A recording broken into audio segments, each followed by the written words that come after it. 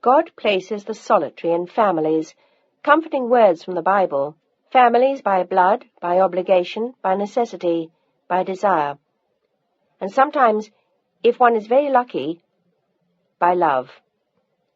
It's a word that implies solidity, a rock-solid foundation, a place to go home to grow out of, to grow away from, and yet to remember and hang on to. The echoes never leaving one's ears or one's heart. The memories carved like painted ivory from a single tusk, delicately coloured in brilliant hues, and softer ones, faded sometimes, so dim as to be almost forgotten, and yet never to be totally forgotten or left behind. The place where one begins and hopes to end, the thing one works hard to build on one's own, the pieces like building blocks reaching high into the sky. Family. What images that conjures, what memories, what dreams. Prologue, 1983. The sun was so brilliant nearly everyone was squinting, though it was only 11 o'clock in the morning. The tiniest of breezes ruffled the women's hair. The day was so beautiful there was a kind of agony to it, an amazing silence, and all one could hear in the silences were birds, a quiet chirping, a sudden shrieking, and the overwhelming smell of flowers. Lily of the valley, gardenias, freesia, buried in a carpet of moss. But Ward Thayer saw none of it, and he seemed to hear nothing at all. His eyes had been closed for several minutes, and when he opened them, he stared for the longest time, almost like a zombie, looking colourless, so unlike the image everyone had of him, had for the last 40 years. There was nothing dashing or exciting or even handsome about Ward Thayer this morning. He stood immobilized in the brilliant sunlight, watching nothing. His eyes closed again. He pressed his eyelids tightly together, and for a moment he wanted never to open them again, as she had not, as she never would again. There was a voice, droning softly in the distance, saying something, sounding no different than the hum of insects buzzing near the flowers. And he felt nothing. Nothing. Why? Why did he feel nothing? He asked himself. Had he felt nothing for her? Had it all been a lie?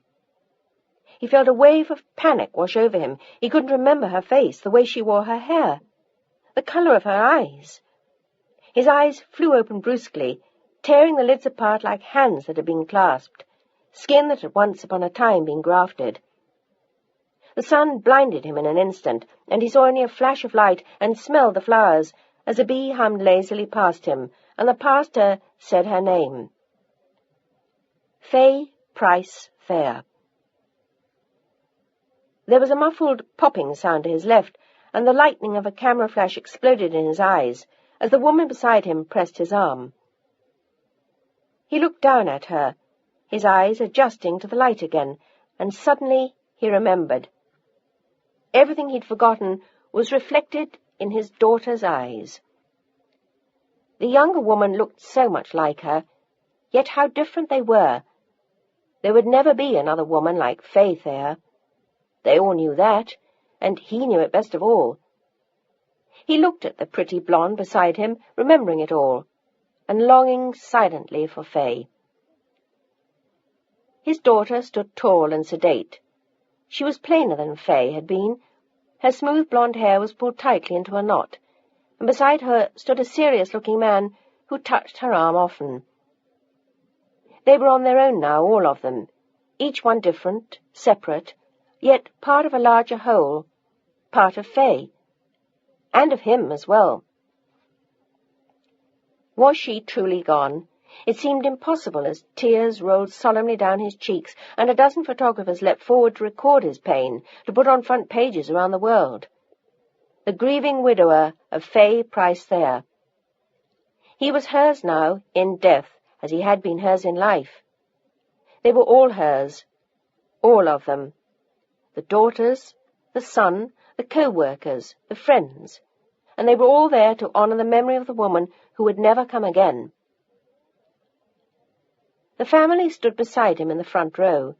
His daughter Vanessa, her bespectacled young man, and beside him Vanessa's twin Valerie, with hair of flame, a golden face, a perfect black silk dress which clung to her breathtakingly, her success stamped on her unmistakably, and beside her an equally dazzling man. They made such a beautiful pair one had to stare at them, and it pleased Ward to see how much Val looked like Fay. He'd never noticed it quite so much before, but he saw it now. And Lionel, who looked so like her too, though more quietly. Tall, handsome and blonde, sensual, elegant and delicate, yet at the same time proud. He stood staring into the distance now, remembering the others he'd known and loved. Gregory and John, lost brother, treasured friend. He thought, too, of how well Fay had known Lionel, better than anyone, perhaps. She'd known him better than he knew himself, and as well he as himself knew Anne, standing beside him now, prettier than she'd been before.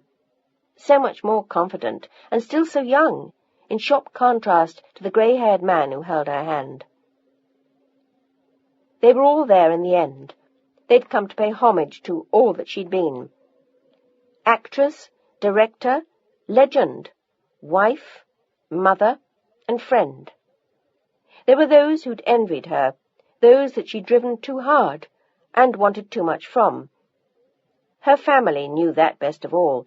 She'd expected so much of them, yet given so much in return, driven herself so hard, and gone so far.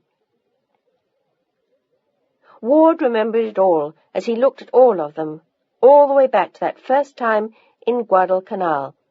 And now here they were, a lifetime past, and each of them remembering her as she had been, as she once was, as she was to them. It was a sea of faces in the bright Los Angeles sun. All of Hollywood had turned out for her. A last salute, a final smile, a tender tear, as Ward turned to glance at the family he'd built with her, all of them so strong and beautiful, as she had been. How proud she would have been to see them now, he thought, tears burning his eyes again. How proud they were of her. Finally. It had taken a long time. And now she was gone.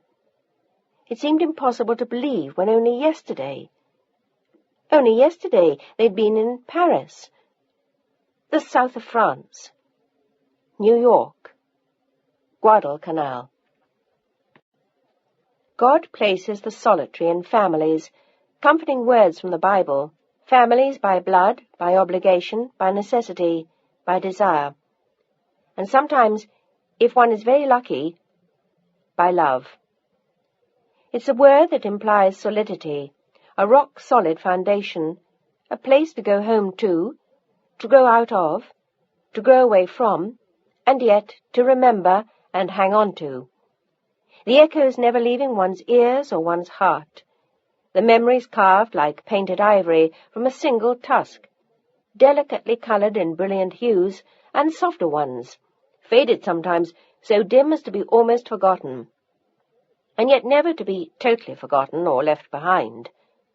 The place where one begins and hopes to end, the thing one works hard to build on one's own, the pieces like building blocks reaching high into the sky. Family. What images that conjures, what memories, what dreams. Prologue, 1983. The sun was so brilliant nearly everyone was squinting, though it was only 11 o'clock in the morning. The tiniest of breezes ruffled the women's hair. The day was so beautiful there was a kind of agony to it, an amazing silence, and all one could hear in the silences were birds, a quiet chirping, a sudden shrieking, and the overwhelming smell of flowers. Lily of the valley, gardenias, freesia, buried in a carpet of moss. But Ward Thayer saw none of it, and he seemed to hear nothing at all. His eyes had been closed for several minutes, and when he opened them, he stared for the longest time, almost like a zombie, looking colourless, so unlike the image everyone had of him, had for the last 40 years. There was nothing dashing or exciting or even handsome about Ward Thayer this morning. He stood immobilized in the brilliant sunlight, watching nothing. His eyes closed again. He pressed his eyelids tightly together, and for a moment he wanted never to open them again, as she had not, as she never would again. There was a voice, droning softly in the distance, saying something, sounding no different than the hum of insects buzzing near the flowers. And he felt nothing. Nothing. Why? Why did he feel nothing? He asked himself. Had he felt nothing for her? Had it all been a lie? He felt a wave of panic wash over him. He couldn't remember her face, the way she wore her hair, the colour of her eyes. His eyes flew open brusquely, tearing the lids apart like hands that had been clasped, skin that had once upon a time been grafted. The sun blinded him in an instant, and he saw only a flash of light and smelled the flowers as a bee hummed lazily past him, and the pastor said her name. Fay Price Thayer. There was a muffled popping sound to his left, and the lightning of a camera flash exploded in his eyes as the woman beside him pressed his arm. He looked down at her, his eyes adjusting to the light again, and suddenly he remembered. Everything he'd forgotten was reflected in his daughter's eyes. The younger woman looked so much like her, yet how different they were. There would never be another woman like Fay Thayer. They all knew that, and he knew it best of all. He looked at the pretty blonde beside him, remembering it all, and longing silently for Fay. His daughter stood tall and sedate. She was plainer than Fay had been. Her smooth blonde hair was pulled tightly into a knot, and beside her stood a serious-looking man who touched her arm often. They were on their own now, all of them, each one different, separate, yet part of a larger whole, part of Fay, and of him as well. Was she truly gone? It seemed impossible as tears rolled solemnly down his cheeks, and a dozen photographers leapt forward to record his pain, to put on front pages around the world. The grieving widower of Fay Price Thayer. He was hers now, in death, as he had been hers in life. They were all hers, all of them. The daughters, the son, the co-workers, the friends, and they were all there to honour the memory of the woman who would never come again. The family stood beside him in the front row, his daughter Vanessa, her bespectacled young man, and beside him Vanessa's twin Valerie, with hair of flame, a golden face, a perfect black silk dress which clung to her breathtakingly, her success stamped on her unmistakably, and beside her an equally dazzling man. They made such a beautiful pair one had to stare at them, and it pleased Ward to see how much Val looked like Fay. He'd never noticed it quite so much before, but he saw it now. And Lionel, who looked so like her too, though more quietly. Tall, handsome and blonde, sensual, elegant and delicate, yet at the same time proud. He stood staring into the distance now, remembering the others he'd known and loved. Gregory and John, lost brother, treasured friend. He thought, too, of how well Fay had known Lionel, better than anyone, perhaps. She'd known him better than he knew himself, and as well he as himself knew Anne, standing beside him now, prettier than she'd been before, so much more confident, and still so young, in sharp contrast to the grey-haired man who held her hand. They were all there in the end. They'd come to pay homage to all that she'd been. Actress, director, legend, wife, mother, and friend. There were those who'd envied her, those that she'd driven too hard and wanted too much from. Her family knew that best of all. She'd expected so much of them, yet given so much in return, driven herself so hard and gone so far. Ward remembered it all as he looked at all of them, all the way back to that first time in Guadalcanal. And now here they were, a lifetime past, and each of them remembering her as she had been, as she once was, as she was to them. It was a sea of faces in the bright Los Angeles sun. All of Hollywood had turned out for her. A last salute, a final smile, a tender tear, as Ward turned to glance at the family he'd built with her, all of them so strong and beautiful, as she had been. How proud she would have been to see them now, he thought, tears burning his eyes again. How proud they were of her. Finally. It had taken a long time. And now she was gone. It seemed impossible to believe when only yesterday they'd been in Paris, the south of France, New York, Guadalcanal. Family Album by Danielle Steel.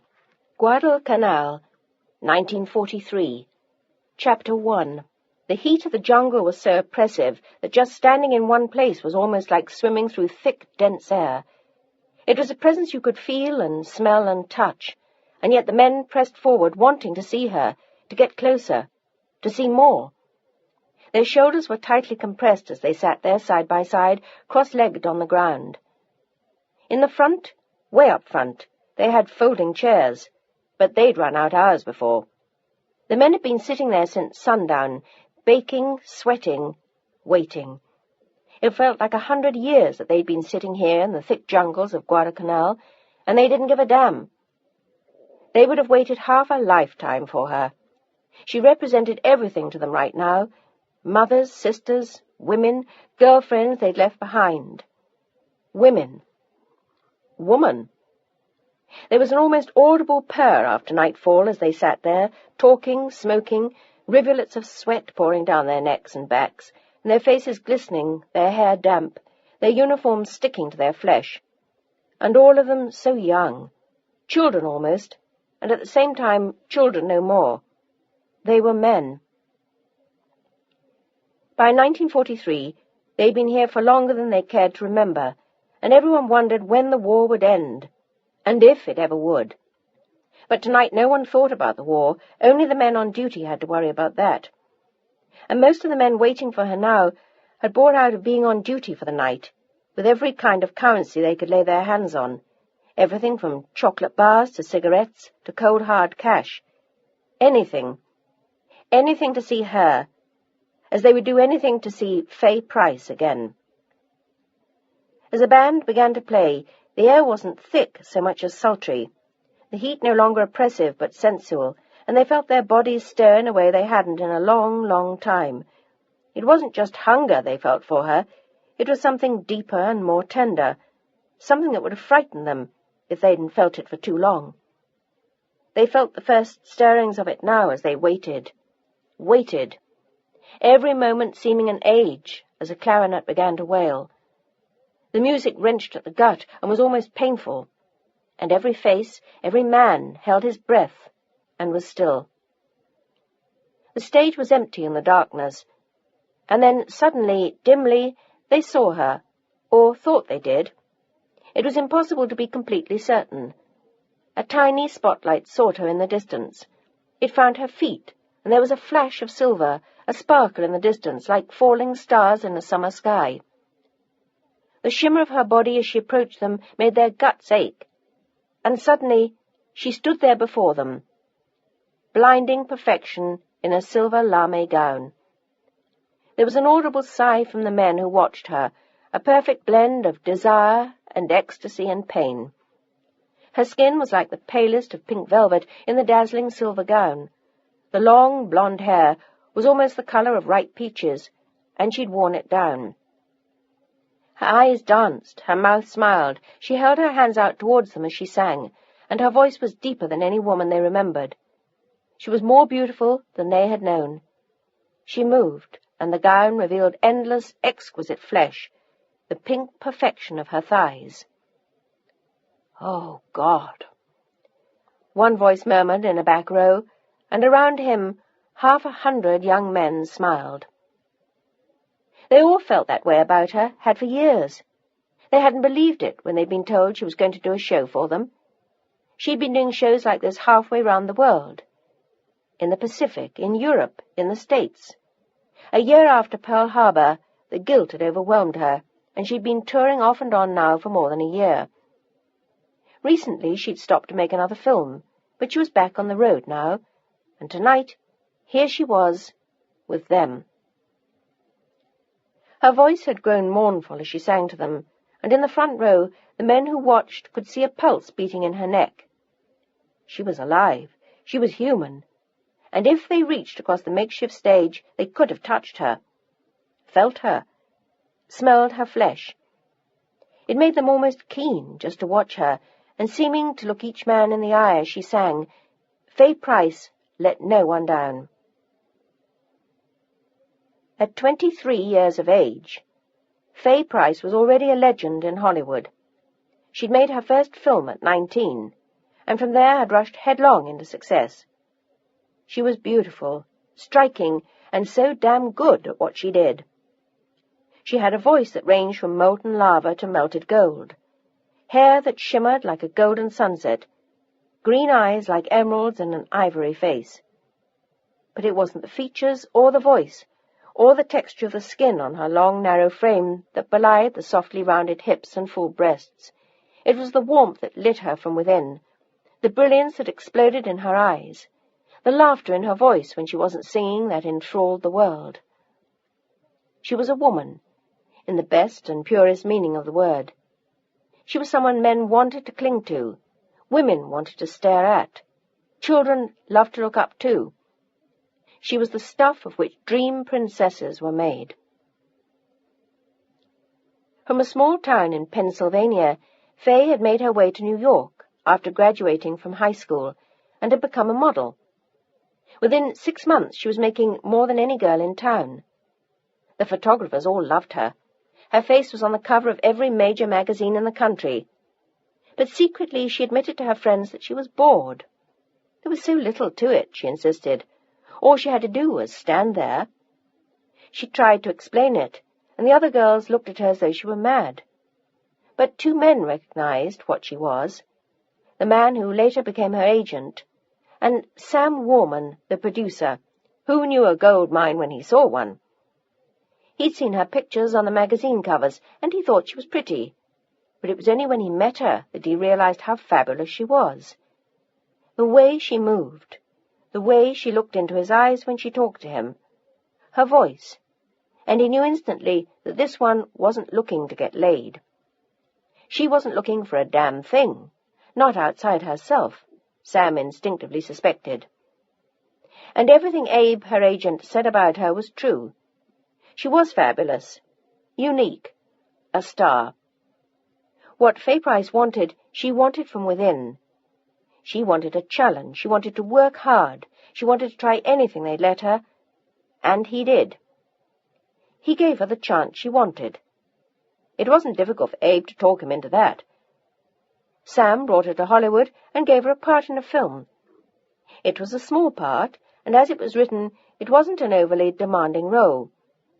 But somehow she managed to get under the skin of the writer. There were times when he openly admitted she drove him nuts, but she got what she wanted out of the part, and what she wanted was very, very good. Good for the movie, and for her. The part had been small but gutsy, and a light shone through Faye Price's performance that took people's breaths away. There was something magical about her, half girl, half woman, from elf to siren and back again, drawing on the full range of human emotions, sometimes only using her facial expressions and her incredible deep green eyes. That part had won her 2 others, and her 4th film had won her the Oscar. 4 years after her first role, she had done 7 films, and in the 5th one, Hollywood had discovered she could sing. And that's what she was doing now, singing her guts out for soldiers halfway around the world. She gave her guts and her heart and her life to these men, just as she did with everything she attempted. Faye Price was no halfway person, and at 23 she was no longer a girl in anyone's eyes. She was all woman. The men who watched her on the stage knew that about her. To watch Fay Price move, to hear her sing. To hear her before you was to feel what God intended when he created woman. She was the infinite, the ultimate. And tonight every man who watched her longed to touch her, just for a moment. Longed to be within the circle of her arms, his lips gently pressed on hers, his hands in the silky blonde hair. They wanted to feel her breath on their shoulders, hear her moan softly. There was a sudden groan from one of the boys who watched her, and his friends laughed at him. He didn't give a damn. Holy Moses, ain't she fantastic? The boy's eyes lit up like a child's at Christmas, and the men around him smiled. For a long time they'd watched her in total silence, but after the first half-hour they could bear it no more. They screamed, they hooted, they keened for her, they howled. And when the last song ended, they screamed so long and hard that she sang 5 or 6 more songs for them. Though they couldn't see it, when she left the stage there were tears in Fay Price's eyes. It was so little to do for them. A few songs, a silver dress, a flash of legs, a hint of womanhood shared among 1,000 men in a jungle night, 5,000 miles from home. And who knew how many of them would live to go home again? The thought of it always tore at her heart. It was why she'd come here, why she had to do this for them. And in the months that she had done it, she allowed herself to appear more of a siren than she ever did back home. She would have died before wearing a dress slit almost to her crotch in L.A. But if that was what they wanted here, and it was clear that they did, then that's what she would give them. What harm was there in giving them a little make-believe pleasure and the safety of a stage? Miss Price? She turned quickly as one of the CO's aides spoke to her as she came off the stage. They could still hear the men screaming for her, and she could barely hear the aide's voice even here. Yes? She looked exhilarated and distracted. Her face and chest were wet with perspiration, and he thought her the most beautiful woman he'd ever seen. It wasn't just that her features were perfect. It was that you wanted to reach out and touch her, hold her.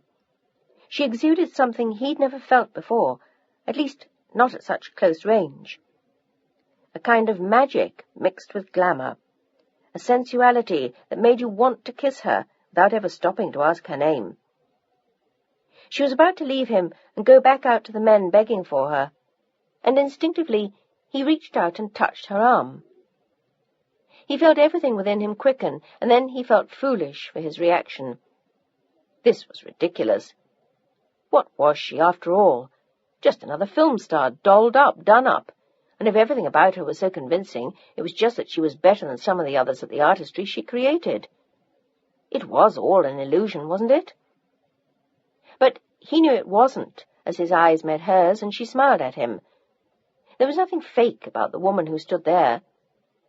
She was precisely who she was. I've got to go back out there. She waved towards the din, mouthing her words as she spoke carefully, and he nodded, shouting his. The CO would like you to join him for dinner. Thank you. Her eyes pulled away from his, and she left him and went back to give the men another half-hour. This time she sang songs that amused them, including 2 in which they joined her, and at the end a ballad that made them all fight back tears. When she left them, she did it with a look that seemed to envelop each of them, like a good-night kiss from their mothers, their wives, the girls back home. Good night, friends. God bless. Her voice was husky, and suddenly the din had turned into silence. Almost no one spoke as they left their places and quietly went home to bed. Her words rang in their heads for hours. They'd screeched and applauded, but they'd been ready when she left them, and now they wanted to go back to their bunks and think about her, letting the songs roam in their heads, remembering her face, her arms, her legs, the mouth that seemed to kiss them, and then exploded into laughter, and then grew serious again. They all remembered the look in her eyes when she'd left them. They'd remember it for months. Right now it was all they had, and Fay knew that. It was her gift to them. She's some woman. The The words were spoken by a thick-necked sergeant and were unlike him. But no one was surprised. Fay Price brought something special out in each of them. Their guts, their hearts, and their hopes. Yeah. An echo voiced 1,000 times that night by the men who'd seen her, and the men who hadn't, who'd been forced to be on duty, tried to pretend they didn't feel cheated. And in the end they didn't have to pretend at all. Her request was unusual, but quickly granted, and the CO was obviously surprised when he heard of it. He'd even assigned his aide to take her around. She had requested permission to tour the base, to meet the men on duty that night. By midnight she'd shaken hands with everyone, so that the men who hadn't seen her performance had met her face to face instead, looking into those incredible green eyes, feeling the strong, cool hand she extended, smiling awkwardly at her words. And in the end, each one had felt he'd been special. Those who'd heard her singing, and those whom she'd come to see instead. Suddenly, men were sorry they hadn't been on duty, so that she would have come to see them. But all in all, everyone was pleased. And at 12:30, she turned to the young man who'd taken her around the base, and she saw something warm and friendly in his eyes. He hadn't looked that way at first, but slowly she'd won him over, as she had everyone else. He had wanted to say something to her about it all night, but there'd never been quite the right moment. He'd been so sceptical about her at first, the cool Miss Fay Price from Hollywood. Who did she think she was, coming to show off to the men on Guadalcanal? They'd been through enough. They'd seen it all. They'd already survived Midway and the Coral Sea, and the hideous naval battles it had taken to win and keep Guadalcanal. What did she know about it? Ward Thayer thought to himself as he first looked at her. But after all these hours at her side, he'd begun to see her differently. She cared. She cared a lot.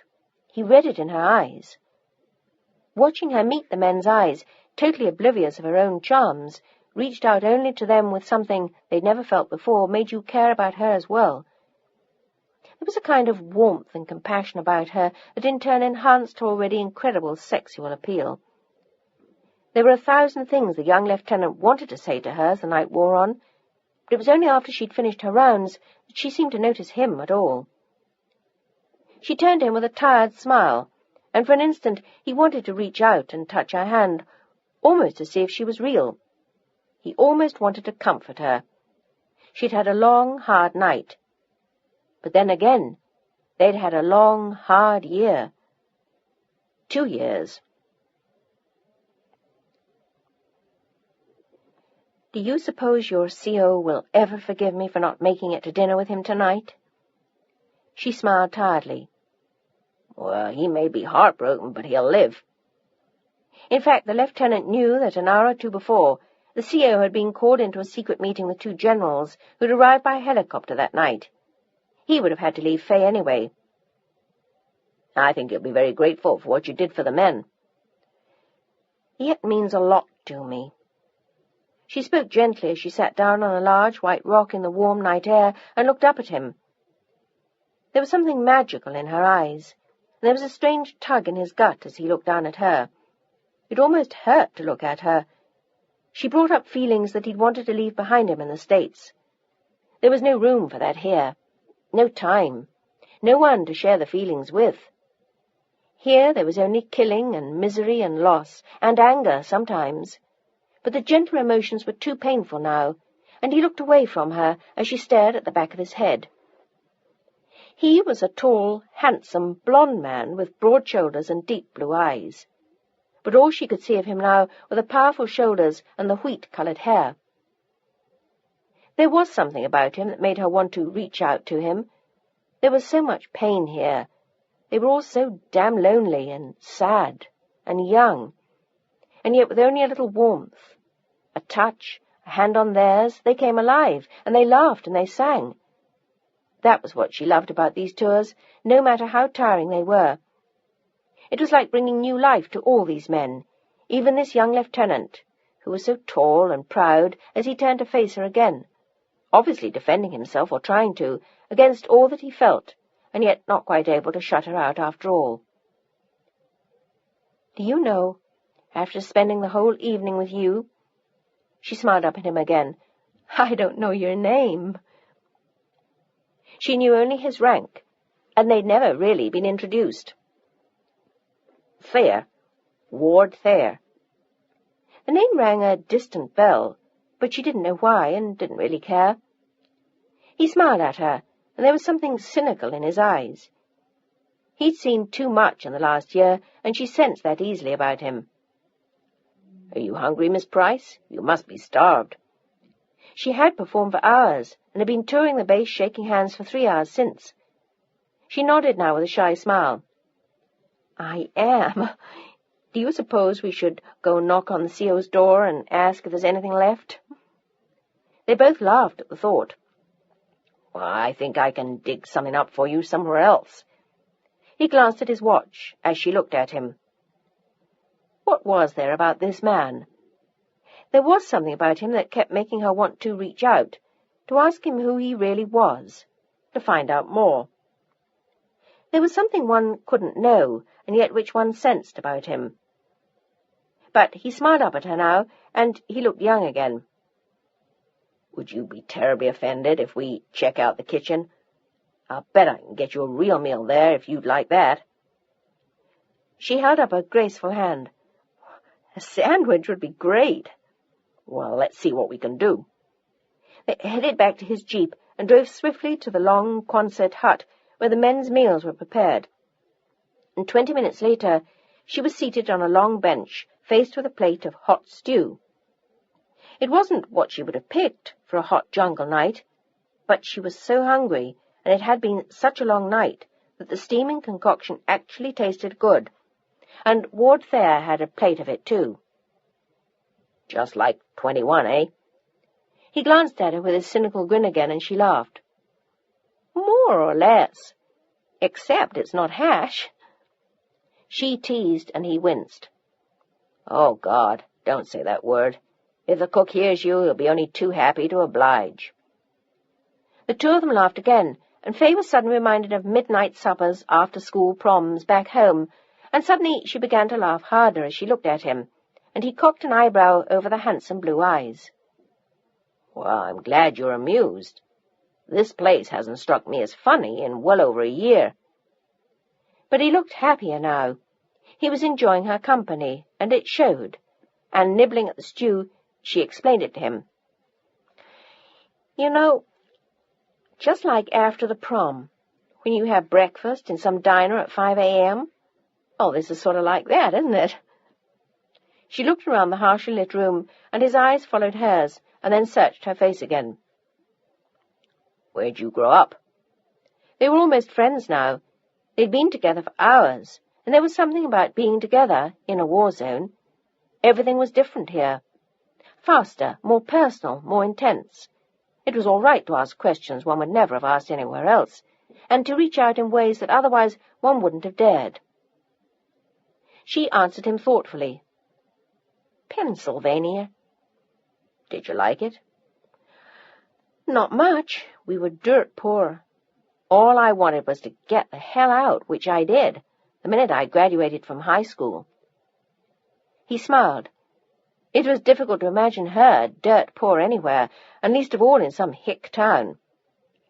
"What about you? Where are you from, Lieutenant?" "Ward. Or did you forget my name?" She blushed as he teased. "I grew up in L.A." He seemed loath to add more, and she wasn't quite sure why. "You going back there afterwards?" She hated the word war, and by now so did he. It had already cost him a lot, too much. There were wounds now that would never heal, even if they weren't the kind that she could see. But instinctively she knew that they were there. "Yeah, I guess so." "Are your folks there?" She was curious about him, this sad, cynical, handsome young man, with the secrets he didn't want to reveal, as they ate their stew in the ugly, brightly lit mess hall on Guadalcanal. There were stiff blackout covers on all the windows, so the impression was that there were no windows at all. They were both used to that. My folks are both dead." He looked evenly at her, something dead in his own eyes. He'd said the word too often by now. "I'm sorry." "Well, we weren't too close anyway." But still, her eyes searched his again as he stood up. "More stew? Or something more exotic for dessert? They tell me there's an apple pie hidden somewhere." His eyes smiled and she laughed. "Oh, no thanks. There's no room in costumes like this for apple pie." She glanced down at the silver lame dress, and for the first time in several hours, so did he. He was getting used to her looking like that. It was different from Kathy, of course. So different in her starched white, and eventually the fatigues that she wore. He disappeared for a moment and then returned with a small plate of fruit and a tall glass of iced tea. It was more precious than wine here, ice being almost impossible to make. But he'd filled the glass with the precious ice cubes, and she'd been on tour often enough to know what a rare gift this was. She savoured each mouthful of the chill drink as a few men came and went, staring openly at her. But she seemed not to mind. She was used to it. She smiled casually at them, always turning her eyes back to Ward. And now she had to stifle a small yawn as he pretended to look crushed and shook his head, mocking her. He teased a lot, and there was something funny about him, and at the same time something sad.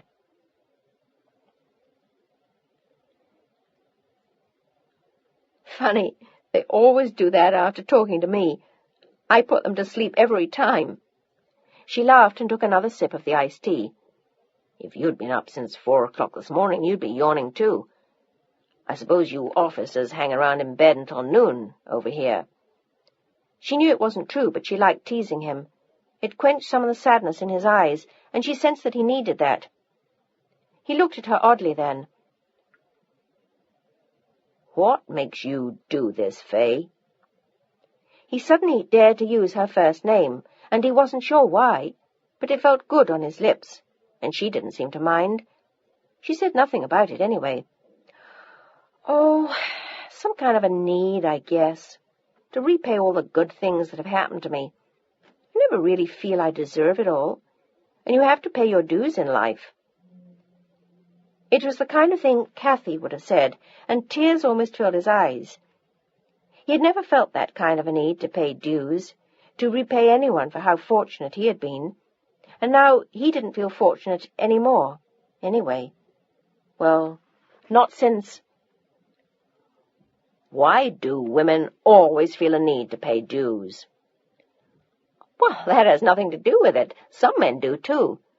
Don't you, in a way? Don't you want to do something nice for the next guy, if something good happens to you?" His eyes grew rock-hard as he looked at her. "Nothing good's happened to me in a hell of a long time. At least, not since I've been here." "You're alive, aren't you, Ward?" Her voice was soft beneath the bright lights where they sat, but her eyes bore into him. "Sometimes that's not enough." "Yes, it is. In a place like this, that's a lot to be grateful for. Look around you every day. Look at the boys wounded and crippled and maimed. The ones who are never going home at all." Something about the tone of her voice bore straight to his heart, and for the first time in 4 months he had to fight back tears. "I try hard not to think about that." "Maybe you should. Maybe it'll make you glad you're alive." She wanted to reach him, to touch the place that hurt so much. She wondered what it was, as slowly he stood up. "Well, I don't give a damn any more, Fay. If I live or die, it's all the same to me, and everyone else." "That's a terrible thing to say." She looked shocked and almost hurt as she stared up at him. "What could possibly make you feel like that?" He looked down at her for an endless moment, silently begging himself not to say anything more, and suddenly wishing she'd go away. But he stared at her. She seemed not to move at all. And suddenly he didn't give a damn who he told. What difference did it make now? "I got married 6 months ago to an army nurse, and 2 months after that she was killed by a fucking Jap bomb. It's kind of hard to feel good about this place after that. You know what I mean? She sat frozen in her seat, and then slowly nodded her head. So that was it. That was the emptiness she saw in his eyes. She wondered if he'd always be like that, or if he'd come alive again. One day. Maybe. I'm sorry, Ward. There wasn't much else anyone could say. There were other stories much like this, and some worse, but that was no consolation to him. I'm sorry.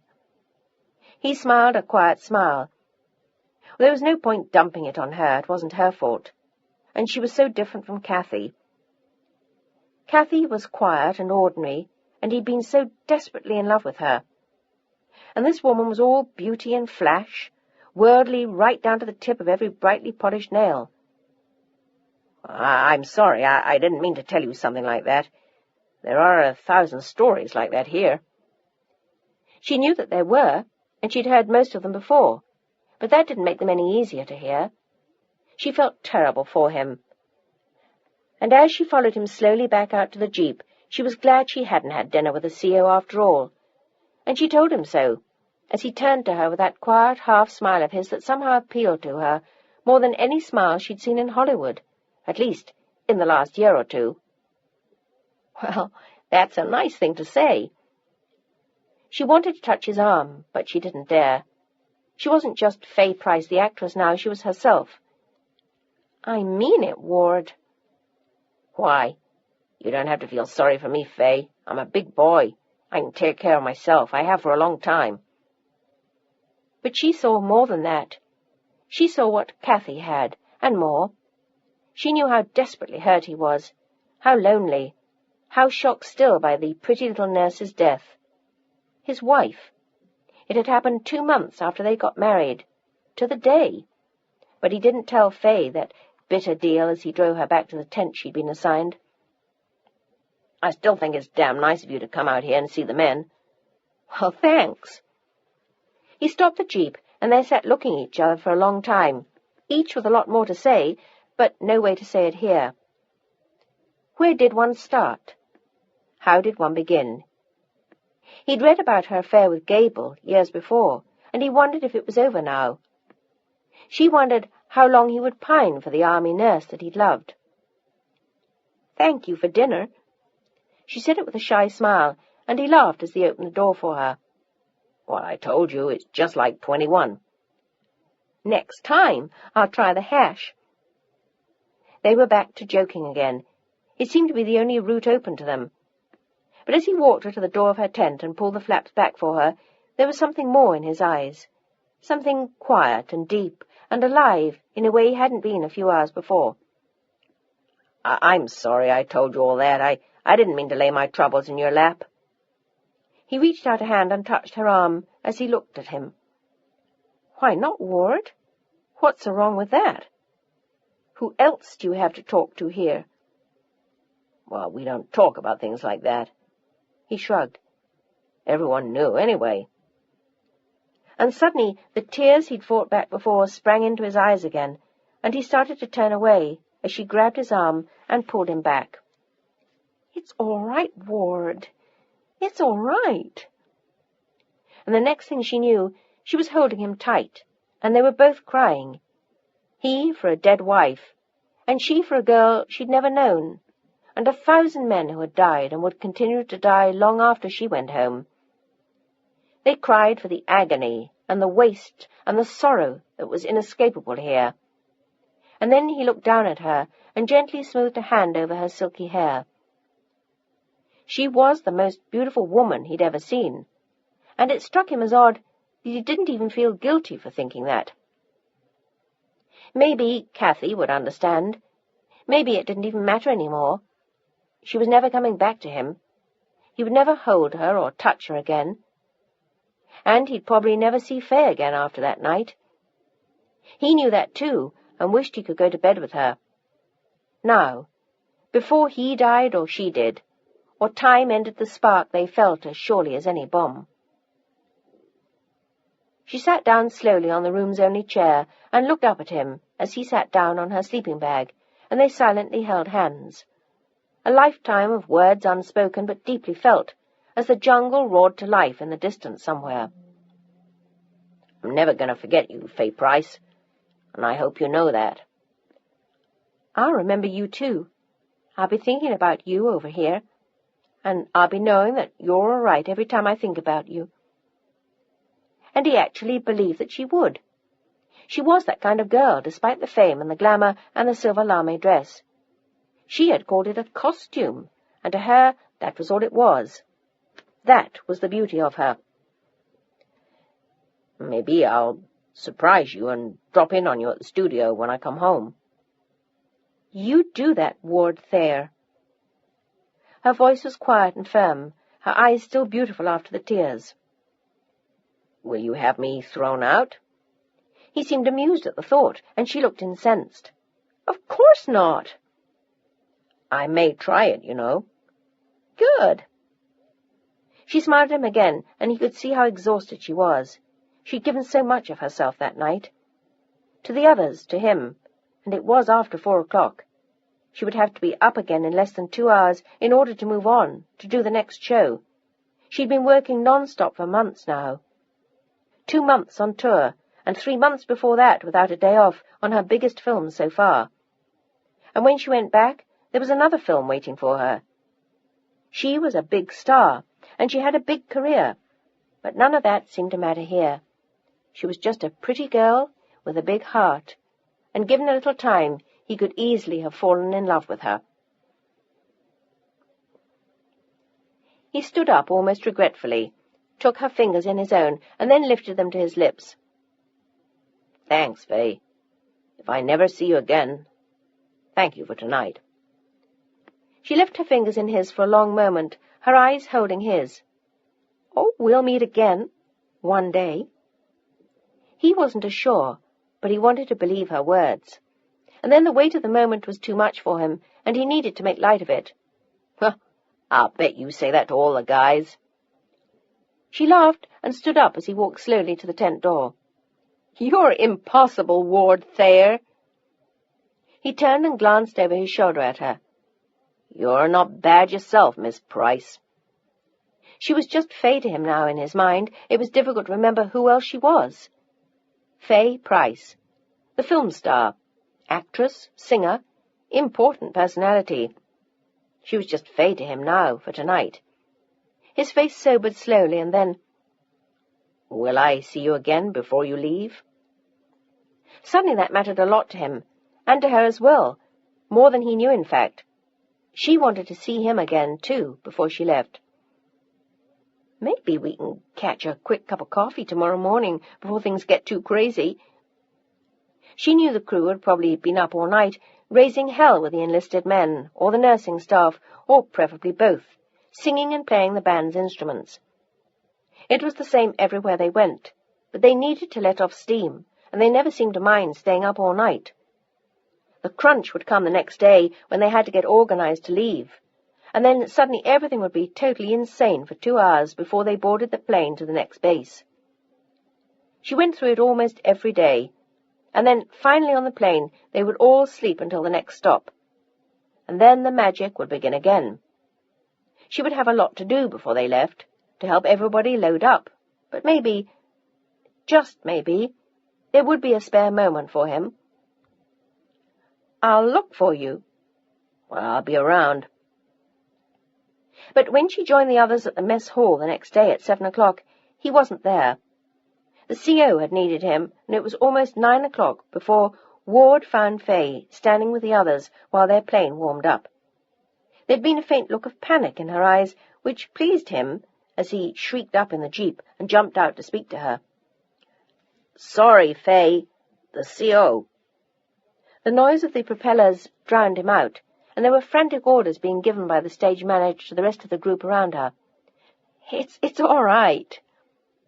She smiled her dazzling smile at him, but he saw that she looked tired today. She couldn't have had more than 2 hours' sleep, and he'd had half of that himself, but he was used to it. She was wearing a bright red jumpsuit today with platform sandals that made him smile. The latest fashions for Guadalcanal. And then suddenly Cathy's face flashed into mind, and he felt the old familiar pain again.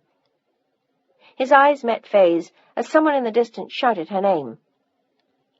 "I have to go." "I know." They were both shouting above the din. He grabbed her hand for one moment and squeezed it hard. He wanted to kiss her lips, but he didn't dare. "I'll see you at the studio." "What?" She looked distressed. In all her travels among servicemen, no one had touched her as this man had. "I said, see you at the studio." She smiled at him, suddenly wondering if she would ever see him again. "Take care of yourself." "Sure." There were no guarantees here, for anyone, even for her. Her plane could have been shot down on its way to their next stop. They all accepted that and realized it, until someone they cared about got hurt. A buddy, a roommate, a friend. Cathy. He shook the image from his mind again. "You take care, too." What did you say to a woman like her? "Good luck." Well, she didn't need much of that. She already had it all. Or did she? He wondered if there was a man in her life, but it was too late to ask now.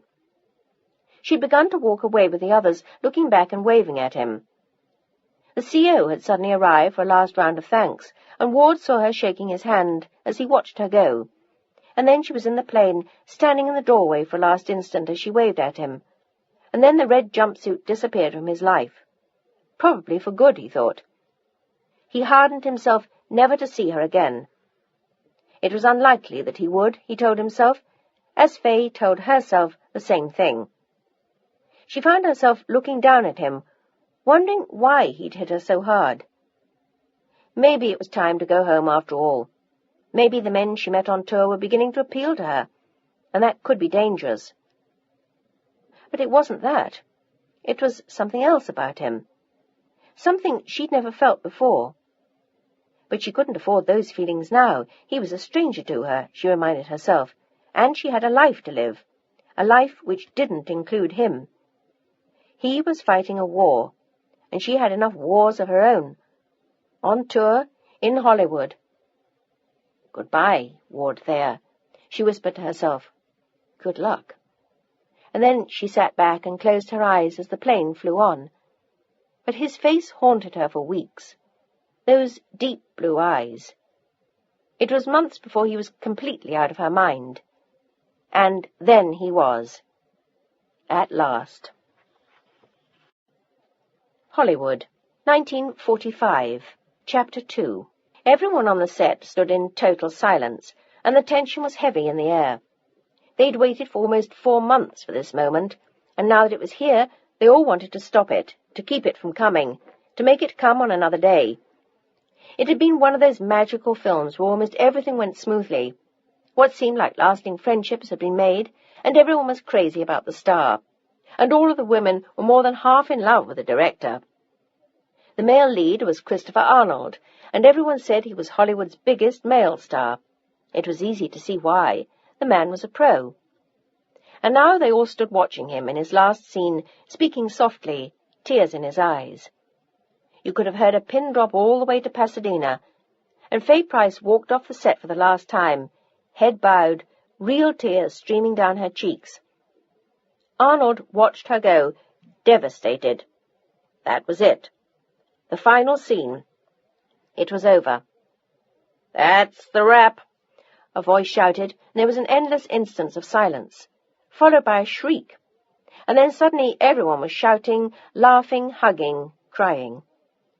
There was champagne for the entire crew, and it rapidly turned into a raucous party, with everyone talking at once, wishing each other well and hating to leave.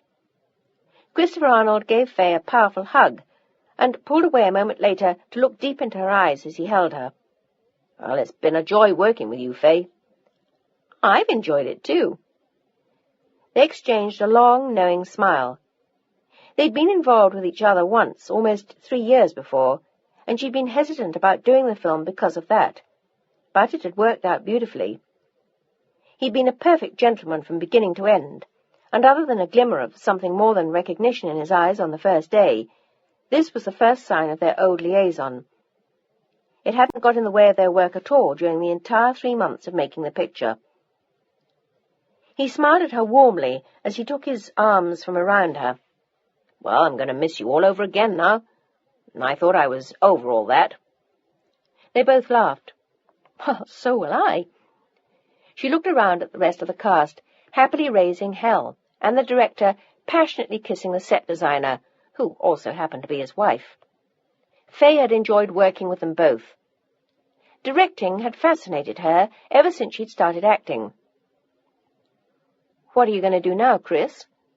"Well, I'm leaving for New York in a week, and I'm sailing to France. I want to spend a few days on the Riviera before this summer's entirely over. Everyone tells me it's too soon for France, but what have I got to lose? I hear nothing's changed, except for a little rationing." He looked rakish for a moment as he winked at her. He was 20 years older than she, but on him it looked more like 10. He was probably the best-looking man in town, and he knew it. "Care to come with me?" As attractive as he was, he no longer appealed to her. "No, thanks." She gave him an airy smile, and then wagged a finger at him. "Now, don't start that again. You've behaved yourself through this whole picture, Chris." "Of course, that was work. This is different." "Oh, is that it?" She was about to say something to tease him, but suddenly the chaos around them seemed to heighten, and a page ran onto the set screeching something Faye couldn't discern. For a moment, panic registered on a number of faces, and then shock, and then there were tears, and Faye still hadn't heard what had happened. She pulled at Chris Arnold's sleeve, her eyes anxious. "What did he say? What?" Chris was speaking to someone to his right, and Faye was straining to hear above the din. "My God!" He turned to her with a look of amazement, and then, without thinking, he pressed her to him in a huge, huge hug again, and she could hear his voice tremble when he spoke to her. "It's all over, Faye. The war. It's over. The Japanese have surrendered." It had ended in Europe only months before, and now finally it was all over. Tears sprang to her eyes, and she was crying as she hugged him back. Suddenly everyone on the set was crying and laughing, others had joined them, and fresh cases of champagne were opened. Everyone was shouting now, "God, it's over! It's over!" No longer the film, but the war. It felt like hours before she left the set to go back to her house in Beverly Hills, and the pain of finishing the film was long since gone. It had been totally eclipsed by her joy that the war was over. It seemed amazing. She'd been 21 years old when Pearl Harbor was bombed, and now here she was, 25 years old, grown up, a woman, at the summit of her career. This had to be the summit. She told herself that every day. She couldn't imagine anything improving from this point on. How could it? And yet it had. The roles got better and bigger and more important, and the praise more lavish, the money more unbelievable each year. The only blemish in it all came when her parents died. It made her sad that her parents were no longer alive to enjoy it with her. They had both died the previous year. Her father of cancer, her mother in a car accident on an icy Pennsylvanian road near Youngstown. She tried to get her mother to come out to live in California after her father died, but she hadn't wanted to give up her home. So now she had no one. The little house in Grove City, Pennsylvania, had been sold the year before. She had no sisters or brothers, and other than the faithful couple who worked for her in the handsome small house she'd bought in Beverly Hills, Faye Price was alone. She seldom felt lonely, though. There were too many people around her for that. She enjoyed her work and her friends. And yet it was odd not having any family now. No one she belonged to. It still surprised her that she'd become so successful, and her life had become so lavish in such a short time. Even at 21, when the war had broken out, her life had been different. But now, ever since her last USO tour 2 years before, things had settled down. She'd bought the house, made 6 films in 2 years, and although she'd intended to go on tour again, she'd never had the time. Life seemed to be an endless round of premieres and publicity pictures and press parties, and when she wasn't doing that, she was getting up at 5 o'clock in the morning and going to work on a film. Her next picture was scheduled to start in 5 weeks, and she was already reading the script for hours every night before she went to sleep. And now that she'd finished the film that she'd been working on, she could really get down to work. The new one was a sure Oscar for her, her agent had told her. But she always laughed when he said that. It was a ridiculous thought. Except that she'd already won one, and been nominated 2 other times. But Abe insisted this film would be a big one, and Faye believed him. In an odd way, he'd become a father figure to her. She turned her car right on Summit Drive, past Pick Fair and the Chaplins, and a moment later reached her own home as Bob, who spent his days in the little gatehouse, opening the gate for deliveries and friends, or for Miss Price herself, ran out with a smile for her. "Have a nice day, Miss Price." He was ancient and white-haired and grateful for the job. He'd been working for her now for over a year. "I sure did, Bob. Did you hear the news?" He looked blank. "The war is over." She beamed at him, and tears came to his eyes. He'd been too old to go to the First World War himself, but he'd lost his only son. And now, in this war, it reminded him every day of the grief he and his wife had felt way back then. "Are you sure, ma'am?" "Positive. It's all over." She reached out and shook his hand. "Thank God." His voice trembled, and he turned his head to wipe his eyes. But he didn't apologize to her when he looked back into her lovely face. "Thank God." She wanted to kiss him for all that they both felt, but she smiled and waited for him to open quietly the large, handsome brass gates, which he kept shine to perfection at all times. "Thank you, Bob." "Good night, Miss Price."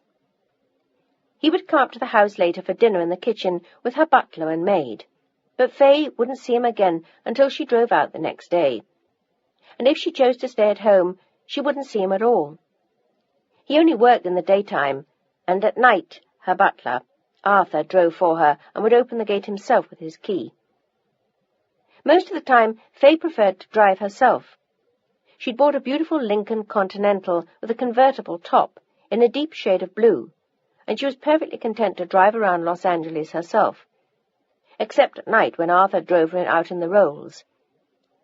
It had seemed a shocking thing to buy at first, and she'd almost been too embarrassed to admit it was hers. But it was such a beautiful machine, she hadn't been able to resist. And there was still a certain excitement as she stepped into it. The rich smell of leather everywhere, the thick grey carpeting beneath her feet. Even the wood in the magnificent car was totally unique, and finally she decided, what the hell? At 25, her success no longer embarrassed her as it once had. She had a right to it, more or less, she teased herself, and she wasn't hurting anyone. She had no one else to spend her money on, and she was making so damn much of it. It was hard to know what to do with it all. She'd invested some on her agent's advice, but the rest just sat there and waited to get spent. And she was far less extravagant than most of the stars of her day. Most of them were wearing emeralds and diamonds to the floor, buying tiaras they couldn't afford, sable coats and ermine and chinchillas to parade around in at the openings of other people's films. Faye was far more restrained in what she wore and what she did, although she did have some beautiful clothes which she enjoyed, and 2 or 3 very beautiful fur coats. There was a white fox coat that she adored. She looked like an exquisite blonde Eskimo when she buried herself on a cold night. She'd worn it just the winter before in New York, and she'd actually heard people gasp as she walked past them. And then there was a dark chocolate sable that she'd bought in France, and a sensible mink that she kept for every day. "Just my everyday mink," she grinned to herself as she pulled the Lincoln up outside the house. How life had changed since she was a little girl. She'd always wanted to have a second pair of shoes, for dressing up, but her parents had been too poor back then. The Depression had hit them hard, and both of her parents had been out of work for a long, long time. Her father had wound up doing odd jobs and hating everything about his life. Her mother had finally found a job as a secretary, but it all seemed so dreary to Faye. That was why the movies had always seemed so magical to her. It was the perfect escape for hours and hours and hours. She would save every penny she could lay her little fingers on, and then off she'd go to sit in the dark, gaping at what she saw. Maybe that was in the back of her head after all, when she went to New York to find work as a model. And now, here she was, walking up the 3 pink marble steps to her own house in Beverly Hills, as a serious-faced English butler opened the door to her, and in spite of himself smiled into her eyes. He couldn't resist the young miss, as he called her in private to his wife. She was the nicest employer they'd ever had, they agreed, and certainly the youngest by far. And she'd never acquired what they referred to as Hollywood ways. She didn't seem overly impressed with who she was, and she was always pleasant and polite and thoughtful to them. The house was a pleasure to run, and there was very little to do. Faye seldom entertained, and she was working most of the time, so all they had to do was keep things neat and clean and running smoothly for her, a task Arthur and Elizabeth both enjoyed. "Good afternoon, Arthur." "Miss Price?" He looked extremely prim. "Excellent news, isn't it?" He assumed correctly that she would have heard, and he knew she had when she beamed. "Oh, it certainly is." She knew they'd had no sons to fear for, but they still had relatives in England who'd been hard hit by the war, and Arthur had always been deeply concerned for them. He spoke of the RAF as very near to godlike. They discussed the Pacific Theatre as well from time to time, but there would be no war to discuss any more. As she walked into her study and sat down at the little English desk to open her mail, she wondered how many of the men she'd seen were still alive, how many of the hands she'd shaken were no more.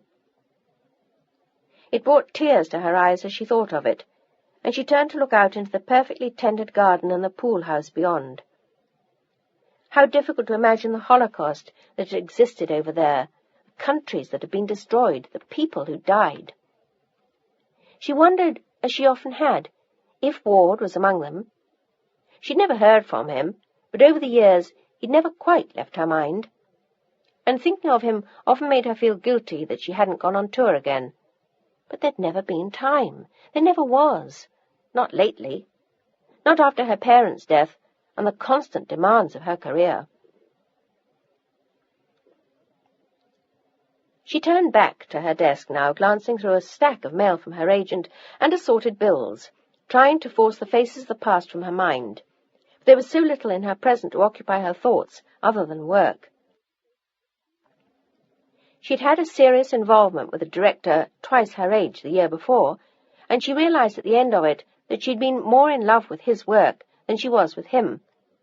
She loved hearing about what he did, but after a while there wasn't much excitement left, and they'd finally drifted apart, and there'd been no one serious in her life since. She wasn't given to the usual Hollywood affairs, and she never got involved with anyone unless she truly cared about him. She kept to herself most of the time and avoided publicity as much as she could. For a major star, she led a remarkably quiet life, but she insisted to her friend and agent Abe, when he scolded her for hiding too much of the time, that she couldn't work as hard as she did unless she did stay at home to study and prepare for her roles. And that was just exactly what she was planning to do in the next 5 weeks, no matter how much Abe nagged her to go out and be seen and have some fun with her colleagues. Instead, she had promised to go up to San Francisco to visit a friend for a few days, an elderly actress now retired, whom she befriended at the beginning of her career. And on the way home, she was planning to stop and see friends at Pebble Beach. After that, she'd agreed to a weekend with the Hearsts at their vast country estate, complete with wild animals and a zoo. And after that, she was coming home to rest and relax and study and read. She liked nothing better than lying around her open pool, soaking in the sun, smelling the flowers and listening to the bees. She closed her eyes now, just thinking of it, and never heard Arthur walk softly into the room. She heard him clear his throat some distance from her and opened her eyes. One never heard Arthur come in. For a man of his size and years, he walked with cat-like grace. And now he stood before her, some 8 or 10 feet beyond her desk, in his tailcoat and striped trousers, wing collar and carefully starched shirt and tie, holding a silver tray, bearing a single cup of tea. She'd bought the china in Limoges herself, and was especially fond of it. It was pure white, with a tiny blue flower here and there, as though put there almost as an afterthought.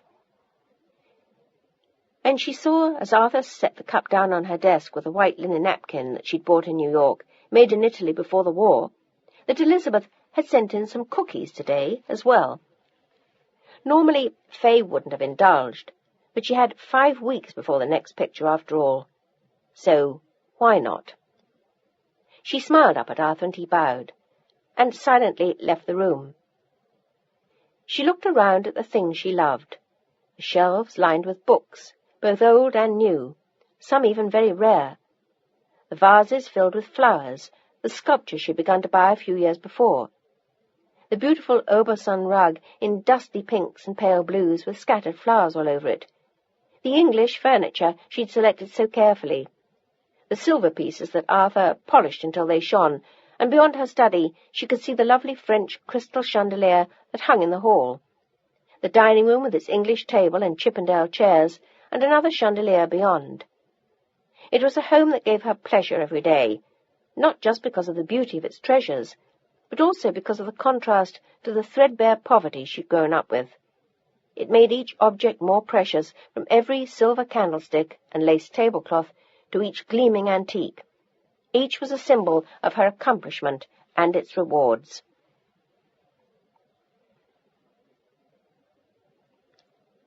There was a handsome living room as well, with a pink marble fireplace and delicately shaped French chairs. She'd blended English with French, a few modern pieces with the old, 2 lovely Impressionist paintings that had been a gift from a very, very dear friend, and a small but elegant staircase led upstairs. Here her bedroom was done entirely in mirrors and white silks, like the kind of fantasies she'd had as a little girl, enamoured by the cinema. There was a white fox bedspread on her bed, fur pillows on the couch, a white fur thrown on the chaise longue, and a white marble fireplace identical to the one in her mirrored dressing-room. Her bathroom was all done in white marble and white tile, and there was another small sitting-room which she often used late at night when she was studying a script or writing a letter to a friend. And that was all of it. A tiny, perfect gem, just the right size for her. There were servants' quarters behind the kitchen on the main floor, and a huge garage with a flat over it, where Bob the gatekeeper lived. Extensive gardens, a good-sized swimming pool, with a small pool house and a bar, and dressing-room for her friends. She had everything she wanted here, a world unto itself, she often said. She almost hated to go anywhere any more, and she was almost sorry that she'd promised to go to San Francisco the following week to visit her old friend. Once she was there, she had a good time with her. The woman, Harriet Fielding, had been a famous actress on the Broadway stage years before, and Fay had enormous respect for her. Harriet had taught her a great deal, and Fay talked to her about her new role now. There was no doubt it would be challenging. The leading man was said to be difficult, and a prima donna of the worst sort, everyone said. Fay had never worked with him before and wasn't looking forward to it. She hoped she hadn't made a mistake accepting the role, but Harriet insisted that she had not. The part had more meat to it, and required more expertise than anything Fay had ever done before. "But that's exactly what frightens me," she laughed with her old friend as they looked out across the bay. "What if I fall flat on my face?" It was like having a mother again, being able to talk to her, although Harriet was very different from how her own mother had been. She was more sophisticated, more worldly, more knowledgeable about Fay's work. Margaret Price had really never understood anything about what Fay did, or the world that she'd moved into, but she'd certainly been proud of her. She bragged to everyone, and Fay was touched to realize how much her mother cared about it all whenever she went home. But there was no home to go to now, no one she still cared about in her hometown. Instead, there was Harriet, who meant a great deal to her. "But I'm serious. What if I'm terrible? In the first place, you won't be. And in the second, if you do fall on your face, and we all do from time to time, then you'll pick yourself up and try again. Do better next time. Probably much better, in fact. Now, what's the matter with you? You've never been cowardly before, Fay Price. The old woman sounded annoyed, but Fay knew it was all an act. Do your homework, and you'll be just fine. Oh, I hope you're right. The old woman growled at her in response, and Fay smiled. There was something so comforting about Harriet in many ways. They walked the hills of San Francisco side by side for 5 days, and talked about everything from life to the war, from their careers to men. Harriet was one of the few people Fay really talked to. She was so wise and so bright and so funny. She was a rare, rare woman, and Fay was always grateful to have found her. When the conversation turned to men, Harriet questioned her, not for the first time, about why she never seemed to settle down with any one man. Oh, well, they're never quite right, I guess. Some of 'em must be. Harriet looked searchingly at her young friend. Are you afraid? Maybe, but I really don't think any of them have been right. I can have anything I want from them. Orchids, gardenias, champagne, exotic evenings, fabulous nights, entree to some extraordinary parties, and in some cases expensive gifts, but that's never really been what I wanted. None of that seems real to me. It never has. Well, thank God. That was one of the reasons why Harriet liked her. It isn't real. You've always been smart enough to see that. But there are other men in L.A., not just the fakers and the pretenders and the playboys. Although they both knew that, because of Fay's looks and her star status, she attracted hordes of what Harriet called the glitter gluttons. Well, maybe I just haven't had time to meet the right ones. And the funny thing was that she could never imagine settling down with any of those men, even Gable. What she wanted was a slightly more sophisticated version of the men she would have met back home, in Grove City. The kind of guy who'd shovel snow on a cold winter morning, and cut down a Christmas tree for the kids, and go for long walks with her, and sit by a fire, or walk along beside a lake with her in summer. Someone real, someone else that she could talk to, someone who'd put her and the children ahead of all else, even his job. Not someone who was looking to hitch his wagon to a star and get a great part in someone else's new film. Thinking of that brought her mind back to her new film, and she questioned Harriet again about some of the subtleties of the script and the techniques she wanted to create. She liked being adventurous about her acting, and creative. As long as she wasn't creating a home and a family for someone, the least that she could do was put all her creative energies into her career, and thus far she had done that with enormous success, as the whole world knew. But Harriet was still sorry that the right man hadn't come along. She sensed that would bring out a dimension of Fay that hadn't been touched yet, a dimension which would enhance her both as a woman and as an actress. Will you come down and watch me on the set? Fay turned to her with pleading eyes, and she looked like a child to the older woman. But Harriet only smiled gently and shook her head. Oh, you know how I hate that place, Fay. But I need you. There was something lonely in Fay's eyes. It was the first time Harriet had seen it, and she patted her young friend's arm reassuringly. Well, I need you, too, as a friend. But you don't need my advice as an actress, Fay Price. You've got more talent than I ever had in my little finger. You're going to be just fine, I know it. And my being on the set would only distract you. It was the first time in a long time that Fay had felt she needed moral support on the set, and she still felt shaky about it when she left Harriet in San Francisco later than planned and began her trip down the coast to what the Hearsts modestly called their casa. All the way down, she found herself thinking of Harriet. For some reason she herself didn't understand, she felt lonelier than she had in years. She found herself missing Harriet, her old home in Pennsylvania, her parents. For the first time in years, she felt as though there was something missing in her life, though she couldn't imagine what. She tried to tell herself that she was just nervous about the new part, but it was more than that. There was no man in her life just then, hadn't been in a long time. And Harriet was right. It was too bad she never did settle down. But with whom? She couldn't imagine a single face that appealed to her at the moment.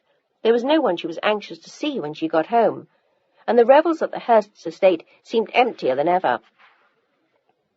There were dozens of guests, and as always, lots of amusing entertainers.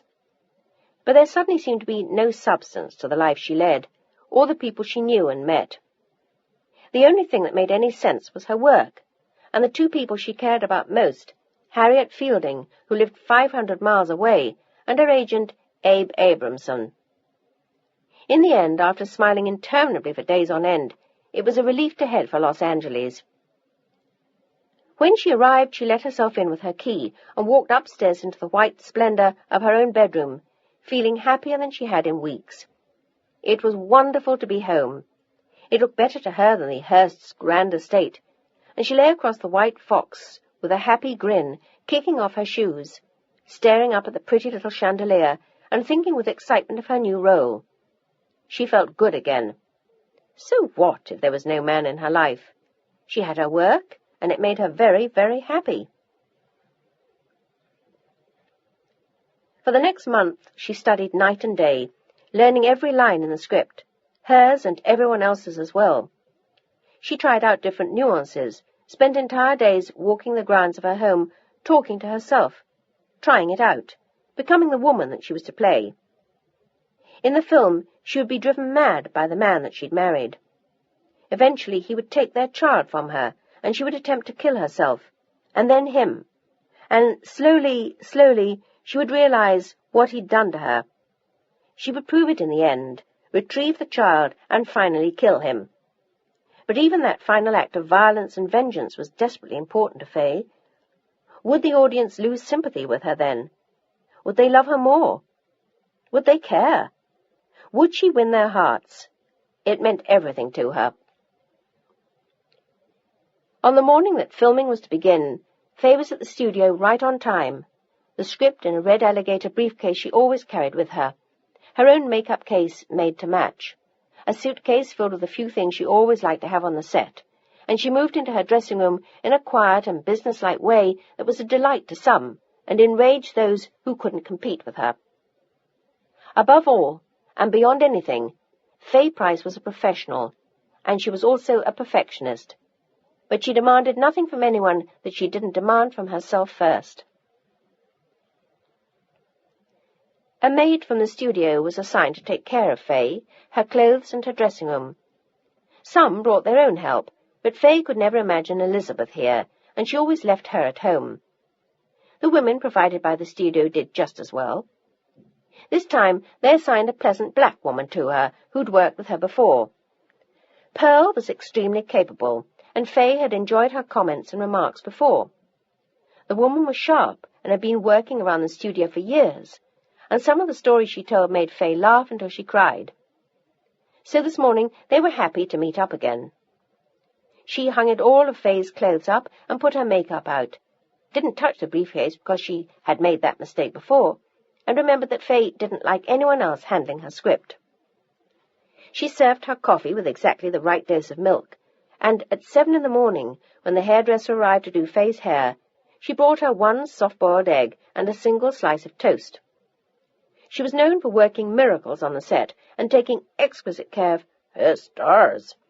But Faye never took advantage of it, and Pearl liked that. "Pearl, you're going to have me spoiled for life."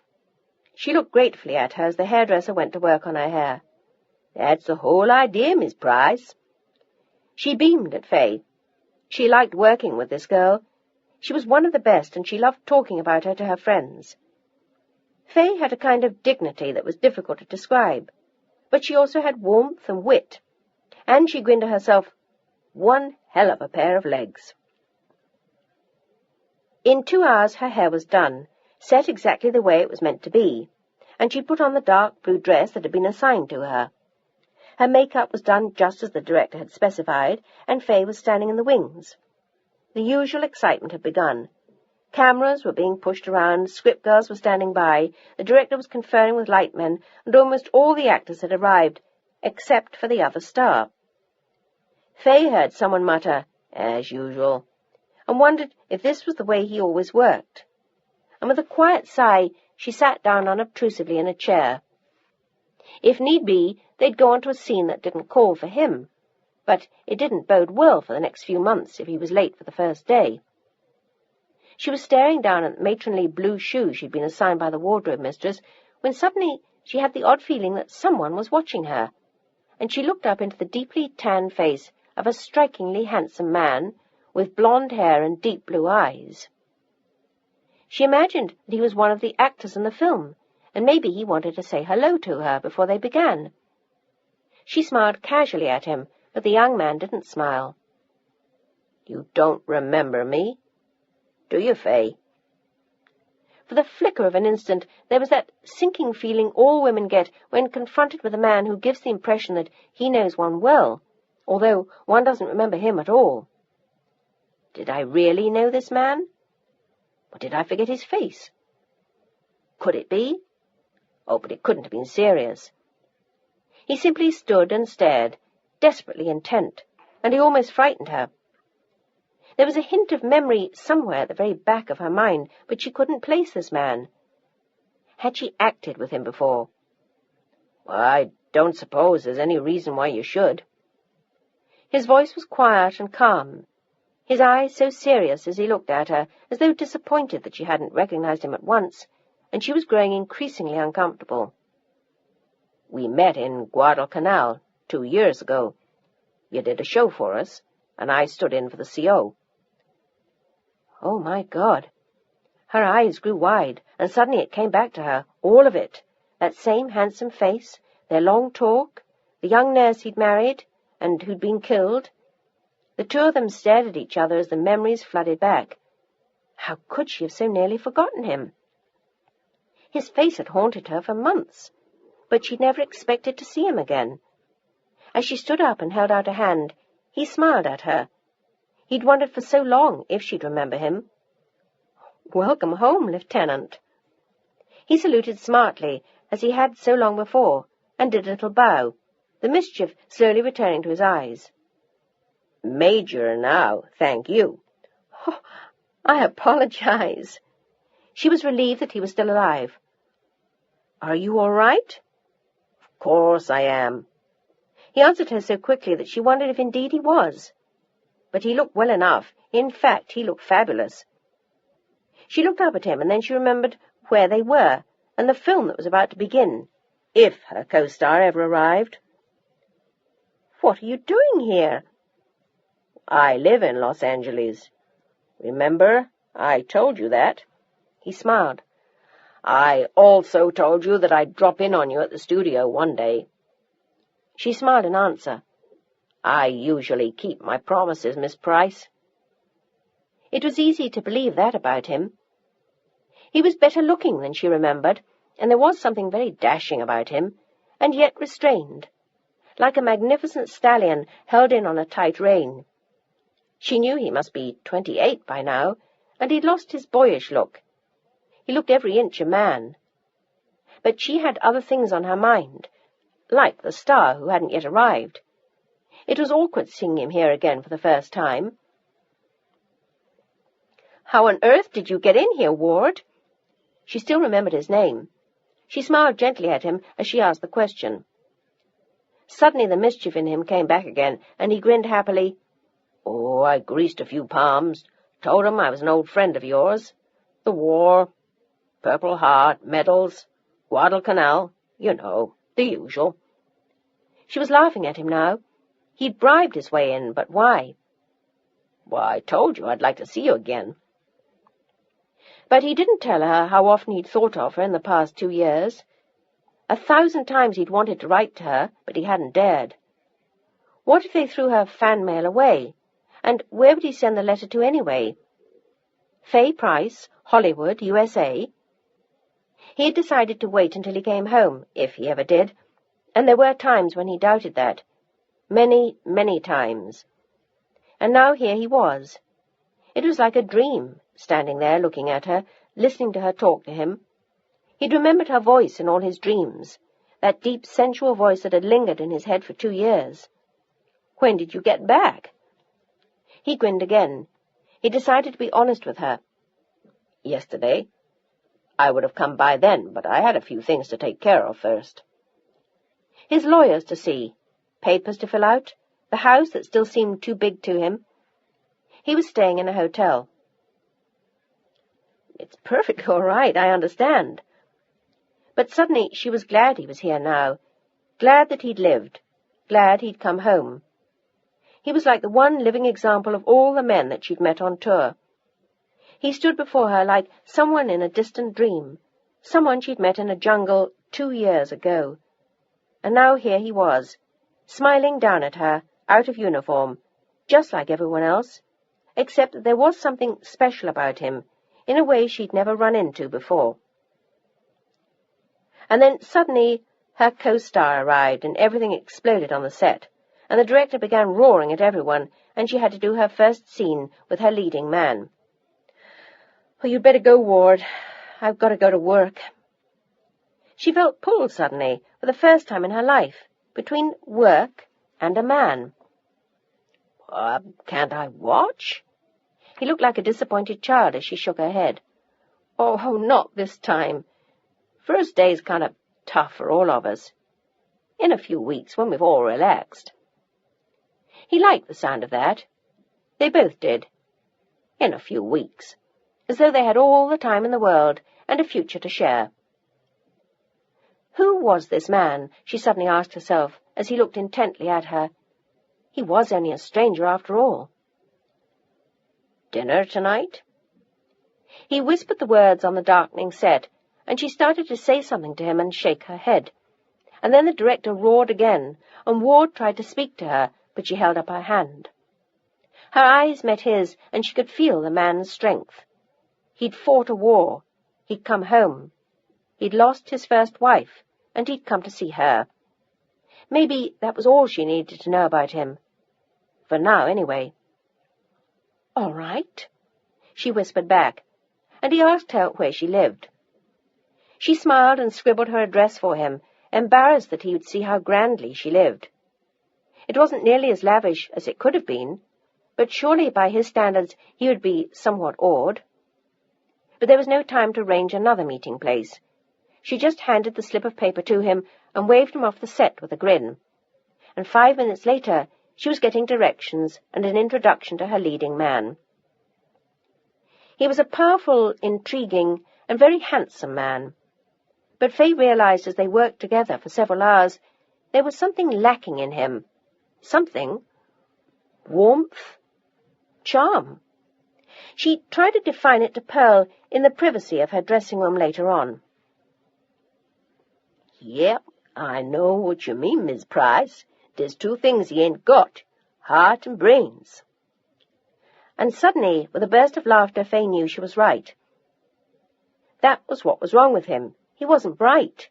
He was also terribly full of himself, which was tiresome after all. There was a fleet of valets, secretaries, and gophers to attend to his every need on the set, from cigarettes to gin. And when they'd finished work for the day, Faye saw him undressing her with his eyes. And then he asked her to dinner that night. "Oh, I'm sorry, Vance. I've already got a date for tonight." His eyes lit up like Christmas trees, and she could have kicked herself.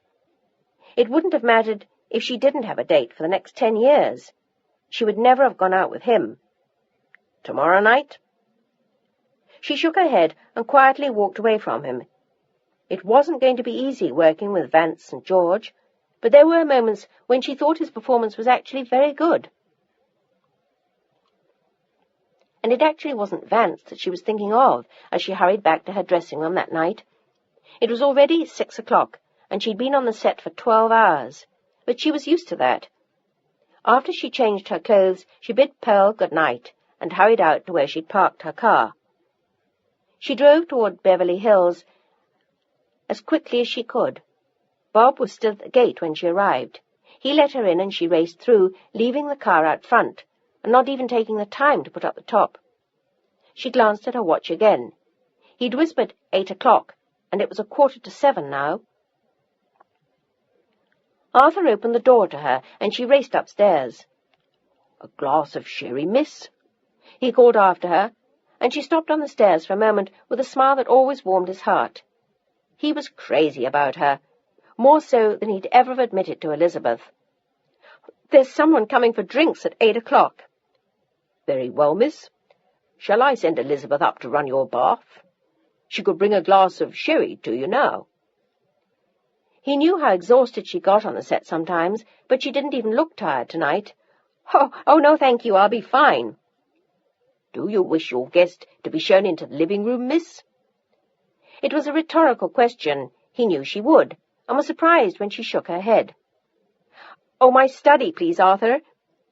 She smiled once more at him, and vanished, cursing herself for not arranging to meet Ward somewhere downtown. How ridiculous to play film star with him. Poor kid. Well, at least he'd survived the war, and that was the important thing, she told herself, as she ran into her dressing-room, pulling open all the closet doors, and then dashing into the white marble bathroom to turn on the bath. She pulled out a plain white silk dress that suited her perfectly and wasn't too showy. It had a grey silk coat that went over it, and she selected a pair of grey pearl earrings from her jewellery box, grey silk pumps, and a grey and white silk bag.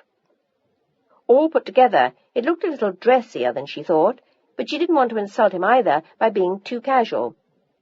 He knew who she was, after all. The only problem was that it was she who knew nothing about him. She stopped for a minute, staring into space, remembering him as she turned off her bath. It was a good question. Who was Ward Thayer, after all? Chapter 3. At exactly 5 minutes to 8, Fay was downstairs in her study waiting for Ward. She was wearing the white silk dress, and the matching grey coat was tossed over the back of a chair. She paced nervously once or twice, regretting again that she hadn't arranged to meet him elsewhere. But it had been such a shock, his turning up on the set like that, after their brief meeting in Guadalcanal 2 years before. How strange life was. Here he was again, and she was having dinner with him. Her heart was pounding, and she had to admit she was excited about it. He was a very attractive man, and there was something a little mysterious about him. The doorbell broke into her reverie, and as Arthur went to answer it, Fay took a deep breath and tried to steady herself. And then suddenly she was looking into the deep sapphire eyes again, and she felt an exhilaration she hadn't felt in years. It was like riding a roller coaster, just looking at him. She tried to sound cool as she offered him a drink, and noticed how well he looked in civilian clothes. He wore a simple pinstriped grey suit, but it moulded his shoulders to perfection, and he seemed even taller than he had before. She still felt a little strange being here with him, this soldier from a war that was finally over. But it was a nice gesture after all, and if they had nothing in common, she wouldn't have to see him again. She was still impressed with the fact that he'd bribed his way into the studio to see her, and there was a definite charm about the man. But she'd felt that long before, when she met him in Guadalcanal.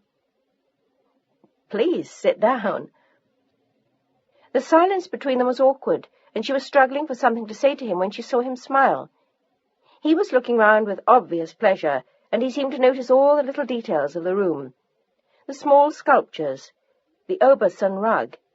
He even stood up to glance at a collection of rare books that she'd bought in an auction long since, and she noticed a sparkle in his eye. "Where did you get these, Fay?" "Oh, at an auction several years ago.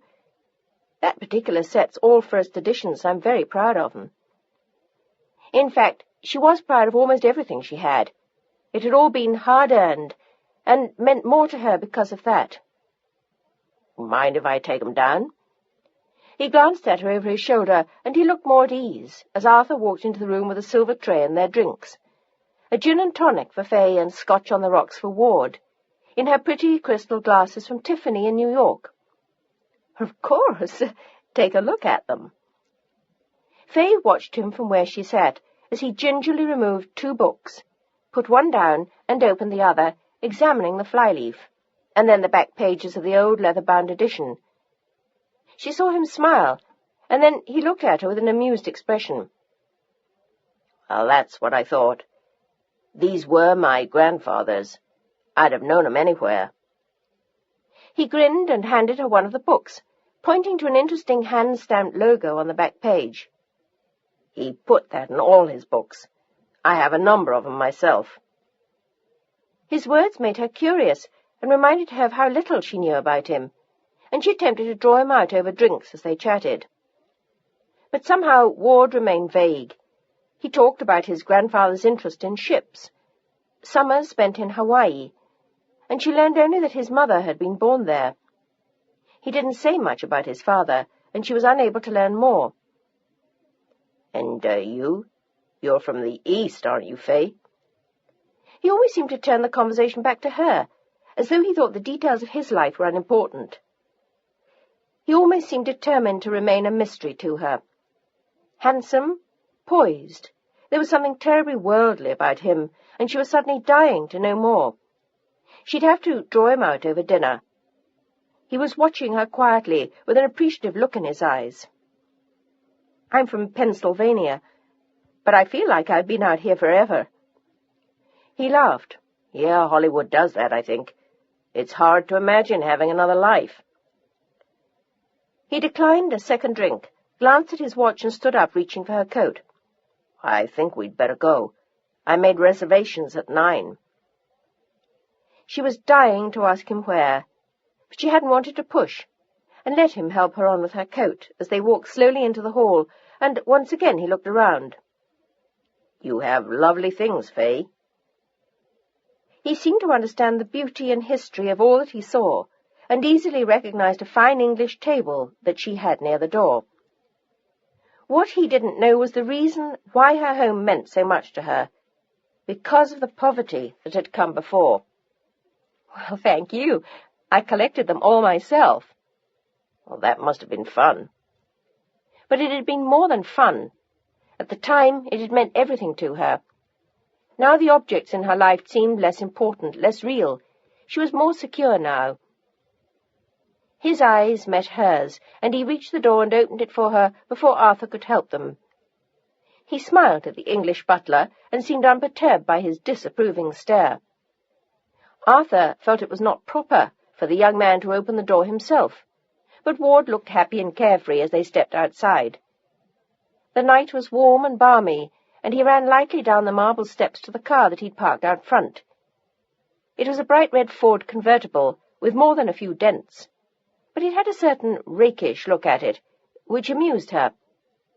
"Oh, what a great car, Ward!" "Thanks, I borrowed it for tonight." Which was true, he had. "Mine's still up on blocks. I just hope I can get it running again." She didn't ask him what he had, and slipped into the little Ford as he held the door open for her.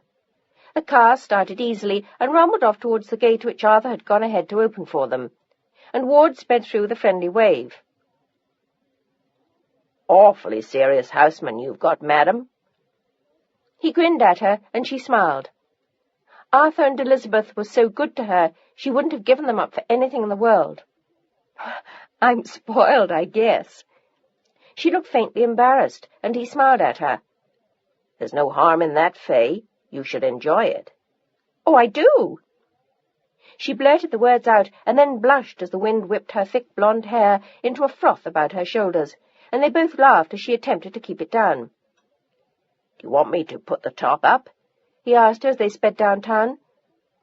"Oh, no. No, I'm fine." And she was. She enjoyed racing along beside him. There was something wonderfully old-fashioned about what they were doing, like a Saturday night date back home in Grove City. She didn't feel at all like a film star as she sat beside him. She just felt like a girl, and she liked it, even more than she'd expected. The only thing that concerned her was that she had to get up at 5 the next morning, and she didn't want to stay out too late. He stopped the car at Ciro's on the Strip and hopped out with ease as the doorman approached him. He was a tall, handsome black man, and his face lit up when he saw Ward. "Mr. Thayer, you're home."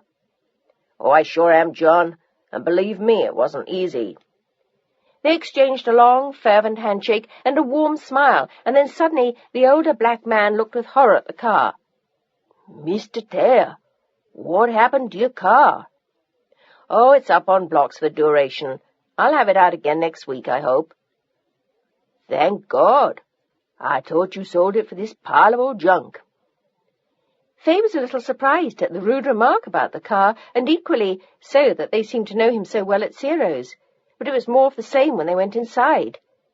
The head waiter almost cried as he shook Ward's hand, congratulating him on his return, and it seemed as though every waiter in the place knew him and came over to say hello. They were given the best table in the house, and after ordering drinks, he led her out onto the floor to dance. You're the prettiest girl here, Fay. His voice was soft in her ear, and his arms felt powerful around her. She smiled up at him. I don't need to ask you if you used to come here often. He laughed at her remark and circled her expertly around the floor. He was the smoothest partner she'd known, and she was growing more intrigued by the moment about who he really was. Just a young L.A. playboy? Someone important? An actor whose name she had never heard before the war? It was obvious that Ward Thayer was someone, and she was seriously beginning to wonder who he was. Not because she wanted something from him, but it was strange to be out with someone she barely knew, and had met in such a far-off place in such an anonymous way. Something tells me you're keeping secrets from me, Mr. Thayer. Her eyes sought his, and he laughed and shook his head. Not at all. All right, then. Who are you? You know that much already, I told you. Ward Thayer from L.A. He reeled off his rank and serial number, and they laughed again. That doesn't tell me a damn thing, and you know it. And you know what else? She pulled away slightly to look up at him again. You're enjoying this, aren't you? Making a fool of me, playing mystery man. I suddenly get the feeling that everyone in town knows who you are, except for me, Ward Thayer. Oh, no, just the waiters. That's it. I was a waiter. But suddenly as he said it, there was a flurry in the doorway, and a woman in a skin-tight black dress walked into the room, her hair an explosion of fiery red. It was Rita Hayworth, and she'd come here as she always did with her handsome husband. She and Orson Welles would dance around the floor so he could show her off, and it was easy to see why he was so proud of her. Fay thought instantly that she was the most spectacularly beautiful woman that she'd ever seen. She had seen her once or twice in the past, although only from a distance, and as she brushed past her now, Fay's breath caught that she was so impressed. And then, as though the woman had heard her, she stopped and quickly turned around. Fay blushed furiously beneath her own mane of peach-coloured hair, and was about to apologize for being rude, when suddenly Rita Hayworth seemed to spring into her arms, and the next thing she knew, Ward had been pulled away from her, and he and Rita were hugging tightly.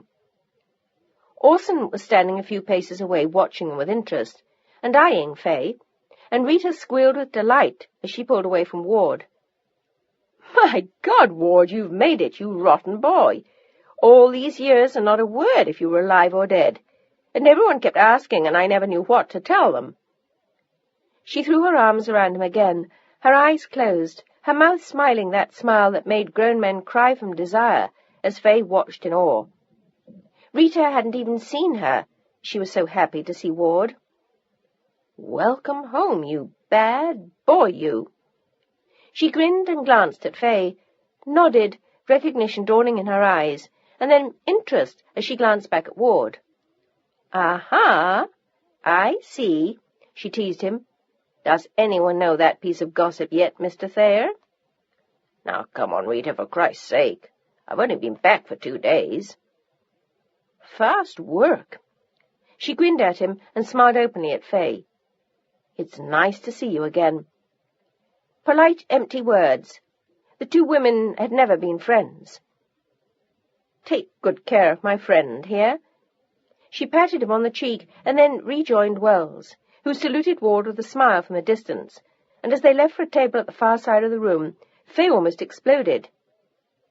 Ward led her back to their table and took a sip of his drink as Fay grabbed his other arm. "Okay, Major, that does it. The truth." She was glaring at him in mock fury, and he laughed openly as he set the drink down.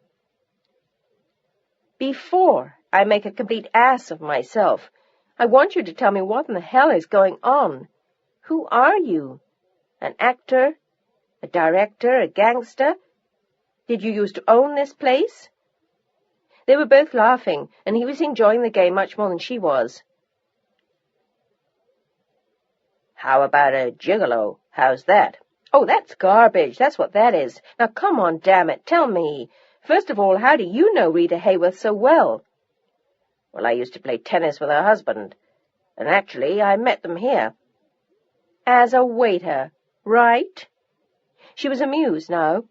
This anonymous soldier that she'd met in Guadalcanal had a lot of spirit to him, but she was dying to know more. She forced him to look her in the eye and attempted not to laugh. "Now stop it. Here I am feeling sorry for you taking me out to dinner, embarrassed at having you see my house, and you know lots more important people than I do." "Well, that's not what I hear, pretty one." "Oh, really?" She blushed and tossed her hair off her shoulders. "What about Gable?" The blush grew deeper. "But don't believe everything you read in the papers." "Just some things, and that I heard from some of my good friends." "I haven't seen him in years." She attempted to look vague, and Ward was too much of a gentleman to press it. And suddenly she looked into his eyes again. "Now don't try and sidetrack me, damn it. Who are you?" He leaned toward her and whispered in her ear, "The Lone Ranger." She laughed at him, and the head waiter approached their table with a huge bottle of champagne and the menus. "Welcome home, Mr. Thayer. It's good to have you back." "Well, thank you." He ordered dinner for them both, toasted her with the champagne, and proceeded to tease her for the rest of the evening, until finally they sat in the open Ford outside her front door, and he earnestly took her hand in his own. "Seriously, Faye, I am an unemployed soldier. I don't have a job, and didn't have one before I left. I don't even have an apartment anymore. I gave it up when I was drafted. And they know me at Ciro's because I used to go there a lot before the war. I don't want to pretend I'm anyone important, because I'm not. You're the star, and I've been nuts about you since the day I met you. But I'd be lying to you if I pretended to be someone I'm not. I'm just who you think I am, Ward Thayer, a man with no home, no job, and a borrowed car." Faye smiled gently at Ward. If it was true, she didn't give a damn. She hadn't had as nice an evening in years. She enjoyed being with him. He was bright and fun and good-looking. He danced like a dream, and there was something warm and virile and exciting about him. He was knowledgeable on subjects that she'd never dreamt of, and he was different from all the men she'd known over the years. He didn't have that empty Hollywood superficiality about him, although everyone certainly seemed to know him. "I had a wonderful time, whoever you are." It was almost 2:00, and she didn't even want to think about how she'd feel in the morning. She had to get up in less than 3 hours. "Tomorrow night, then?" Ward looked hopeful and suddenly very young as she smiled at him and shook her head. "Oh, I can't, Ward. I'm a working girl. I have to get up at 4:45 every morning." "Until when?" "Until we finish the picture." He looked crestfallen. Maybe she hadn't had a good time after all. After 2 years spent dreaming of her, he desperately wanted her to have a good time when she was with him. He wanted to take her out every night and wine her and dine her and sweep her off her feet as never before. He didn't want to wait patiently on the sidelines while she finished her movie.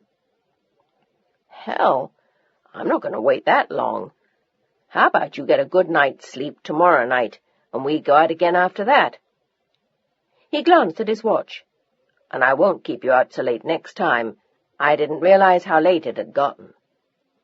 His eyes sought hers, and his voice was deep and gentle. "I had a wonderful time, Faye." He was head over heels in love with her, and he barely knew her.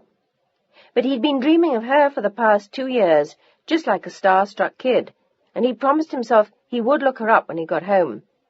Now he had, and he wasn't going to let her go until she was just as desperately in love with him. And what Faye didn't know was that Ward Thayer wanted what he got, almost always. And now his eyes pleaded with her, and she couldn't resist him. "All right, but you have to have me home by midnight, or I turn into a pumpkin. Is that a deal?" "Cross my heart, Cinderella." He sat staring at her, aching to kiss her, but he didn't dare. It was too soon. He didn't want it to be just like every other date that she'd had, with someone pawing her because of who she was. There was so much more to it than that for him. He got out of the car and came around to open the door, and she stepped out lightly, her hand in his. "I had such a good time, thank you." She looked up at him, and then he followed her up the pink marble steps. She was half tempted to invite him in for a drink, but then she'd never get any sleep at all, and she needed at least a few hours' sleep before she went back on the set. He stood in the doorway, looking down at her, feeling like the boy next door, and his lips gently brushed the top of her head as he tilted her chin up with one hand so he could look into the exquisite emerald eyes again. "I'll miss you in the next few days." And then, without even wanting to say the word, she nodded. "I'll miss you too, Ward." Just as she'd missed him in the beginning after Guadalcanal, he had a way of getting under her skin, after these few meetings as no man ever had before. It would have frightened her, except that she was having too good a time to be frightened, especially by Ward Thayer. Chapter 4. Faye was on the set on time the next morning, and Pearl brought her 3 cups of stiff black coffee. "My hair may stand up straight for the rest of the day after this." "Yeah, honey, but if you don't drink it all, you may fall asleep in that big dummy's arms during a love scene." "Oh, that might happen anyway." The 2 women laughed. It was no secret between them, even on the second day on the set, that they didn't think much of her co-star. He'd arrived late for work again, and had behaved like a complete horse's ass. His dressing room was too hot, and when they set up fans for him, he complained there was a draught. He didn't like the hairdresser or the makeup man that they'd assigned him, and he was still complaining about the lighting and the wardrobe, when in desperation the director told them all to break for lunch. And when she went back to her dressing room, Pearl had the paper open for her. Hedda Hopper's column told her everything she wanted to know the night before. She read the words carefully and sat staring at them for a moment afterwards, as though to digest them, as Pearl stood watching her, wondering what was in her mind. The playboy heir to the Thayer shipyard millions, Ward Cunningham Thayer IV, is safely home from the war and back at his old haunts, we're told. Ciro's last night, where he got a warm welcome from Rita Hayworth and her hubby, and it looks like there's a lovely new lady on his arm. Faye Price, with 1 Oscar and a lot of handsome beaux to her credit already. One of our favourites, and yours among them, as we all know. In fact, we've been wondering if the lonely widower would come back for more now, but it looks like Thayer has the inside track. Fast work, Ward. He's only been home for 3 days. Faye, by the way, is working on a new film with Vance St. George, and director Louis Bernstein will have his hands full with that combination. No thanks to Faye, we might add. And good luck, Ward. In fact, good luck to you both. And will there be wedding bells in their future? Let's wait and see. Boy, they work fast, don't they? She smiled up at Pearl, half amused, half intrigued. Playboy heir to the Thayer shipyard millions. Now she recognized the name, of course, though it hadn't rung any bells for her before. Playboy heir. She wasn't sure if she liked that. She didn't want him to think that she was after his money, nor did she intend to be a notch on the belt of a notorious playboy. Suddenly he seemed a little less appealing than he had the night before, a little less ordinary, less real. He wasn't like the men in Grove City after all. In fact, he was extremely different. It bothered her more than she wanted to admit, and after mentioning it only once, Pearl got the hint and didn't mention it again. It was a difficult day anyway. Vance St. George made a nuisance of himself all day, and when they all left the set at 6 o'clock, Faye was totally exhausted. She left her makeup on, slipped into a pair of tan trousers and a beige cashmere sweater, the honey-coloured hair flying loose around her face, and she started the Lincoln Continental, just as she heard an insistent horn behind her. She glanced in the windscreen mirror and saw a familiar red car, and sighed to herself. She wasn't in the mood to talk to anyone, let alone a playboy millionaire. She was a working girl. She'd had 2 hours' sleep the night before, and she wanted to be left alone, even by Ward Thayer. No matter how attractive he was, she had her own life to lead. And now he was just a playboy. He hopped out and slammed the door of the little red car and ran over to see her with a smile, his arms filled with white tuberoses and gardenias and a bottle of champagne. She shook her head and grinned at him, almost in despair. "Don't you have anything else to do with your time, Mr. Thayer, except chase poor actresses after they finish a day's work?" "Listen, Cinderella, don't get excited. I know you must be dead. I just thought these might cheer you up on your way home. Unless, of course, I could steal you away to the Beverly Hills Hotel for a drink. Any chance of that?" He looked like a hopeful little boy, and she almost groaned. "Who's your press agent, by the way?" She sounded a little bit annoyed, and his eyes looked worried as he watched her. "Well, I suppose Rita did that. I'm sorry. Do you mind very much?" It was no secret that Hedda Hopper disliked Orson, but she'd always been fond of Rita and Ward. But Fay didn't know that. She smiled. It was impossible to be annoyed with him. He was so ingenuous and generous and obviously happy to see her, and she had to admit that, even knowing he was a playboy, he still had enormous appeal. There was something overwhelmingly attractive about him. There had been, even in Guadalcanal. And now, in his own element, he was even more so. He exuded confidence and sex appeal, and Fay was far from immune to him. "Well, at least now I know who you are." He shrugged with a grin. "Ah, none of that junk means very much, or is very accurate, as you know." He made no comment about the bow, mentioned in the piece, but he smiled at her in a way that touched her heart. He had a knack for doing that. "Shall we follow their suggestion, Fay?" There was something funny in his eyes, and she didn't know him well enough yet to know if it was serious or playful. Oh, what was that? She was so tired she couldn't think, and he watched her eyes carefully as he answered. "Remember the bit about wedding bells? We could surprise the hell out of them and get married." "Oh, what a great idea!" she mocked, glancing at her watch and squinting. "Now, let's see. It's 6:25. How about at 8 o'clock tonight? That way it could make the morning papers." "Great idea." He ran around to the other side of her car, and before she could object, he hopped in beside her. "Okay, let's get going, kid." He sat back against the seat, matter-of-factly, and grinned at her. And suddenly she was amused at him, too. She forgot how tired she was. Actually, she was happy to see him, more so than she meant to be. "You mean you expect me to drive? What kind of a marriage is this?" "You read the papers. It said I was a playboy. Playboys don't drive. They get driven around." "Oh, that's gigolos. That's not the same thing, Ward Thayer." They were both laughing, and he moved closer to her on the seat, but she didn't mind it. "Why can't a playboy be driven too? I'm tired. I had a hard time today. I had lunch with 3 friends, and we drank 4 bottles of champagne." "Well, my heart bleeds for you, you lazy dog. I've been working since 6 o'clock this morning, and you've been drinking champagne all day?" She tried to sound angry, but all she could do was laugh as an enormous limousine pulled up for Vance St. George. "That's what you need, Fay." He almost sounded serious, and she laughed at him. "A car like that?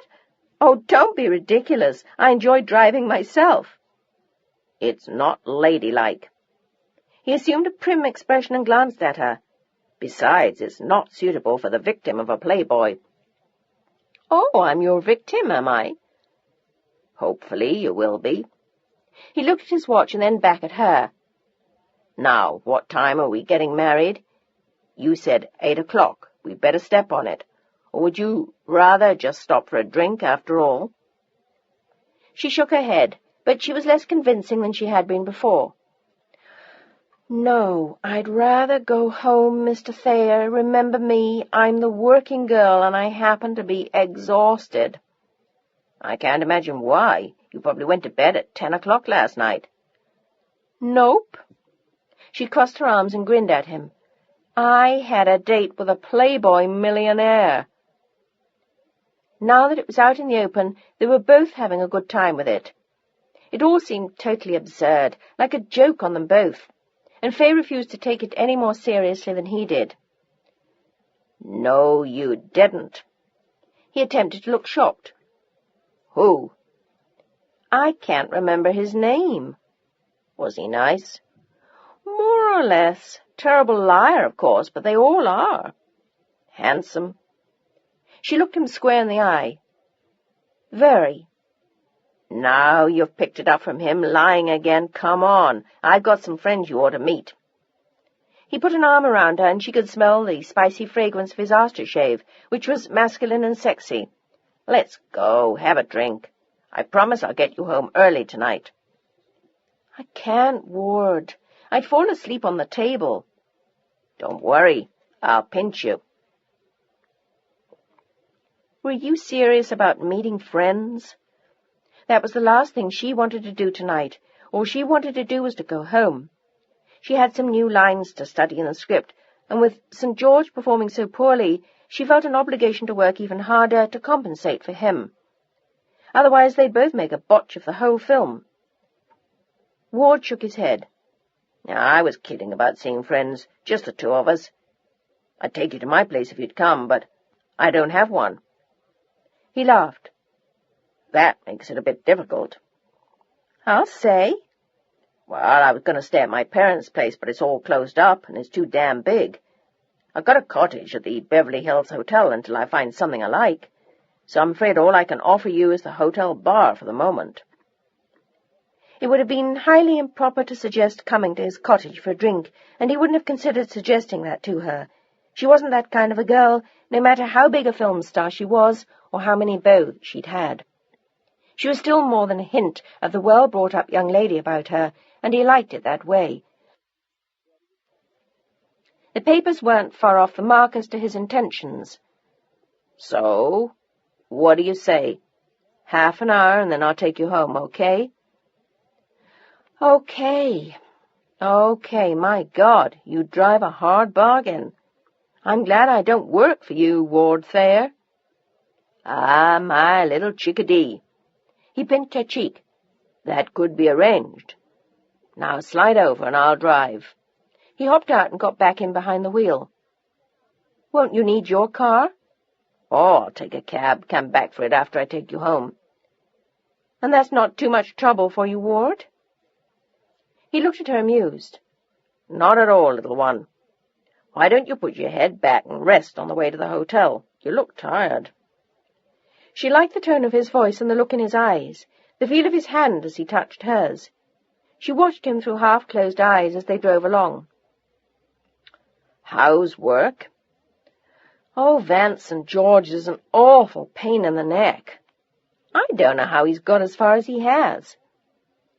Ward knew, but he didn't say anything to her.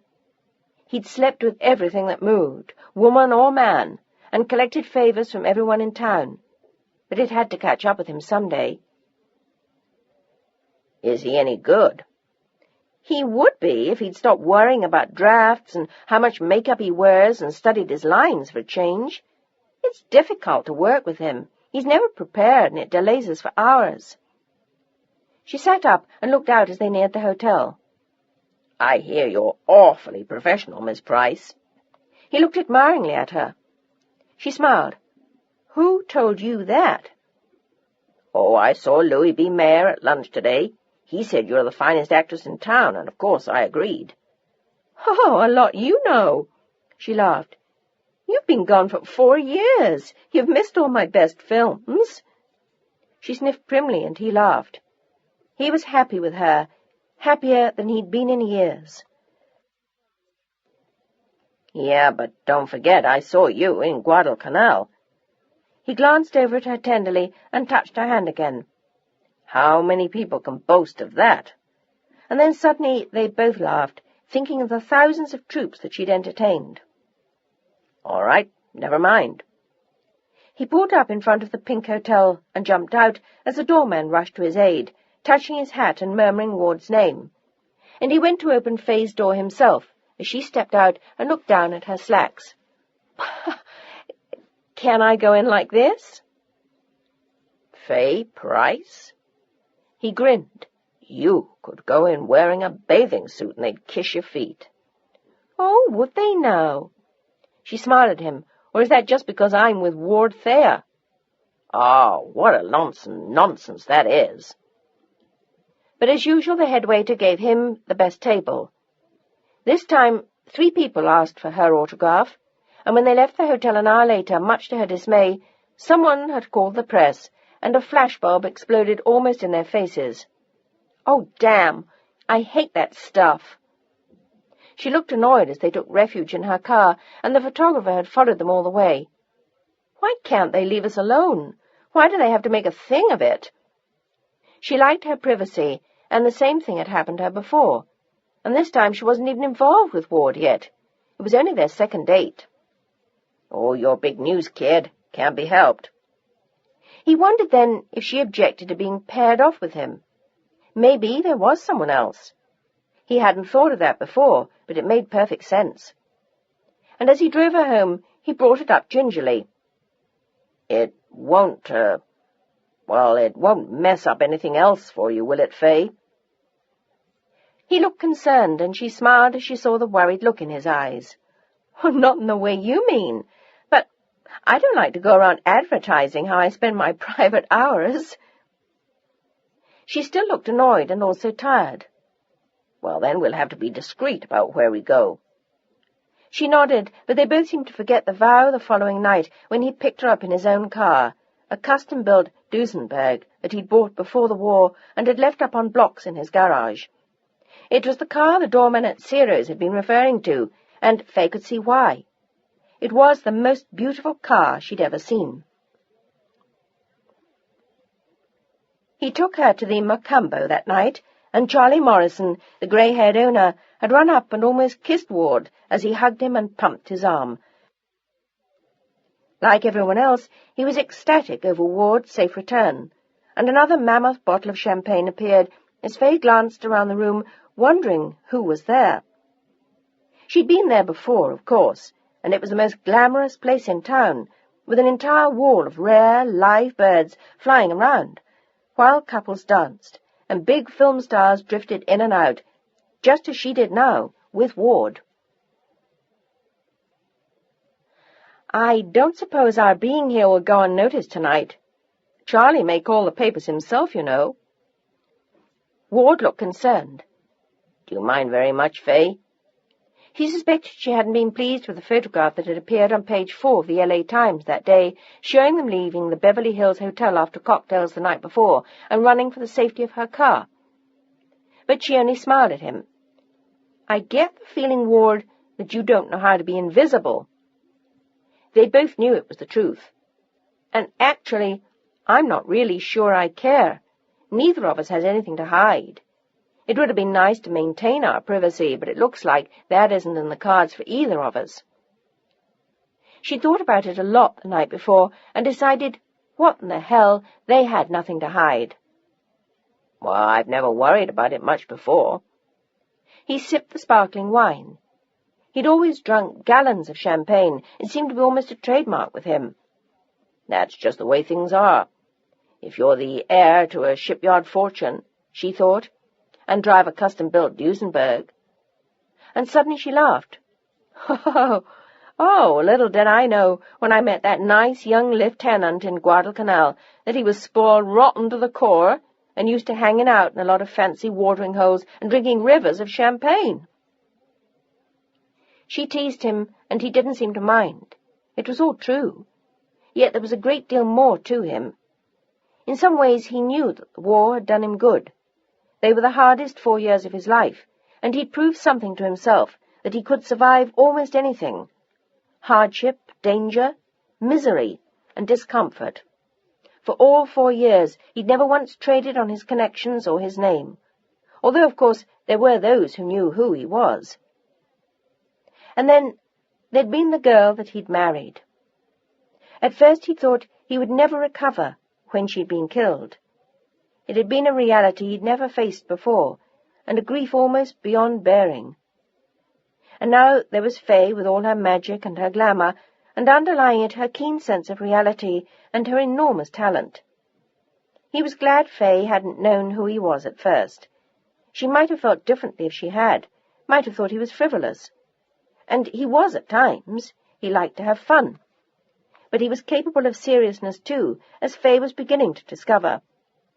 There were so many dimensions to the man, as there were to her, and together they were quite a combination. They liked each other for what they were, not for what they had.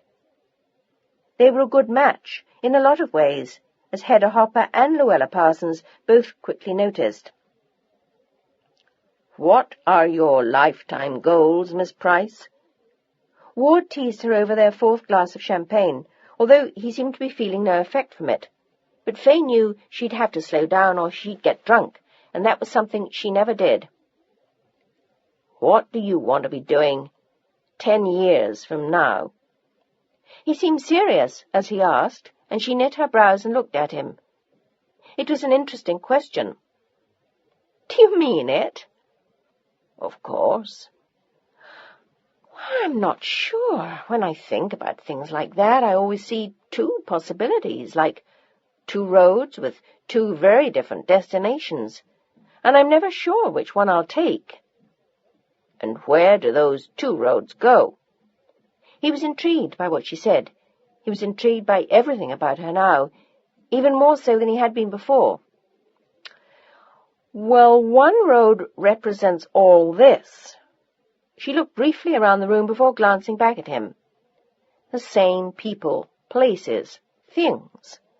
My career, more films, more fame." She was being very honest with him. "More of the same, I guess." Her voice trailed off. "And the other road?" He gently took her hand. "Where does that one go, Faye?" The room faded around them as he spoke, and she looked into his eyes. There was something there she wanted very much, and she wasn't sure yet what it was. "The other road?" "Oh, it goes to a very different place. A husband, children, a life far, far from all of this. More like the life I had as a little girl. I can't really imagine it any more, but I know the possibilities there, if I wanted to make that choice. But that's a hard choice to make." She looked honestly at him. "You don't think you could have both?" She shook her head. "Oh, I doubt it very much. The 2 don't mix. Look at the way I work. I'm up at 5 and gone by 6. I don't come home until 7 or 8 o'clock at night. What man will put up with that? And I've seen Hollywood marriages come and go for years. We all know what that's like. That's not what I want if I settle down." "What do you want, Faye? If you settle down, I mean." She smiled at him. It was a funny conversation for them to be having on their 3rd date. But she was beginning to feel she knew him well. They'd seen each other 3 times in 3 days, and something strange had happened to them in Guadalcanal so long ago. It was as though a bond had formed and strengthened silently over the years, and it was still between them now, holding them fast, bringing them closer than they might have been had they just met. She thought about his words again. "I guess I'd want stability. A marriage that would last for years and years, with a man I'd love and respect, and children, of course." "How many?" He grinned at her, and she laughed again. "Oh, 12 at least." She was teasing now. "As many as all that? Good Lord. How about 5 or 6? "That might do." "Sounds like a good life to me." "Yeah, it does to me too, but I still can't imagine it." She sighed. "Is your career that important to you?" "I'm not sure. I've worked awfully hard at it for the 6 years. That might be difficult to give up. Or maybe not. Suddenly she laughed. Enough films like the one I'm working on. Maybe I'd give it all up like that. She snapped her fingers, and then he took her hands in his again. I'd like to see you give it all up one day. His face was suddenly so serious that it startled her. Why? Because I'm in love with you, and I like that second road that you described. That's the fulfilling one. The first road is a road to loneliness, but I think you already know that. She nodded slowly and stared at him.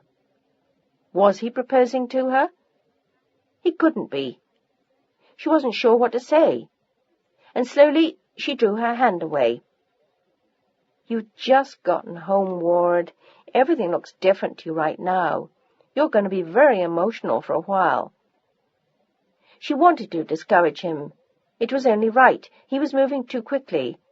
For heaven's sakes, she barely knew him, and yet it felt like a time which might never come again, and they were both still under the spell of his surviving the war.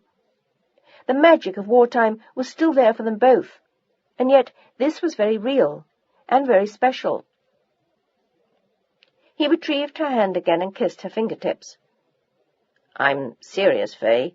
I've never felt like this in my life, and I knew it the minute that we met in Guadalcanal. I just didn't know what to say to you there. For all I knew, I'd be dead the next day. But I'm not, and I'm home, and you're the most incredible woman that I've ever known. How can you say a thing like that? She looked upset, and he wanted to hold her in his arms, but he didn't dare, not in the middle of the restaurant, with the photographers possibly lurking nearby, and everyone anxious to report what they'd seen. You don't even know me, Ward. You saw me perform for 2 hours in Guadalcanal. We talked for half an hour afterwards, and we've seen each other twice since you've gotten back. She wanted to discourage him now, before it was too late, but she wasn't even sure why. It's just that it all seemed to be going so fast, and yet she had this incredible feeling about him, as though she could have walked off into the sunset with him that night, hand in hand, and everything would have been all right for the rest of their lives. But it didn't happen like that. Did it? It couldn't.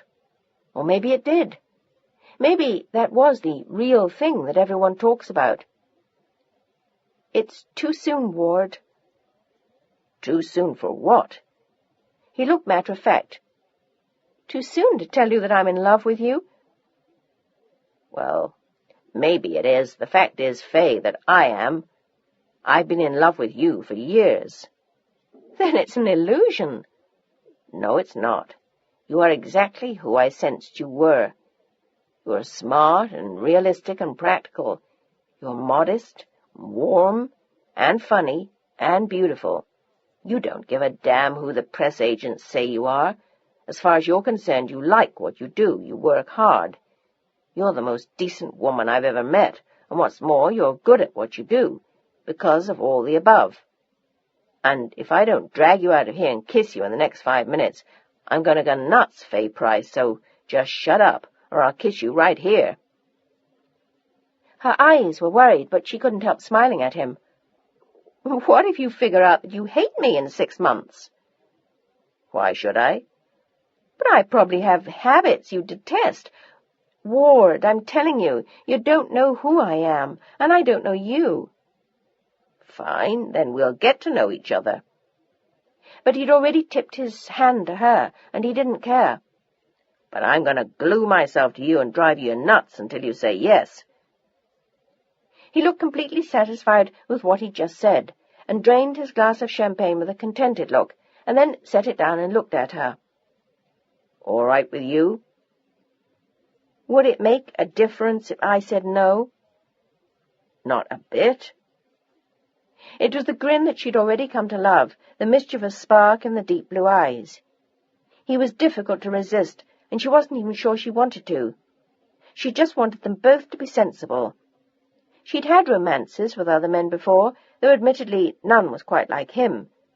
But she didn't want to be one of those women the press wrote about constantly, in love with this one and engaged to that one, and in the end it all amounted to their being used up like tired old Hollywood whores.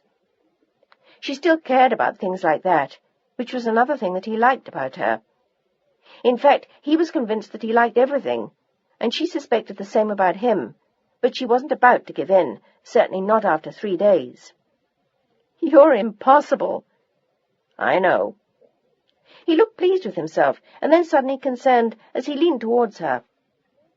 "Does it bother you that I don't work?" Maybe that was it. The work ethic was bothering her. "Well, not if you can afford not to, I suppose, but don't you get bored, Ward?" She was intrigued with what he did in his spare time. She worked so hard, and had for years. It was difficult to imagine just playing tennis and going out to lunch. It sounded deadly to her, but he certainly didn't seem unhappy with it. "Faye." He sat back and looked at her. "I love my life. I've had a good time ever since I was a kid. And when my father died, I told myself that I would never work myself into the ground like he did. He was 46 when he died of a heart attack. My mother was 43. I think she just worried herself to death about him. They never took a minute to do what they wanted to have a good time. Hell, they never even spent any time with me. And I swore to myself that when I had kids one day, and even long before that, I wouldn't live like that. There's no reason to. I couldn't spend all that money if I tried to be vulgar about it." Which he seldom was, as Faye knew, but he was being honest with her, and she valued that. It gave her a good insight into him. "My grandfather did the same damn thing, died at 56 of overwork. So what? Who cares how hard you worked when you die? I want to enjoy life while I'm here, and I am enjoying it. Let them say what they want to. Let them call me what they want. I'm not going to drop dead from a heart attack at 45, or be a stranger to my wife and kids. I'm going to be right there, enjoying life with them, knowing who they are, letting them know me. I never even knew who my father was, Faye. He was a stranger to me. Like you, I see life divided into 2 roads. The life they live that I don't ever want to live, and the one I'm living now, and this one suits me just fine. And I hope to hell it doesn't bother you." He looked deep into her eyes and took a deep breath. "Of course, if you want me to, I could always get a job." She looked at him in shock before she answered. He was serious about all this, but how could he be after just 3 days? "You don't have to get a job for me, Ward. What right could I possibly have to ask you to do that? And if he could afford his lifestyle, why should he do anything differently? He wasn't hurting anyone with the way that he lived." She looked at him and spoke softly. "Oh, I can't believe you're serious about all this." Their eyes held for a long time as he nodded, and then silently he led her to the floor and they danced for a long time without saying a word. And when he led her back to the table, he watched her, wondering if he'd upset her, and praying that he hadn't. "Are you all right, Faye?" She was suddenly very pensive, and he was concerned that he'd frightened her by telling her what was on his mind. I don't know." She looked at him honestly. "I think you've taken my breath away with all that." "Good." He put an arm around her and squeezed her shoulders, admiring again the navy satin backless dress that she wore. She had a flair for dressing with a subtle sensuality in a way that pleased him immensely, and he was dying to buy her clothes and jewelry and furs. For the rest of the evening they kept to lighter subjects, Faye trying to pretend to herself that he hadn't bared his heart already, and he seemed even happier than before to know that she knew what he felt for her. After dinner he drove her back to her place, and this time she invited him for a glass of cognac, although she was almost afraid to. She knew his thoughts now, and she wondered if it was dangerous to let him inside. And then, as she poured his drink, she laughed at herself. Hell, he wasn't going to rape her. She handed him the glass, and he wondered at her smile. You're so lovely, Faye. Even more beautiful than I remembered. You need to have your eyes checked. His praise embarrassed her at times, it was so lavish, and his adoration of her was so clearly written in his eyes. He was a carefree, happy man, with few disappointments and no current worries, and he was clearly very much in love. What are you doing tomorrow? She said it just to have something to say, and he laughed. Well, I'll tell you one thing I'm not doing. I'm not working. In some ways he was shameless about it, and it amused her. He'd certainly told her all he felt on the subject at dinner, but it was almost as if he were proud of not working. He didn't even mind being called the Playboy millionaire. I wish you weren't working on a film just now, Faye. We could go out and play. She could just imagine the trouble they'd get into. Lazy afternoons on the beach, days of expensive shopping, maybe a trip or two. She had to admit the prospect was almost appealing, but she wouldn't even let herself dream about that yet. I'd like to take you to the casino at Avalon Bay one of these nights, but we'd have to spend the night on Catalina Island. I don't suppose you'll have a weekend off, will you? Sadly, she shook her head. Not until the film's over. She smiled at him over their cognac, smelling the heady aroma and thinking of all the fun things they had in store. Oh, there are a lot of places I'd like to take you. Paris, Venice, Cannes. Now that the war is over, we can go anywhere we want. She laughed at his words and shook her head as she set down her glass. Oh, you really are spoiled, my friend, aren't you? One of us has to work at least. I can't just go off halfway around the world. Why not? The studio wouldn't let me. After this film, my agent is going to renew my contract, and I'm sure they'll keep me pretty busy for a long, long time. Ward's eyes lit up like Christmas, and he stared at Faye. You mean after this film your contract is over? She nodded her head, amused at his reaction. Hallelujah, baby. Why don't you take a year off? You crazy? I might as well give it up for good, Ward. I can't just do that. I don't know why not. You're one of the biggest stars they've got, for heaven's sake. You don't think you could take a year off and pick up exactly where you left off? I doubt it. Don't you believe that for a second, Faye Price. You could walk out and come back any time you wanted. That's quite a risk, Ward. I wouldn't play games like that with my career. He watched her with serious eyes. Things were happening much faster than either of them had expected. It's the fork in the road again, isn't it, Faye? Which road do you really want to follow? The old ones, or the other one that we talked about, marriage and babies, stability, and a real life? She walked away from him and stared out into her garden, saying nothing, and when she turned around, he saw that there were tears in her eyes. But more than anything, she looked angry, and he was startled.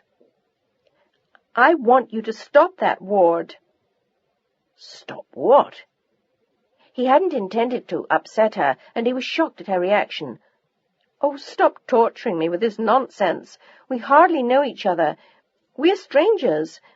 For all I know, by next week you'll be involved with some little starlet or Rita Hayworth or someone else. I've given like a dog to get where I am. I'm not going to be ready to give it up yet. Maybe I never will be. But I'm sure not going to do it for some half-crazy ex-GI fresh off the boat from the war, who thinks he's been in love with me for 2 years because he talked to me for a while when I was on tour. You don't throw your whole life away for that, Ward Thayer. And I don't give a damn how rich you are or how carefree, or if you've never worked a whole day in your life, because I have. I've worked every day of my life since I turned 18, and I don't intend to stop now. I got here, and I'm staying here until I know it's safe to walk away from it. He was interested in the word that she'd chosen, safe, and she was right. She had worked hard to get where she wanted, and now that she was there, she would have been crazy to throw it all away. But in time he'd show her that he meant everything that he was saying, if she'd listen. I don't want to hear that stuff any more. The tears were spilling down her cheeks now. If you want to see me, fine. Take me to dinner. Dance with me. Make me laugh. But don't ask me to throw away my career for a stranger, however much I might like him, however much I may care. And with that a sob broke from her, and she turned her back to him again, her shoulders shaking in the exquisite evening dress by Tregear. He went quickly towards her and put his arms around her, holding her close to him, her back against his chest, his face nestled in her silky hair. You'll always be safe with me, babe. Always. I promise. But I understand what you're saying. I didn't mean to scare you. I just got so excited. I couldn't help it. He turned her slowly to face him, and his heart tore when he saw her face wet with tears. Oh, Faye. He crushed her to him, and then crushed his lips on hers, and instead of pulling back, every inch of her reached towards him. She needed the comfort he had to offer, needed something she saw in him, wanted him more than she'd ever wanted any man before. They kissed for what seemed like hours, his hands caressing her back, his lips seeking her mouth, her face, her eyes, her hands on his neck, and then touching his face as she kissed him, feeling relief from the fear and the anger that she'd felt only moments before. She was crazy about this man, and she wasn't yet sure why, except that perhaps she believed what he'd told her, that she would be safe with him. Always. He offered her a protection that she'd never had. Not with her parents during the Depression, or on her own, or with the other men that she'd known. And it wasn't just the money. It was his outlook, his lifestyle, his certainty that he lived in a perfect, carefree world. And it was obvious that he adored her. They had to tear themselves from each other an hour later in order to avoid something that neither of them wanted yet. He knew that Faye wasn't yet ready, and would always have regretted succumbing to him so soon. And he had to leave her for fear that he might lose control. He wanted to take her on the floor of his study, in front of the fire, or upstairs in the silky white bedroom, or in her bathtub, or on the stairs, anywhere, his whole body keen for her, but he knew that he couldn't have her so soon. And when they met the next night, the agony was even sweeter, as their lips met instantly, and they spent an hour in his Duesenberg, beyond her gates, kissing like two children, and then laughing as he drove her to the Biltmore Bowl. There was a big party being held there, and the photographers went wild when they saw him. But this time Faye didn't seem to resist it. In 4 brief days she knew there was no running away from Ward Thayer. She didn't know where their romance would lead, but she wasn't going to fight it any more. She'd worn her floor-length white fox coat to the party over a black and white satin gown. She looked absolutely exquisite as they walked in, with her hand tucked into Ward's arm. She looked up at him warmly for an instant, and he smiled at her, just as the photographers approached them, and they had a field day with Ward and Faye for the rest of the night. But, as promised, he got her home early. The late nights were beginning to wear on her in the morning, but Vance St. George arrived on the set so late every day that she usually had time to take a nap. Did you have fun? He looked down at her as she rested her head on his shoulder while they drove home. I thought it wasn't a bad party. It had been to promote a new film, and all the big names had been there. I thought it was fun, too. She was beginning to enjoy their nightly outings even more than she had at first. Oh, if I didn't have this damn film to do, I could really have some fun. He laughed at her and tugged at a lock of the golden hair. You see, that's why I told you need not to renew your contract the other night. This is fun, isn't it? It's habit-forming, but I'm a working girl, Ward. She tried to look at him disapprovingly, but they both laughed. Well, that's your choice, but you can choose differently any time that you decide to." He looked meaningfully at her, and she didn't answer. And when they reached her house, he kissed her passionately on the lips again, and this time he had to fight himself not to carry her upstairs. "I'm going." He said it in a voice of anguished desperation, and she kissed him once more in the doorway. The delicious torture went on for weeks, until finally, late one Sunday afternoon in October, a month after their courtship had begun, they were walking in her garden, talking about the war and other subjects. She had the afternoon off from shooting, and Arthur and Elizabeth were off for the weekend. There was a feeling of peace between them as they wandered. She'd begun telling him about her childhood, her parents, her desperation to leave Pennsylvania, the initial excitement of modelling in New York, and then, finally, the boredom. And then she confessed that at times it was still that way for her now. "It's as though there's something more that I could be doing with my mind, not just my face or my lines. I don't want to just memorize other people's lines for the rest of my life." It was an interesting confession, and it intrigued him. "Well, what would you rather do, Fay? Write?" As usual, he was aching for her body, but there was nothing that he could do about it. At least they were alone for change. She wasn't rushing to or from work. Arthur wasn't hovering in the doorway with tray in hand, and they weren't going to a party. They were growing hungry for time alone, and she'd offered to cook him dinner that night. They'd spent a lovely afternoon lazing around the pool and then walking in the garden. "Would you like to write a screenplay?" He turned to her and smiled at her expression. She looked frightened at the thought as she shook her head. "Oh, I don't think I could do that." "What then?" "Directing, one day." She barely breathed the words. It was quite an ambition for a woman, and he didn't know of any who'd directed films before. "Do you suppose anyone would let you?" She smiled and shook her head. "Well, I doubt it. Nobody believes a woman could do that. But I know I could. Sometimes when I watch St. George on the set these days, I just want to scream. I know what I want to have him do, how I would direct him, the instructions I'd give him. He's such a simple-minded fool.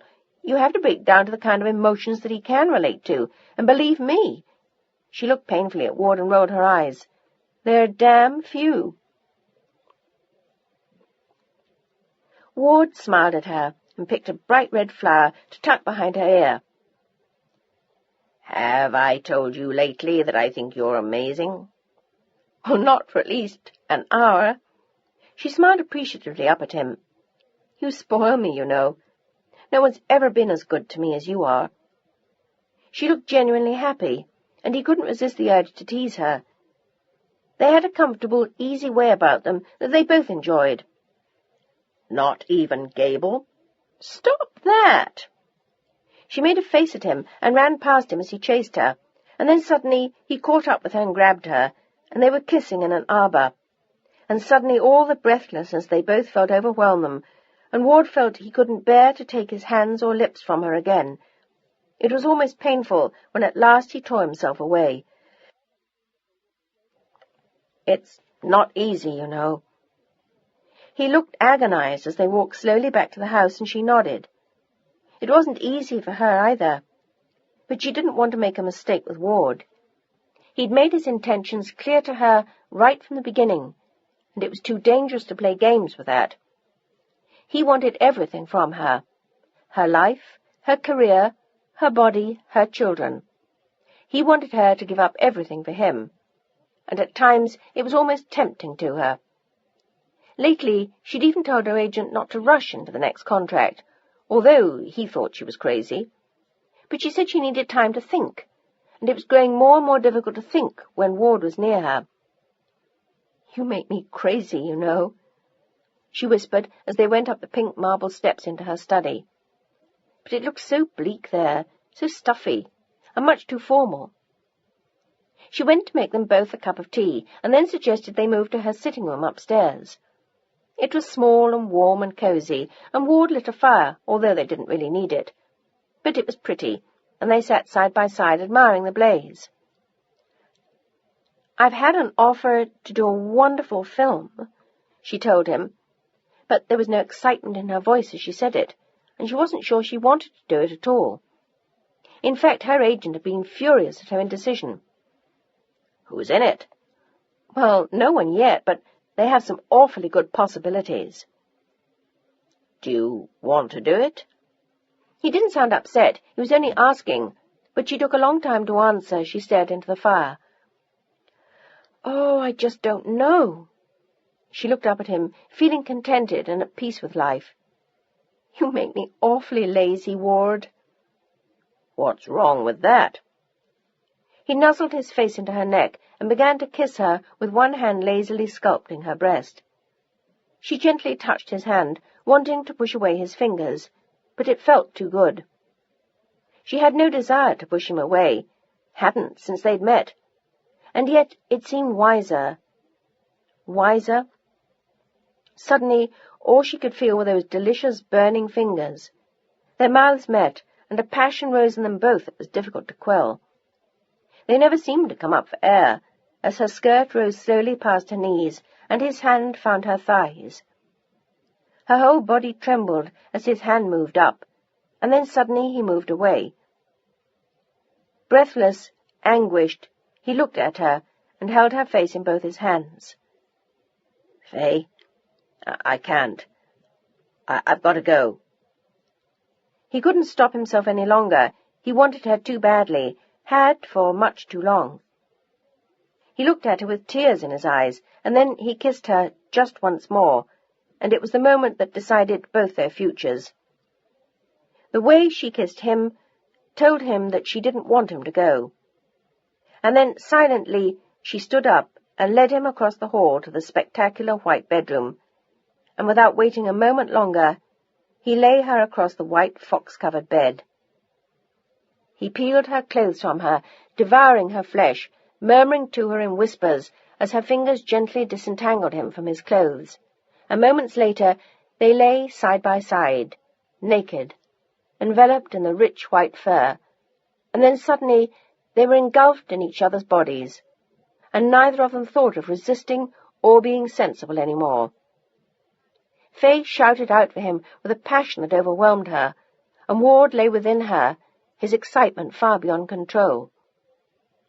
They spent themselves in what would have looked like agony to strangers, and was the purest passion either of them had ever known. As she lay silent at last in the circle of his arms, the white fur bedspread soft beneath them, he looked down at her with a love that he'd never known before. "Faye, I love you more than life itself." "Don't say that." His passion frightened her sometimes. He loved her so much. What if one day it stopped? She couldn't have stood it. She knew that now. "Why not? It's true." "I love you too." She looked up at him with a sated smile, and he bent to kiss her once more, and it amazed him how quickly his body begged for her again, and how hungrily she reached for him, and they made love in her bed for hours, never able to get enough, to make up for the years when they'd done without each other. It was as though they'd waited for this for much, much too long. "Now what, my love?" He sat on the edge of her bed at midnight, smiling at her as she rose slowly, stretched, and smiled down at the man she so richly loved. How about a bath? And then suddenly she remembered and covered her mouth with a look of horror. "Oh, my God! I forgot to give you dinner." "No, you didn't." He pulled her toward him again. "That suited me just fine." She blushed faintly, and he smoothed the long blonde hair back from her face, and then followed her to the white marble bath. She filled the tub with warm, soapy water, and they slid in together, his feet tickling her in subtle places, as he nibbled on her toes. "I asked you a question a little while ago." She frowned slightly, unable to remember. "What was it?" "I asked you, now what?" She smiled at him mysteriously. And I said, "A bath." Cute, but you know what I mean. I don't want just to have an affair with you, Fay. He looked faintly troubled, and at the same time extremely pleased with the evening that they'd just spent together in her bed. Although, I must admit it's tempting, but I think you deserve more. She said nothing. She only watched him, her heart beating faster. Will you marry me, Miss Price? No. She suddenly stood up, and he looked shocked. It was a rapid refusal as she stepped out of the tub. Where are you going? She turned to look at him, magnificent in her naked beauty, in the centre of the white marble bathroom. I will not tell my children that their father proposed to me in the bathtub. How can I tell them something like that? He began laughing as he looked at her in amusement. No problem. He leapt out of the tub, swept her up in his arms, and deposited her soaking wet on the white fox bedspread once more. As he knelt at her feet and looked up at her with blatant adoration, Will you please marry me, my love? She grinned at him, impish and happy, yet at the same time terrified at what she was doing. But she knew she had no choice now. It wasn't just because she'd slept with him. It was what she wanted. The other road. The good life, marriage and babies with him. And with him she was brave enough to do it. For her it meant giving up everything, but she didn't care. Yeah? It was the merest whisper, and he crushed his lips on hers before she could change her mind. And when they came up for air, they were both laughing with delight and excitement. Do you really mean it, Fay? He had to be sure. Had to, before he went totally berserk and gave her the world. Yes, I do. Yes. Yes, yes, yes. Oh, I love you. Oh, God, I love you. He crushed her to him, and she laughed as he held her close to him. She was happier than she'd ever been before, and then suddenly he looked at her, grinning, his blonde hair tousled, his eyes the purest sapphires, as he smiled. Tell me something. Do you want to have to tell your children what you were wearing when I proposed? If you do, you're in big trouble, Mrs. Thayer. Oh, dear, I didn't think of that. She laughed as he held her, and a moment later he was beside her on the bed again. It was hours before they reached the bathtub again, and they had to fill it with more hot water. By then it was almost 4 o'clock in the morning, and Fay knew she wouldn't sleep before she went to work. Instead, they sat in the bathtub for an hour, talked about their plans, their lives, their secret, when they would make the announcement. They giggled over how shocked everyone would be. Not that they were getting married, but that she was giving up her career. And as she said it, she felt a tremor, but it was more excitement than panic. She realized now that secretly, deep within, she'd thought about this a great deal. She'd always known what Ward wanted from her and how much he wanted to give her. She regretted nothing now and suspected that she never would. What was she giving up? A career that she'd enjoyed. But she'd already reached the summit. She'd won 1 Oscar, considerable acclaim, and had made a dozen interesting films. It was time to go now. She had another life to live, a life she wanted more than making films. She lay back in the bathtub, smiling at her future husband, feeling something she'd never felt before. A confidence, a peace, a certainty that she had chosen the right road. You're sure you won't regret it? He looked faintly worried, but more happy than anything else. He wanted to start looking for houses with her that afternoon, but she pointed out to him that she had to work, for another month or so at least. I won't regret it, for a minute. She was absolutely certain. When do you think you'll finish this film?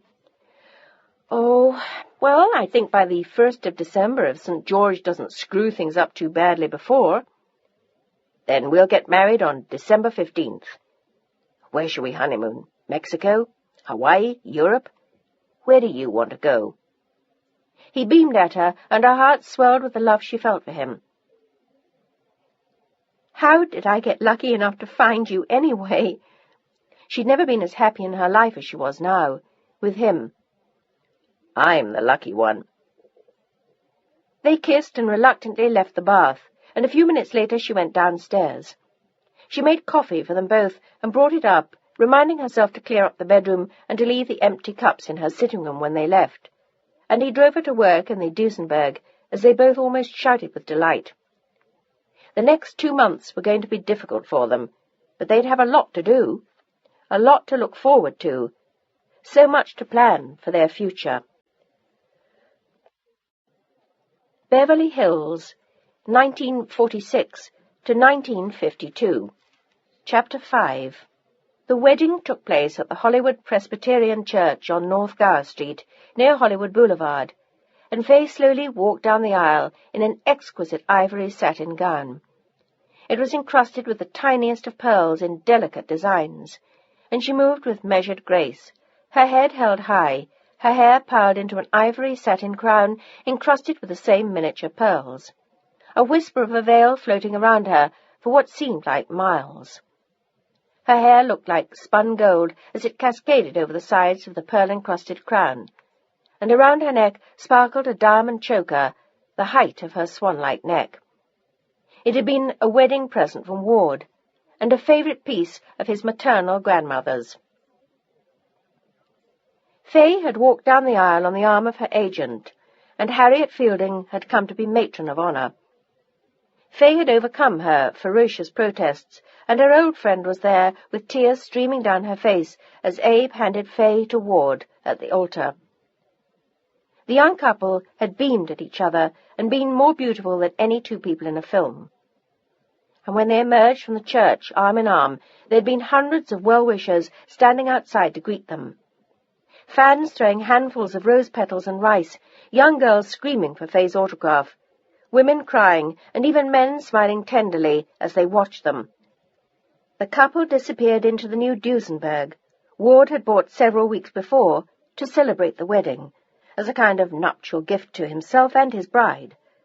And they drove on to the reception at Biltmore, where they were met by Abe, Harriet, and 400 friends that they'd invited. It was the happiest day of Fay's life, and the papers had a field day with the pictures. But there was even more coverage 3 weeks later, when they returned from their honeymoon in Acapulco. Fay made the announcement she had decided on 2 months before, but she'd wisely decided to keep the news to herself until then. And even Abe was shocked when she told him. The headlines that night told it all in few words. Fay Price gives up career for millionaire husband. It was blunt, and the piece was overdone, but in essence that was her decision, not so much because of Ward's millions, although obviously that eliminated any need for her to work, but she felt strongly that she had done it, and now she wanted to devote herself entirely to her husband and her future children. He was thrilled to have her all to himself, to lie in bed with him until noon, make love any time they wanted, eat breakfast on trays in their room, and even lunch, if they so desired, dance all night at Ciro's or Macambo or the homes of their friends.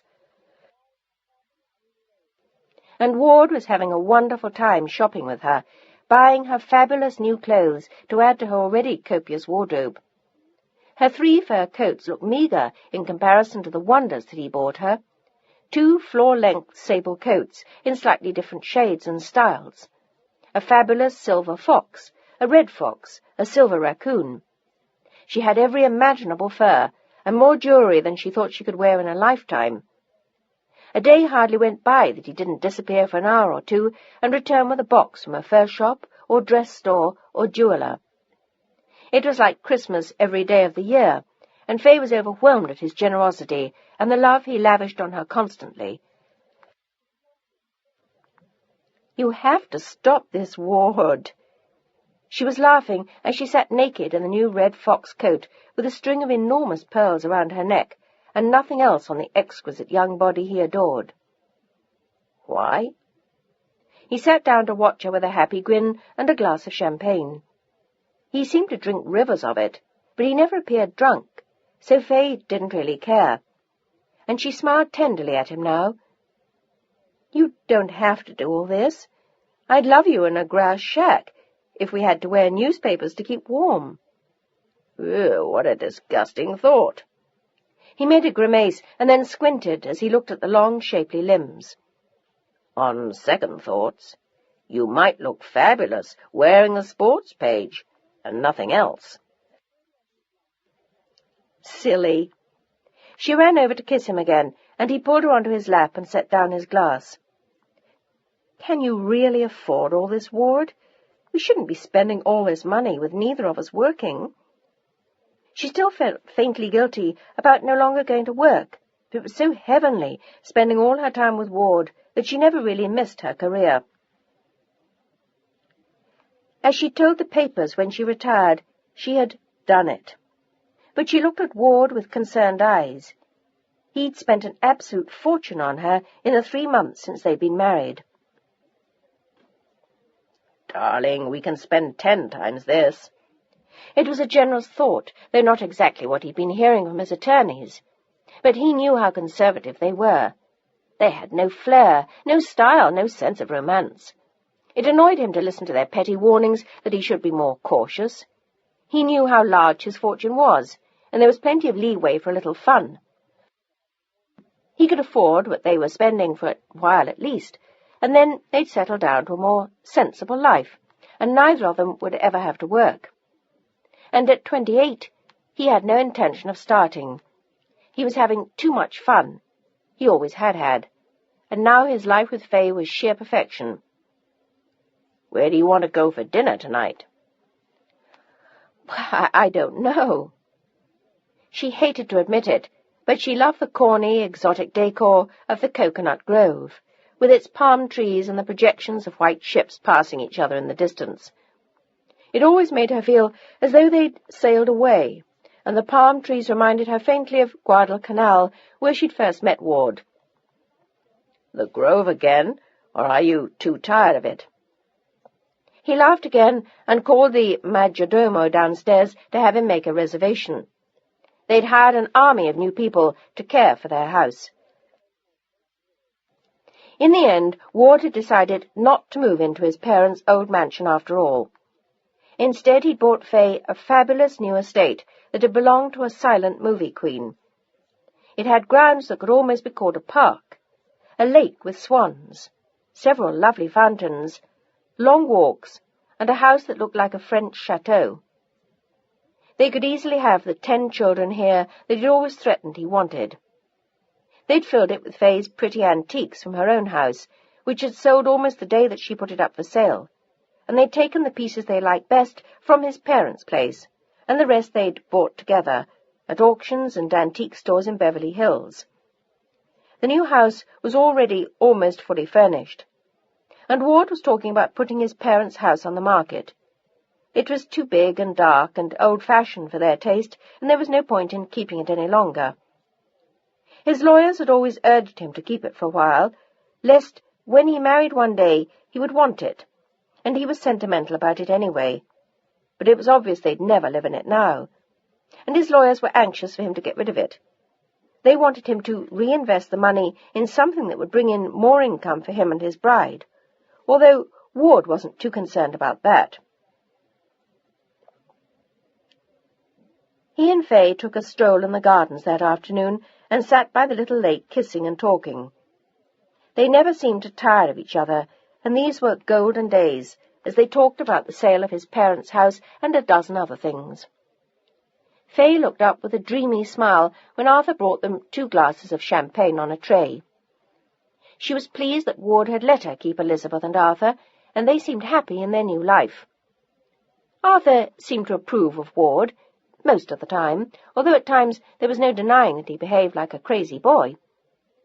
One day he'd even bought her a coach and 4 white horses to drive around the estate, and there were 6 shiny new cars in the garage, being constantly polished by one of their 2 chauffeurs. It was a lifestyle Fay had never seen before, let alone lived, and at times she felt more than a little guilty. But Ward turned everything into such a delight that it didn't seem naughty any more, just fun, and the days flew by faster than she could count them. "You're not drinking your champagne." Ward smiled at her. She'd never been prettier than she was now. even at the very height of her career. She'd put on a few pounds, and there was a glow in her cheeks, and her eyes were the most brilliant green he'd ever seen, especially in the sunlight. He loved kissing her in the gardens, in the bedroom, while going for a drive. He loved kissing her any time, anywhere. He adored his bride, and she was crazy about him. More than anything, she was content, and it showed in her face as she looked at him and declined the proffered champagne. "I think I'd rather have lemonade." "Yeah." He made a terrible face, and she laughed, and hand in hand they walked slowly back to the house to make love lazily before they bathed and dressed for the evening.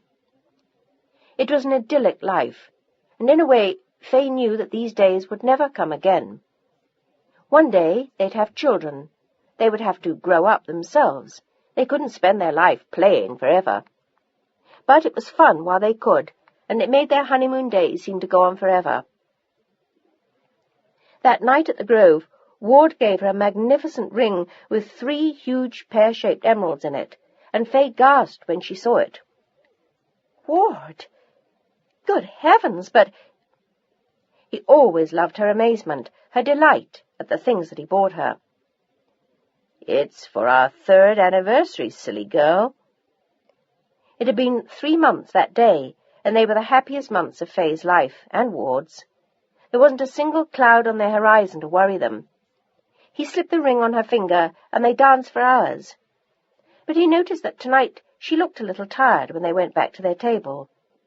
They'd been up late for several nights, several months, in fact, he acknowledged with a small smile, but it was the first time he'd noticed it taking a toll on her. "Do you feel all right, sweetheart?" "Fine." She smiled, but she also ate very little, drank not at all, and by 11 o'clock she was yawning, which was usually not her style. "Well, I guess this is it. The honeymoon's over." Ward pretended to look crushed. "I'm beginning to bore you." "Oh, no! How awful! Oh, I'm sorry, darling. I just—" "I know. Never mind. Don't try to explain." He teased her mercilessly all the way home, and when he went into the bathroom to undress and brush his teeth, he returned to find her sound asleep, cosy in their big double bed, and appealing in her pink satin nightgown. But he attempted to rouse her to no avail. She was dead to the world, and it was obvious why the next morning. She awoke and was desperately ill immediately after eating breakfast. It was the first time he'd seen her sick, and he was frantic and insisted on calling the doctor to the house, despite all her protests. "Oh, for heaven's sakes, it's just the flu or something. You can't drag the poor man all the way out here. I'm fine." But she didn't feel it. "The hell you are! You're absolutely green. Now go to bed and stay there until the doctor comes." But when he arrived, he saw no reason whatsoever for Mrs. Thayer to stay in bed, not unless she intended to stay there for another 8 months. According to his calculations, the baby was due in November. A baby? A baby? Our baby? Ward was absolutely beside himself with excitement and relief, and Fay laughed at him as he danced around the room when the doctor left. He was quick to come to her side, begging her to tell him what she wanted, needed, or what he could do to make her feel better. She was delighted at the news and his reaction, and of course, as soon as word was out, it made headlines. Retired movie queen, expecting first child.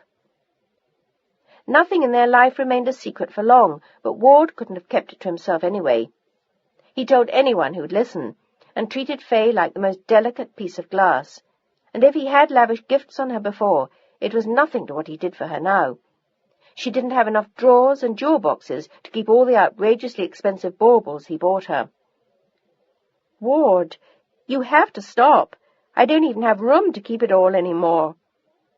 "Well, then we'll build a cottage just for your jewels." He laughed mischievously, and all her scolding was for naught.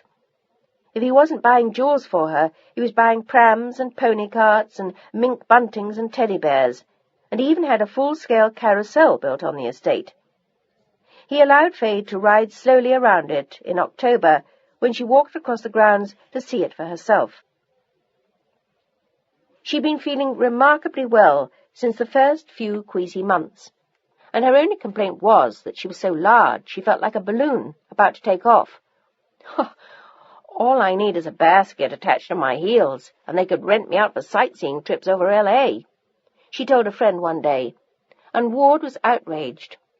He thought she looked beautiful, even in her swollen state, and he was so excited he could barely stand the remaining month to wait. She had reservations in the finest hospital in town, and she was being attended by the fanciest doctor. "Only the best for my darling and my baby," he always said as he attempted to ply her with champagne. But she had no taste for it any more, and there were times when she wished that he didn't drink either. It wasn't that he got drunk when he drank, it was just that he drank so much of it when he did, and he seemed to drink it all day long, moving on to Scotch when they went out in the evening. But she hated to complain. He was so good to her in so many ways. How could she object to a little thing like that? And she knew he meant well when he ordered a case of their favourite champagne sent ahead to the hospital, so to be waiting for them when the big moment arrived. "Well, I hope they keep it chilled." He ordered Westcott, the major domo, to call the hospital and instruct them exactly how to cool it, and Faye laughed. "I suspect they may have a few other things on their minds, my love." Although the hospital she'd be going to was used to such requests, it was where all the big stars gave birth to their babies. "I can't imagine what," he said, "what is more important than keeping the champagne cooled for my love?" "Oh, I can think of a few things." Her eyes told him all he wanted to know, and he held her gently in his arms, and they kissed as they always had. He was hungry for her even now, but the doctor had said that they couldn't make love any more, and Faye could hardly wait until they could again. It seemed an eternity to wait, and his hands roved over her full belly night after night, loving even that, and wanting her desperately. "This is almost as bad as before we made love for the first time," he complained with a wry smile as he climbed out of bed late one night and poured himself a glass of champagne. Her due date was only 3 days away, but the doctor had warned them that the baby could be several weeks late. First babies often were. So they were prepared for a late arrival, and it was beginning to seem like forever to both of them. "Oh, I'm so sorry, love." She looked tired now, and for the past few days any kind of movement at all had been exhausting. She hadn't even wanted to walk in the gardens with him that afternoon, and when he told her about the miniature pony that he'd bought, even that hadn't got her outside. "I'm just too damn tired to move." And that night she insisted that she was too tired even to eat dinner. She'd gone straight to bed at 4 in the afternoon, and now at 2 in the morning she was still there, looking like a giant pink silk balloon with marabou feathers around her collar. "Want some champagne, sweetheart? It might help you sleep." She shook her head. Her back hurt. She'd been feeling queasy for the past several hours. On top of everything, she thought she'd coming down with the flu. "Oh, I don't think anything will help me sleep any more." One thing might have, she suggested lasciviously a moment later, but that was forbidden them. "You'll probably be pregnant again before you leave the hospital. I don't think I'll be able to keep my hands off you for more than an hour after the baby's born." She laughed at the thought. Well, at least it's something to look forward to. She looked doleful for the first time in 9 months, and he kissed her gently and went to turn off the lights. But as he did so, he heard a sharp cry from the bed, and turned in surprise to see her face contorted by pain. And then suddenly the pain was gone, and they both looked at each other in amazement. "What was that?" "I'm not sure." She'd read a couple of books, but she was still hazy about how to be absolutely certain when labour began. and everyone had warned her that in the last few weeks there could be endless false starts and false alarms, so they both knew that this wasn't likely to be it. But the pain had certainly been sharp, and Ward decided to leave the lights on and see if it happened again. But 20 minutes later, when it hadn't, and he went to turn the lights off again, she gave another sharp cry, and this time she seemed to writhe in their bed, and he noticed a film of perspiration on her face when he approached her. "I'm calling the doctor." He could feel his heart pound in his chest, and his palms were damp. She looked suddenly very pale and very frightened. "Oh, don't be silly, darling, I'm fine. We can't call the poor man every night for the next month. It probably won't be for weeks." "But you're due in 3 days. "Yes, but even he said it'd probably be late. Let's just relax and wait until morning." "Shall I leave the lights on?" She shook her head, and he turned them off and slid gingerly into bed beside her, as though he were afraid that by shaking the bed too much he'd cause her to explode then and there and have the baby. She giggled at him in the dark, and then suddenly he heard her breath catch, and she reached for his hand and held it tight. She was almost fighting for air when the pain had passed, and she sat up in bed when it was over. "Ward?" He was lying very still, wondering what to do, and the sound of her voice touched him to the core. She sounded so vulnerable and frightened, and instinctively he took her in his arms. "Sweetheart, let's call the doctor." "Oh, I really feel silly bothering him at this hour." "That's his job." But she insisted they should wait and see what happened until morning. But by 7 o'clock there was no doubt in Ward's mind. This had to be the real thing. And he didn't give a damn what anyone had told her about false alarms. The pains were coming 5 minutes apart, and she was fighting not to scream as each pain lunged through her. In desperation he left the room and called the doctor that they'd engaged. He seemed satisfied with what he'd heard, and suggested Ward bring her in at once. "Well, it'll probably take a while from this point on, Mr. Thayer. It's a good idea to get her into the hospital and settled in." "Can you give her something for the pain?" Ward was desperate after seeing her suffer for the past 5 hours. "I'll have a better idea once I see her." The doctor was non-committal. "But what in the hell does that mean? For Christ's sake, she can hardly keep control now. You've got to give her something." Ward himself was desperate for a drink, something a lot stronger than champagne this time. "We'll do what we can for her, Mr. Thayer. Now just keep calm and bring her to the hospital as soon as you can." "I'll have her there in 10 minutes, 5 if I can." The doctor didn't say anything, but he had no intention of getting to the hospital himself in anything less than an hour. He had to shower and shave, he hadn't finished reading the paper, and he knew the ways of obstetrics well enough to know that she wouldn't deliver for hours, maybe even for another day. So there was no point rushing in, no matter how panicked the young father was. He'd say all the right things to him when he arrived, and the nurses could keep him at bay after that. They'd had one man force his way into the delivery room the week before, but the security people had dragged him out and threatened to put him in jail if he didn't behave. But he didn't anticipate any problems with Ward Thayer.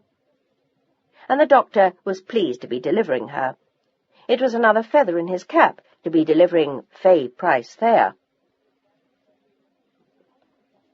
But Ward was horrified when he walked back into their room and found her doubled over a pool of water on the white marble bathroom floor, with a look of shock mingled with pain. "My water's just broke." Her voice was huskier than usual, her eyes wide open and afraid. "Oh, my God, I'll call an ambulance." But at his words she laughed and sat down on the edge of the tub. "Don't you dare. I'm fine." But she didn't look all that fine to him, and she looked scared, almost as scared as he was. "What did the doctor say?" "To bring you in right away." "Well," she looked into her husband's eyes, "I'll say one thing. I don't think it's a false alarm." She looked a little more relaxed then, and he put his arms around her and helped her back to her dressing room. "What'll I wear?" She stared at the open closets, and he groaned. "Oh, for Christ's sake, Fay, anything, just make it quick. How about a dressing gown?" "Don't be ridiculous. What if there are photographers there? Ward looked at her and smiled. Oh, don't worry about it. Come on. He pulled a dress out of the closet, helped her into it, and gently led her downstairs. He wanted to carry her, but she insisted she could walk. A couple of minutes later, she was comfortably tucked into the Duesenberg, the sable lap robe tucked around her legs, as she cautiously sat on a thick pad of towels. The driver pulled up in front of the hospital, and Ward let her out. She was instantly put in a wheelchair and whisked away, and he was left to pace the hall for the next 6 hours. His demands to see the doctor when he arrived were all in vain, until finally, at 2:30, he saw him striding down the hall, his surgical cap still on, swathed in a blue gown, the mask hanging loosely around his neck, and he met Ward with an outstretched hand. Congratulations. You have a fat, handsome son. The doctor smiled, and Ward looked shocked, as though he hadn't quite expected it, even after all these hours of going half mad pacing the halls. He thought he wouldn't have been able to stand it for another half hour. He weighs 8 pounds, 9 ounces, and your wife is doing fine. Can I see her? Ward could feel his whole body go slack at the news. He was so relieved that it was over. Fay was well, and the baby was fine. In a few hours. She's sleeping now. It's hard work, pushing these little fellas into the world. The doctor smiled again. He didn't tell him how hard on Fay it had been, or how close they'd come to doing a caesarean. And he hadn't wanted to give her gas until the head was out. They'd waited until the very end, and then put her out, once the baby was born. It made sewing up easier for him, and there was no reason for her to be awake now. Her work was over. Thank you, sir. Ward pumped his hand and almost ran out of the hospital. He had a present waiting at home for her, a huge diamond brooch with a matching dinner ring and bracelet, all lying in a blue velvet box from Tiffany's. He wanted to get it and bring it back, but more importantly, he needed a drink. Desperately, in fact. He had the chauffeur drive him home as fast as he could, and he almost raced into the house. What an incredible day it had been. With a double scotch straight up under his belt, he sat down and relaxed, took a deep breath, and realized finally that he had a son. He wanted to shout it from the rooftops, he was so pleased, and he couldn't wait to see his wife. He tossed off his drink and poured a second one before rushing upstairs to look at the present he had waiting for her. He knew she'd be pleased with it, but more than anything, he was pleased with her. A baby boy. A son. His firstborn. As Ward showered and shaved and dressed to go back and see Fay at the hospital, he thought of all the things he would do with him one day, the trips they'd go on, the mischief they'd get into. His father had never been willing to do anything with him, but everything was going to be different with him and his son. They'd play tennis, polo, go on deep-sea fishing trips to the South Pacific, travel together, have a grand time. He was beaming radiantly when he arrived back at the hospital at 5 o'clock and asked the nurse to bring the champagne into Fay's room. But when he tiptoed in, he found her still dozing groggily. She opened her eyes and seemed not to know who he was at first. And then she smiled, the strawberry blonde hair looking like a halo around her pale face. She looked almost ethereal as she stared sleepily at him. "Hi, what did we have?" Her voice drifted off and her eyes closed again as Ward kissed her cheek and whispered to her. "You mean they haven't told you yet?" He looked shocked, and the nurse quietly left the room. Fay shook her head. "A boy. A little boy." She smiled sleepily at him and declined the champagne. She didn't seem able to sit up, and she still looked kind of green to him, and he was desperately worried about her, even though the nurses insisted everything was fine. He sat for a long time with her hand in his. "Was it very difficult, sweetheart?" He stumbled on the words, and something in her eyes told him that it was terrible, but she bravely shook her head. "Have you seen him yet? Who does he look like?" "I don't know. I haven't seen him. but I hope he looks like you." He let her go back to sleep after that. He'd showed her the spectacular gift he'd bought for her, and she looked appropriately awed. But she was definitely not herself, and he suspected she was in a lot of pain, but didn't want to admit it to him. He tiptoed down the hall by himself to look at his son. The nurse held him behind the glass window in the nursery, and the baby looked like Fay. He was big and round and beautiful, with a fluff of blonde hair like hers. And as Ward watched, he gave out what looked like a healthy wail. And Ward thought he'd never been so proud in his life as he strutted out of the hospital and into the Duesenberg. He went to dinner at Ciro's alone, knowing he'd run into all his friends, and he bragged to everyone, handed out cigars, and got extremely drunk on champagne, while, in her hospital room, Fay slept, trying to forget how awful it had been. She left the hospital in less than a week, and by the time she got home, she looked more like herself. She wanted to nurse the baby, but Ward had convinced her that it wasn't practical. She needed her sleep. They'd hired a nurse who took over while Fay regained her strength, but within 2 weeks, Fay was on her feet again, with the baby in her arms most of the time, and looking more beautiful than she ever had before. Ward said. They named the baby Lionel, and christened him on Christmas Day at the church where they'd been married. "He's the perfect Christmas gift." Ward beamed down at his son as he held him in his arms on the way home, and Fay laughed. Lionel was almost 2 months old. "He's beautiful, sweetheart, and he looks so much like you." "He's pretty cute, whoever he looks like." She gazed down at the sleeping infant happily.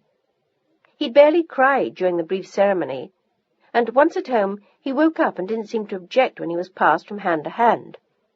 Everyone wanted to have a look at him. All the illustrious and celebrated of Hollywood were there, all the big film stars, producers, directors, from Fay's old life and Ward's more social friends. It was a dazzling list of names, and the Hollywood people all teased Fay about giving up her career for all this. "Are you just going to go on having babies forever, Fay?" She said she was, and Ward stood at her side and beamed. He was so proud of Fay and Lionel, and the champagne flowed like the Seine all day. And that night Ward and Fay went dancing at the Biltmore Bowl. She'd made a remarkable recovery. She already had her figure back and felt well, and Ward thought she'd never looked more beautiful. The photographers concurred. "All set to do it again?" Ward teased. She wasn't quite sure that she was. The memory of how painful it had been still lingered with her, but she was crazy about Lionel. It might not be so terrible to do it again, she thought now, though only weeks before she would have shrieked at the idea. "How about a second honeymoon in Mexico?" He proposed, and she loved the idea. They left shortly after New Year's Day and had a fabulous time in Acapulco for 3 weeks. They ran into a number of their friends, but spent most of their time alone. They even rented a yacht and spent 2 days fishing blissfully. It was the perfect holiday, and would have been even more so if on the last week of their trip Fay hadn't begun feeling ill. She blamed it on the fish, the heat, the sun, and couldn't imagine anything else. But when she got back, Ward insisted she go to the doctor to check it out, and when she did, she was stunned. She was pregnant again. Ward was thrilled, and so was she. This was exactly what they'd both wanted from the first, and everyone teased them mercilessly this time. "God, can't you leave the poor girl alone there? What is the matter with you two? Can't you leave her alone long enough to comb her hair?" But they were both happy about it, and this time they made love almost until the end. Doctor's advice be damned. Ward said that if she was going to spend 9 months out of every 10 pregnant, then he wasn't giving her up, and he barely did this time. She went into labor 5 days later, and it was easier this time. She recognized the symptoms of labor more easily, and it began one hot September afternoon. They barely had time to make it to the hospital. The pains came so fast and hard, and Fay was clenching her teeth with tightened fists when they arrived at the hospital. The boy was born less than 2 hours after that, and when Ward saw her late that night, he wasn't as upset this time at how sleepy she was. This time he'd bought her sapphire earrings with a matching 30-carat ring. It was another boy, and they named him Gregory, and Fay bounced back just as quickly this time. But this time she vowed to be a little more careful, at least for a while. When the baby was 3 months old, she and Ward went to Europe on the Queen Elizabeth for a nice long trip. They took the nurse and both boys along, with a separate stateroom for them, and huge suites of rooms in every city where they went. London, Paris, Munich, Rome. They even went to Cannes for a few days in March, and the weather was pleasant and warm. And then finally back to Paris, and from there home again. It was a wonderful trip for all of them, and Fay was as happy as could be with the husband she adored and her 2 sons. She was stopped for autographs once or twice, but that happened much less often now. People seldom knew who she was. She was still very beautiful, but she looked different somehow. More matronly, perhaps, slightly less glamorous, except when she went out in the evening with Ward. But she was perfectly content to wear trousers and a sweater and a scarf around her golden hair, and go out with her 2 little boys. She couldn't imagine a more perfect life, and Ward was so obviously proud of them. They found all well when they went back, but the gossip in Hollywood was ugly these days. The Hollywood blacklist had come out months before, and countless actors, directors, writers, and other people they'd known could no longer find work. Suddenly the word "commie" was on everyone's lips. Fingers were all too anxious to point in all directions, even towards old friends. It was a sad time for many people, and in a way Fay was glad she was no longer a part of it. The saddest thing of all was that those who'd been blacklisted suddenly found themselves with no friends, as well as no work. People were afraid to be seen with them. Warner Brothers had put up an enormous billboard outside the studios, combining good pictures with good citizenship, which told everyone where they stood. The House Committee to investigate un-American activities had been in operation for 10 years, but it had never taken itself so seriously. And when, in October 1947, the Hollywood 10 were given prison sentences for refusing to testify, it was as though the whole town had gone mad, and it made Fay sick to hear the stories that were going around about old friends, people they all knew. By 1948, talented people they'd all loved were being forced to leave Hollywood and get jobs as plumbers, carpenters, anything they could. Their Hollywood days were over, and Fay looked pained whenever she spoke to Ward of it. "Oh, I'm glad I'm out of all that. I never thought it'd get as ugly as this." Ward looked at her carefully. He had to admit she seemed happy with her present life, but he wondered sometimes if she didn't miss the old days of her film career. "You sure you don't miss it, babe?" "Oh, not for a minute, my love." But he had noticed that she was restless lately, as though she needed something more to do. She'd begun doing volunteer work in a local hospital, and she spent a lot of time with the boys. Lionel was almost 2 years old, and Gregory was 10 months old, a precious baby with a happy smile and dancing curls. But Fay was happiest of all when she announced to Ward just days before Greg's first birthday that she was pregnant again. This time it was more difficult for her. She felt less well than she had, right from the first, and she was much more tired this time. She never seemed to want to go out, and Ward noticed that she was much bigger this time. Although the rest of her looked even thinner than usual, her stomach was enormous almost at once, and by Christmas the doctor suspected why. He examined her carefully, and as she sat up, he smiled at her. "I think the Easter Bunny might have quite a surprise for you this time, Fay, if he waits that long." "What's that?" She felt as though she could barely move, and she still had 3 months to go. I have a suspicion, just a faint one, it might be twins. She stared at him in astonishment. The possibility had never even crossed her mind. She just thought that she was more tired this time. But now that she thought about it, she was much bigger, too. Are you sure?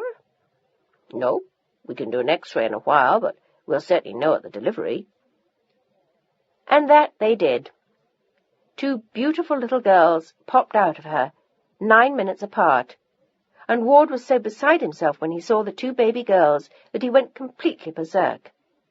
It was matching ruby and diamond bracelets this time, 2 ruby rings, diamond and ruby earrings, 2 of everything. And even Greg and Lionel looked surprised when they came home with 2 babies instead of 1. One for each of you, Ward said, lovingly putting 1 tiny pink bundle into the arms of each little boy. The twins were a big success with everyone. They weren't identical technically, but they might just as well have been. They looked so much alike. They called the older one Vanessa, who looked incredibly like Faye, the same green eyes and the same blonde hair, the same tiny, perfect features, yet she was the quiet one. It was the younger twin who screamed the loudest whenever she wanted to eat, who smiled first. The same tiny, perfect face and huge green eyes. But Valerie had fiery red hair right from birth, and a personality to match. My God! Where did she get that? Ward looked shocked as her red hair began to grow. But as she grew older, her hair, like the rest of her, grew more and more beautiful. She was a startlingly pretty little girl, and people often stared at her. At times Faye worried that Valerie eclipsed her twin. Vanessa was so much quieter, and she seemed to accept living in the shadow of her twin sister she adored. Vanessa was a pretty child, too, but quieter, more ethereal. She was happy looking at her picture books, or watching Valerie torment the boys. Lionel was always particularly patient with her, and Greg would grab fistfuls of the bright red hair. It taught Valerie the art of self-defense at an early age, if nothing else. But on the whole, the children had a good time with each other, and people said they were the prettiest lot anyone had ever seen. 2 beautiful little girls, toddling around the grounds of the estate, playing with the miniature pony their father had bought several years before, and the 2 boys cavorting all around, climbing trees, and reducing their beautiful little silk shirts to shreds with glee. They all enjoyed the carousel now, the pony rides, all the treats their father had bought for them, and he adored playing with them. At 32, he seemed hardly more than a boy himself, and Faye was content with her family. 4 children seemed perfect to both of them. She didn't want any more, and Ward was content to stop at 4, although he teased her sometimes about still wanting 10. But Faye would roll her eyes at the mention of it. She had her hands full as it was, and she liked spending time with all of them. They went on wonderful holidays. Ward had bought a house in Palm Springs the year before, and they spent part of every winter there. Faye loved going to New York with him to visit friends. They had a good life in all possible ways, far, far from the poverty of her early life and the loneliness of her childhood years. Eventually, he'd confided everything to her. He'd led the life of a poor little rich boy as a child. He'd had everything materially, but his parents were never around. His father had been working all the time.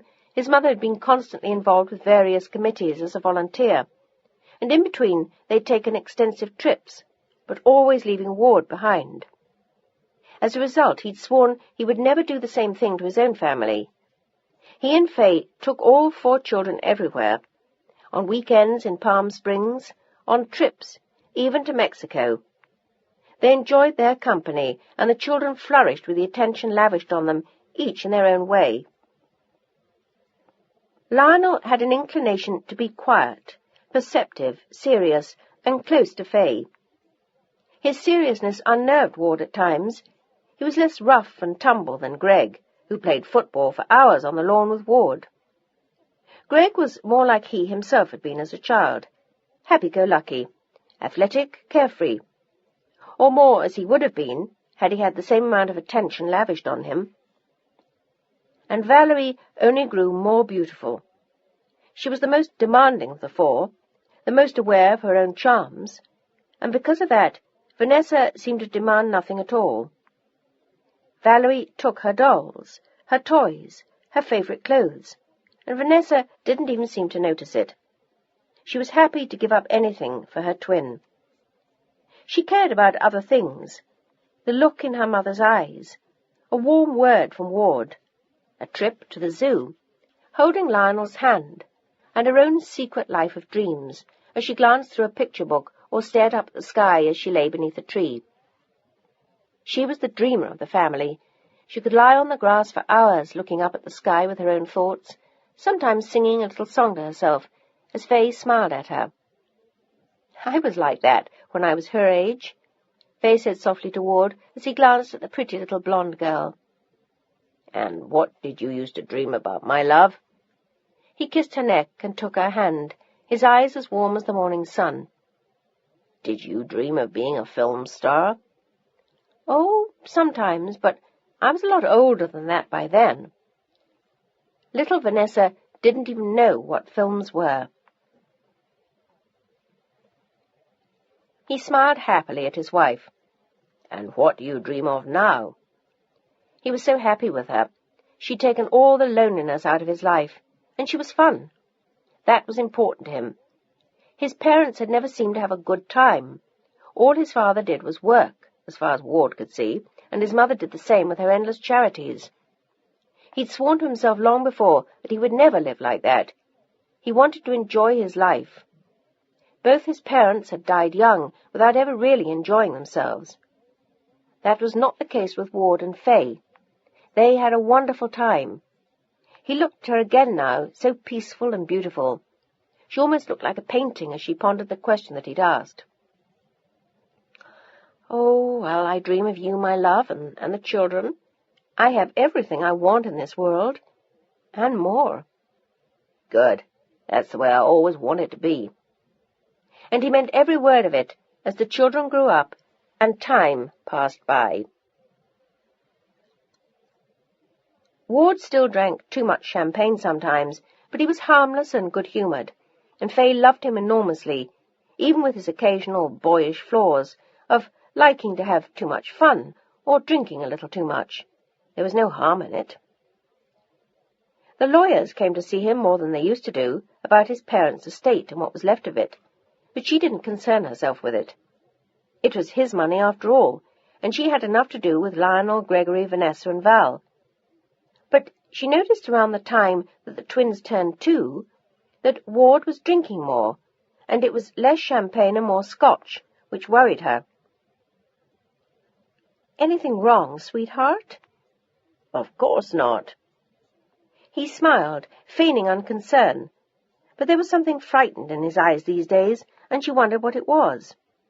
But he persisted in insisting nothing was wrong, and still the lawyers came, and often called. She wondered what they said to him.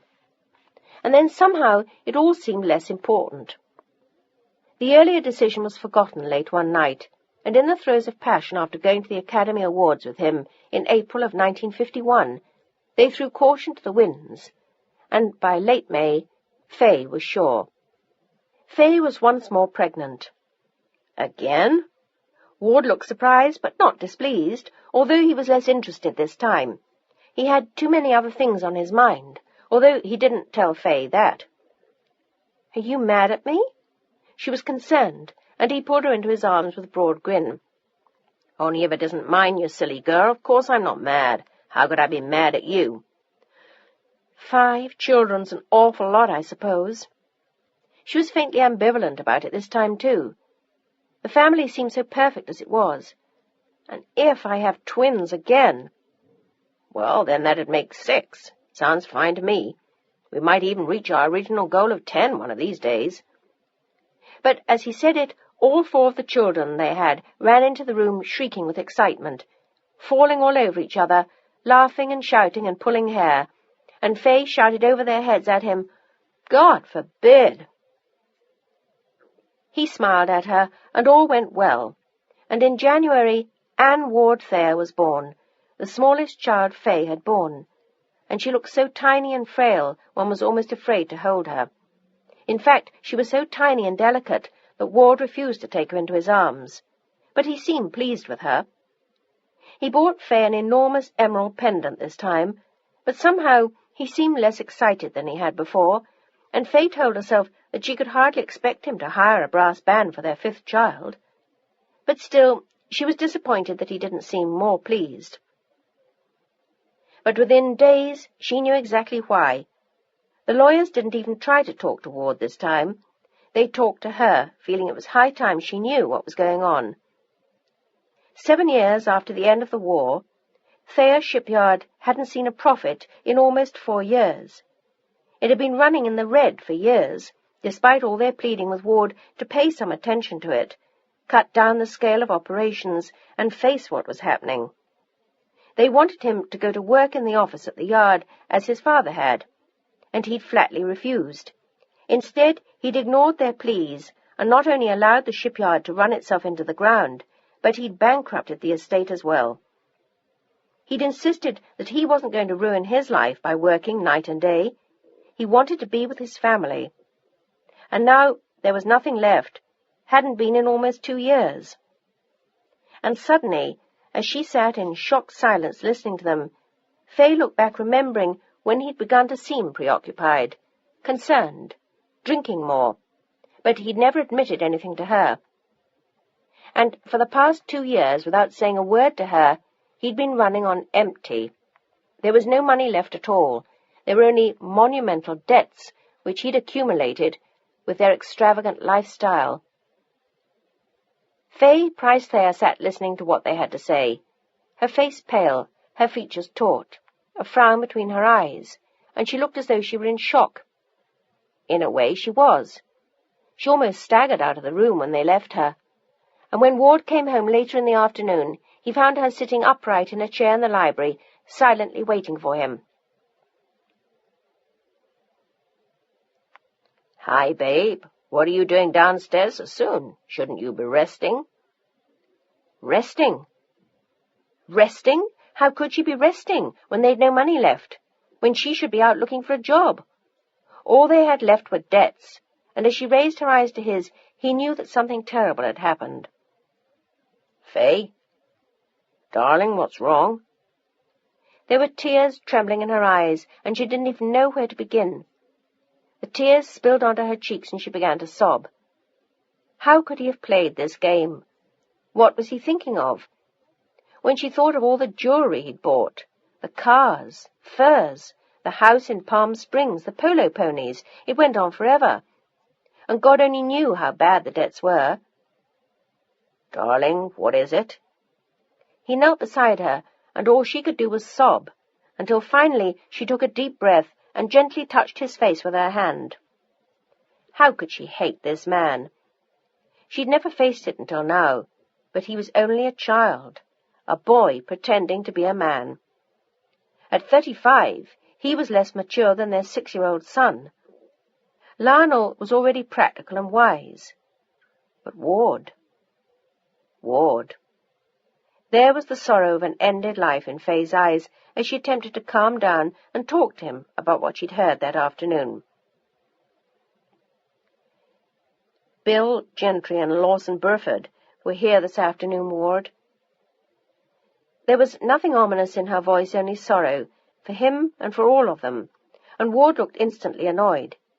He spun around and walked to the bar and poured himself a stiff drink. He'd had fun that afternoon until now. He glanced over his shoulder at his wife, searching her eyes. "Oh, don't let those two upset you, Fay. They're both a pain in the ass. What did they want?"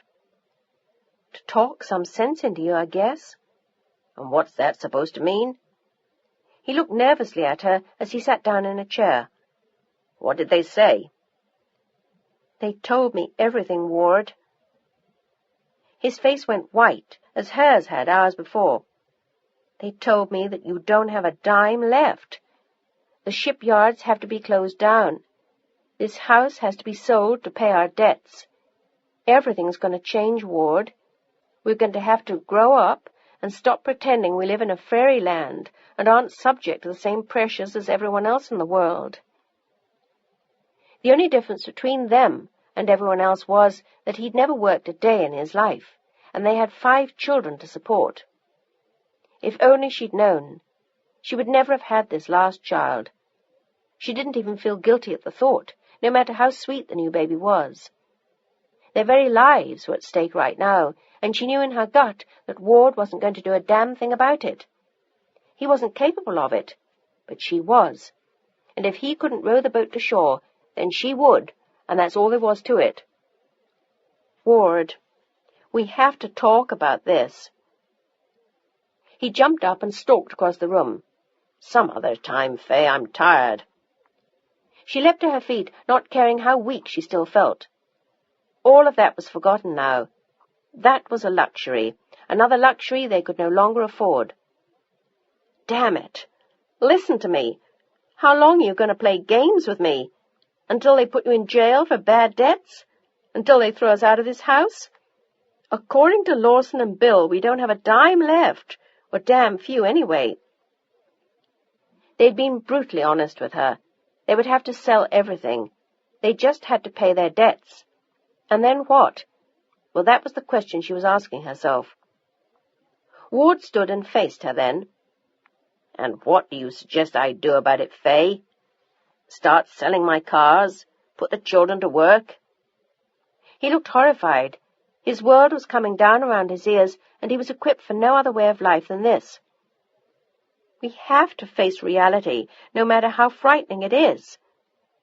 She walked slowly to him then, her eyes alight with green fire. But she wasn't angry at him. She'd thought of it all the afternoon, and she understood how he was. But she couldn't let him pretend to himself any more, or to her. He had to face the changes that had to be made. We have to do something, Ward. Like what? He slumped slowly into a chair like a deflated balloon. He'd thought about it before, and it was beyond his ken. Maybe he'd been wrong to keep it from her, but how could he possibly tell her how desperate things were? He never had the heart. So he always bought her a new piece of jewelry instead. And the stupid thing was that he knew she didn't really care about those things. She loved the children, and him. She did love him, didn't she? That was what always frightened him about telling her. What if she walked out on him? He couldn't bear the thought. And now finally he was looking at her, and he saw hope in her eyes. She wasn't going to desert him after all. And suddenly tears filled his eyes, and he bent to her and buried his face in her lap, sobbing at what he'd done. She stroked his hair and spoke softly to him for what seemed like hours. And when he stopped, she was still there. She wasn't going to go away after all, at least not yet. But she also wasn't going to let him run away from it any more. Ward, we have to sell the house. But where will we go? He sounded like a frightened child, and she smiled at him. Well, we'll go somewhere else. We'll fire the staff. Sell most of this expensive stuff, the rare books, my furs, my jewelry. It pained her to think of that, only because he'd given her all of it, and all of it for important events in their life.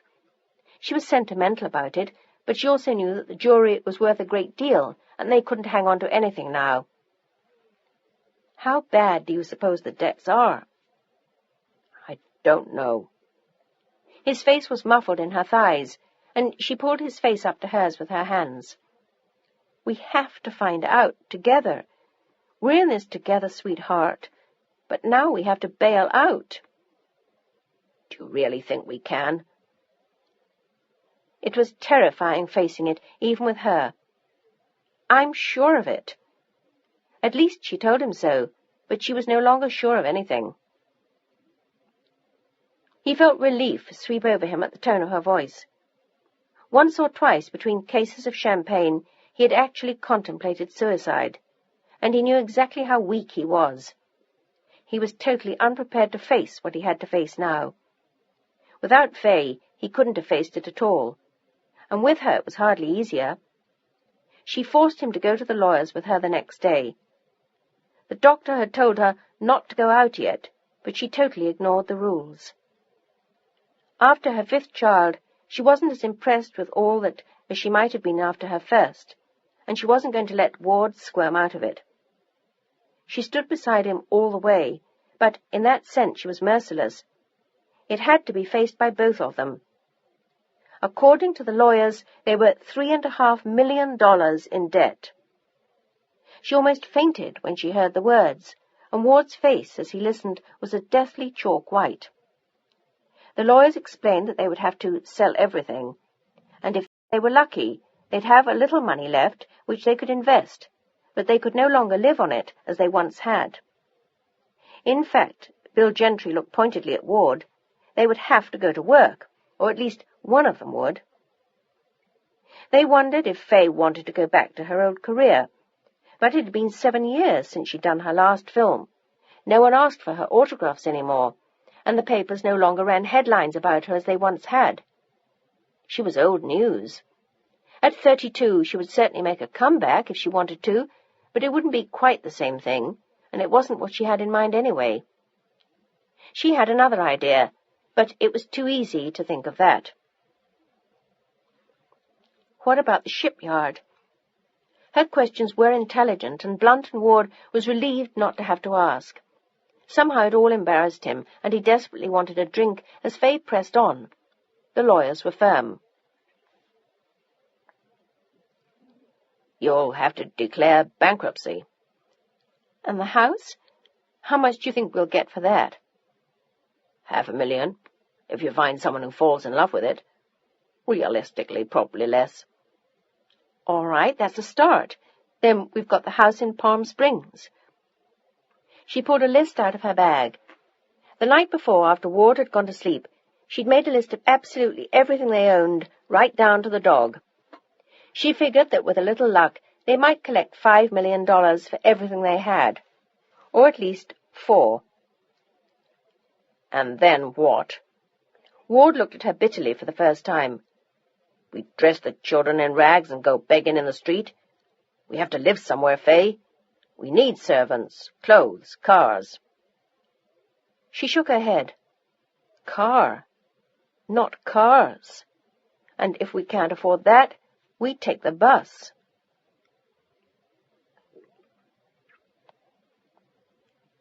Something in his face suddenly frightened her.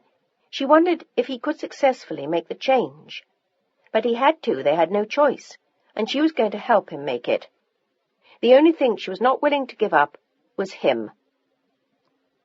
At the end of 2 hours, the lawyers stood up and shook their hands, but Ward's face looked grim. He seemed to have aged 10 years in the past 2 hours, and he hardly spoke a word as they drove home in the Duesenberg. He almost had tears in his eyes, realizing that it might be the last time they went out in it. As they walked in the door, the baby nurse was waiting for them. Little Anne had a fever. The nurse was sure that she'd caught cold from Val, and she was concerned.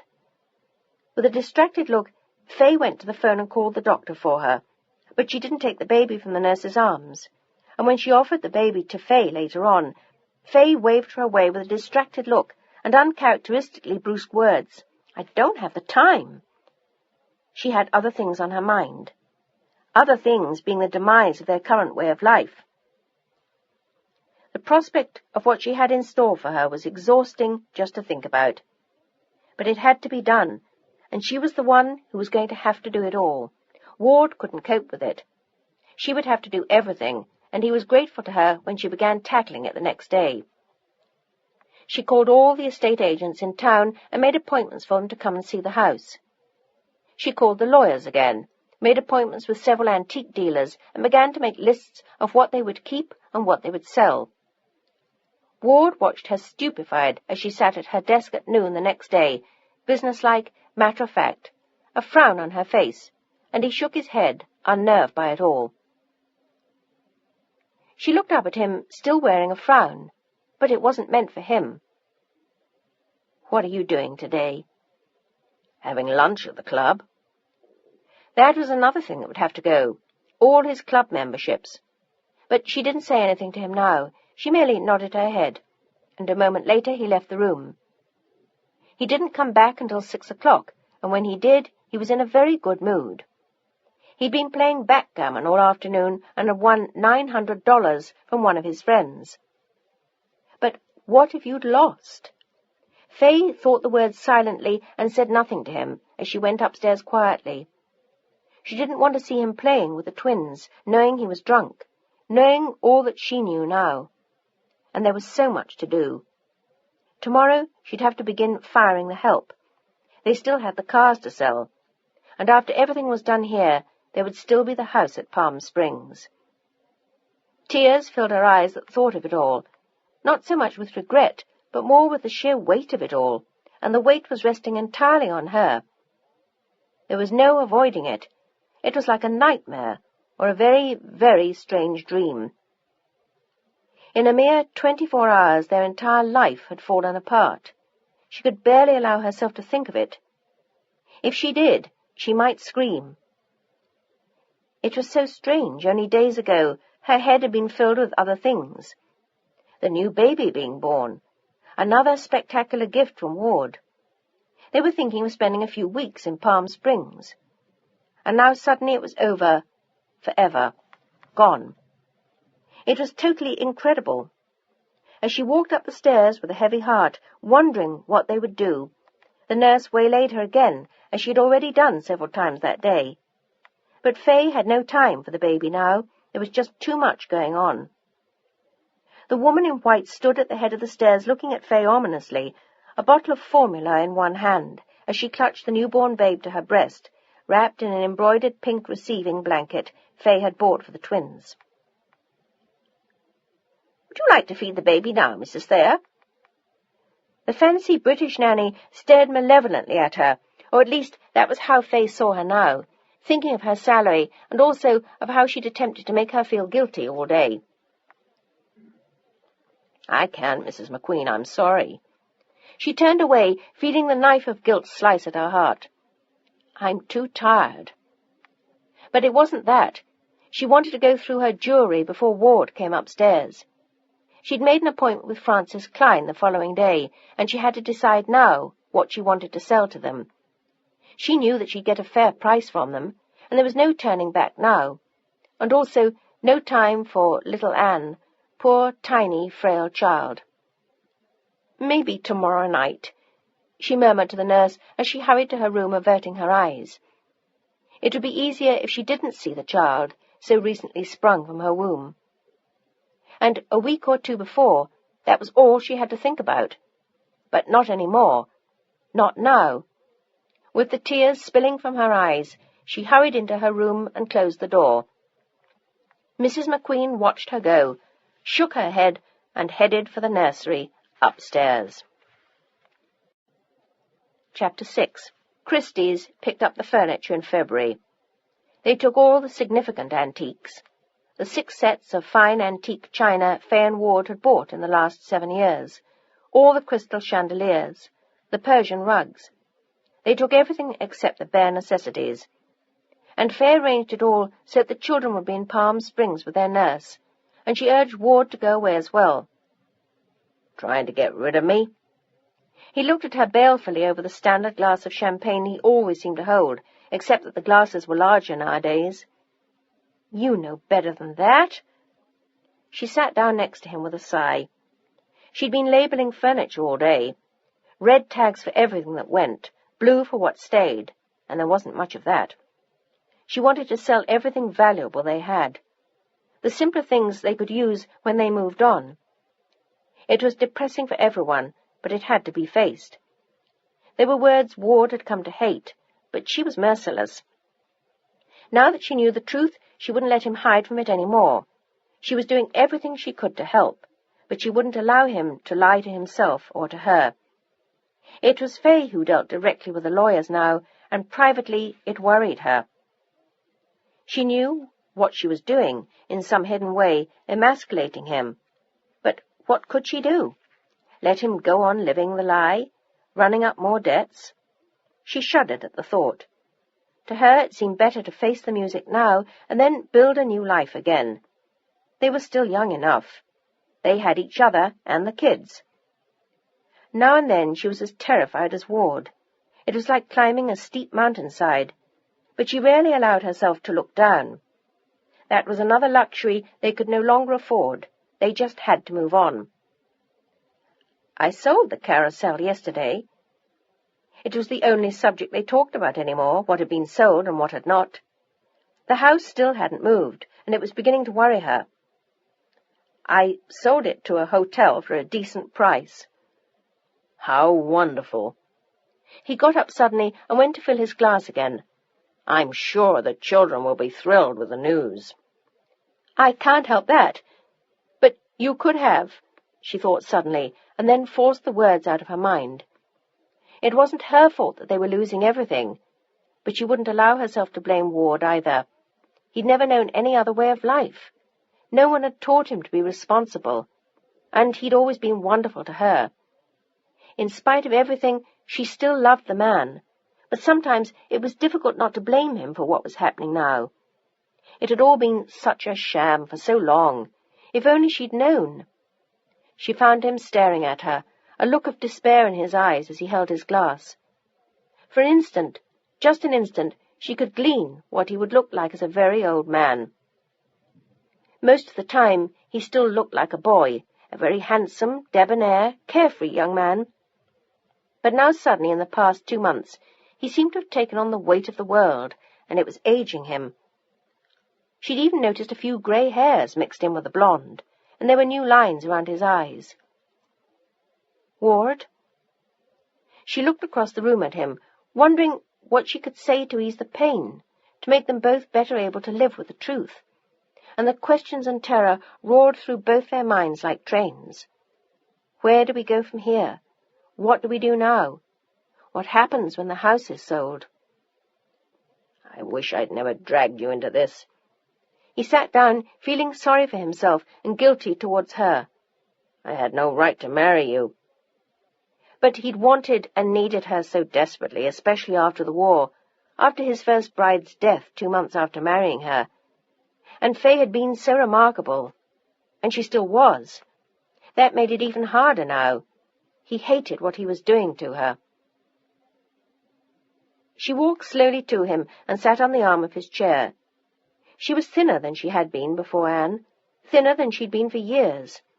But she was working hard these days up at dawn, packing boxes, sorting through mountains of things. She did some of the housework herself, with one of the 2 remaining maids. The huge staff was reduced to 2 women who cooked and cleaned for all of them. The nurse who'd been with the children for the past 6 years since Lionel was born, and the baby nurse who'd been hired to care for Anne. Eventually, Faye planned to reduce their numbers further to 2, but for the moment she still needed these to help her pack up and close the house eventually. The rest of the staff were long since gone. Arthur and Elizabeth had retired tearfully some 6 weeks before, leaving Faye after so many years. Both chauffeurs had been fired, the major domo and half a dozen maids. Eventually, perhaps, they wouldn't need anyone at all if they found a house that was small enough. She hadn't even begun to tackle that yet. She had to sell this one first, and Ward was letting her do it all. Wouldn't you rather just have a divorce? He stared at her, his glass empty in his hand once again. But not for long. Never for long any more. No. She said it loud and clear in the half-empty room. I would not. As I recall, the man said for better or worse, and if things are tough right now, then okay. That's the way it is. That's the way it is. We have the rugs sewed out from under our feet, the roof from over our head, our lawyers are lending us money to buy food and pay the maids, and you're just going to shrug it off? And just how do you think we're going to eat after this? He poured himself another drink, and she had to fight herself not to ask him to stop. She knew he would eventually. Everything would be normal again. One day. Maybe. We'll figure something out, Ward. What choice do we have? I don't know. I suppose you think you'll go back to your film career, but you're no spring chicken anymore, you know. She could tell from the way he was beginning to slur his words that he was drunk by now, but she didn't cringe at his words. "I know that, Ward." Her voice was painfully calm. She'd been thinking about it herself for weeks. "Something will work out." "For who? For me?" He advanced on her menacingly, which was unlike him, but they were both under such strain that anything was possible now. "Shit, I've never worked in my whole life. What do you think I'm going to do? Get a job at Saks selling shoes to your friends?" "Ward, please." She turned away so he wouldn't see the tears in her eyes, and he grabbed her arm and pulled her back viciously. "Come on, tell me your plans, Miss Reality. You're the one who's been so busy making us face up to it all. Hell, if it hadn't been for you, we'd still be living the way we were before." So that was it. He blamed her, and not himself. Or maybe he only wished he did. She knew him well, but it didn't stop her from lashing out at him. "If we were, we'd have $5 million in debts instead of 4. "Christ, you just sound like those 2 old maids, Gentry and Burford. They don't know their ass from a hole in the ground. So what if we were in debt?" He shouted the words and walked away from her. "We had a decent life, didn't we?" He glared at her in fury from across the room, but it was fury at himself, not her, and suddenly she shouted at him. "It was a lie, God damn it! It was only a matter of time before they took the house out from under us and carted the furniture out of here." Ward laughed bitterly. "Oh, I see. And just what do you think is happening now?" "We're selling it ourselves, Ward, and if we're lucky, we'll have some money left at the end of it. Money we can invest if we're sensible and maybe live on for a while. And you know what? All that really matters is that we still have each other and the kids." But he didn't want to hear what she had to say. He slammed out of the room, and the door shuddered in the frame from the impact as he left. Her hand shook for half an hour after he'd left, but she went on packing their things. And 3 weeks later they sold the house. It was a sombre day for them, but it was the only way out.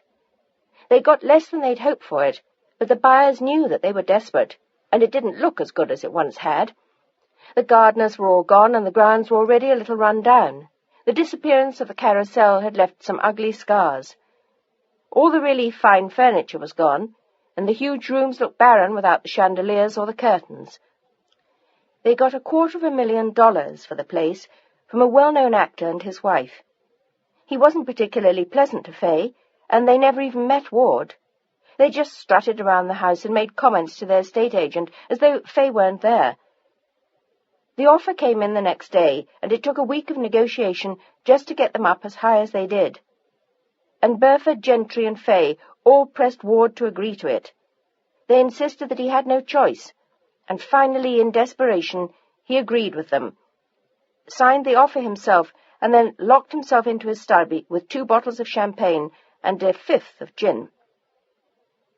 He sat there staring at the photographs of his parents on the wall and crying silently, thinking of his father's life and the life that now faced him.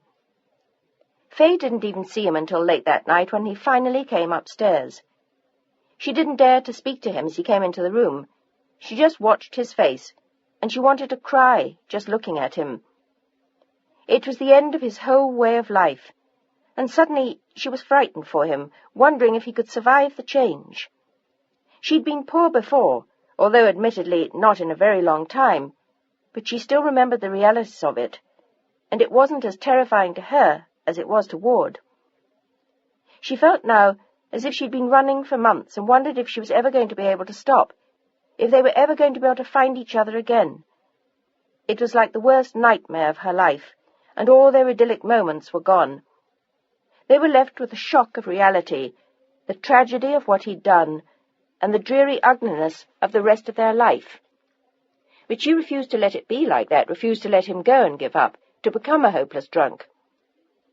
He stood staring at her as though reading her thoughts, and he looked heartbroken as he walked into the room and sat down. "I'm sorry I've been such a son of a bitch about all this, Fay." He sat staring at her, and she felt tears in her eyes as she tried to smile at him. It's been hard on all of us. But it's all my fault. That's the worst part of it. I'm not sure I could ever have turned the tide, but I could have slowed things down a little bit.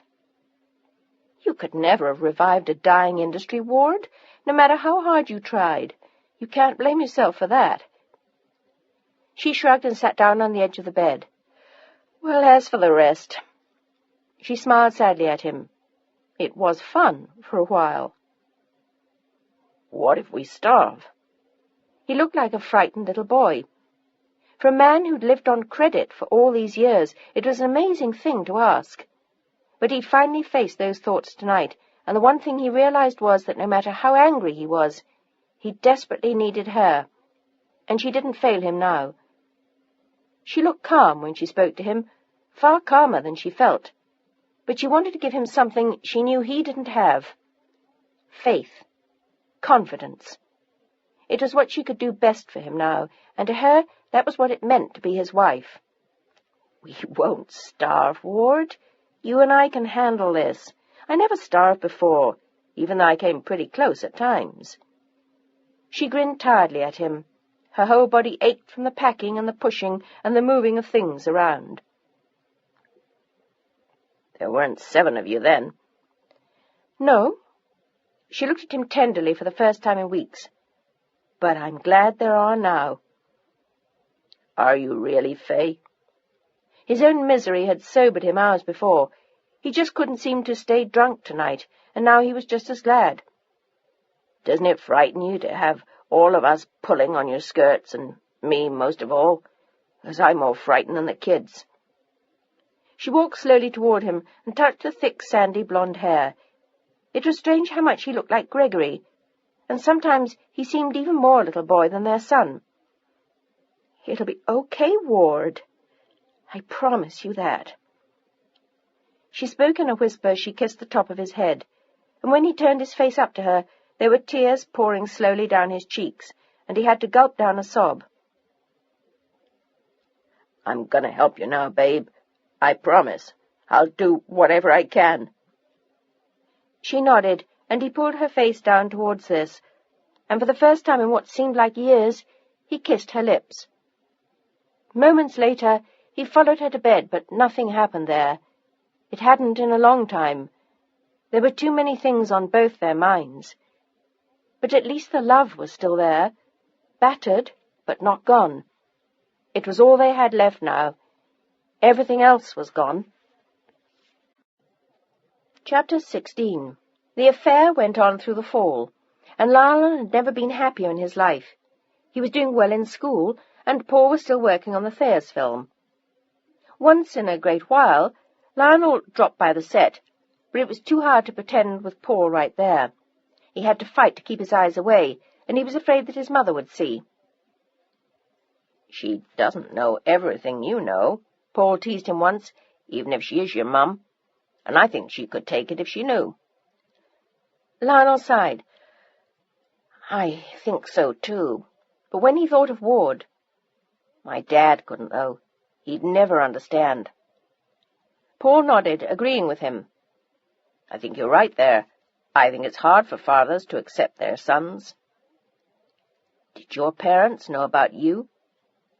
Paul shook his head. They still don't, and I'm still young enough that they can understand why I stay single out here, but 10 years from now, they'll really be on my back. Maybe you'll be married and have 5 kids by then. They both laughed at the absurd possibility. It appealed to Paul not at all.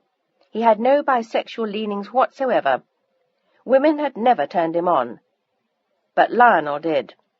They spent most of their nights making love in his huge bed, or on the couch in front of the fire, or on the floor, or the beach.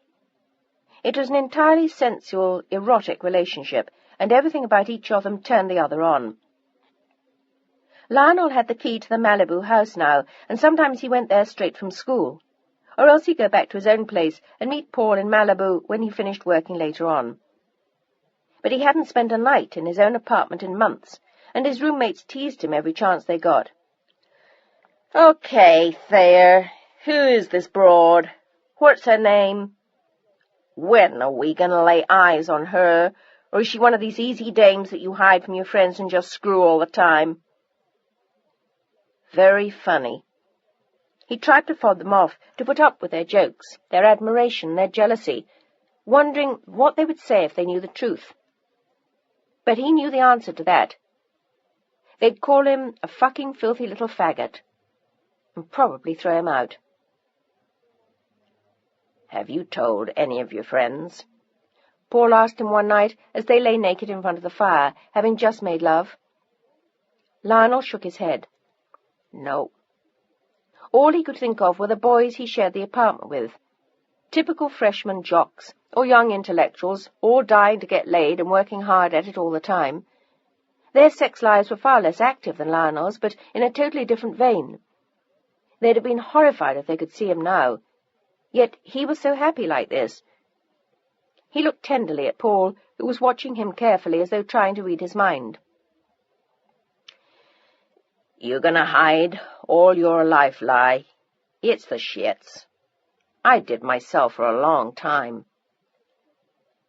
I'm not ready to come out yet. They both knew that. I know. And Paul hadn't pushed. He didn't take him anywhere, although the boy was absolutely beautiful, and his friends would have all drooled enviously. But he didn't want word to get out. It was only a matter of time. Once he did go out with him, before people found out who he was. Faye Thayer's son. And then the shit would hit the fan. Paul wanted to spare them both that, and that seemed wise for both of them.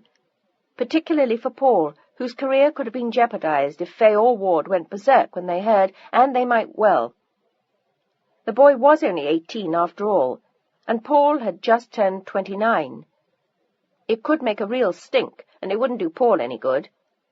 His PR agent still linked his name with actresses whenever possible. People cared about that stuff.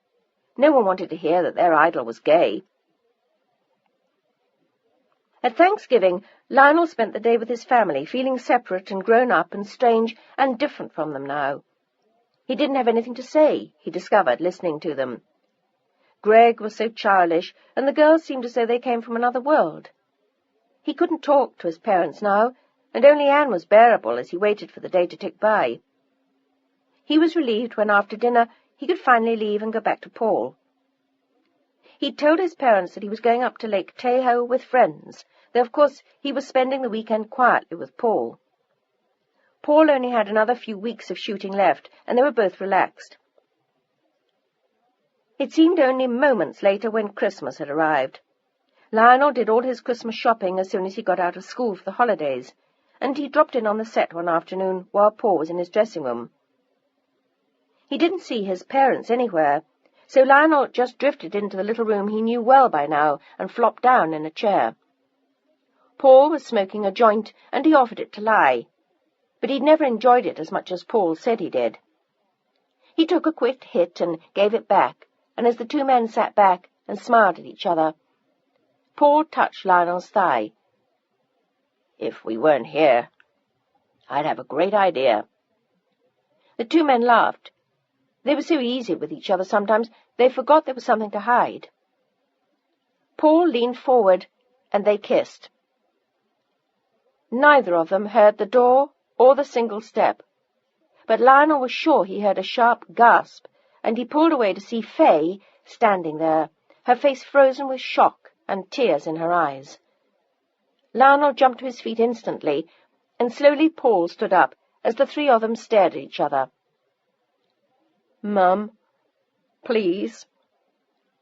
Lionel held out a hand to her, tears also in his eyes. He felt as though he'd just put a knife to her heart, but he didn't move, and neither did she. She just looked at them both, and then she sank slowly into a chair. She didn't feel as though her legs could hold her any more. I don't know what to say. How long has this been going on?" She looked from Lionel to Paul. Paul didn't want to make things worse for either of them, and it was Lionel who spoke up as he dropped his hands to his side with a defeated look. "Couple of months. I'm sorry, Mum." He began to cry, and Paul's heart went out to him. He stood up and went to his side, looking down at Faye. He owed it to him to stand by the boy now, but he knew how great the cost might be. She could destroy his career if she chose. It had been an insane thing to get involved with her son. He regretted it now, but it was much, much too late. The damage was already done. Faye, no one's been hurt, and no one knows. We haven't gone anywhere. He knew she'd be relieved to know that, and she lifted her eyes to him now. Was this your idea, Paul? She wanted to kill him, but part of her told her that she was wrong, that it wasn't entirely his fault. She looked sorrowfully up at her son's tear-stained face. Lionel, has this happened before? She wasn't even sure what questions to ask, or if she had a right to know after all. He was a man, and if Paul had been a girl, would she have asked for the details? But the facts of this affair actually frightened her. She knew very little about homosexuality, and she wanted to know even less. There were plenty of gay men in Hollywood, but she never made it her business to research exactly who did what to whom. And now suddenly it was her son standing there. Her son had just been kissing a man. She wiped the tears from her cheeks and looked at them both again, as Lionel sighed and sank into the chair across from her. Mom, this is the first time. I mean with Paul. And it isn't his fault. I've always been like this. I think in my heart I've known it for years. I just didn't know what to do, and he... He faltered, glancing up at Paul almost gratefully, and Faye thought she felt sick. He introduced me so gently to all this. I can't help it. This is what I am. Maybe it's not what you want, and you'll never be able to... He gulped down a sob. To love me again, but I hope you will. He went to her and put his arms around her, burying his face in her dress, and there were tears in Paul's eyes too as he turned away. He'd never been involved in anything like this, even with his own family. Lionel looked up at Faye again, then. I love you, Mom. I always have. I always will. But I love Paul, too. It was the most grown-up moment of his entire life, and perhaps he'd never have to be this grown-up again. But right now, he had to stand up for who and what he was, no matter how much pain it caused her. She put her arms around her son and held him close, kissing his hair, and at last she took his face in her hands and looked hard at him. He was the same little boy he had been for the past 18 years to her, and she loved him just as much. I love you just as you are, Lionel Thayer, and I always will.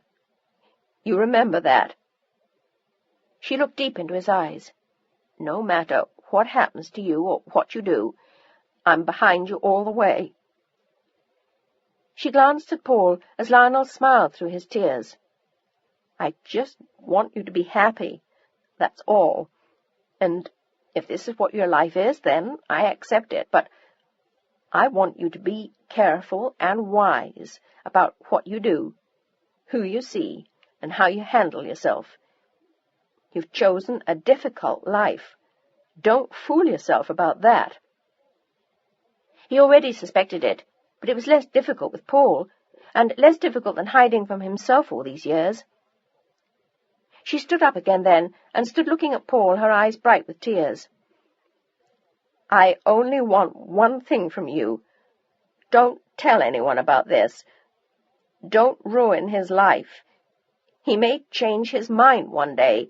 Give him that chance. Paul nodded silently, and she looked back at her son. And don't say anything to your father about this. He won't understand. Lionel visibly gulped. I know he won't. I can't believe how great you've been, Mom. He wiped the tears off his face again, and she smiled through her own. I happen to love you a lot, and your father does too. She sighed sadly, looking at the two men. It was difficult for anyone to understand. They were both so handsome, so virile, and so young. It was a terrible waste, no matter what anyone said, and she never thought it a happy life. Certainly not for her son. "Your father will never understand, no matter how much he loves you." She hit the hardest blow then. "It'll break his heart." Lionel choked again. I know." Chapter 7. They moved out of the house in May, with tears streaming quietly down Faye's and Ward's cheeks. They knew that they were leaving a world and a life that would never come again. Lionel and Gregory were crying too. They were old enough to understand that they were leaving the house for good. It had been their childhood home, and it was beautiful and safe and warm. And there was something frightening about the look in their parents' eyes. Everything was suddenly different somehow, but the children weren't entirely sure how. Only Vanessa and Val seemed less affected by the move. They were only 3 years old and didn't seem to mind as much, although they felt everyone else's uneasiness too. They thought it was exciting. They were all going to the house in Palm Springs. Ward drove them all down in the only car they had left. It was an old Chrysler station wagon they'd kept for the help, but it served the purpose now. The Duesenbergs were all gone. Faye's Bentley coupe, the Cadillac, and the rest of the fleet of cars that they'd had. For Faye and Ward, it was like leaving their youth behind them for the good. The house in Palm Springs had to be vacated by June. But in the meantime, it gave Faye and Ward a place to leave the children for a few weeks. She had leads to several houses to rent, and the furniture would wait in storage until then. She was going to drive down to Palm Springs with all of them, and then go back to Los Angeles alone to find a house, while Ward oversaw the packing up of the house in Palm Springs. He insisted that it was the least that he could do. After all, she'd tackled alone the job in L.A. She didn't have to touch a thing this time. She just had to find them a decent place to live. And she knew it wasn't going to be easy to do. With the sale of the shipyard, the house in Beverly Hills, all their furniture, their art, the collection of rare books, the cars, and the house in Palm Springs with most of its contents too, they would just have enough to pay off all their debts, with about $50,000 to spare, which carefully invested would eke out barely enough to support them all. They were going to rent a house, and Faye was hoping that she could find something cheap. And as soon as they were all settled in, and the children went back to school in the fall, she was going to see about getting a job. Of course, Ward was talking about getting one too, but she had more faith in her own ability to find work, and it would be easier for her. She'd worked before, and even if she was 32, she certainly wasn't over the hill yet. Not for what she wanted to do. Lionel would be starting 1st grade.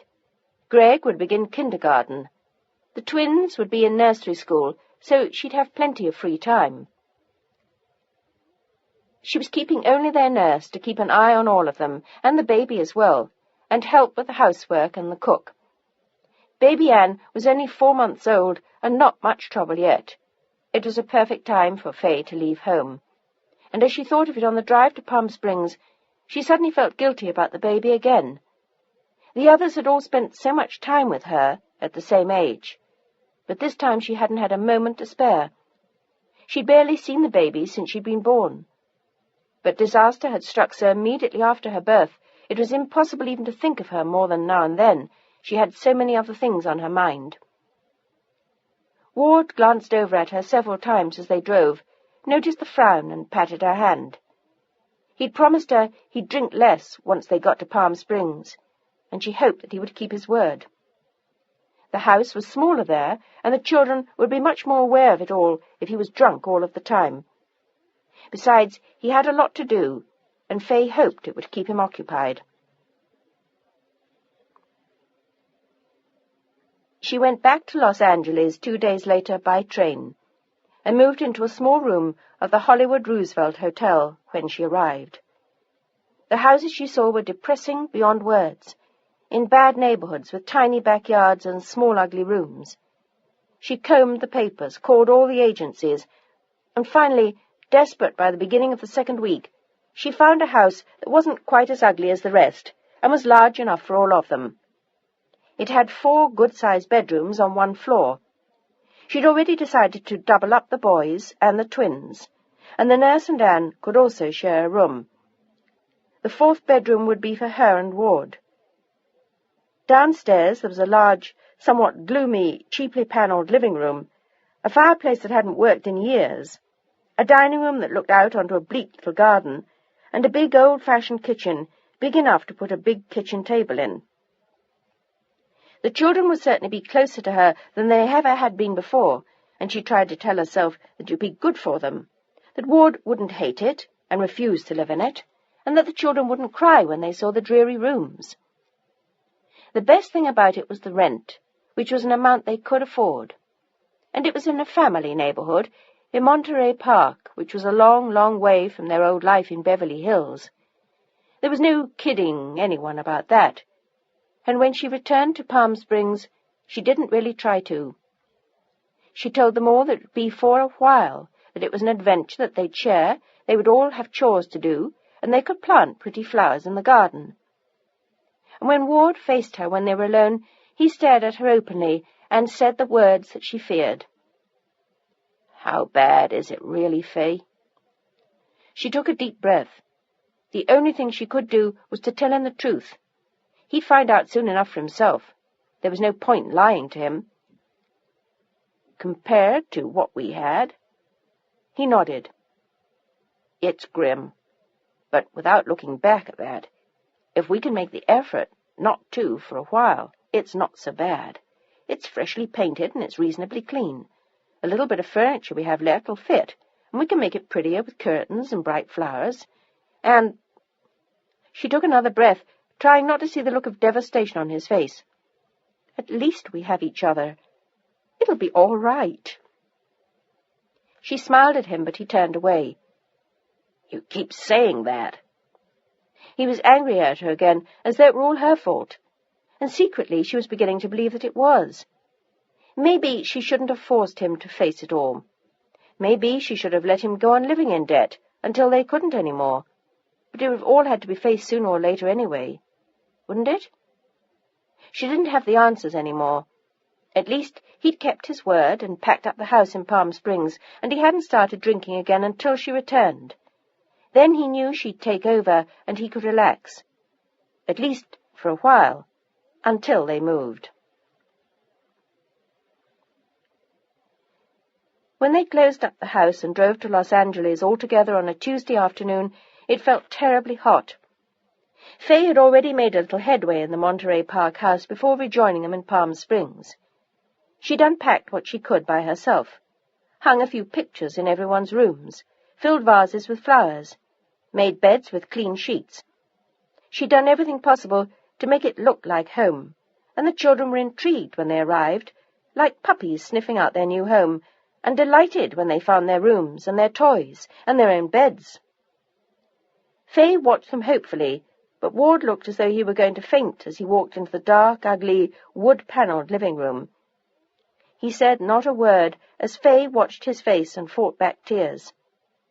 He glanced out into the garden with narrowed eyes, glanced around the dining room, and noticed a table they'd kept from an upstairs den, and instinctively looked up, expecting to see a familiar chandelier that had been sold months before, and then shook his head as he looked at Fay.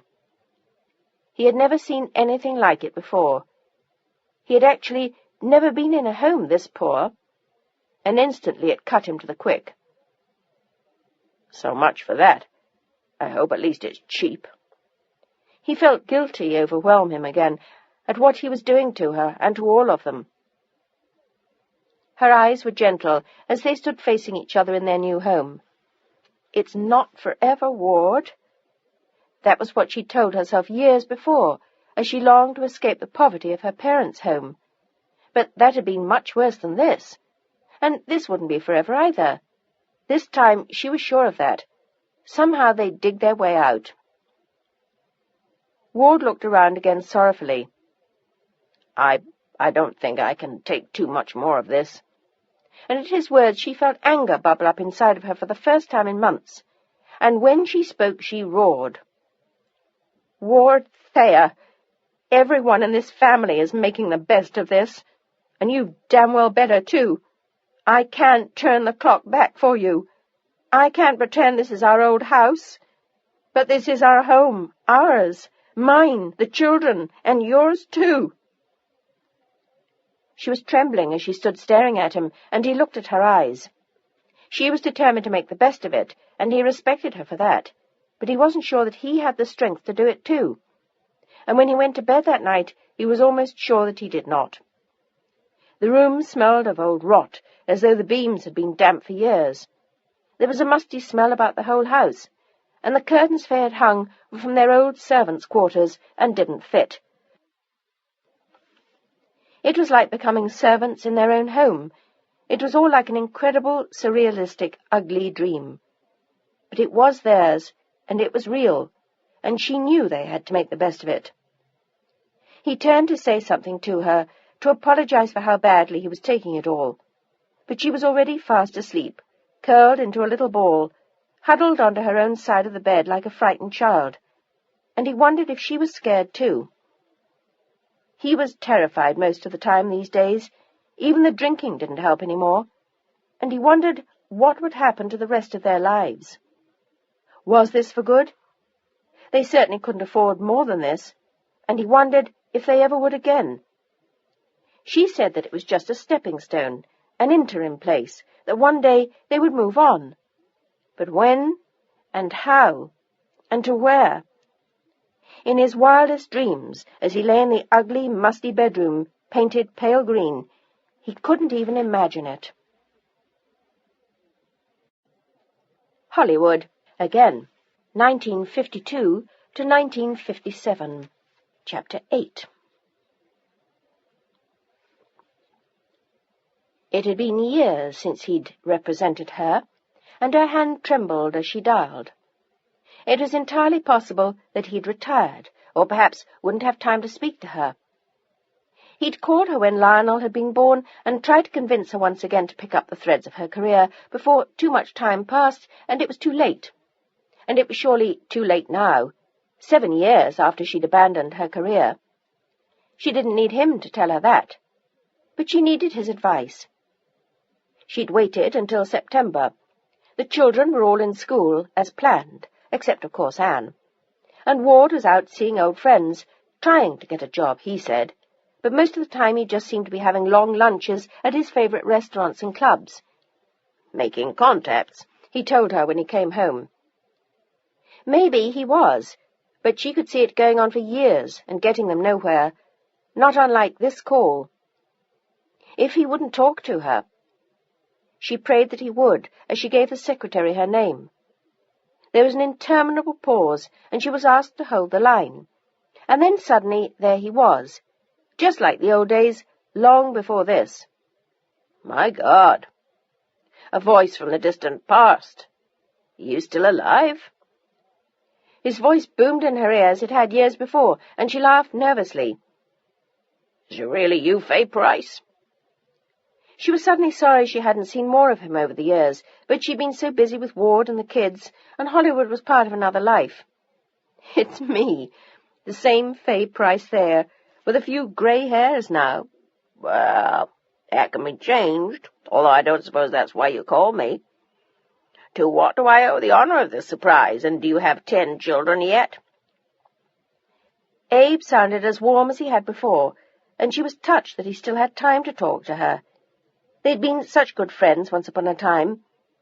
Her agent for all the years of her stellar career, he'd faded from her life, and now she was knocking on his door again. But she smiled at what he'd said. "Not 10 children, Abe, only 5. I'm only halfway there." "Christ, you crazy kids. I knew from the light in your eye you meant it way back then, but that's when I gave up on you. But you were great while you were there, Faye, and you could have stayed there for a long, long time." She wasn't sure she agreed with him, but it was nice to hear. She would probably have started to slip one day. Everyone did eventually, and Ward had spared her that, but now she had to get up the courage to ask what she wanted from him, although he must have suspected the moment that he heard her name.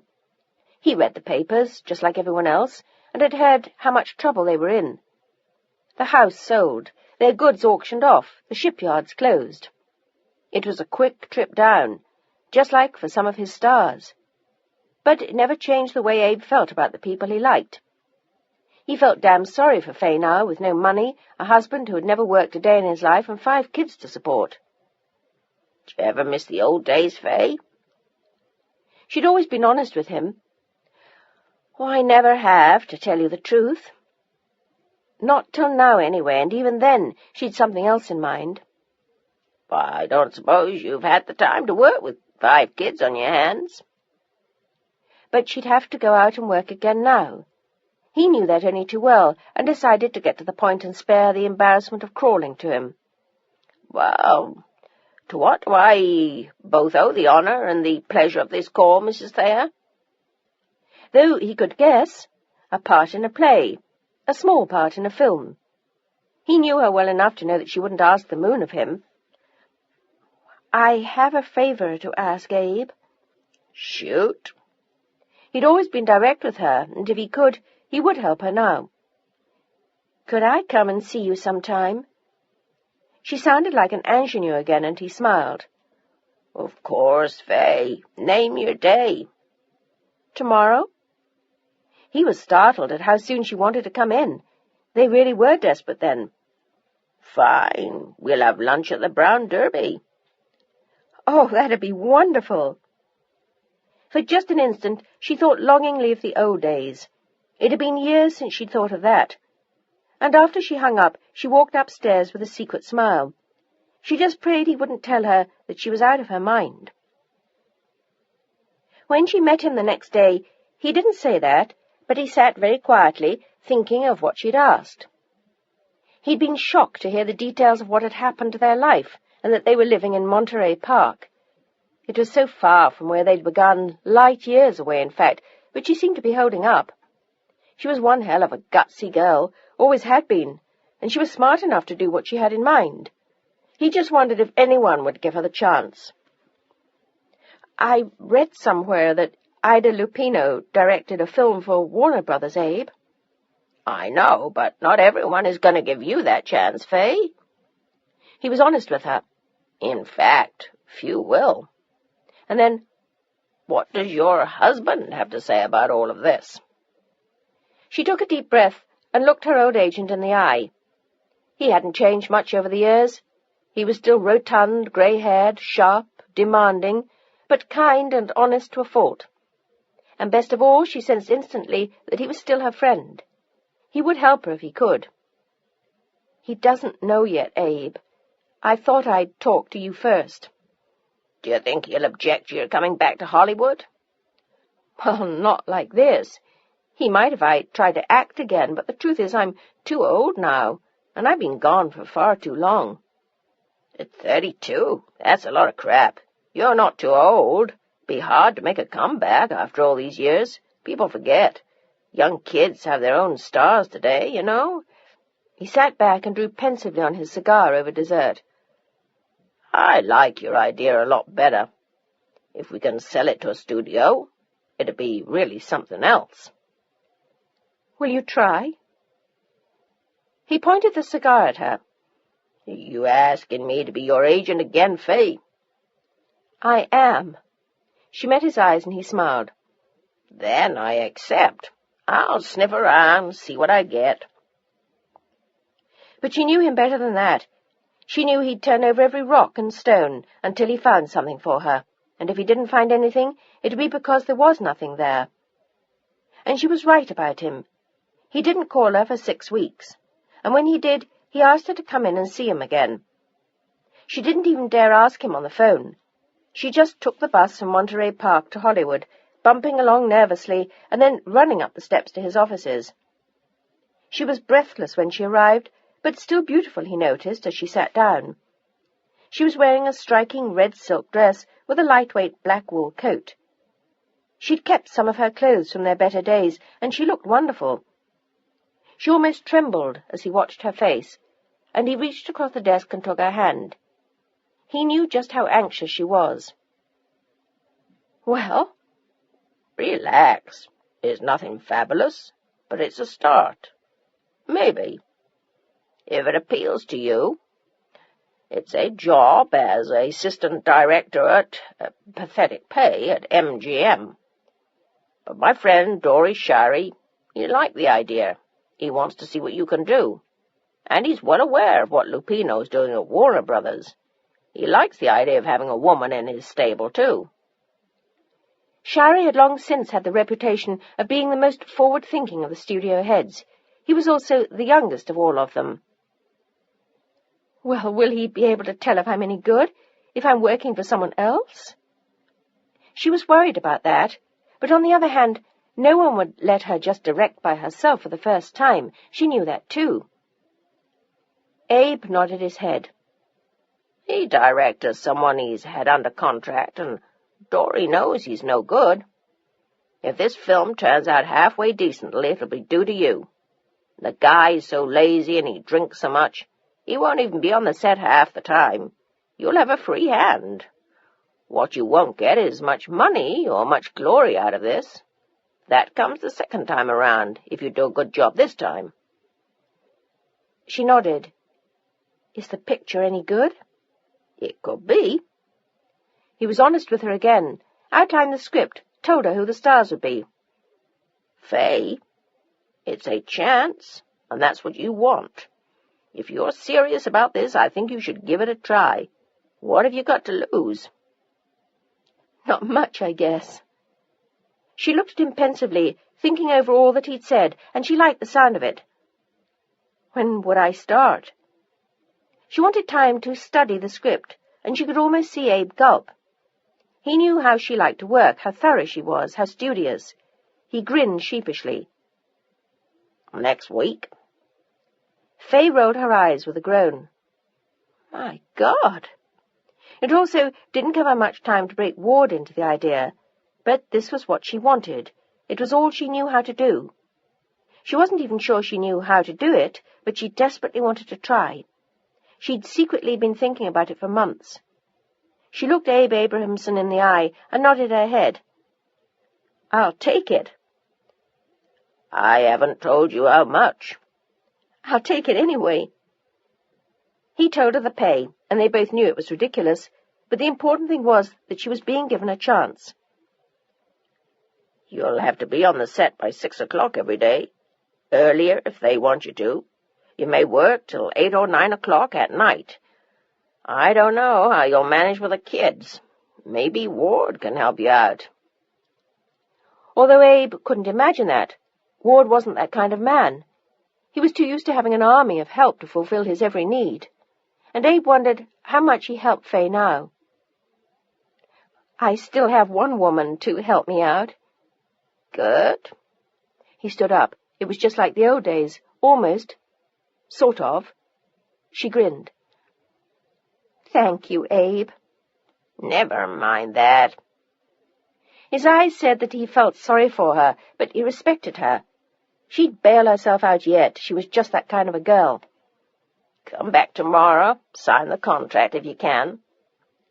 It meant another long bus ride into town, but nothing compared to the ride that she would have now every day, getting all the way across town from east to west, to Culver City and MGM. But she would have walked over ground glass for this job or for Abe. She knew he would take 10% from her, and 10% of what she'd been making was hardly worth looking at for him. But he didn't seem to mind, and neither did she. She was thrilled. She had a job. She wanted to shout as she ran down the stairs, and she smiled to herself all the way home on the bus, and burst into the house the way one of her children would have. She found Ward sitting in the living room, obviously feeling the effects of another champagne lunch with one of his friends, and she dropped onto his lap and threw her arms around his neck. Guess what? If you tell me you're pregnant again, I'll kill myself. But only after I kill you. He laughed at her, and she shook her head with a smug look he hadn't seen her wear before. Nope. Guess again. I give up. His eyes were red, and his words were slurred, but she didn't even mind that now. I have a job. He looked shocked, and she went on, as assistant director on a film that starts next week at MGM. He stood up so quickly that she had to scramble to her feet so as not to fall on the floor as he looked down at her. Are you out of your mind? What in the hell do you do that for? Is that what you've been out doing, looking for work? He looked horrified, and she wondered how he thought they were going to support themselves. 55,000 in bonds was hardly going to do the job for 2 adults, 5 children, and a maid. Why in the hell did you do a thing like that? He was shouting at her, and the children were staring at them from the stairs. One of us has to, Ward. I told you, I've been making contacts every day. Well, great, then something will turn up for you soon. But in the meantime, I want to do this. It could be a wonderful experience. For what? Is that what you want? Hollywood again? Only like this, not like the old days. She fought to keep her voice calm, and she wanted to be honest with him. She also wanted the children to go upstairs and stop staring at them. But when she waved them away, they didn't budge, and Ward paid no attention to them at all. These days he rarely did. I think we should talk about this when we're alone. To hell with that. We'll talk about it now. His good look seemed to vanish as he raged. Why didn't you ask me before you did this? It came up suddenly. When? He was throwing words at her like rocks. Today. Fine. Then tell him you changed your mind. You're not interested. Suddenly something in her snapped, and she could feel fury mounting in her. Why should I do a thing like that? Ward, I want this job. I don't give a damn how badly it's paid or what you think. This is what I want to do. And one day you'll be glad I did. Somebody has to bail us out of this mess that we're in. Instantly, she regretted the words. And you're it? Is that it? Maybe so. She might as well go on now. The damage was done. Great. His eyes blazed at her as he grabbed his jacket off the back of the chair. Then you don't need me around here, do you? Of course I do. But the words went out of her mouth before he'd slammed out of the door, and Valerie and Vanessa began to cry, as Gregory looked sadly down at her. Is he ever coming back? Of course he is. She walked up to meet them, suddenly feeling tired. Why did he have to make everything so difficult? Why did he have to take it all so personally? Probably because he drank too much, she told herself with a sigh, as she kissed Lionel and tousled Greg's hair, and then reached down to pick up the girls in her arms. She was strong enough to carry both of them. She was strong enough to do a lot of things. Maybe that was the problem with Ward. He didn't like knowing that, and it was getting harder and harder to keep that fact from him. She wanted to ask him why he was doing this to her, but she already knew the answer to that. He couldn't cope with what had happened to them, and his choices were to blame her or himself. Either way, she paid the price.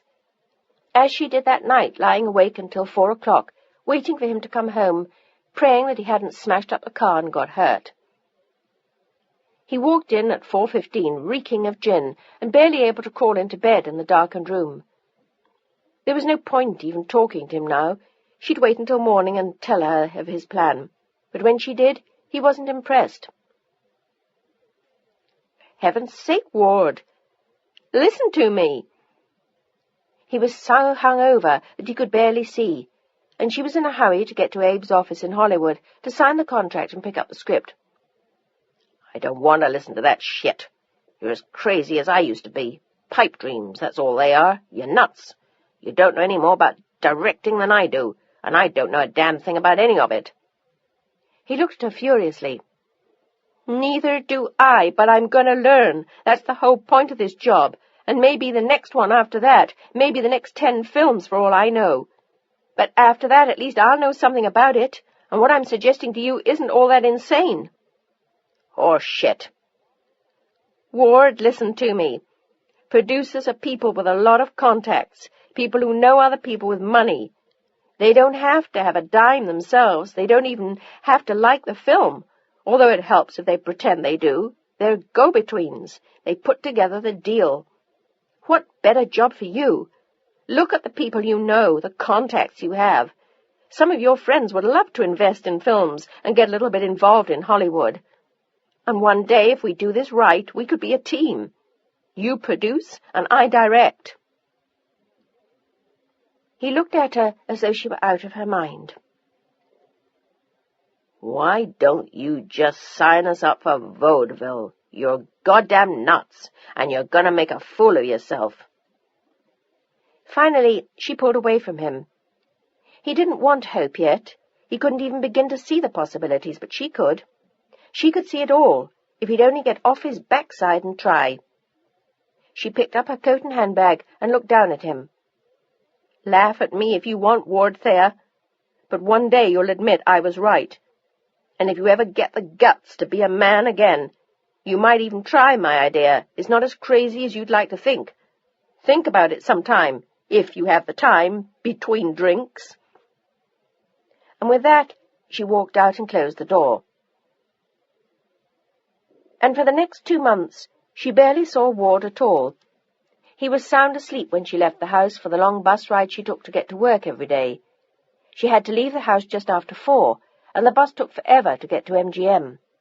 By the time she got home at night, it was after 10 o'clock. The children were sound asleep, and most of the time Ward was out. She never asked him where he went at night. She just fell into bed after a hot bath, a snack, and a glance at the script, and the next day it would begin again. It would have been enough to kill anyone, but she wouldn't give up. The director she was working for hated everything she did, and gave her a hard time whenever she was on the set. But fortunately, he was almost never there. And she didn't give a damn what he did. There was pure magic between the actors and herself, and she got something from them that no one else could. It showed in the daily rushes, and more than that, it showed in the print they finally showed to Dori Shari. Abe called her at home late in January, a week after they'd wrapped up the film, and she'd come home to find Ward gone for several days this time. He'd told the maid he was going to Mexico to see friends, and she hadn't heard a word from him. A small chill ran up her spine as the message was delivered to her, but she forced herself to think that everything was all right, and concentrate on the children she'd barely even seen since she began working on the film. Abe's call came as she was playing with Anne. "Faye?" The familiar voice boomed in her ear, and she smiled. "Yes, Abe?" "I got good news." She held her breath. Please God, let them like her work. She'd been dying over it, waiting to hear. "Shari says you're fabulous." "Oh, God." Tears stung her eyes. "He wants to give you another shot at it." "On my own this time?" "No, as assistant director again, but for more pay. And this time he wants you to work with someone good.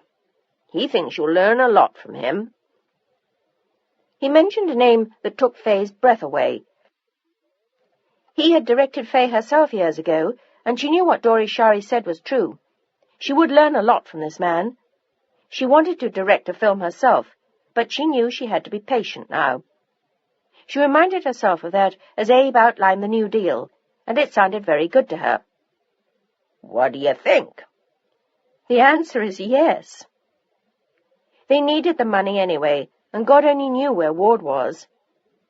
This Mexican trip was really the last straw, and she intended to tell him that when he came back. That and a lot of other things, too. She wanted to tell him about this new deal. It was so wonderful, and there was no one else that she could tell. She'd been so desperately lonely without him. "When do I start?" 6 weeks. "Oh, good. That'll give me some more time with the kids." He noticed that she didn't mention Ward, and hadn't for quite a while, but he wasn't surprised at that. He wouldn't have given 10 cents for the chances that their marriage would survive.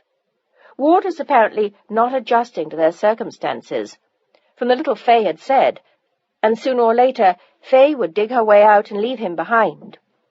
It was easy to read the handwriting on the wall, or at least Abe thought so. He'd never fully understood how deeply attached to Ward she was. Without family or many close friends, and having given up her old life as a star for him and the kids, she'd been totally dependent on him for years, and still was. She needed him just as much as he needed her, or so she thought. It came as an enormous shock when she saw him return from Mexico. He was tanned, healthy, happy, with a long, thin Cuban cigar in his teeth, an alligator suitcase in his hand, and wearing one of his old white linen suits. He gave the impression that the Duesenberg would still have been parked outside if she'd looked, and he only appeared slightly sheepish when he looked at her as he came in. He'd expected her to be in bed at that hour. It was well after midnight, but she was studying the new script. "Have a good trip?" The chill in her voice hid all the loneliness and pain that she'd felt since he'd left, but she was too proud to let him see that, yet. "Yeah, well, sorry I didn't write." "Well, I imagine you didn't have time." Something in his face made her feel sudden anger at him. There was sarcasm in her voice and anger and bitterness. He wasn't sorry that he'd gone at all. She could see it instantly, and she rapidly sensed the reason why. "Who were you with?" "Oh, some old friends."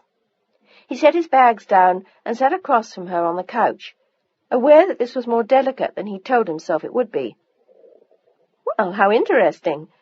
Funny you never mentioned it before you left." "It came up pretty suddenly." Something nasty lit in his eyes. "And you were busy with your film." That was what it was really all about.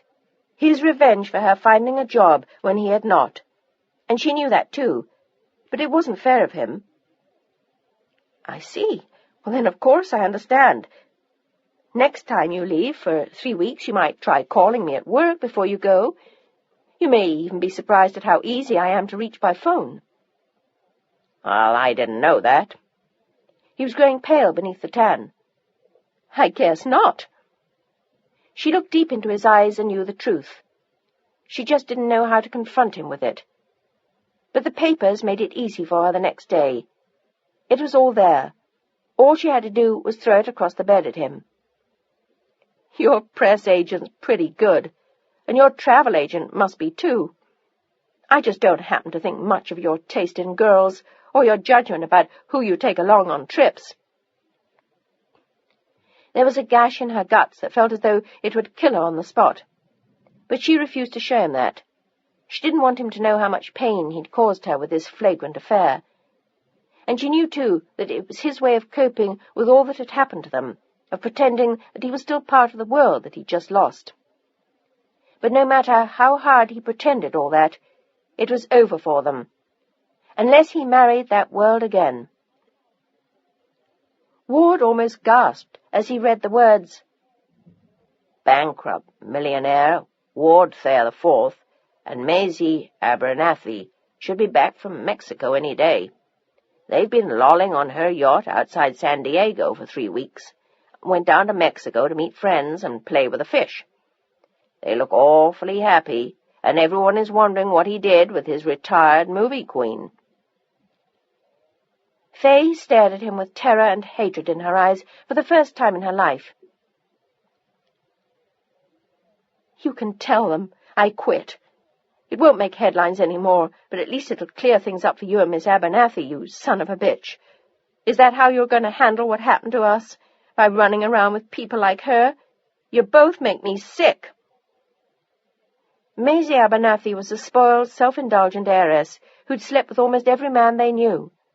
"Except me," he used to tease, and now the list included him as well. Faye walked out of the bedroom and slammed the door, and when he came downstairs, he found that she'd left to take the 4 older children to school. She'd been spending most of her time with them for weeks, to make up for the month she'd worked, and would work again now. She missed them terribly when she worked, but she wasn't thinking of them as she walked back into the house and found Ward waiting for her, downstairs, in a blue silk dressing gown he'd bought in Paris years before. "I have to talk to you." He looked terrified as he stood up, and she brushed past him on her way upstairs. She was going to do her reading at the public library. "I have nothing to say to you. You're free to go whenever you want.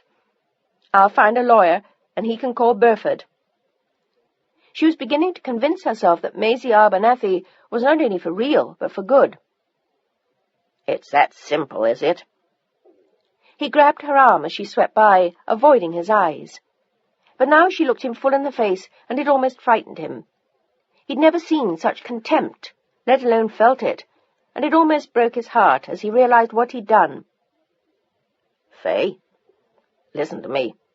It was all a stupid mistake. I just had to get out of here. The children screaming all the time, you gone, this depressing house. It was more than I could take." "Well, good. Then you're out of it permanently. You can move back to Beverly Hills with Maisie. I'm sure she'll be happy to take you in." "As what?" He looked at his wife bitterly. "Her chauffeur? Oh, for Christ's sake, damn it. I can't even get a job, and you're at work all the time. What in the hell do you know about what I feel? I can't stand this life. I wasn't brought up for this. I don't know." He let go of Faye's arm, and she stared unsympathetically at him. This time he'd gone too far. The drinking, the self-pity, the inability to work, the lies as he wasted the last of his money before she found out. She could forgive him all of it, but not this. This was it. But he looked pitifully at her anyway. "I can't help it. You're stronger than I am. You have something inside you that I don't. I don't know what it is." "It's called guts, and you've got 'em too, if you just give yourself a chance and stay sober long enough to get on your feet." "Maybe I can't. Has that occurred to you yet? It has to me. Every day, in fact, until I went away, and maybe that's something I should do for good." "What?" She looked blank, but she felt terror crawl up her spine again. He looked strangely calmer now, as though he knew what he had to do. "I mean, get out of your life, Faye." "Now? Well, that's a stinking thing to do." In spite of what she'd said, she was horrified. She didn't want to lose this man. She still loved him. He and the children were all that mattered to her. "How can you do a thing like that to us?" There were tears in her eyes, and he forced himself to look away, just as he forced himself not to think of her in the last few weeks. He couldn't stand the guilt any more. What had happened was all his fault, and there was nothing he could do to help. He had nothing to offer her, and she seemed to be doing fine on her own. At least, that was what he told himself, and what he was telling himself now, without looking at her. Had he looked, he'd have seen the agony in her eyes as she stared back at him. "Ward, what's happening to us?" Her voice was husky and hoarse, and he sighed deeply and walked across the room to look out of the window at the non-existent view of their neighbour's unpainted house and the rubbish in his yard. "I think it's time for me to get out of here. Find a job on my own and let you forget we ever met." "With 5 kids?" She would have laughed, except that she wanted to cry. "Are you planning to forget them too?" She stared at the back of his head in disbelief. This couldn't be happening to them, except that it was. It was like a nightmare or a very bad script. "I'll send you everything that I can." He turned slowly to face her from across the room. "Is it Maisie? Are you serious about her?" It was hard to believe, but anything was possible now. Maybe he was that desperate for their old life, and Maisie was certainly part of it. But Ward shook his head. "No, it's not that. I think I just need to get out of here for a while." He looked almost bitter as he said it. "I feel as though I ought to leave you alone to build a new life for yourself. You could probably wind up married to some successful film star." "If I'd wanted that, I could have had it years ago. But I didn't want that. I wanted you." "And now?" He felt the first surge of courage he'd felt in years. It was all out now. There was no place left to go but up. He'd nothing left to lose, if, in fact, he had lost her. She stared at him with sad, empty eyes. "I don't know who you are anymore, Ward. I don't understand how you could go to Mexico with her. Maybe you better go back to her." They were words of false bravado, but he snapped at the bait. "Maybe I will." He stalked upstairs then in a rage, and a moment later she could hear him crashing around their bedroom, packing his things. She sat in the kitchen, staring blindly into a coffee cup, thinking of the last 7 years and crying bitterly until it was time to pick the children up again at school. And when she came home with the kids, he was gone. The children had never realized he was back, so she had nothing to explain to them. She fixed dinner for them that night, lamb chops that were overcooked, baked potatoes that remained like rocks, and spinach that she burned. She wasn't at her best cooking for them, but at least she tried. And all she could think of that night was where he was. With Maisie Abernathy, undoubtedly. And had she been wrong to blow up at him? She lay in bed that night, thinking all the way back to Guadalcanal, the good times that they'd shared, the tenderness, the dreams, and she cried long into the night, and finally cried herself to sleep, aching for him. Chapter 9. The second film Faye worked on was far more difficult than the first. The director was constantly there, making demands on her, giving her orders, criticizing what she did. There were times when she would have dearly loved to throttle him, but when all was said and done, he gave her a rare and very special gift. He taught her all the tricks she so desperately needed to know for her new trade. He demanded the utmost from her and got far more than that, and at times he let her take the reins and then corrected her.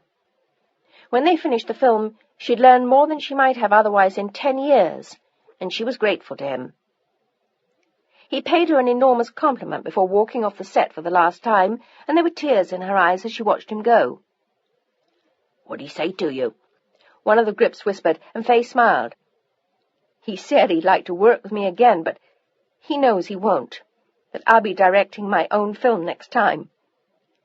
She sighed deeply and looked at the actors hugging and kissing and celebrating the end of their hard work. "I hope he's right." And he was. 2 months later, Abe offered her her first job as director at MGM again, without being assistant to anyone. Dory Shari had given her her big chance, and she'd lived up to it. "Congratulations, Faye." "Oh, thanks, Abe." "You deserve every bit of it." The new film would begin in the autumn. It was an enormous challenge, and she was pleased. The children would be back in school by then. Lionel was going into 2nd grade, Greg into 1st.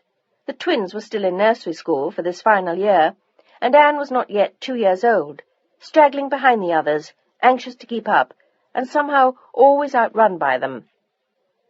Faye always meant to spend time with her, but somehow she never had enough time. The others clamoured for her. Now she would have the script to study and read for several months, and eventually the film to do. It was difficult to stop everything and spend time with a baby again.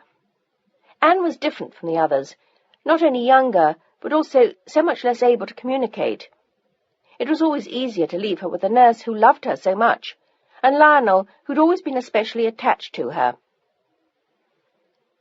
Faye was excited about the new film, except that day in and day out, she still thought of Ward and wondered where he was. Since the day he'd walked out, they'd never heard from him. She'd read about him in Luella Parsons once, but the piece told her nothing at all. At least it hadn't mentioned Maisie Abernathy. In light of that, the film gave her something to do. She'd been anxious to keep her mind occupied since finishing the other film. She'd asked Abe for a lawyer's name several months before, but somehow she'd never got around to calling him, although she promised herself that she would. Something always came up, and the memories would flood her again. Then, suddenly, one day in July, Ward appeared at her front door. The children were playing in the back, in the yard that they'd all so carefully planted with flowers. The nurse had built a swing for them, proud of their accomplishment and ingenuity. Suddenly there he was, in a white linen suit and a blue shirt, looking more handsome than he ever had before. For an instant she felt the old familiar pull towards him, but she reminded herself that he'd walked out on her, and Lord only knew who he was involved with now. She felt shy as she looked at him, and lowered her eyes before glancing up at him again. "Yes?" "May I come in?" "Why?" She stared at him nervously, and he looked uncomfortable, but it was obvious he wouldn't go away until she let him in to talk to her. "It'll upset the children if they see you here." They'd only recently stopped asking for him, and she assumed that Ward was planning to disappear again. "I haven't seen my children in almost 4 months. Can't I at least say hello to them?" As she hesitated, she noticed that he was thinner than he had been before. It made him look younger than he had in years. She hated to admit to herself how handsome he was. There was no point in falling in love with him all over again. "Well?" He wasn't backing off, and finally she stepped back and held the screen door open for him. The house looked even uglier to her than it usually did, seeing it again through his eyes, as he stepped inside and looked around. "Well, nothing's changed here." It was a simple statement of fact, and it riled her immediately. "I suppose you're living in Beverly Hills again?" There was a sharp edge to her voice that cut through him like a knife, just as she'd intended it to. He had hurt her terribly when he left, and he was probably just coming back to torment her again. She instantly assumed the worst. He turned to her quietly. "I'm not living in Beverly Hills, Faye. Do you really think I would leave all of you in a place like this and go back to Beverly Hills myself?" He looked horrified, and Faye just stared at him.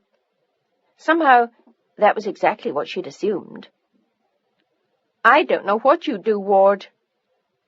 She certainly hadn't noticed the checks rolling in from him, but they'd been managing on the income from their small fund and her salary. Actually, she wondered what he'd been living on for the past few months, but she had no desire to ask. And at that point the children came running in. Lionel stopped in the garden doorway, shocked to see him there, and then advanced slowly towards him with wide eyes. But when Greg saw his father, he thundered past Lionel and hurled himself into his arms.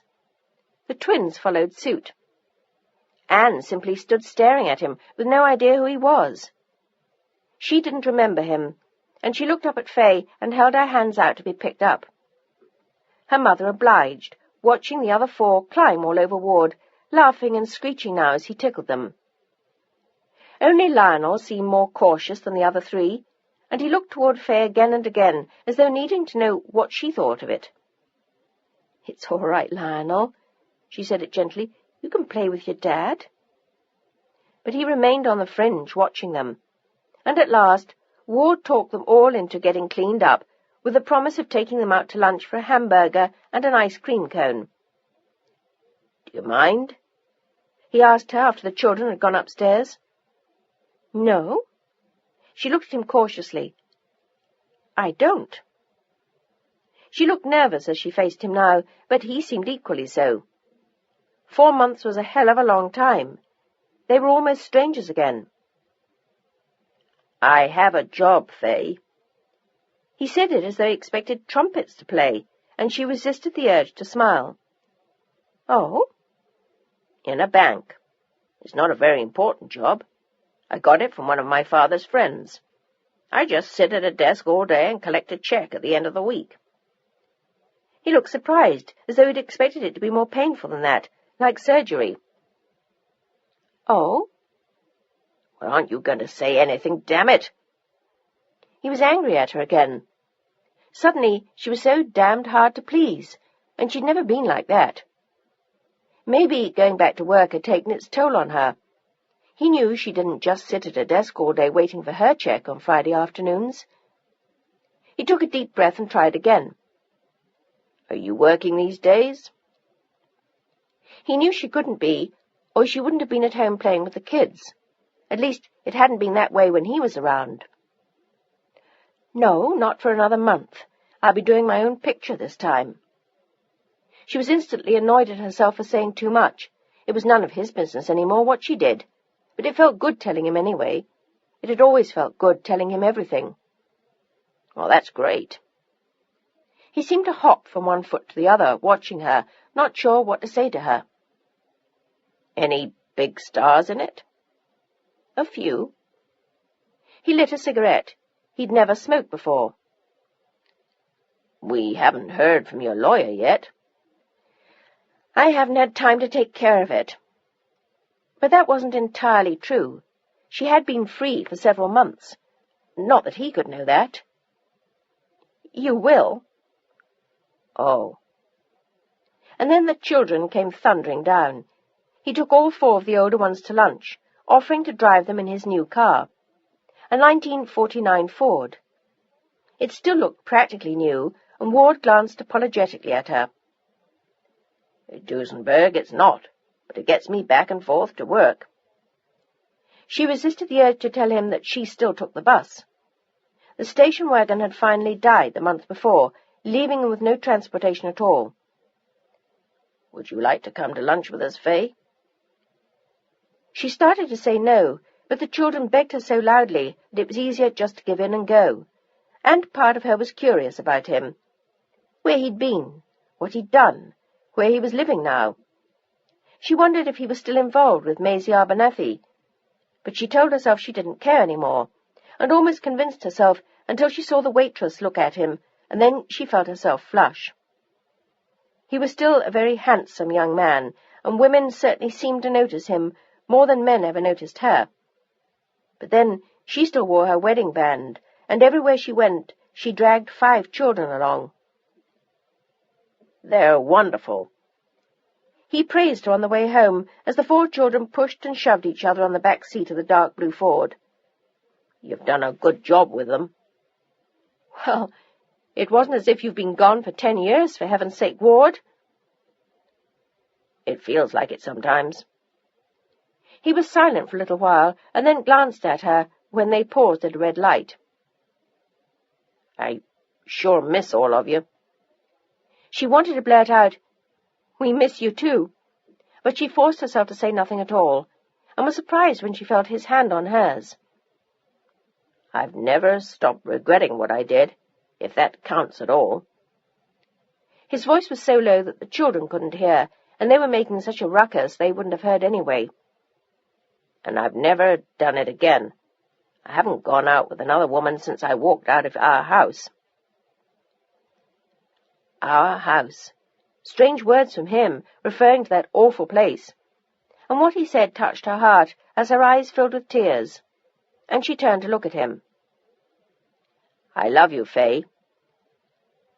They were the words that she'd longed to hear for 4 months, and instinctively she reached out her arms to him. They were at the house by then, and the children tumbled out of the car. Ward told them to go inside, and he'd be there in a moment. Babe, I love you more than you'll ever know. I love you too.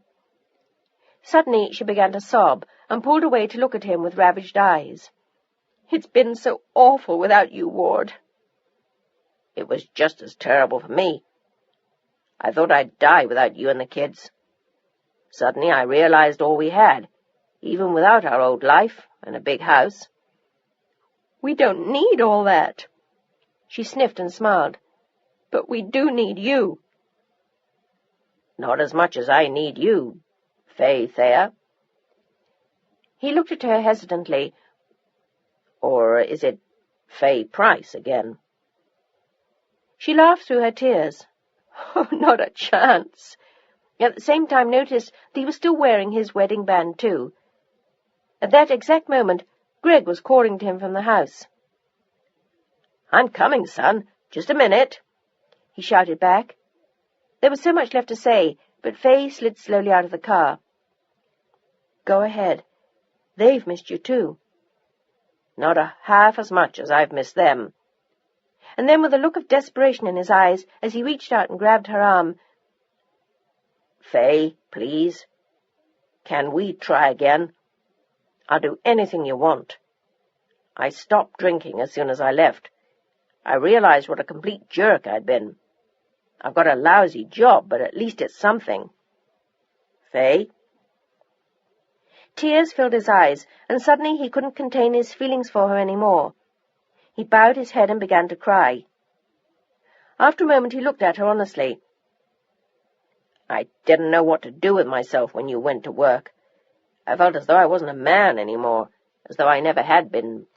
But, oh God, I don't want to lose you, Faye. Please?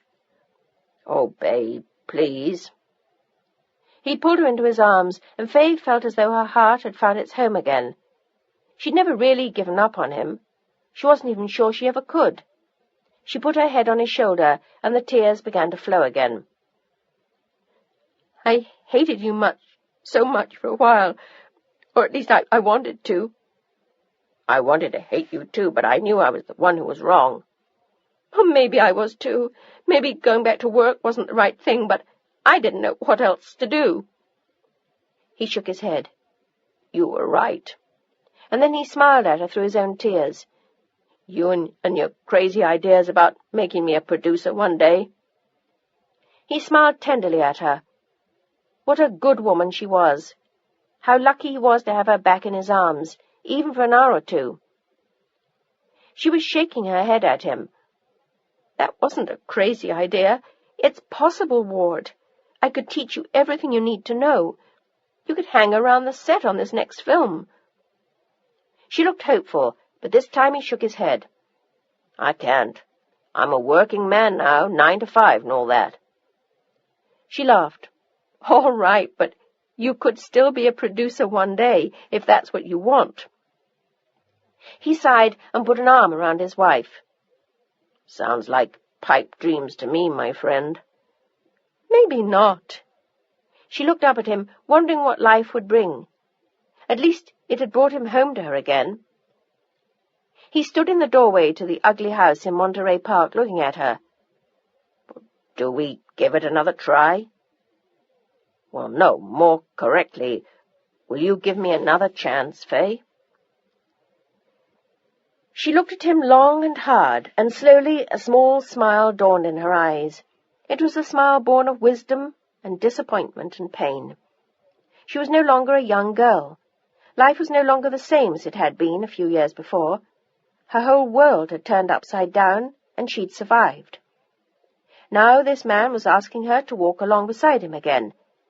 He'd hurt her, deserted her, cheated on her, betrayed her. And yet, deep inside, she still knew that he was her friend, that he loved her, and she him, and that she always would. He didn't have the same instincts that she had, and wasn't nearly as well equipped to survive.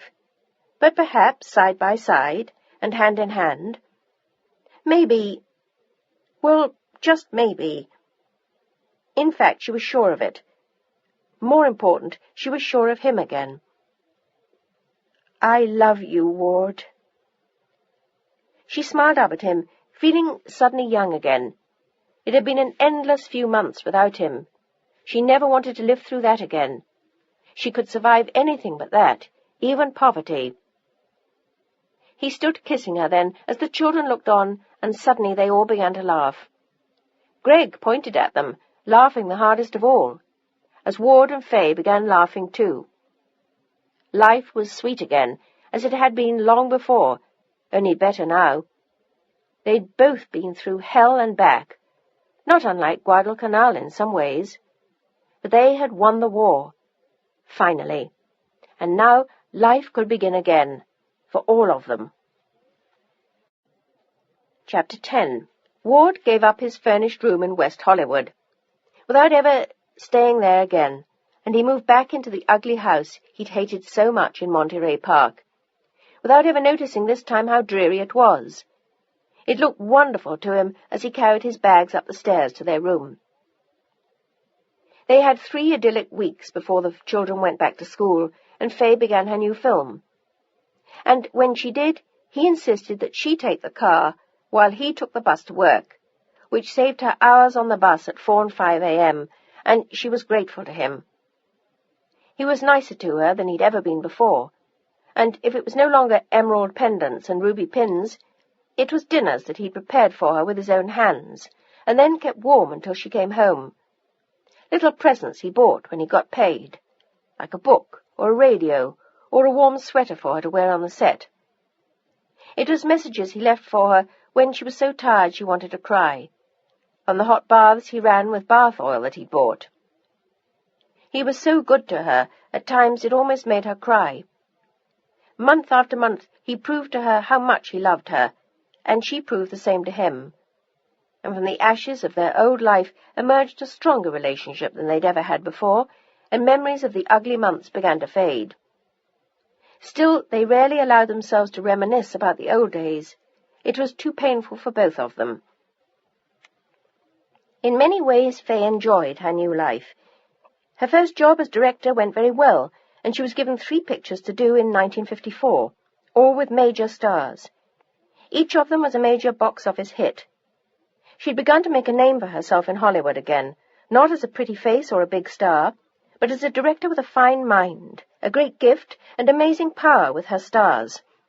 She could get a heart-rending performance out of a rock, Abraham had said, and Dory Shari didn't disagree with him.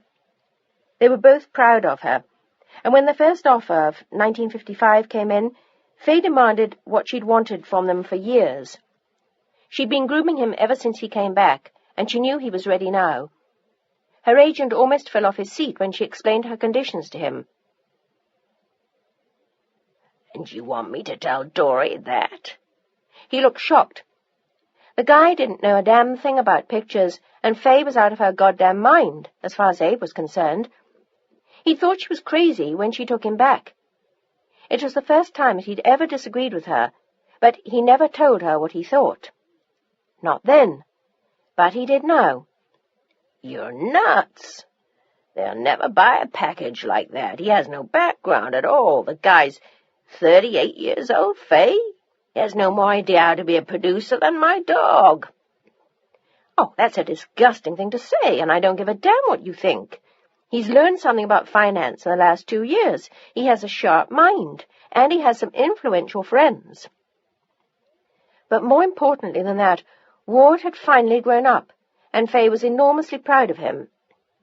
"Faye, I just can't sell a package like that." Abe was sure of it. "Then you can't sell me, Abe. Those are my terms."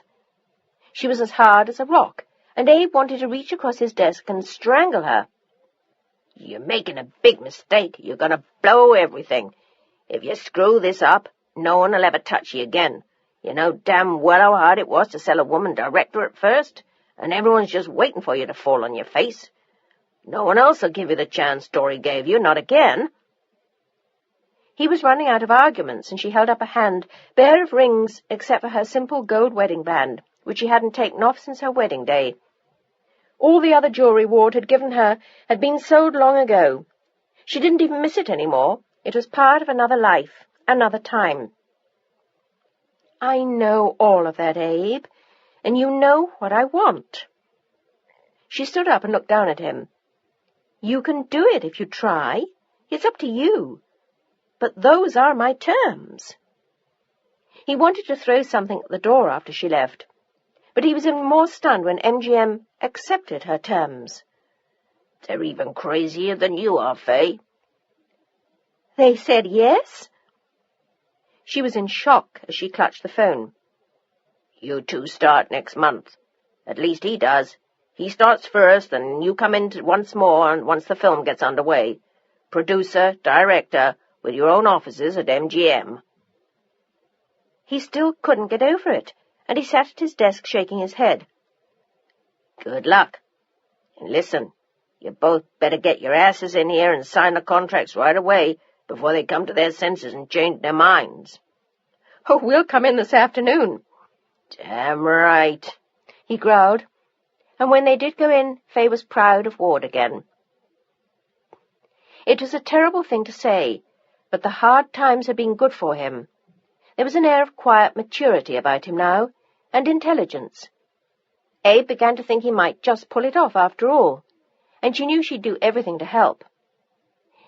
He wound up shaking hands with both of them and kissing Faye's cheek, wishing them luck. and shaking his head once they'd left. You never knew. It was possible. Just possible. The film was a huge box office hit, and their career took off after that, producing and directing 2 to 3 films a year. In 1956, they were finally able to leave the house Ward had hated so much, although now neither of them had time to notice it. They rented another house for 2 years, and in 1957, 5 years after they'd left, they were in Beverly Hills again. Not in the grandiose splendor they once had known, but in a pretty, well-kept house with a garden front and back, and 5 bedrooms, which gave them an office at home and a modest swimming pool.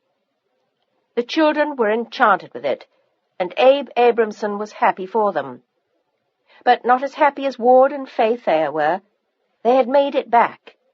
It was like returning from the war all over again, and they clung to their careers for dear life, appreciating every moment of it.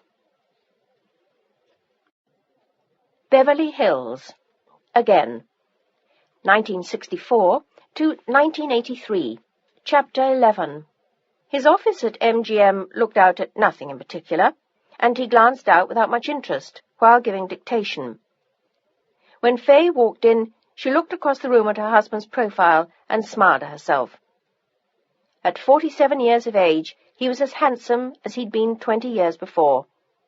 More so, perhaps. His hair had turned white, and his eyes were the same wonderful deep blue.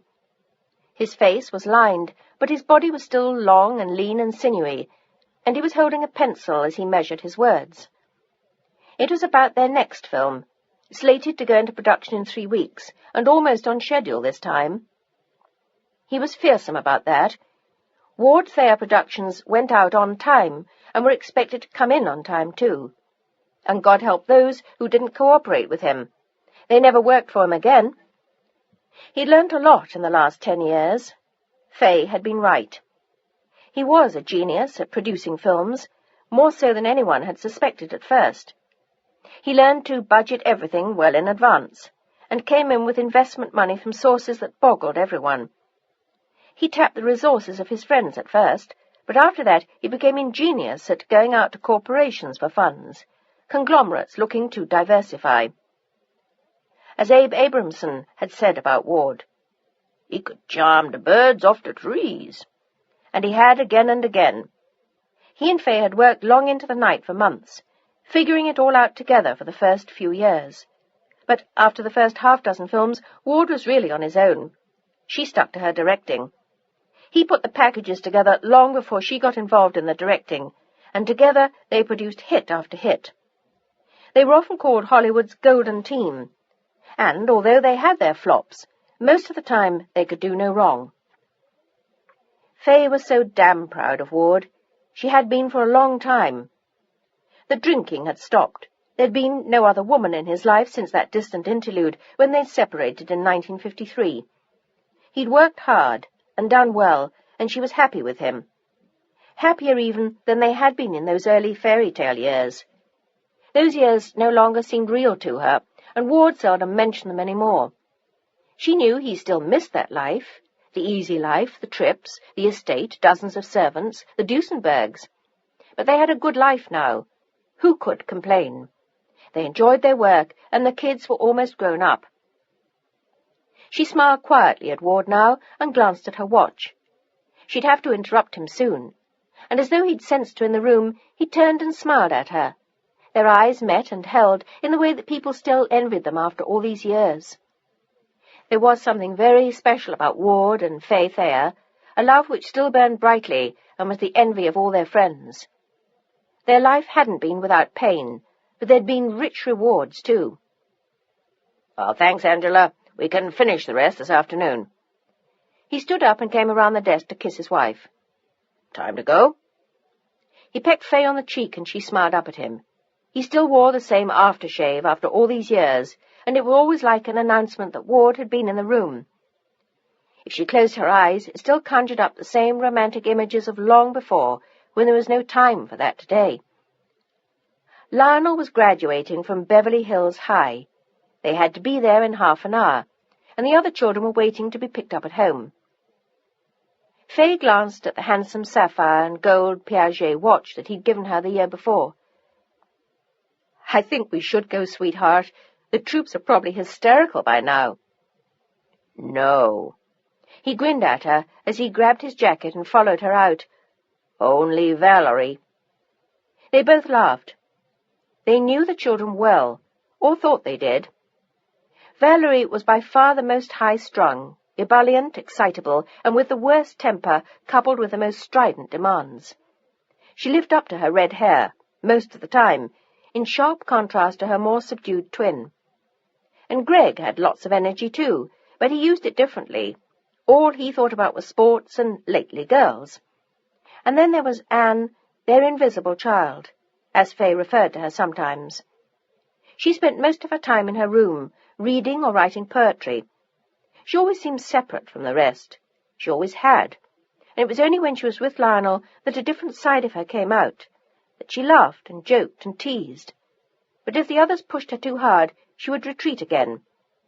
It seemed to Fay that she was always saying to the others, "Where's Anne?" And sometimes they even forgot to ask. It was difficult to know the child, and she was never quite sure she did, which seemed an odd thing to say about one's own child, but it truly seemed to apply to Anne. Ward and Fay waited for the elevator at MGM. They had their own complex of offices now, handsomely decorated all in white and bright blue and chrome. Fay had redone it all herself 2 years before, when Thayer Productions Incorporated officially established permanent offices at MGM. In the early days, they had temporary offices there, and then they'd set up shop halfway across town, and as a result spent half their lives in cars driving to meetings with the MGM staff. But now they were both independent, and at the same time part of MGM, subcontracting to them for 2 years at a time, and working on their own projects as well as those that they undertook for MGM. It was an ideal position to be in, and Ward was satisfied with the way things had worked out, although he privately thought it was all because of Fay. He told himself that, and once confessed it to her, although she disagreed violently with him, insisting that he didn't appreciate his own worth. Ward didn't appreciate his own worth. Fay had always been so much more the star, so much more in control of everything. She'd known everyone in the industry for years, and they respected her. But they respected him too now, whether he admitted it to himself or not, and Fay wished that he would. It was difficult to convince him of how important he was. Somehow he was never quite sure. But in another way that was a part of his charm, the boyish ingenuousness that had followed him into middle age, and still gave him the appearance and the sweetness of youth. Their car was parked in the car park, a black convertible Cadillac they'd had for 2 years. They kept a huge station wagon at home for when they went out with the kids, and Fay had a small bottle-green Jaguar she loved to drive. But somehow, even at that, they never seemed to have enough cars. Now that both Lionel and Greg could drive, they were always fighting over the station wagon, a situation which was about to end, unknown to Lionel that afternoon. As a combination graduation and birthday gift, they were giving him one of the new little Mustangs that had just come out. It was bright red convertible, with white sidewalls and red upholstery. Fay had been even more excited than Ward when they'd picked it up the night before, and they'd sneaked it into their neighbour's garage. They could hardly wait to give it to the boy that afternoon. They were all going to lunch at the Polo Lounge to celebrate, and there was to be a party for him at the house that night. Oh, it seems incredible, doesn't it? Fay looked over at Ward as they drove home, and she smiled nostalgically. He's going to be 18 and graduating from high school. It seems like yesterday, doesn't it, when he was just a little thing learning to walk. Her words conjured up images of the old days, and Ward was thoughtful as they drove along. All of that had changed forever 12 years before, and it still saddened him sometimes when he thought of it. That had been such a good life, but then so was this, and that didn't even seem real any more. It was a lost world, and he glanced at Fay now. "You haven't changed a bit since then, you know." He smiled appreciatively at her. She was still beautiful, her hair was still almost the same peachy blonde, and she coloured the grey so that it didn't show. At 44, her figure was still good, her skin clear and smooth, and the green eyes still danced with emerald fire. He looked older than she did now by quite a bit, but it was because of his white hair. His blonde hair had turned early, but it suited him. It was in sharp contrast to the youthful face, and she often thought that she liked him better like this. He looked more mature. She leaned over to kiss his neck as he drove. "You lie beautifully, my love. I look older every year, but you're still pretty dashing, you know." He chuckled with a look of embarrassment and pulled her closer to him. "You're going to be cute. 30 years from now, you know that? Necking with me as we drive along. Pulled over, maybe. Catching a quickie in the back seat." She laughed at the thought, and he noticed the long, graceful neck he'd always loved, amazingly still free of lines. He often thought that she should have stayed in films herself. She would still have been beautiful, and she knew so much about the art. He was reminded of it every time he saw her direct, but she was so damn good at that too. There was very little Faye Thayer couldn't do. The realization of that used to bother him, but he was proud of her now. She was just one of those people who could do many things well. But the odd thing was that he was too, although he didn't recognize it, and would have argued, and often did, when Faye told him that. He didn't have the self-confidence she had even now, or the drive, or the assurance that let her cast herself at anything, sure that she could accomplish it. She glanced at the Piaget watch again now. "Are we late?" Ward frowned as he looked at her. He didn't want to let Lionel down. He wasn't as close to him as he was to Greg, but Li was his oldest son, after all, and this was his big day. And when he saw the car, Ward smiled again. "We're not late yet. And what are you smiling at?" Faye looked at him curiously. "Oh, I was just thinking of Li's face when he sees the car." "God, he is going to die." She giggled to herself again, and Ward smiled. She was so crazy about that boy, always had been, almost too much so, he thought sometimes, and too protective of him. She was never willing to let him take the physical risks Greg took, or be exposed to as many things. He didn't have Greg's physical strength, she always said, or his ability to take hard knocks, emotionally or otherwise, but Ward was never as sure. Maybe he would have been tougher if Faye had given him a chance. In other ways he was so much like her. He was as quietly stubborn as Faye herself had always been, as determined about what he wanted to do at all costs, as certain. He even looked like her. If you squinted, they could almost have been twins. And spiritually they were, to the exclusion of everyone else sometimes.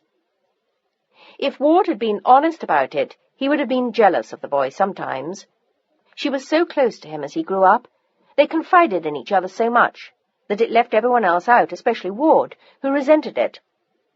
Lionel was always polite to him, pleasant, but he never went out of his way to seek him out, to go anywhere with him.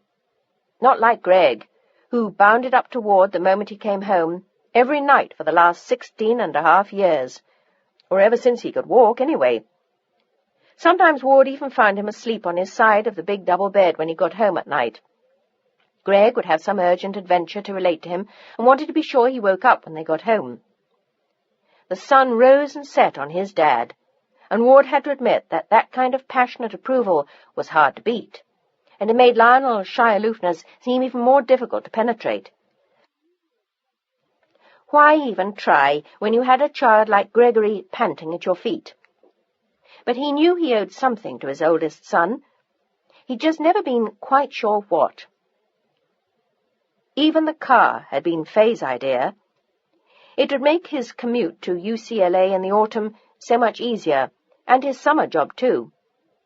He was working at Van Cleef & Arpels, the jewelers, on Rodeo Drive, doing errands and odd jobs, and he was thrilled. It wasn't the kind of job Ward had wanted for him, and Greg would have hated doing something like that. But Lionel had got the job for himself. He'd gone in for the interview with his hair freshly cut, dressed in his best suit, and he'd obviously impressed them despite his age, or maybe They'd known who his parents were. But whatever it was, he'd got the job, and when he announced it to the family that night, it was one of those rare times when he'd seemed almost childlike in his excitement, instead of more composed and mature. Greg had looked nonplussed, and the twins had been none too excited at the news. But Fay had been especially pleased for him. She knew how badly he'd wanted the job, and he'd got it all on his own. She'd urged Ward to congratulate him too, and he had, but he had to admit he hadn't been all that pleased. You sure you wouldn't rather go to Montana in August with Greg? He was going to work on a ranch for 6 weeks, and before that he was going camping in Yellowstone Park with a group of boys and teachers from school. But that was exactly the kind of thing the elder boy hated most. Oh, I'd be a lot happier here, Dad. Honest. His eyes were as wide and green as Fay's. Suddenly terrified they wouldn't let him take the job, and he'd tried so hard. But his father had backed down rapidly at the look on his face. Well, I just thought I'd ask. Well, thanks, Dad. Lionel had disappeared into the solitude of his room. Ward had built onto the house several years before. They had no guest room anymore, and the maid slept in a tiny apartment built over the garage. But now each of the children had their own room in the main house, even the twins, who had been relieved finally to sleep apart, although they didn't admit it at first. Ward and Fay drove into the driveway on Roxbury Drive, and the twins were already waiting on the front lawn. Vanessa was in a white linen dress with a blue ribbon on her long blonde hair. She was wearing new sandals and carrying a white straw bag, and both parents thought instantly how pretty she looked. As did Val, but in a far more striking way. She was wearing a bright green dress that was so short it was closer to her crotch than her knees. It was low-cut in the back, and defined her lush figure perfectly, and unlike her twin, she didn't look anywhere near 15. She was already using makeup most of the time. Her nails were freshly done, and she was wearing cute little green French heels. But Fay sighed and glanced at Ward as he stopped the car. "Here we go again. Our resident siren on the march." Ward smiled benevolently and patted his wife's hand. "Oh, let it go, babe. Don't get into an argument with her today." Ward squinted at her appraisingly, still from the safety of the car, and then laughed. "Just tell people she's your niece." He looked gently at his wife then. "She's going to be a beauty one day." "Well, I'll be too old and senile by then to appreciate it." "Just let her be." He always said that. It was his answer to everything, except Lionel, of course. In Lionel's case, he always had to be told, reprimanded, made to conform. Ward expected everything from him.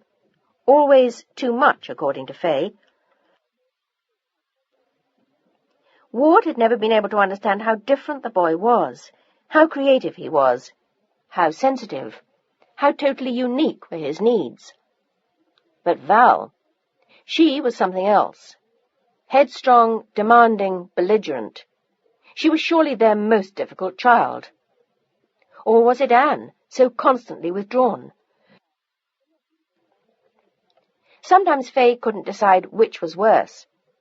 But as she stepped out of the car, Vanessa came bounding towards her with that clear, easy smile, and she decided to be grateful for the easy one today. It was simpler that way.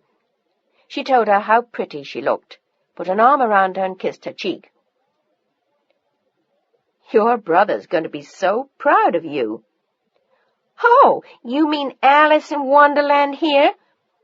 Val sauntered up, seething inwardly as she noticed her mother's arm around her twin. She'd been watching intently when she kissed Vanessa's cheek. "Don't you think she's a little old for that look?" Valerie was everything Maud, and in contrast, Vanessa looked like innocence itself. And now that she'd come nearer, Fay could see a thick black line on Val's upper eyelid that made her physically cringe. "Sweetheart, why don't you take some of that makeup off before we go? It's a little early in the day for all of that, isn't it?" It was easier to blame it on the hour rather than her age. 15 seemed more than a little young for Cleopatra eyes to Fay, and this sort of thing had never been her style anyway. But Valerie had adopted absolutely none of her mother's ways, or Ward's. She seemed to have her own ideas about everything, and God only knew where they came from. Surely not from any of them, she told herself. She was straight out of a teenage film about Hollywood, with some of its worst features exaggerated until her mother wanted to scream. But Fay attempted to remain calm now, as Val stood in front of her and visibly dug in her little green heels. "It took a lot of time to put this on, Mother. I'm not taking it off now." "Make me" were the only words she forgot to add, and Fay wasn't sure she could have anyway. "Be reasonable, sweetheart. It looks a little overdone." "Who says?" "Come on, Squirt. Go take that shit off." Greg had bounded out, wearing khaki slacks and a blue Oxford shirt, a tie that was more than slightly askew, and looked as though it might have spent the night under the bed for several years. His loafers were all banged up, and his hair wasn't quite lying down the way he wanted it to. But despite his obvious contrast to his father's far more debonair style, he was clearly a carbon copy of him, and Fay smiled as he glanced at Val with a shrug. "It really looks dumb." But his words only enraged Val more. "Mind your own business. You're nothing but a dumb jock anyway." "Well, I can tell you one thing. I wouldn't go out with a girl that's got all that goop on her face." He looked her over, and it was obvious that he didn't approve. "And your dress is too tight. It makes your boobs stick out." She blushed faintly, but was instantly furious with him. She'd wanted them to, but she didn't want her hateful brother to point it out. "Makes you look like a tart." He said it matter-of-factly, but her eyes flew wide open, and she took a swing at him, just as Ward came out of the house again and shouted at them both. "Hey, you two! Behave. This is your brother's graduation day." "He called me a tart!" Valerie was furious with him, and Vanessa looked bored. They went through it all the time, and she secretly thought he was right. Not that that would influence Valerie anyway. She was so headstrong and determined she'd do exactly what she wanted anyway, or make their lives miserable for the rest of the day. They'd all been through it before, at least 10,000 times with her. "She looks like one, doesn't she, Dad?" Greg was defending himself against her ferocious swing, and, standing nearby, Fay heard the wrinkled blue Oxford shirt rip. "Stop it!" It was useless, but they exhausted her when they behaved like this. They usually did it when she was bone-tired, after a bad day on the set. Gone were the days of quietly reading them stories at night by the fire, but she hadn't been home for most of that anyway. The babysitters and the maids had taken her place over the years, and sometimes she wondered if this was the price that she paid for it. There were times when they were completely out of control, like now. But Ward stepped in and grabbed Val's arm, speaking to her firmly in a voice that quieted her down. "Valerie, go and wash your face." There was no ambiguity to what he said, no space for argument, and she hesitated for a moment as he looked at his watch. "We leave in 5 minutes, with you or without, but I think you should be there." And with that he turned his back on her and looked at Fay. "Where's Anne? I couldn't find her upstairs." She didn't know any more than he did. She'd come home from the office with him. "She was here when I called. Van, do you know where she went?" Vanessa shrugged. It was impossible to keep tabs on that kid. She came and she went. She didn't talk to anyone. Most of the time she was reading in her room. "I think she was upstairs." Greg gave it a moment's thought. "I thought I saw a girl across the street." "To where?" Ward was beginning to get impatient with them all. It was beginning to remind him of those unbearable family holidays they used to take, to places like Yosemite, until they finally couldn't afford to send them all to camp and have a little peace. It wasn't that he didn't enjoy his family. He did. But there were times when they all drove him nuts, and this was one of them. "Did you see where she went?" He noticed silently that Val had disappeared into the house, hopefully to take off some of that makeup, or maybe even the dress, although that seemed too much to hope, and it was. She emerged while they were still hunting for Anne. The thick black line on her eyelids had diminished by slightly less than a half. The dress was just as tight and green. "Valerie, do you know where Anne went?" He looked at her exasperatedly, ready to kill them all. "Yeah, she went to the Clarks." Simple. Finally. That child was always getting lost. He remembered the time he'd spent 3 frantic hours hunting for her in Macy's in New York, only to find her outside, sound asleep in the back seat of their rented limousine. "Would you mind running over to get her, please?" He could see that the Maud beauty queen was about to object, but after one look at her father's face she didn't dare. She nodded and ran across the street, the tiny miniskirt clutching her shapely rear. He glanced at Fay with a groan. "She could be arrested in an outfit like that." Fay smiled at him. "I'll go and start the car." And out of the corner of her eye she saw Valerie escorting their youngest child back across the street. She was dressed more appropriately than the rest in a pretty pink shirt-waist dress, perfectly pressed and the right length. Her hair was shining clean, her eyes bright, her red shoes were freshly shined. She was a pleasure to look at, in sharp contrast to her far more flamboyant older sister. She piled into the station wagon into the farthest row of seats, not because she was angry at anyone, but because it was where she liked to sit. "What were you doing over there?" Greg asked as he got in front of her, with one of the twins on either side. Anne was sitting alone, although usually Lionel or Vanessa sat next to her. It was no secret that she didn't get along with Val, and she didn't have much in common with Greg. It was Lionel whom she adored, and Vanessa who took care of her when no one else was around. Those were always Fay's orders to them. "Vanessa, see to Anne." "Oh, I wanted to see something." She said nothing more, but she'd seen it. The graduation gift, the beautiful little red Mustang, and she was so happy for him. She didn't say anything to anyone all the way to school. She wanted it to be a surprise, and when they got out, Fay wondered if she knew. But she said nothing at all, just followed the others into the auditorium and sat down at the end of the row. It was one of the happiest days of her life, and one of the saddest, too. She was happy for him, but she was sad for herself. She knew that in the autumn Lionel would be moving into an apartment he would share with friends on the campus of UCLA. Mum had thought he was too young, but Dad had said it might do him good.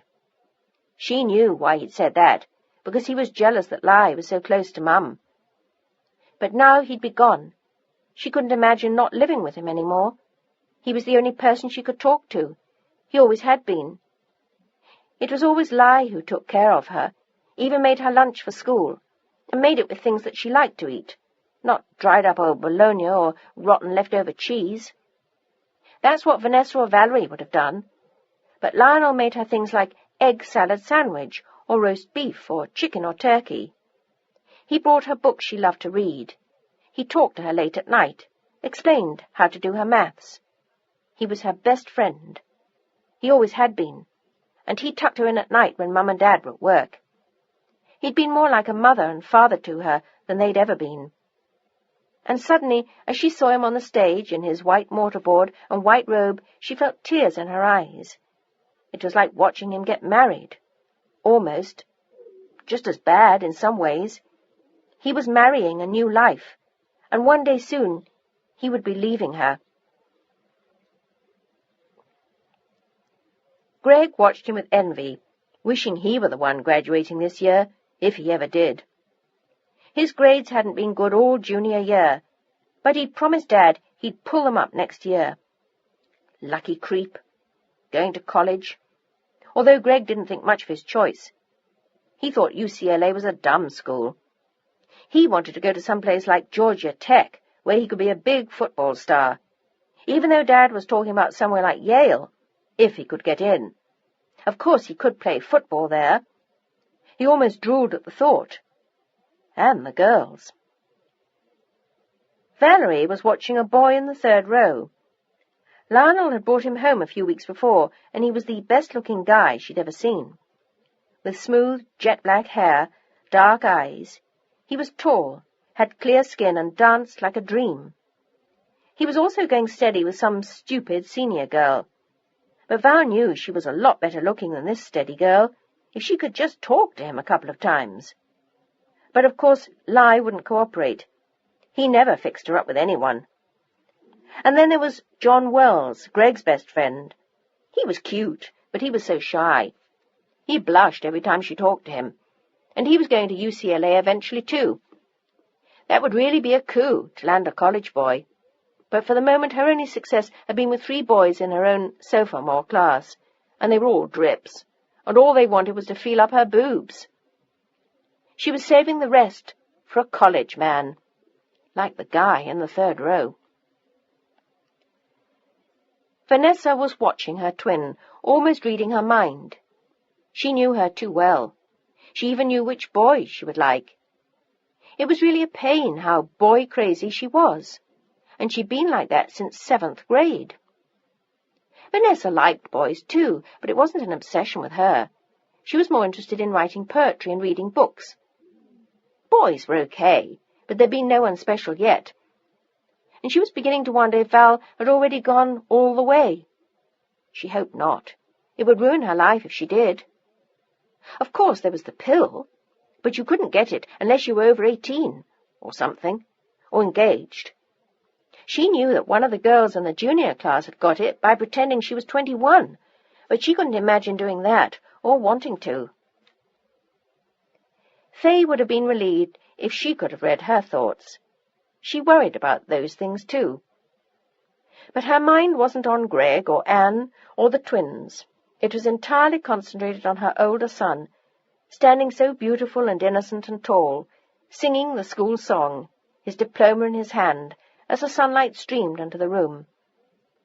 She looked at him, knowing that this moment would never come again. He would never be this young or this pure.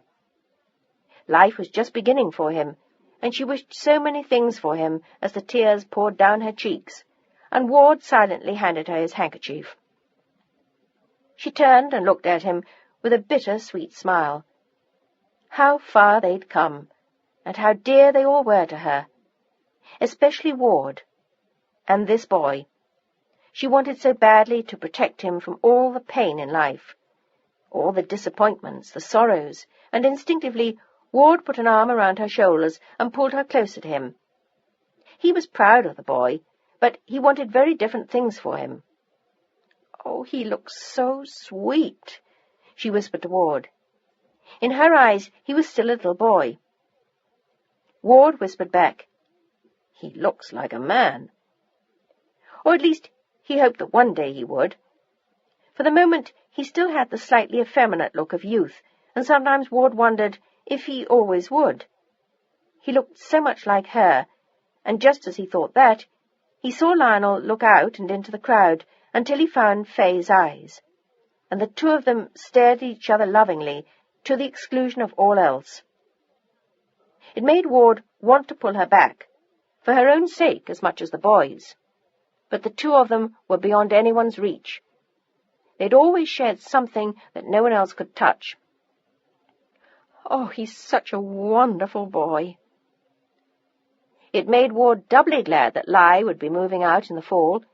He needed to get away from her, and he was even more sure of it when Lionel raced to hug Faye tight after the ceremony. The other boys were all standing around, holding hands with awkward-looking girls. "Oh, I'm free, Mum. I'm not a high school kid any more." He had eyes only for her, and she was so excited for him. "Oh, congratulations, sweetheart." She kissed him on the cheek, and Ward shook his hand. "Congratulations, son." They all hung around for a while, and then went to lunch at the Polo Lounge at the Beverly Hills Hotel. And, just as Anne knew he would, he sat with her in the very last seat on the way there. No one thought it strange. He'd sat next to her there for years, just as Fay and Ward had sat in front, and then Greg and the twins in between. The crowd at the Polo Lounge was the same as it always was at lunch. Showy, dressed in silks and gold chains and miniskirts. Directors and writers and film stars. People asking for autographs and phones being rushed from one table to the next as people pretended to get important calls. Fay went outside at one point and called Lionel to congratulate him, and everyone laughed, except Ward. They acted like lovers sometimes, and it always bothered him. But the boisterous group had a good time anyway, and after lunch they all went home and swam in their pool. Some of the kids' friends dropped by, so no one noticed when Ward and Fay sneaked away stealthily and went next door to the Clarks. Ward drove the car almost up to the pool, honking frantically as Fay laughed, sitting on a towel in the front seat in her wet bathing suit, as the kids stared, not understanding any of it at first, except that obviously their parents had gone berserk. And then Ward hopped out, walked over to his son, and handed him the key, as tears filled the boy's eyes, and he threw his arms around his father's neck, crying and laughing all at once. "You mean it's mine?" "Happy graduation, son." There were tears in Ward's eyes, too. He was touched by the boy's delight. It was a special moment that would never come again. With a shriek, Lionel hugged him again, while from the sidelines Anne watched him and beamed. He invited everyone to pile into it, and Ward and Fay stood back as the children did, sitting on each other, on the seats, on the back of the car with the top down. "Take it easy, Li," Fay admonished him, and Ward took her hand and led her a few steps back. "Let him be, love. They're all right." And for an instant, just an instant, before he started the car and drove away, he paused and met his father's eyes, perhaps in just that way for the first time, and the two men exchanged a smile. There was no need for any more thanks than that. And as they drove away, Ward felt as though he'd just made contact with his son for the first time. Finally. Chapter 12. That night, there were 100 people, most of them kids, invited to celebrate Lionel's graduation with a barbecue. And Ward and Fay had arranged for a rock band to play under a tent in the backyard. It was the biggest party they'd given in years, and the whole family was excited about it. Greg was wearing a wrinkled striped T-shirt and jeans. His blonde hair looked uncombed, and his feet were bare. Fay was about to send him back upstairs, but he escaped. And when she said something to Ward, he said what he always did. "Oh, let him be, babe. He's all right." His wife looked at him disapprovingly. "For a man who used to spend his time changing shirts 3 times a day and wearing white linen suits, you certainly don't seem to expect much of your son." "Well, maybe that's why. That was 20 years ago. It was outdated then. People don't live like that anymore, Fay. We were practically dinosaurs, albeit lucky ones. Greg has more important things on his mind." "Like what? Football? Girls? The beach?" She expected more of Greg, like the kind of things Lionel did. But Ward seemed happier with their jock than with their more intellectual child. It didn't make sense to her, and it always seemed unfair that he expected so much less of Greg and never appreciated Lionel's outstanding accomplishments. But the matter couldn't be resolved in one night. It was a difference that they'd always had, sometimes more vociferously, but this was a special day, and she didn't want to fight with him. It was funny, they actually fought very seldom, but occasionally about the children they disagreed violently and exchanged harsh words, particularly about Lionel. But not tonight. Please, not tonight, she thought to herself, and decided to give in about Greg. "All right. Never mind." "Oh, let him have a good time tonight. It doesn't matter what he wears." "I hope you feel the same way about Val." But it was a real challenge to both of them not to say anything to her. She was wearing a skin-tight white leather mini-dress with a fringed skirt with matching boots that she'd apparently borrowed from a friend. Ward leaned over and whispered to Fay as he poured her a drink at the bar. "What street corner does her friend work on? Did she say?" Fay laughed and shook her head. It seemed to her that she'd had teenagers for so long that almost nothing surprised her any more. It prepared her well to deal with the actors at MGM. None of them could be more impossible, more difficult, more unpredictable, more argumentative than any teenage kid, although many of them tried. "I think poor Vanessa tries to counteract Val's effect," Ward said to Fay. She'd worn a pink and white party dress that looked more suitable for a 10-year-old, and pink ballet shoes, with her hair done Alice in Wonderland style again. The two couldn't have been more opposite, and Fay suspected it was no mistake. And looking around at all of them, Lionel in a light tan summer suit, looking handsome and dignified, with a pale blue striped shirt and one of his father's ties, working at looking extremely grown up, the new car prominently parked on the front lawn, Greg in his wrinkled clothes, Valerie in the white leather dress, Vanessa in her childish garb. All of them individuals, certainly. It reminded Fay of something again, and she looked at Ward over the drink that he'd handed her. "Have you seen Anne?" "Well, she was around the pool with some friends a while ago. She's all right. Lionel will keep an eye on her." He always did, but tonight was a big night for him, and Ward had even looked the other way when he saw him pour himself a glass of white wine. He had to allow the boy to let off steam for a change, and if he got roaring drunk on graduation night, what harm could it do? It might dent his impeccable image for a change, and that might do him good too. He just had to keep Fay busy enough not to keep an eye on him, and eventually he invited her to dance.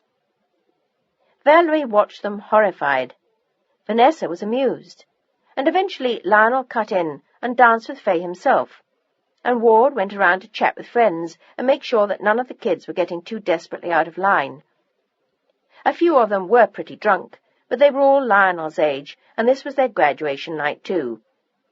Ward felt that they had a right to get a little crazed, as long as none of them drove home, and he'd given stern instructions to the parking valets. No one got the keys to his car if he appeared inebriated, and that applied to adult as well as child. He spotted Anne sitting by the pool talking to John Wells, Greg's best friend. He was a sweet boy who worshipped the ground that Greg walked on, and Ward suspected that Anne had a crush on John, but he wasn't likely to return her sentiments, considering that she was only 12. She had some growing up to do, although Lionel treated her as though she already was. It was amazing how mature she could be sometimes. Far more than the twins, or even Greg sometimes. He wondered what she was saying to John, but she was so skittish and shy that he didn't dare approach them now for fear that he would scare her off.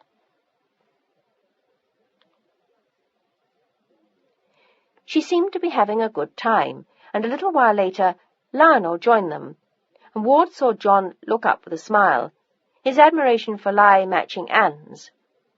The wonder of kids. Ward smiled to himself and went to retrieve Fay from a group of neighbours and friends.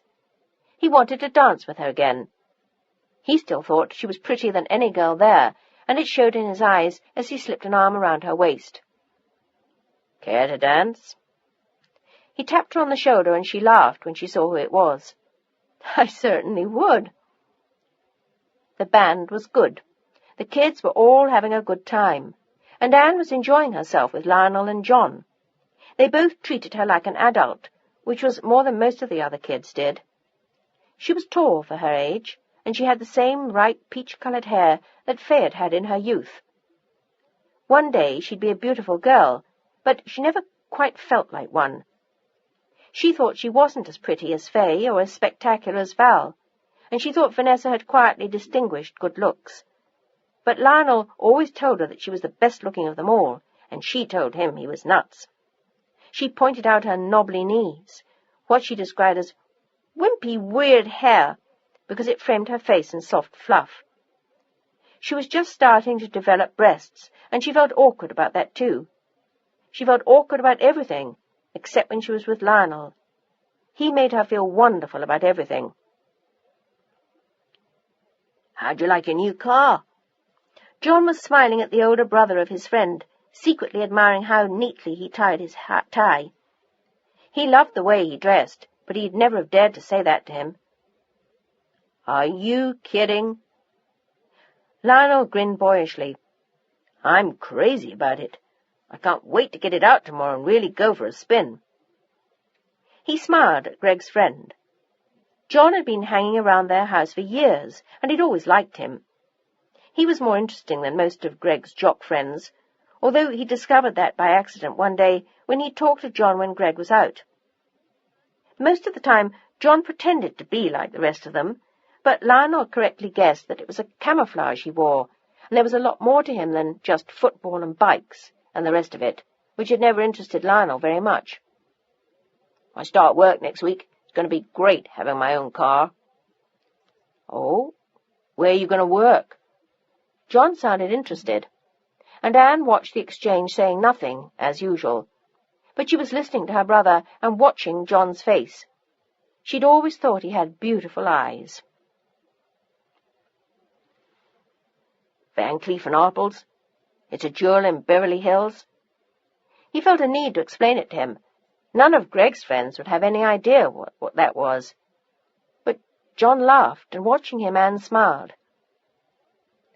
"I know that. My mother goes there all the time. They have pretty stuff." Lionel looked both surprised and pleased. John hadn't gagged at the thought of Lionel working there. "Sounds like a nice job." "Oh, it is, and I'm looking forward to it." He beamed, glancing in the direction of the car again. "Especially now. And UCLA in the fall. You're lucky, Li. I'm sick to death of high school." "Oh, it won't be long now. You've only got a year to go." "God, it feels like an eternity." John groaned, and Lionel smiled. "And then what?" "Oh, I don't know yet." That wasn't unusual. Most of his friends hadn't figured that out. "I'm doing cinematography." "That sounds wonderful." Lionel shrugged modestly. He'd won photography awards ever since he was 14, and he'd started getting into film 2 years before. He was ready for everything UCLA could offer him, and excited about going there, in spite of what his father said.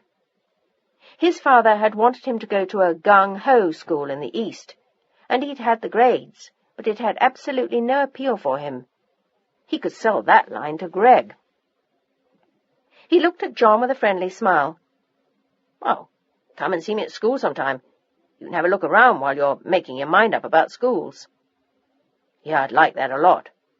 John looked at him intently, and for a moment the boy's eyes met and held, and then quickly John turned away, and a moment later he spotted Greg. He seemed anxious to leave them then, and Lionel invited Anne to dance. She blushed furiously at the thought and refused to dance with him, but after he'd insisted for a while, she relented and followed him onto the floor. "What's that?" The boy who'd wandered into the house with Val had followed her into the den, and he was determined to get a hand up her skirt, which didn't look too hard. But a coveted object pushed into a shelf in the bar had caught his eye. "Is that what I think it is?" He was impressed. This was the first house he'd been in that actually had one of those, even though you sure heard about them a lot in L.A. "Yeah. So what?" "Big deal." "It sure is." He stared at it in awe, and then reached a hand out to touch it so he could tell his dad when he picked him up. "Whose is it? Your mum's or your dad's?" It seemed to cost her something to admit to him. "My mum's." "You want a beer, Joey?" And then he almost fainted. There was another one. They had 2. "My God, she's got 2 of them. What for?" "Oh, for Christ's sake, I don't remember. Now, do you want a beer or not?" Yeah, okay." But he was much more interested in hearing what her mother had won the Oscars for. His dad would ask him later, and so would his mum, but Val didn't seem to want to talk about them. "She used to be an actress, didn't she?" He knew she was a director now, everyone knew that, and her dad was a big producer at MGM. But Valerie sure didn't talk about it much. She was more interested in booze and boys. At least, that was the reputation she had, and he could almost see up her white leather skirt when she sat down. But actually all he glimpsed was a long expanse of inner thigh. "Did you ever smoke dope?" He hadn't, but he didn't want to admit it to her. He was 15.5 years old, and he'd met her in school that year, but he'd never taken her out. He hadn't the guts. She was beautiful and terrifyingly mature. "Yeah, once." And then he couldn't help himself. He had to ask again, "Let's talk about your mum." That was it. She jumped to her feet, her eyes blazing with rage. "No, let's not." "Oh, don't be so uptight, for Christ's sake. I'm just curious, that's all." Val looked at him with contempt as she strode to the doorway and looked back. "Then ask her, you creep." And with a flash of her red mane, she was gone, and he stared at the empty doorway in despair and whispered to himself, "Shit." "Oh?" Greg stuck his head in to see who was there, and the boy blushed and jumped to his feet. "Sorry, I was just relaxing in here. I'll go back outside." "Oh, that's okay. I do that here all the time, no sweat." He grinned and disappeared in hot pursuit of some dark-haired girl, and Joey went back outside. And eventually they all wound up in the pool late that night, in clothes, in bathing suits, in dresses, in sneakers, and bare feet and shoes. They had a wonderful time, and it was 3 a.m. before the last guest went home. And when they were all gone, Lionel walked upstairs with Ward and Fay, and all three of them yawned sleepily as Fay laughed. "Well, we're a lively bunch. Good party, though, wasn't it?" "The best." Lionel smiled and kissed his mother good night, and when he sat down on his bed in the terry robe that he'd put on to cover his bathing suit, he sat and stared at the wall for a minute, thinking of the day. The diploma, the white gown, the car, the friends, and the music.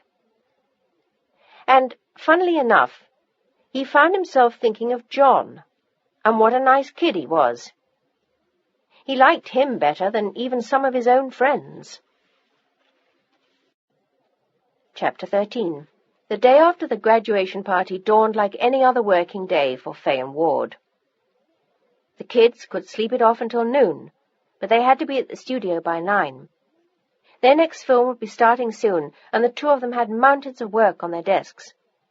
It always seemed to require so much discipline to go on, to work, no matter how tired they were, especially when Fay was actually directing the film. Then she was always at the studio before 6 o'clock, often before the actors were there. But she had to be there, to breathe the air, to get the feel of it. In fact, while they were shooting, it was always difficult to force herself to go home, and sometimes she didn't. Sometimes she slept in a dressing room, eating, sleeping, and thinking the script, making it become almost a part of her, until she knew every character as though she'd been born in their skin in another life. It was what made her so demanding of the actors who worked for her. But she taught them a kind of discipline they never forgot, and most of the actors in Hollywood talked of Faith Eyre with awe. Her kind of talent was a gift, and she was so much happier than when she'd been acting herself. This was the fulfillment that she'd been looking for, and Ward loved seeing that light in her eye, the light that came only when she was thinking of her work. It made him a little jealous sometimes, because he liked what he did, but not with the same determination, the same fire as she seemed to feel. She breathed her very soul into her work, and he was thinking of that now. In a few weeks he was going to lose her to their new film, but they both thought it was the best one that they'd ever done. They were both extremely excited about it, and more than once Fay had said how sorry she was that Abe Abramson was no longer alive. He would have loved this film, but he had died some years before. He'd lived long enough to see their success, to see her win the second Oscar of her life, this one for directing. But he died after that, and she still missed him sometimes, as she did now. She lay back against the seat, looking at Ward and thinking of the night before. Oh, I'm glad the kids had a good time. So did I. He smiled at her, but he was painfully hungover, and these days that was rare. He often wondered how he used to drink as much as he did. He couldn't take it any more, without paying a tremendous price for it. Youth. He smiled to himself. A lot of things change when you added a few years and grey hair, and other things did not. In spite of the hangover, he and Faye had made love that morning after he got out of the shower. That always got his day off to a good start, and he gently put a hand on her thigh now. You still drive me wild, you know. She blushed faintly and looked pleased. She was still in love with him, had been for 19 years. Longer, if you counted the time they'd met in Guadalcanal in 43. That would make it 21. It's mutual, you know. That's good. He looked pensive as he pulled into the MGM car park. The guard at the gate had smiled as he waved them in. You could set your clocks by these two, he thought to himself. Nice people with nice kids, and they worked hard. You had to hand it to them. Maybe we should put a communicating door between our offices, and a lock on my door, Ward suggested. Sounds good to me, she whispered in his ear, and then playfully nipped his neck before sliding out. What have you got going today, love? Oh, not a hell of a lot. I think almost everything's squared away. And what about you? Oh, I'm meeting 3 of the stars, she told him. Who? I feel like I need to do a lot of talking to all of them before we start, so that everyone's prepared, so that they all know where we're going with this thing. It was the most challenging film she'd done. It was about 4 soldiers during the Second World War, and it wasn't a pretty film in that sense. It was brutal and painful and tore your guts out, and most studio heads would have assigned a male director to it. But Dory Shari still trusted her, and she wasn't going to let him down. Or Ward.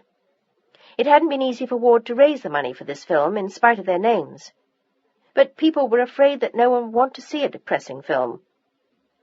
After the assassination of John Kennedy the year before, everybody wanted comic relief, not serious film. But both Ward and Faye had agreed from the start, when they'd read the script, that this was it. It was a brilliant film. The screenplay was magnificent, as the original book had been, and Faye was determined to do right by it. Ward knew she would, but he also knew how nervous she was. Oh, it's going to be okay, you know. He smiled at her just outside her office door. They both knew it would be, but he also knew that she needed reassurance from him, and he knew that even more certainly as she answered him. I'm scared to death. I know you are. Just relax and enjoy yourself. But she didn't do that until they started the film, and then she plunged into it even more fully than she usually did. She never got home before midnight or 1, and was gone again by 5 a.m., and often didn't come home at all. Ward knew it would go on for months that way, and he'd promised her he'd keep an eye on the children for her. And he tried. She'd always worked that way. When she was directing a film, she was totally involved. And when she was finished, she spent her life folding shirts, doing laundry, and driving carpools. She took a special pride in it, but right now, even the children were far, far from her mind. Ward came back to the studio to pick her up late one night. He didn't trust her to drive when she was that tired, or that wrapped up in her work. He was afraid she'd wind up in a tree off the motorway somewhere, so he came to pick her up, and she collapsed on the front seat of his car like a little rag doll. He leaned over and kissed her cheek. She opened her one eye sleepily and smiled at him. Oh, I may not survive this one. Her voice was deep and hoarse. She'd drunk gallons of coffee all day long and talked endlessly, urging them on, begging for more from them, and her actors hadn't disappointed her. She looked at Ward and he smiled. Oh, it's going to be great, babe. I've been watching the dailies all week. What do you think? She'd seen them herself, and she kept seeing what was wrong and never what was right. but in the last 2 days she'd seen a ray of hope. The actors were really working hard as she was, to give it their all. "Think it'll fly?" She looked terrified as she asked. His judgment was better than anyone else's, she knew, and she trusted him implicitly, but he was smiling at her. "Oh, it'll fly right over the moon, love. And that Oscar is going to fly into your hands again." "Oh, never mind that. I just want it to be good. I want us to be proud of it." "We will." He was sure of that, and he was always proud of her, just as she was of him. He'd come so far, for a man who had never worked a day in his life until he turned 35. It was miraculous what he'd done with himself, and she never lost sight of that. She was always proud of him, more so than he knew. Much, much more. She lay her head back on the seat again. "Oh, how are the kids?" "They're okay." She didn't need the petty aggravations now. The cleaning woman was threatening to quit. Anne and Val had had a major fight, and Greg had put a dent in the car, but they were all minor problems he could handle himself. Still, he was always grateful when she finished work and went back to running the house. He often wondered how she stood the daily irritation of it all. It always drove him nuts, although he didn't tell her that. "Well, they're all busy. The twins have been babysitting every day. Greg leaves for the ranch next week." He didn't add aloud, "Thank God." At least it would be quieter without the phone ringing and the doors slamming and half a dozen of Greg's friends playing catch with a favourite vase. "We hardly see Lionel now that he has a job." "Oh, does he like it?" She opened her eyes. She would have asked him herself, but she hadn't seen him in weeks. "I think so. He hasn't complained, anyway." "Oh, that doesn't mean much. Lion never complains." And then she thought of something else. "Oh, I should have lined something up for Anne. I just didn't think we'd get going so soon." But the money had come in, and the set had been free. Everything had fallen into place, and instead of late September, they'd started in June. That was unusual, and Faye didn't want to make trouble by saying that she wasn't free to start. But it meant deserting her kids for the summer, which was complicated, and Anne had steadfastly refused to go to camp. "What's she doing all day?" "Oh, she's all right. Mrs. Johnson's there till I come home. She has friends over, and they all hang about the pool. I told them I'd take them to Disneyland next week." "Oh, you're a saint." She yawned and smiled at him at the same time, and she leaned heavily on him as they walked into the house. The girls were still awake. Val's hair was set in giant curlers, and she was wearing a bikini that would have made Faye gasp if she'd had the strength. She made a mental note to say something to her the next day, if she had the time, and saw the child. They were listening to music in the den, and Vanessa was in a nightgown and talking to a friend on the phone, oblivious to the noise that Valerie was making. "Where's Anne?" Faye asked Val, and she shrugged, mouthing the words to the song. She had to ask again before Valerie answered her. "Upstairs, I guess." "Is she asleep?" "Probably." But Vanessa shook her head. She had the uncanny knack of listening to several conversations at once and often did. Faye went upstairs to kiss her youngest child good night. She already knew that Greg was out with friends, and a note in the kitchen had said Lionel was having dinner with some people from work, which accounted for everyone. She liked knowing where all her children were, and she often worried about that on the set. Ward was more relaxed than she was about letting them do what they wanted, and she wanted him to keep a tight rein on them, but he never did. He would have gone mad if he had. That and run the house.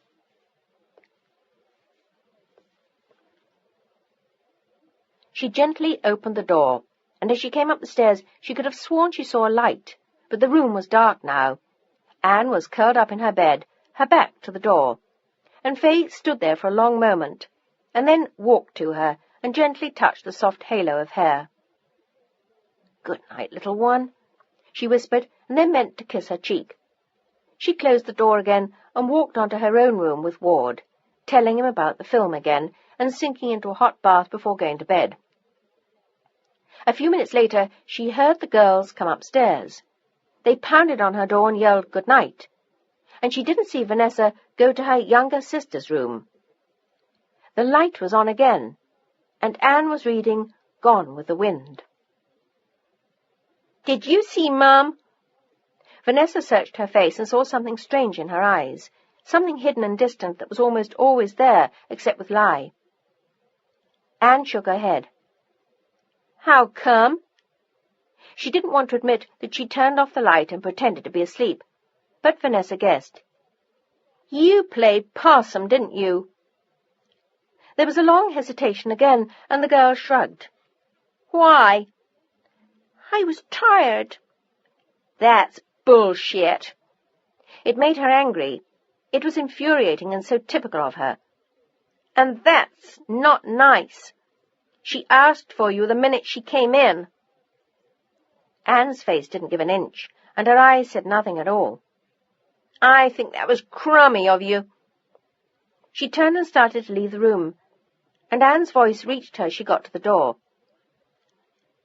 "I don't have anything to say to her." Vanessa looked at her and walked out, never understanding the truth that Lionel understood so well. Anne was afraid that her mother had nothing to say to her. She never had. She'd never been around when she was a little girl. It was always nurses or babysitters or maids or one of the other children babysitting for her, while her mother worked or went out or did something else. She was always tired or had something on her mind or had to read this script or had to talk to Dad. So what was there left to say now? Who are you? Who am I? It was easier to talk to Lionel and avoid her, just as she'd avoided Anne for so long. Now she had to pay the price for it. Chapter 14. Faye was still deep into the film when Lionel moved into an apartment with 4 friends and began classes at UCLA. He stopped in to see her the following week on the set, just to catch up. He stood by waiting patiently for a break. He always enjoyed watching her work.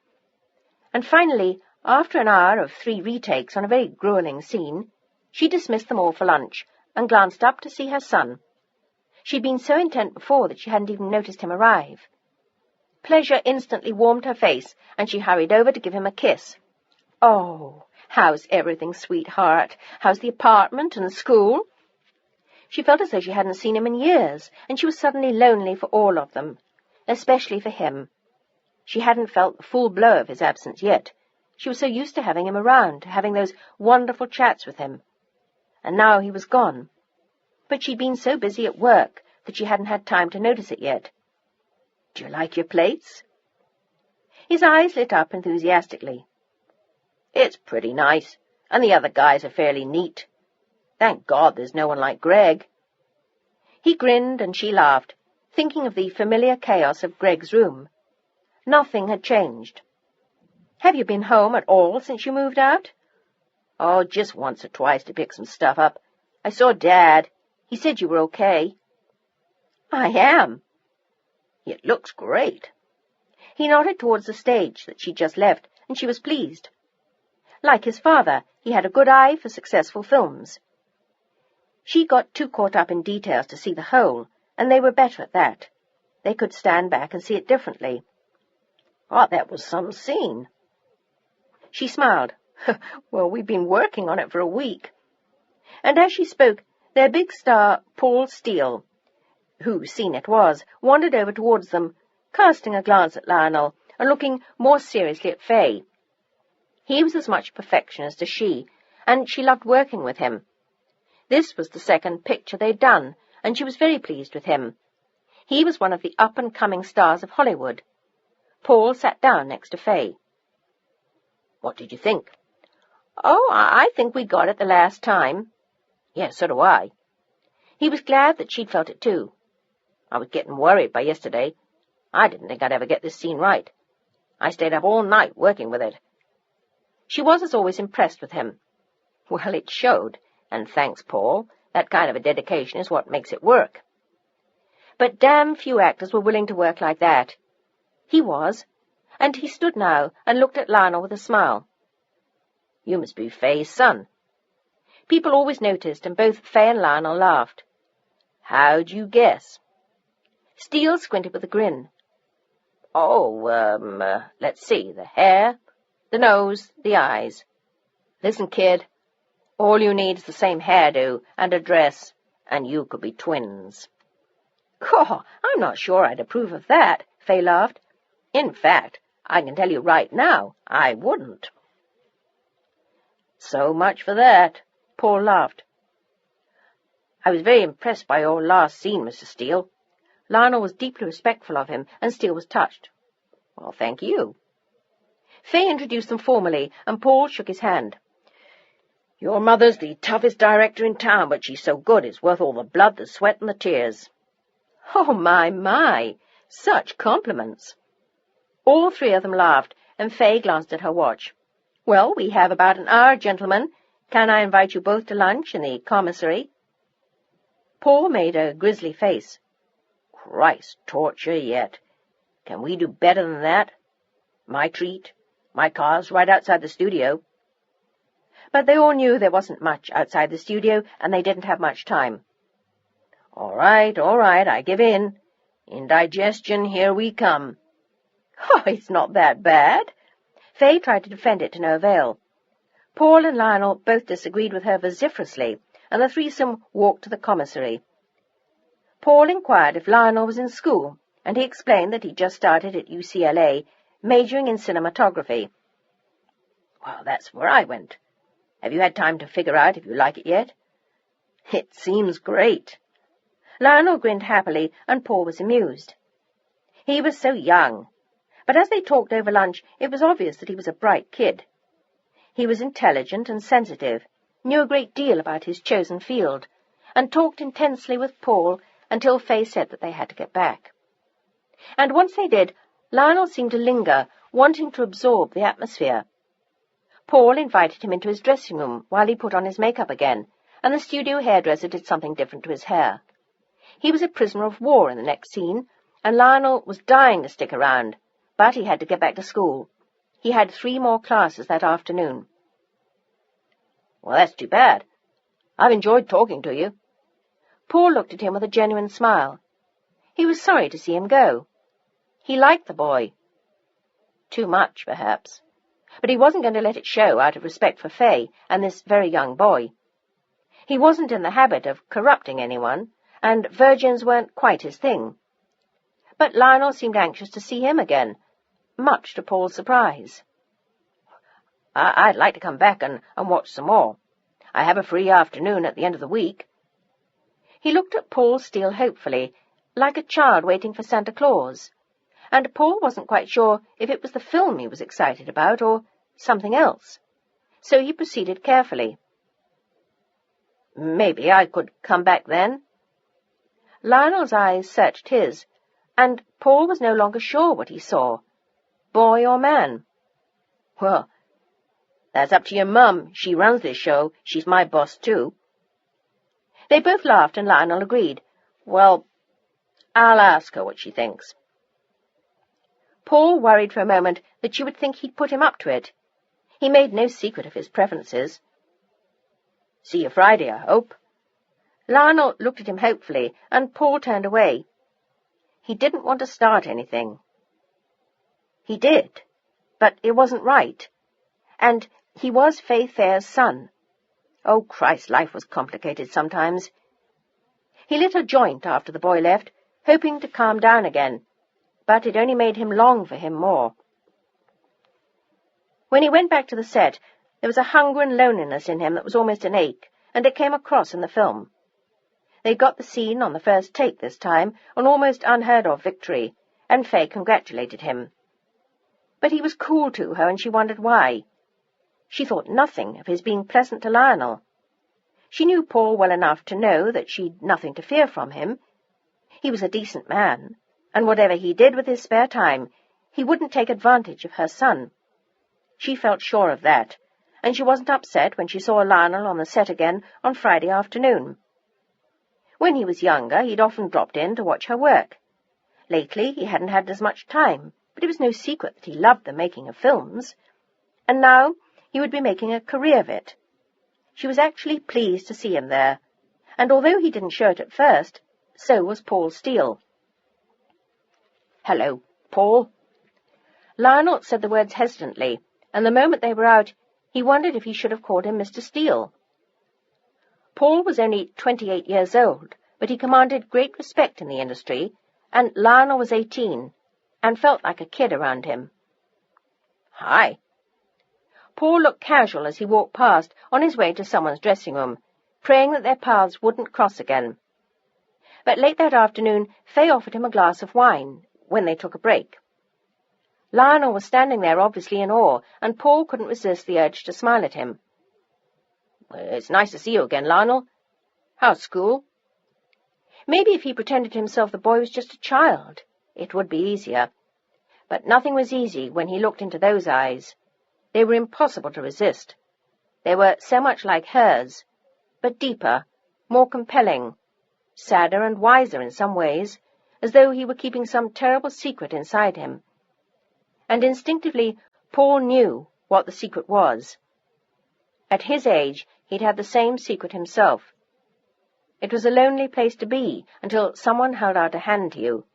Until then, you were a freak, living in a lonely hell, frightened of your own thoughts and what other people would think if they knew. "What did you think of today's take?" There was no point treating him like a child. He was a man. They both knew that. And Paul looked him in the eye. I thought it was very, very good. Would you like to see the dailies with me?" Paul liked to see them whenever he could, so that he could correct his mistakes. They were important to his work, and Lionel was flattered beyond words that Paul should invite him into such a special world. His eyes were huge with awe, and Fay and Paul laughed. "Well, now, listen. If you look like that, I won't let you watch. You've got to realize most of what you'll see is crap. Embarrassing crap, but that's how we learn." I'd love to see the dailies with you." They watched them at around 6 o'clock, and as they took their seats and the lights went off, Paul felt Lionel's leg inadvertently touch his knee. He felt a thrill rush through him that was almost painful to refuse, but he carefully moved his leg away and forced himself to concentrate on what was on the screen. And afterwards, when the lights came up, Lionel discussed what he'd seen with him, and amazingly they felt the same way about the same scenes. The boy was brilliant about film, intelligent, intuitive, and he had an instinct for style and technique. It was hardly surprising he'd grown up with it. But Paul was still impressed. He was dying to talk about with him some more as Fay got ready to leave the set. She had to leave early tonight, for her 7:30 was a mid-afternoon, and she glanced at them both, amused, as they rattled on. "Have you got your car with you, love?" Fay asked him. She looked tired tonight and was longing to go home and unwind. It had been a grueling week, and they were doing a scene at dawn the next day. She had to be up before 3. "Yes, Mum. I drove here." "Oh, good. Then I'll let you boys talk yourselves out. This old lady's going home. Before I fall on my face from sheer exhaustion. Good night, gentlemen." She kissed Lionel's cheek, waved goodbye to Paul, and hurried outside to her own car. Ward had gone home ahead of her to have dinner with the kids. Paul was stunned when he looked at his watch after that. It was almost 9 o'clock, and they were the last ones on the set. He hadn't had anything to eat since lunch, and from something he'd said, he knew Lionel hadn't either. What harm could there be in having a bite to eat? "Do you want to go out for a hamburger, Lionel? You must be starving." It seemed harmless enough to ask, and Fay's son looked pleased. "I'd like that if you don't have anything else to do." He was so young and humble, it was embarrassing, and Paul smiled and put an arm around his shoulder as they walked to their cars. There was no one else around, so it couldn't be misconstrued. "Believe me, talking to you is the most fun I've had in weeks, maybe even months." "Well, that's a nice thing to say." He smiled at Paul as they reached his car. Paul was driving a silver Porsche, and Lionel had the red Mustang that he was so proud of. "Oh, what a great car." "Yeah, I got it for graduation in June." "That's some gift." Paul looked impressed. At his age, he'd bought a clunker for $75. But his parents weren't Ward and Faith Thayer, and he didn't live in Beverly Hills. He'd come to California from Buffalo when he was 22, and life had been beautiful ever since, especially in the past 3 years. His career had taken off meteorically, at first thanks to one fortuitous romance with a major producer in Hollywood. But after that, the breaks he got were thanks to his own strengths and abilities. There was no denying it, and few did. No matter what you thought of Paul Steel, he was damn good. Most of the people who'd worked with him didn't have ugly things to say about him. He was a decent man, fair to work with, and he kept to himself most of the time. And if you got to know him well, he could be fun. Between films, he was a wild man sometimes, smoking a lot of dope, snorting a little cocaine. And he was into poppers, and there were rumours about orgies at his place and kinky sex. But he took advantage of no one. No one got hurt, and working as hard as he did, he had to do something to let off steam, and he was still young, after all. He took Lionel to Hamburger Hamlet on Sunset, and had him follow him there in his car, driving carefully. For some reason he found himself anxious about the kid. He didn't want him to get hurt, physically or in any other way. He liked him more than he'd liked anyone in a while. It was just a damn shame that he was only 18. That was rotten luck. He was so damn beautiful and so fucking young. He couldn't take his eyes off him as they ate, and afterwards they stood outside, Lionel not even sure how to thank him for the honour and the rare treat. Paul dying to invite him up to his place, but afraid of how it would sound. So they stood there awkwardly as Paul looked at him. He wished he knew what Lionel knew of himself, but he still wasn't sure of that. If the boy knew, maybe it would be different, but if he didn't suspect as yet. Just looking at him, Paul was already sure, but was Lionel? And then suddenly, as they stood there in the car park, Paul knew he had to take the bull by the horns, so to speak. Maybe he even asked him eventually. Maybe he was wrong. Maybe they could be friends. But he couldn't let him go. Not yet. Not now. Not quite so soon. I know this sounds dumb, but, would you like to come to my place for a drink? He was almost embarrassed to say the words, but Lionel's eyes grew wide with delight. I'd love it. Well, maybe he did know. Paul was going crazy trying to figure it out, and there was no way to guess. I live in Malibu. You want to follow me again, or leave your car here?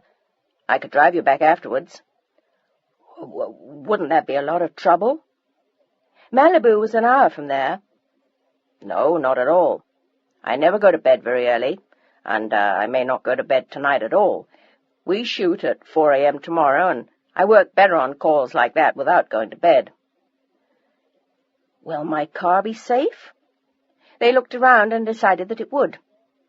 The hamburger place was open all night, so people would come and go, and no one would dare break into it with people around. That decided, Lionel slid into the passenger seat of Paul's Porsche, and instantly felt that he'd died and gone to heaven. It was like being lifted into another world. Sitting on the smooth black leather seats, the dashboard looked like the panel of a plane with a shift of gears, and they took off. Paul turned the stereo on as the music of Roger Miller singing King of the Road filled their ears. It was almost a sensual experience getting to Malibu. Paul was dying for a joint, but he didn't want to smoke dope in front of the boy, and he was a little afraid of what he might do if he did. So he refrained, and they talked from time to time on the brief drive, listened to the music as they flew along, and by the time they reached the house on the beach, Lionel was totally relaxed with his new friend. Paul put his key in the lock and let them in, and the house just continued the same mood.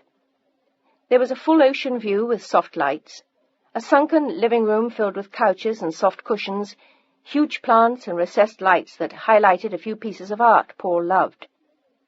There was a handsome bar, a wall of books, and a stereo that seemed to fill the whole world with soft music as Lionel sat down and looked around.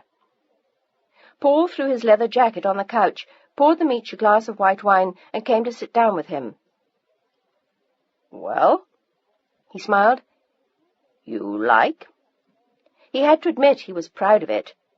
For a poor boy from Buffalo, he'd come a long, long way, and he was happy here. My God, it's so beautiful. Yeah, it is, isn't it? He didn't disagree. They could look out at the beach, the sea. The whole world seemed to lie at their feet. And when they finished their wine, Paul suggested a walk. He loved to walk on the beach late at night, and it was only 11 o'clock. He kicked off his shoes, and Lionel did the same. They walked out onto the smooth white sand, and Lionel thought he'd never been as happy as this. He felt something he'd never felt before, and he felt it each time he looked at this man. And it was confusing to him.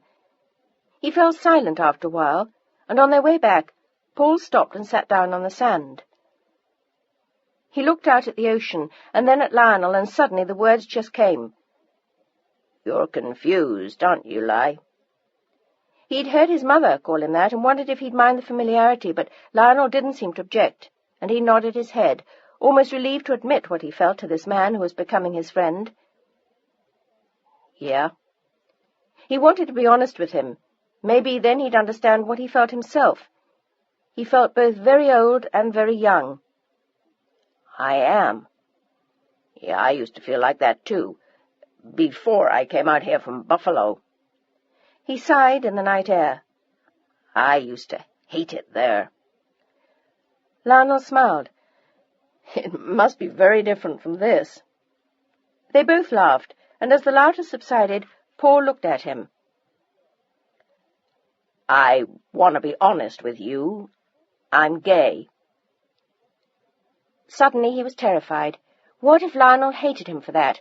What if he jumped up and ran away? It was the first time he'd been afraid of that kind of rejection in years, and that frightened him. It was like taking a giant step back to Buffalo, to being in love with Mr. Houlihan at baseball practice in the spring, and not being able to say anything, just watch him in the shower, and want so desperately to touch his face, his arm, his leg, to touch him anywhere, to touch him there. He turned to Lionel with frightened eyes. Do you know what that means? Yes, of course. I don't mean just that I'm a homosexual. I assume you'd understand that.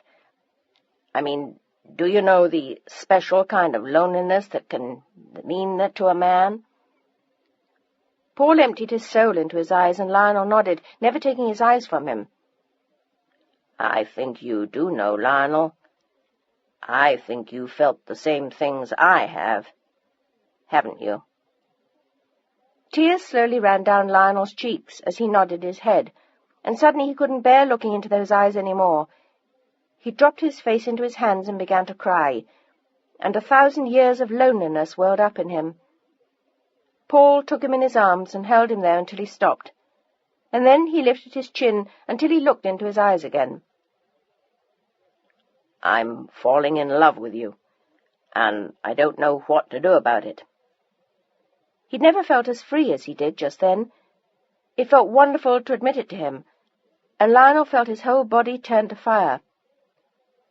Suddenly he understood things he'd never understood before about himself, things he'd never wanted to know, or was afraid to think about. He knew them all as he looked into this man's eyes. You're a virgin, aren't you? Lionel nodded, and his voice was hoarse. Yeah, I am. He was falling in love with him too, but he didn't know how to say it yet. He prayed that in time he would, that Paul wouldn't send him away, that he would always, always let him be with him. Have you ever slept with a girl? He shook his head silently. That was how he'd known. He'd never wanted to, ever. It just wasn't there. Well, neither had I. He sighed and lay back on the sand with a sigh, gently taking Lionel's hand and kissing the palm over and over again. Maybe it's easier like this. The choice was made for us a long time ago. I've always believed that about people like us. I know we have nothing to do with the choice, and it's there even when you're a very little boy. I think I knew it way back then, but I was afraid to know. Lionel felt braver now. So was I. I was afraid somebody'd find out, would know, would see my thoughts. My brother's this all-out jock. My father wanted me to be like that, and I just couldn't be. I couldn't. Tears filled his eyes again, and Paul held his hand tight in his own. Does anyone in your family suspect? Lionel quickly shook his head. I never really even admitted it to myself until tonight. But now he knew. He knew for sure. He wanted it to be like this, with Paul, and no one else. He'd waited for him all his life, and wasn't going to lose him now. But Paul was watching him carefully. Are you sure you're ready to admit it now? You can never go back again. You can't really change your mind. Oh, some do, I guess, but I always wonder how convinced they are. I don't know. He looked up at Lionel as they lay on the sand side by side. He was propped up on one elbow and looking down at him, and there was no one around for miles. The houses were lit up behind them like jewels. 1,000 engagement rings he was offering him. A crown. I don't want to do anything you're not ready for.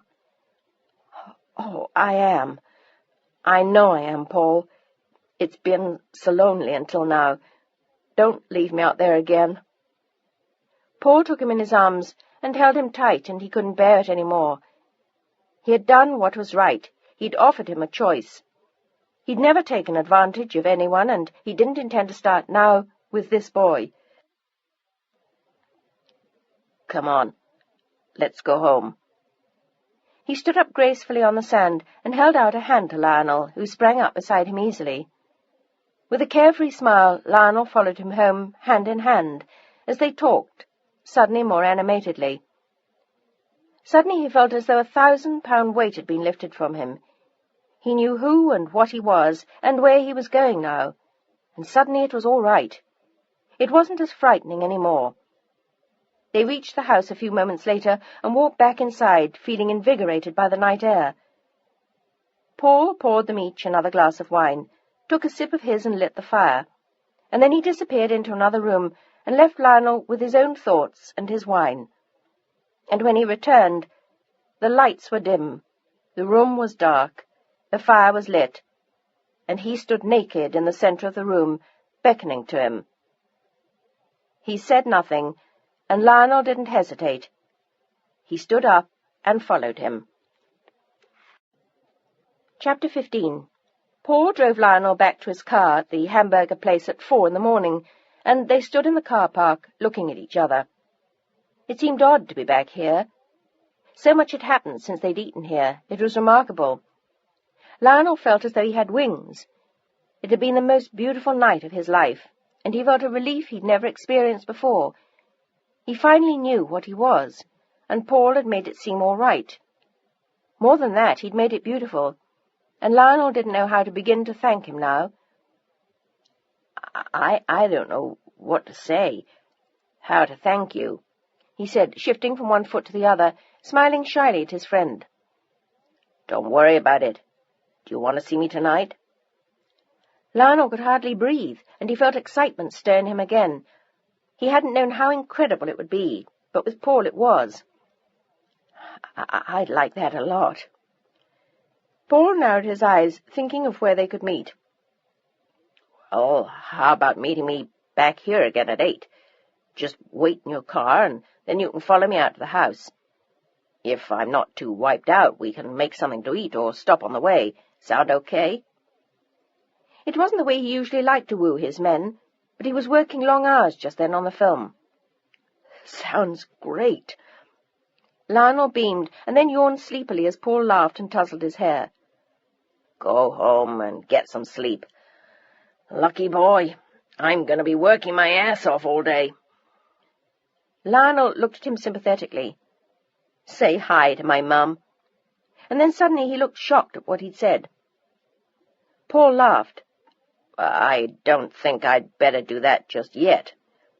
If ever. He wasn't at all sure how Fay would react to knowing that her older son was gay. If she asks, I'll just tell her we had a hamburger and you went home. Okay? Lionel nodded. What if he slipped? What if he himself said something to someone one of these days? It was a frightening thought. Or was it? Eventually people would have to know. He didn't want to live in hiding for the rest of his life, but on the other hand, he didn't want to tell anyone just yet. Not yet. He wanted it to be his secret with Paul. Have a nice day. He wanted to reach out and kiss him right here in the car park, but he didn't dare. And Paul gently touched his cheek with warmth in his eyes. Take care of yourself today. Get some rest, love. Lionel felt the power of his loving in his words, and his heart tugged as he watched him go. He waved as the silver Porsche drove away, and slipped into his own car with his own thoughts. He could hardly wait until that night came, and when it did, he was waiting in his car in a clean shirt and sweater, impeccable suede slacks, his hair neatly combed, and a new brand of aftershave that he'd bought just that afternoon. Paul recognized all the preparations as he stepped out of the car, and he was touched. He hadn't even had time to shower before leaving the set, but he didn't want to be late. He put an arm around Lionel, and they hugged, and it was obvious that the boy was happy to see him again. Li was thrilled. How was your day, Paul? Great, thanks to you. He smiled generously, and the boy beamed. I remembered all my lines, sailed right through everything, but we worked our asses off this afternoon. He looked down at himself. He was still wearing fatigues from the set, but no one had said anything when he left. Let's go home so I can clean up and change. He would have liked to take him to a gay bar afterwards for dinner, or at least a drink, but he wasn't ready to introduce him to the gay world yet. Instinctively he sensed that Lionel wasn't ready. He wanted this to be special, something that existed only between them, and Paul was willing to play the game for a while, staying away from his usual friends to be alone with him. Lionel decided to ride in the car with him again, and they stopped at a market on the way to Malibu. They bought a 6-pack of beer, some wine, the makings of a salad, a bag of fresh fruit, and 2 steaks. It was a wholesome dinner for 2, and Lionel said he knew how to cook. As it turned out, he was as good as his word, and when Paul stepped out of the shower with a towel wrapped round his waist, Lionel handed him a glass of wine with a smile. Dinner'll be ready in 5 minutes. Great, I'm starving. But then Paul set the wine-glass down and reached over to give Lionel a kiss. As they parted, their eyes held, and Lionel's heart soared. I missed you today. So did I. The towel slipped slowly from round Paul's waist, and he whispered at the boy as he fumbled hungrily with his belt. Will the steaks burn if they wait? Not that he really cared. He didn't care about anything just now except this young flesh. Lionel was one of the most exciting lovers he'd had in a long time. He was so enthusiastic and new. Every inch of him smelled sweet and good. His body was so young and firm. He tore the suede trousers down until he found what he sought, and Lionel groaned as Paul's mouth found him there. A moment later, they were tangled on the wet floor, dinner forgotten, their bodies locked in passion.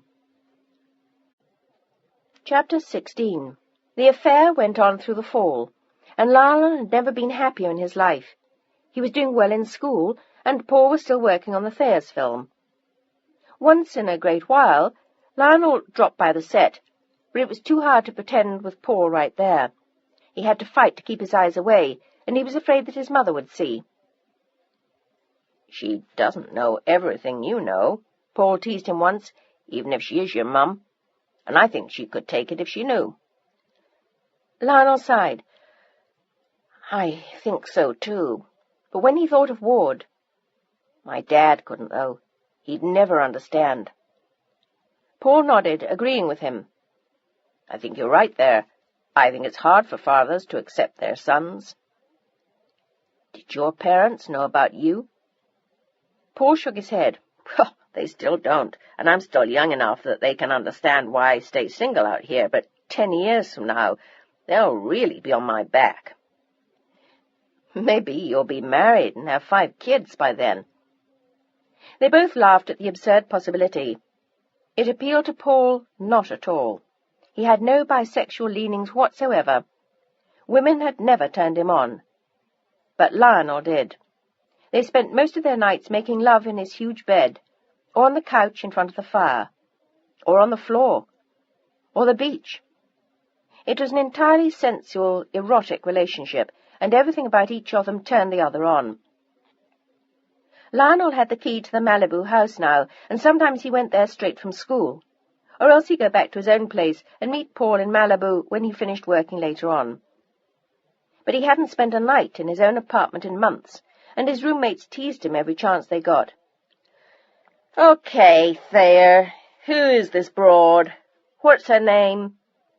When are we going to lay eyes on her, or is she one of these easy dames that you hide from your friends and just screw all the time?" Very funny.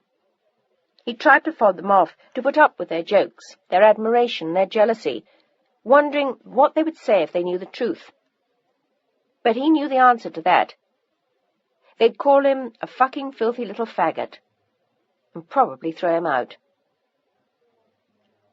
"Have you told any of your friends?" Paul asked him one night as they lay naked in front of the fire, having just made love. Lionel shook his head. No. All he could think of were the boys he shared the apartment with. Typical freshman jocks, or young intellectuals, all dying to get laid and working hard at it all the time. Their sex lives were far less active than Lionel's, but in a totally different vein. They'd have been horrified if they could see him now. Yet he was so happy like this. He looked tenderly at Paul, who was watching him carefully as though trying to read his mind. "You're gonna hide all your life, Li. It's the shits. I did myself for a long time. I'm not ready to come out yet." They both knew that. "I know." And Paul hadn't pushed. He didn't take him anywhere, although the boy was absolutely beautiful, and his friends would have all drooled enviously.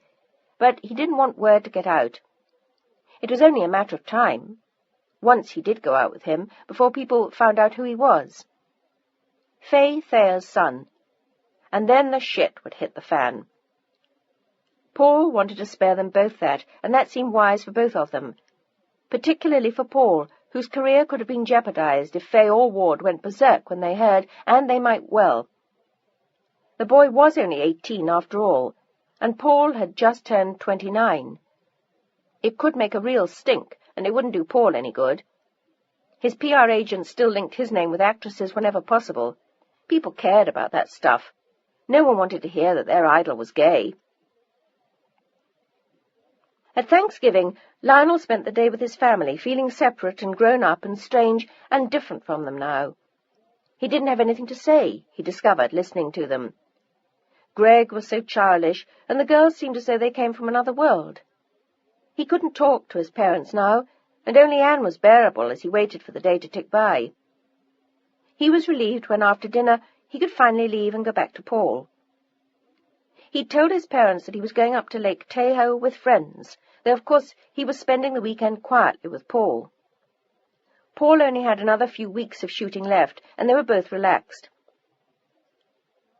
It seemed only moments later when Christmas had arrived.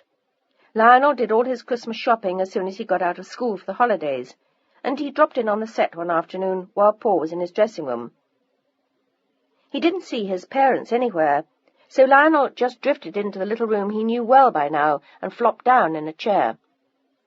Paul was smoking a joint, and he offered it to Li, but he'd never enjoyed it as much as Paul said he did. He took a quick hit and gave it back, and as the two men sat back and smiled at each other, Paul touched Lionel's thigh. "If we weren't here, I'd have a great idea." The two men laughed.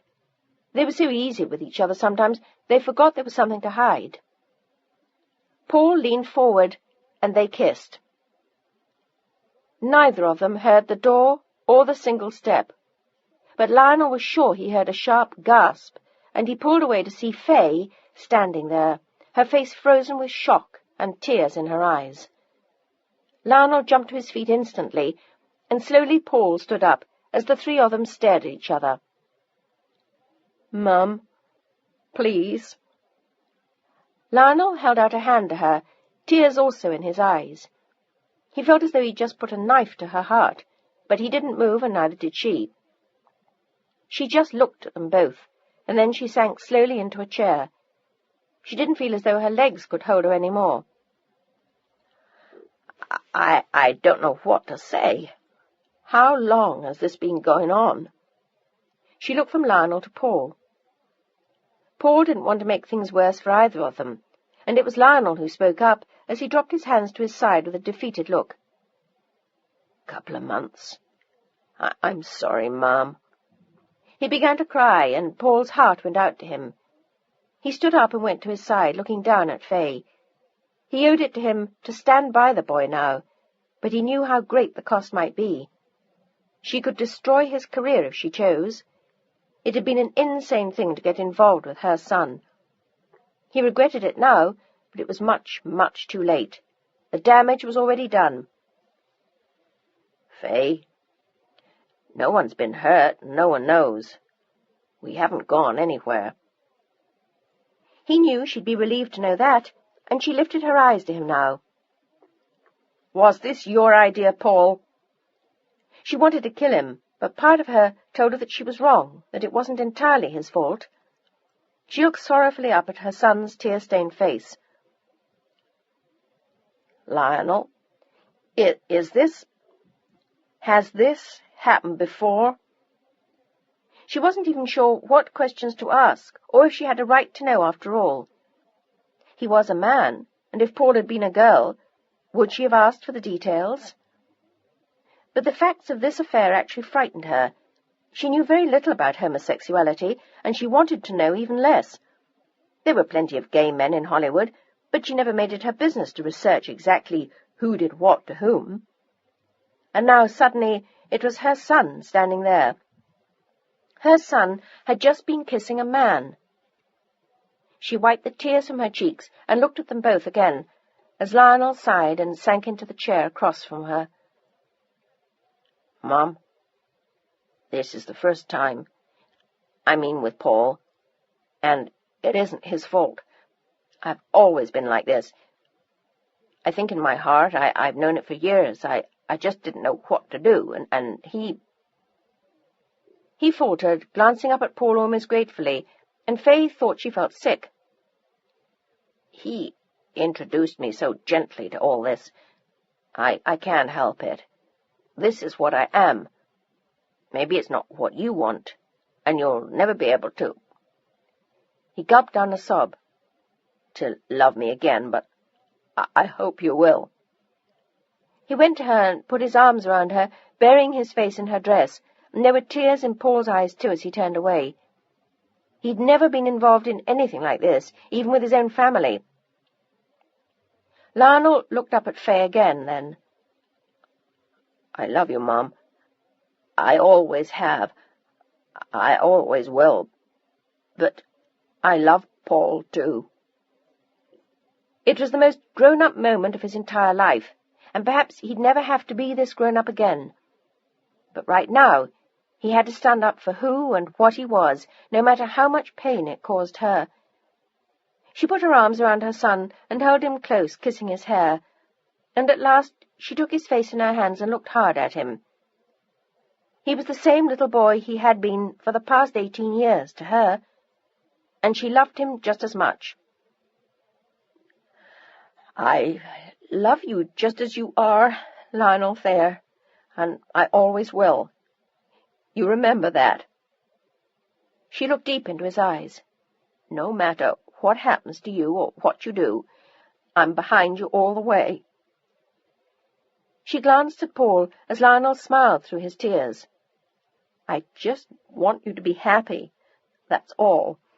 And if this is what your life is, then I accept it, but I want you to be careful and wise about what you do, who you see, and how you handle yourself. You've chosen a difficult life. Don't fool yourself about that. He already suspected it, but it was less difficult with Paul, and less difficult than hiding from himself all these years. She stood up again then, and stood looking at Paul, her eyes bright with tears. I only want one thing from you. Don't tell anyone about this. Don't ruin his life. He may change his mind one day. Give him that chance." Paul nodded silently, and she looked back at her son. "And don't say anything to your father about this. He won't understand."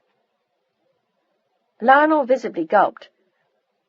"I know he won't. I can't believe how great you've been, Mum." He wiped the tears off his face again, and she smiled through her own.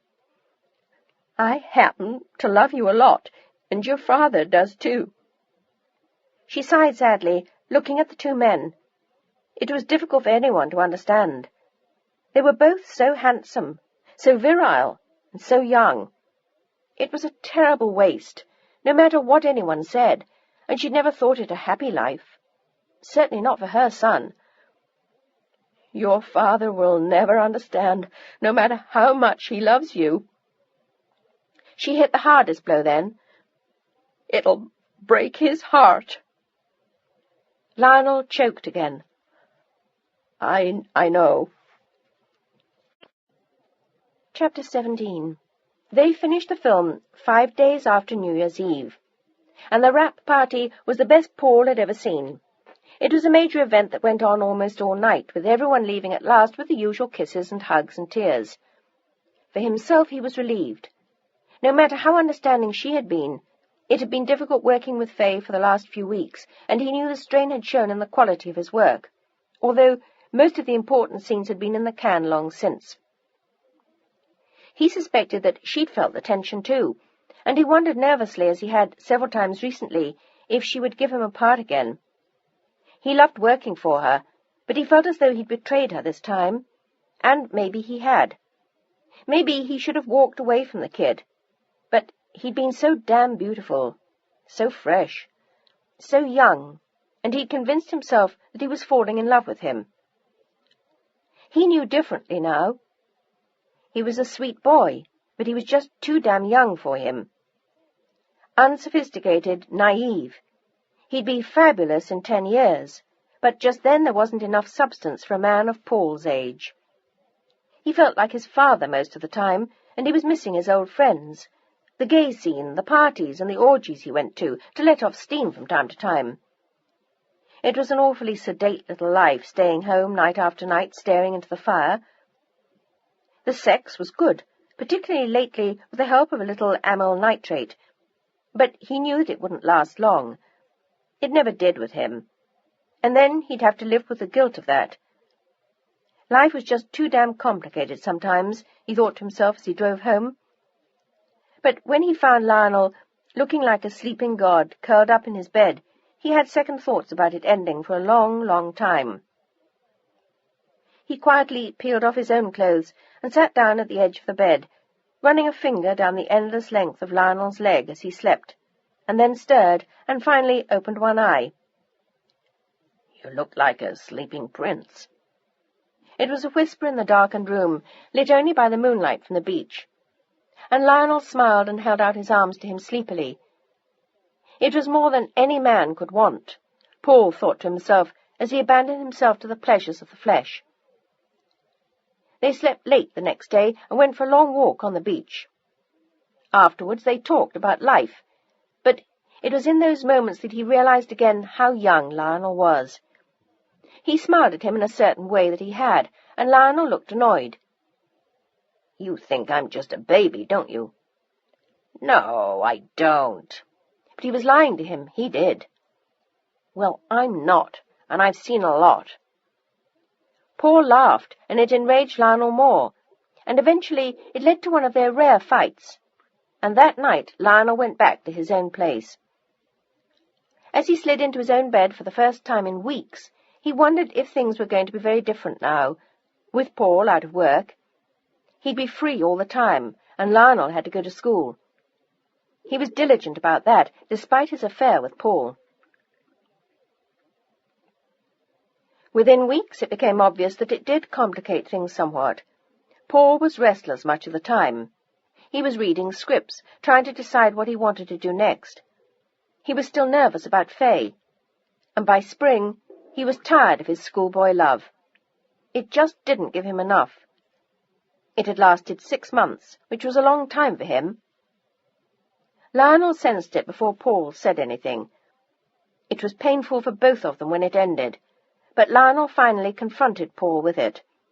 He couldn't stand the strained silences between them any more, and suddenly the house in Malibu seemed oppressive to both of them.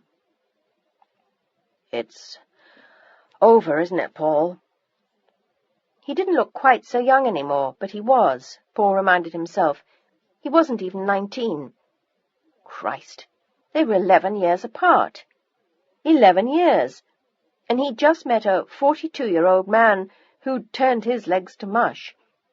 He'd never had an older lover before, and he was anxious to spend some time with him. But he couldn't with Lionel hanging around his neck. He looked at the boy now, and he had no regrets for what they'd done. He wondered if Lionel did, but he'd never seemed to in all these months. He seemed to have found his niche in life. He was happy. His grades had soared. He seemed to have found himself. Maybe it was worth it after all. Paul smiled sadly at him. It was time to be honest and call it a day. "I think it might be, my friend. Life is like that sometimes, and we've had a good run, wouldn't you say?" Lionel nodded, looking sad. He didn't want to let go, but it hadn't been good for a while, except in bed. It was always good there, but they were both healthy and young. There was no reason for it not to be. And now he wanted to know the truth. "Is there someone else?" Paul was honest with him. "Not yet. But soon?" "I don't know, and that's not the point." Paul got up and walked around the room. "I just know I need to be free for a while."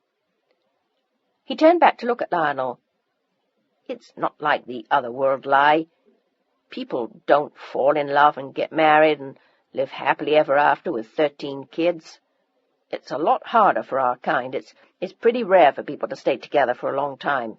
Oh, it happens, sure, but most of the time it's a one-night stand or a couple of days or even a week, or if you're lucky, 6 months like us. And then there's nowhere to go, and that's it."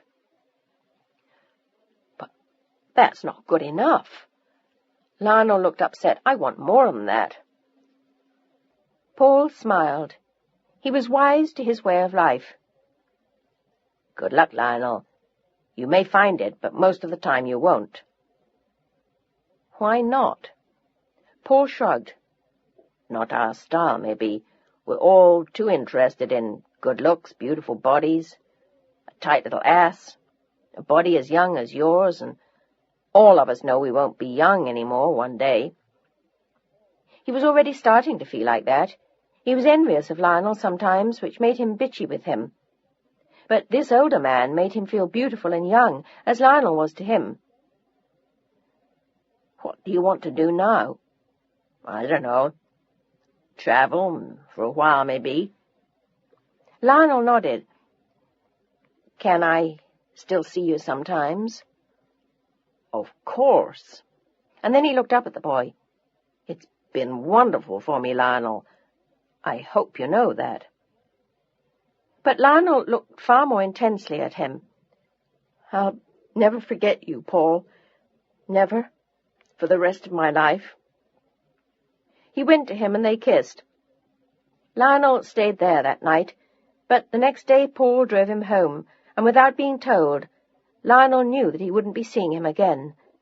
Not for a long, long time, anyway. Chapter 18.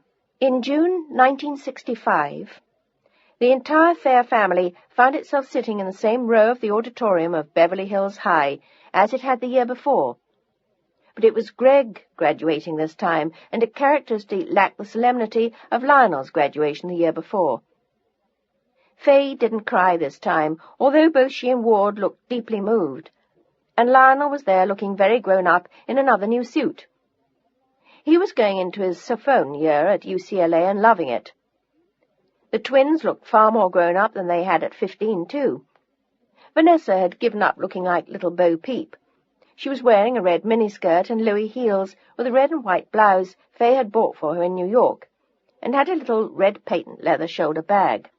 She looked young and fresh, with her hair hanging down her back in a sheet of gold.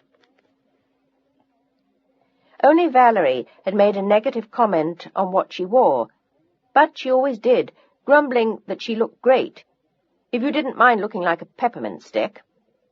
She'd chosen to look more subdued, she felt, and was also wearing a miniskirt, but hers was black, and her sweater was too tight once again this year. There remained about her a look of startling maturity. The lush figure, the make-up more subtly done now, the red hair in a breathtaking mane that eclipsed all else but her dress.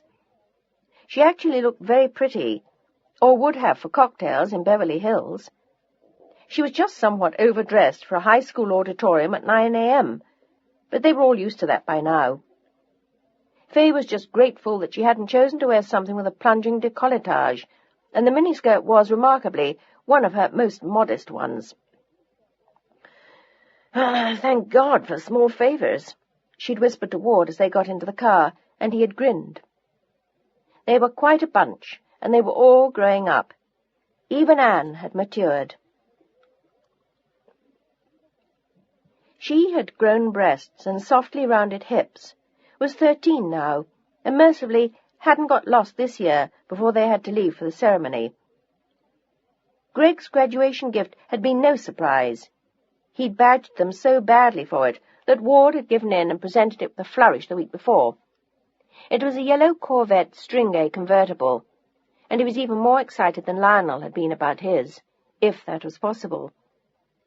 It was actually a fancier car than Lionel's little red Mustang, but that had been Ward's idea, and Greg roared up and down their street and then vanished to pick all his friends for a ride. Ward had been certain that he would either crash or be arrested within the hour, but somehow they'd all survived, and 9 of his closest friends had arrived whooping and screeching as they careered down the street, burning rubber as they turned into the drive. And then all of them had leapt out of the car outside the house and headed for the pool. Ward wondered if he'd made a terrible mistake.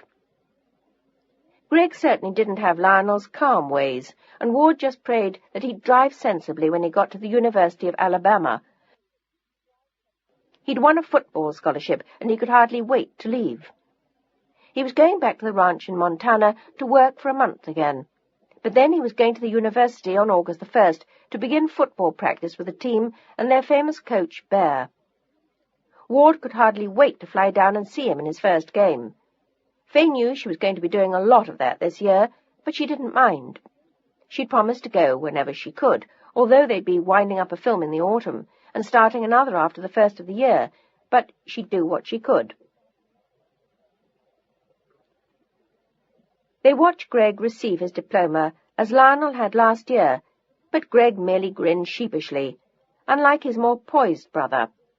He waved to his family and friends, and then took his seat again, his broad shoulders almost knocking his friends off their seats. He was the big hero in school for getting a football scholarship, and Ward was so proud he could hardly see. He told everyone he knew, and he'd looked at Lionel almost reproachfully when he heard the news. Lionel was currently doing an experimental film on ballet and the dance, and there were times when Ward wondered what went through the boy's mind. He was certainly different from their younger son, but at least he was doing well in school, and Fay seemed to see a lot of him at lunch. He hadn't had much time himself. He'd been putting together the package for another big film deal, and he had a lot on his mind. But the boy looked all right. At least none of their brood had gone haywire with this flower child nonsense, and none of them were into drugs, although he frequently warned Fay to keep an eye on Val. That child was too damn seductive by far, and she seemed to have a knack for hanging out with older boys. She turned up with some character in May who admitted to being 24, and he'd squashed that romance fast enough. But there was no denying that she was in control. There was one in every brood, he'd been told, and Val was theirs. But so far, despite the wild garb, the make-up, and the older boys, she seemed to have stayed within the bounds of some kind of propriety. The party they gave Greg that night differed radically from Lionel's the year before. By midnight, everyone was not only drunk on beer, but most of them were naked in the pool. Fay wanted to have them all thrown out, but Ward prevailed and told her to let them have their fun. He wanted her to send Anne and the twins to bed, and Fay said that was impossible. You either had to close the whole show down or let them be. But the police made the decision for them shortly after 2 o'clock. They told them to turn the music off and tone it down. Every neighbour on their street had complained, especially the couple next door, when a chorus line of 12 hefty young men had appeared on the front lawn and mooned them before leaping into their pool. Ward had thought the whole thing in good fun, but he was amused by almost everything Greg did. Fay was slightly less amused. There had been no complaints at all over Lionel's party the previous year. By the time the police came, Greg was sprawled out on a chaise longue, a towel wrapped around his naked waist, and an arm draped across his date, both of them drunk on beer and sound asleep. Neither of them woke up when the rest of the guests left, talking about what a great party it had been. Fay was just grateful that none of them had come into the house. Only one couple had wandered in and had been necking heavily in Greg's room, but Fay had seen them tiptoeing in and had asked them to go outside immediately. Sheepishly they had, and they'd left early with a few others who wanted to do some serious groping before going home. But for the most part, they were more interested in pushing each other into the pool and consuming as much beer as they could before they had to leave. And when the last guest left, Lionel and John Wells were still sitting a little distance from the pool in a comfortable old double swing under a tree. They were talking about UCLA, and Lionel was telling him which classes he liked best and about his projects in film. John had got his dream fulfilled, and he'd been accepted there too. The swing moved slowly back and forth as they watched the revellers beyond. Lionel had escaped quite a while before, and John had found him sitting in the swing. "I've been thinking about fine arts a lot," John said. He was still Greg's best friend officially, but in the last year they seemed to spend less and less time together. John was still on the football team too, but he didn't care about it as much as Greg did, and he was relieved to be free of it now. He never wanted to play football again, no matter how well suited he was to it. Greg had told him he was nuts. He'd been offered a football scholarship at Georgia Tech, and had actually turned it down. Oddly enough, the friendship hadn't been as close after that. Greg just couldn't understand his giving up an opportunity like that. He'd stared at his childhood friend in disgust and disbelief, and every time they met now, John felt as though he had to explain it again, as though he'd committed an unpardonable sin. And in Greg's eyes he had. But Lionel didn't seem to care, and he'd always been fond of John. "They have a good fine arts department, and a great drama department, of course." Lionel knew he hadn't chosen his major yet. "Oh, I don't think that's my style." John smiled shyly at the older boy. He'd always admired him. "Are you living on campus next year?" John looked hesitant. "I'm not sure. My mother thinks I should live in the dorm. It doesn't appeal to me much. I think I'd rather live at home." Lionel looked pensive for a time as they moved gently on the swing. "I think one of my roommates is moving out." He looked thoughtfully at John, wondering how he'd fit in. He was still very young, but he was a decent kid. He didn't smoke, he didn't drink, didn't seem to raise too much hell. Certainly nothing like Greg. He was a lot like Li's roommates, most of whom Lionel liked. Occasionally they got rowdy on Saturday nights, but they weren't completely wild, and unlike a lot of other freshmen and sophomores, they didn't choose to live like pigs. They kept the apartment fairly clean. 2 of them had girlfriends who slept there a lot, but they didn't bother anyone, and Lionel came and went as he pleased. No one asked him a lot of questions anymore. Sometimes he wondered if they knew, but no one said anything, and no one asked. It was a good group, and John Wells might just make a good fifth. "Would you be interested, John? The rent's pretty cheap." He looked at him. "How would your parents feel about you living off campus first year?" Actually, it's just across the street, but it's not the dorms." He grinned and looked just like Fay as he did. He'd grown from boyhood into manhood that year, and he was a beautiful young man. People often stared at him in the street with his graceful build, long limbs, big green eyes, and golden hair. And he wore quiet clothes that set off his good looks in a casual way. He could have been in films if he'd wanted to, but that end of the camera had never appealed to him. He looked at John now, and the younger boy felt something stir in him. "What do you think?" His eyes lit up with quiet excitement as he glanced up at Lionel. "Boy, I'd love to find a place like that. I'll ask him tomorrow first thing." Lionel smiled. "There's no rush. I just tell the others I know someone who's interested. I don't think anyone's worried about it yet."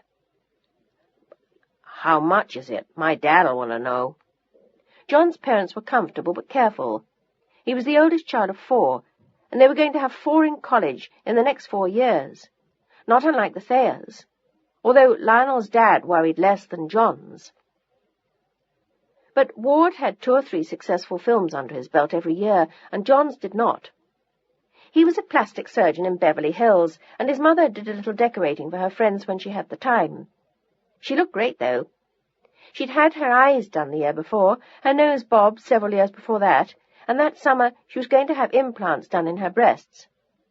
Besides, she looked great in a bathing suit. His sisters were pretty nice-looking, too, he always thought. Greg had gone out with 2 of them, and one of them had had an eye on Lionel for years. But he never seemed interested, and John had never wondered why.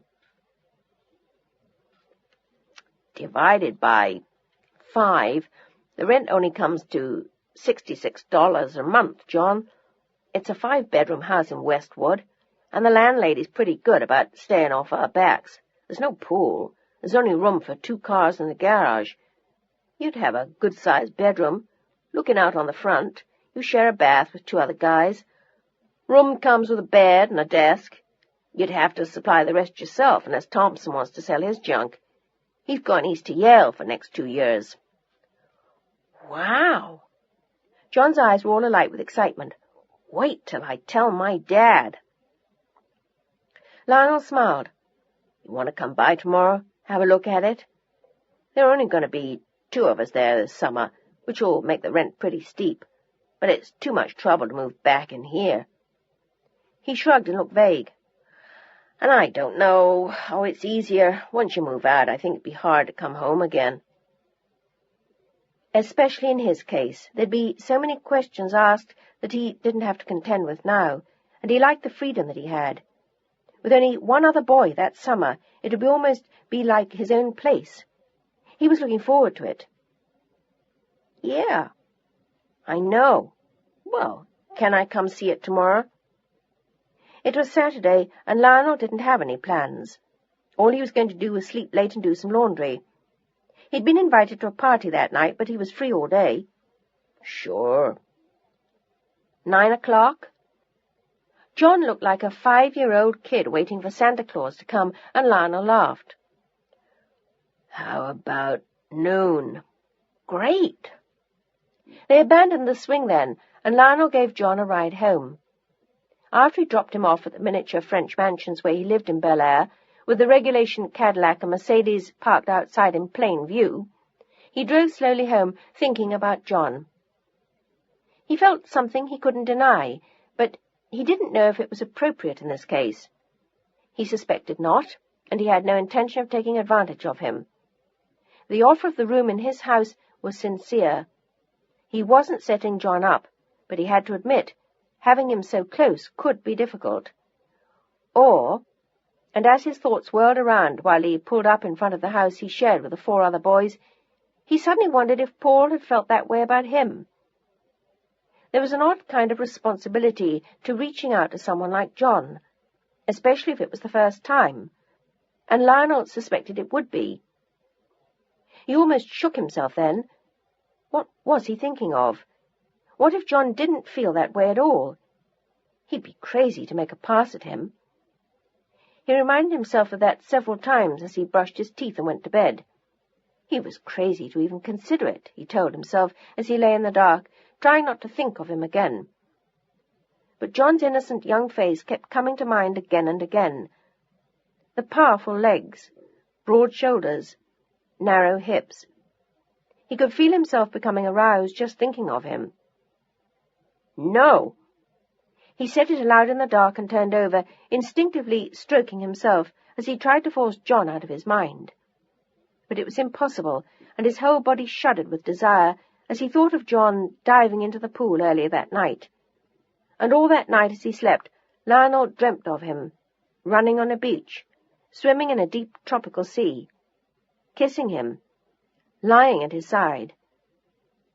He awoke with a dull ache that refused to go away, and he took his bike out and went for a long ride before anyone else got up, anxiously waiting for noon, and promising himself that he was going to tell John the room had been rented to someone else. That was the only way out. He could have called, but he didn't want to. He would tell him when he came to the house at noon. He would. That was the best way. Tell him to his face. That was the only way. Chapter 19. When Greg woke up in the morning after his graduation bash, he had the worst hangover of his life, and he'd already had quite a few.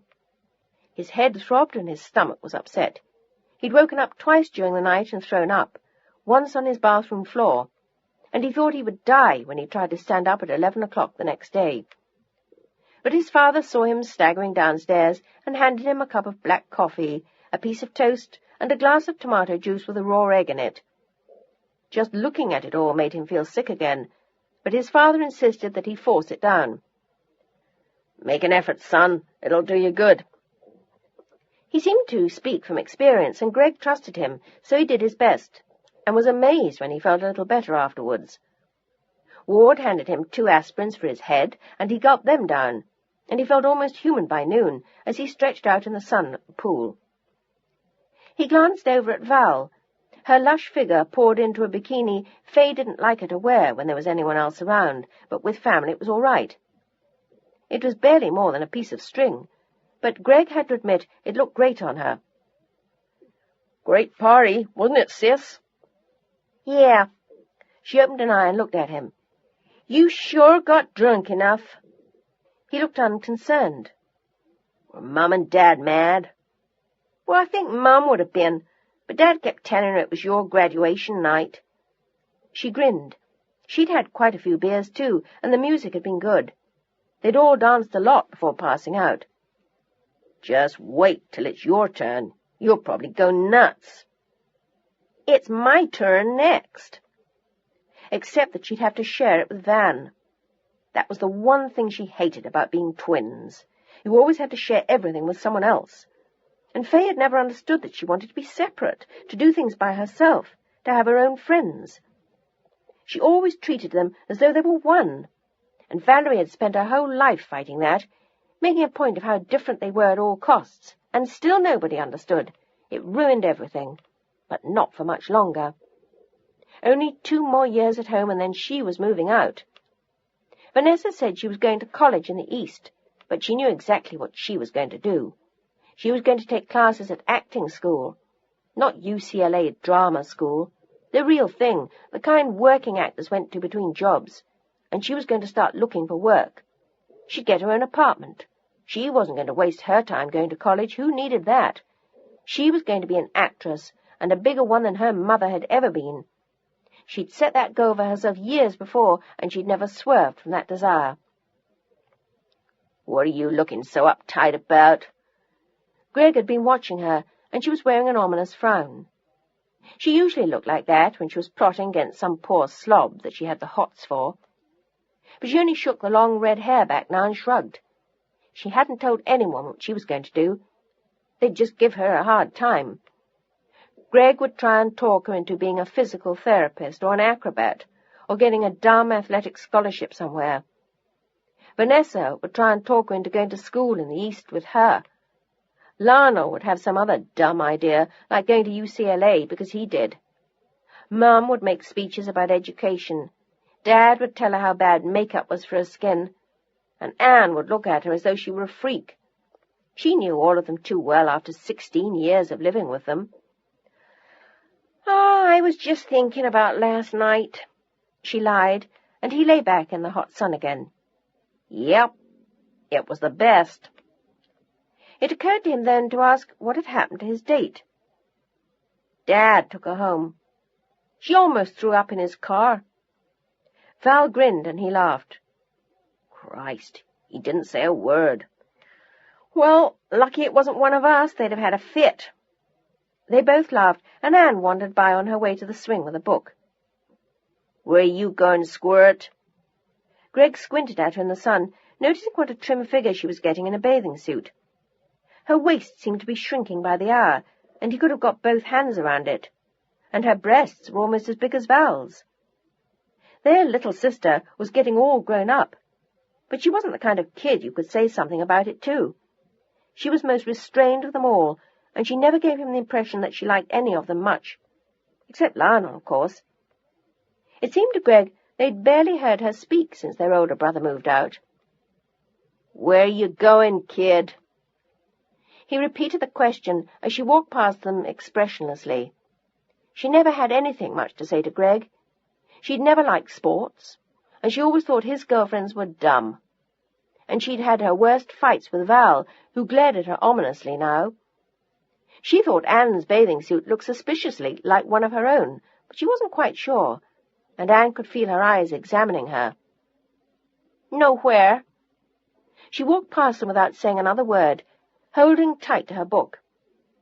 Greg whispered to Val once. "She's a weird kid, isn't she, Val?" "Yeah, I guess."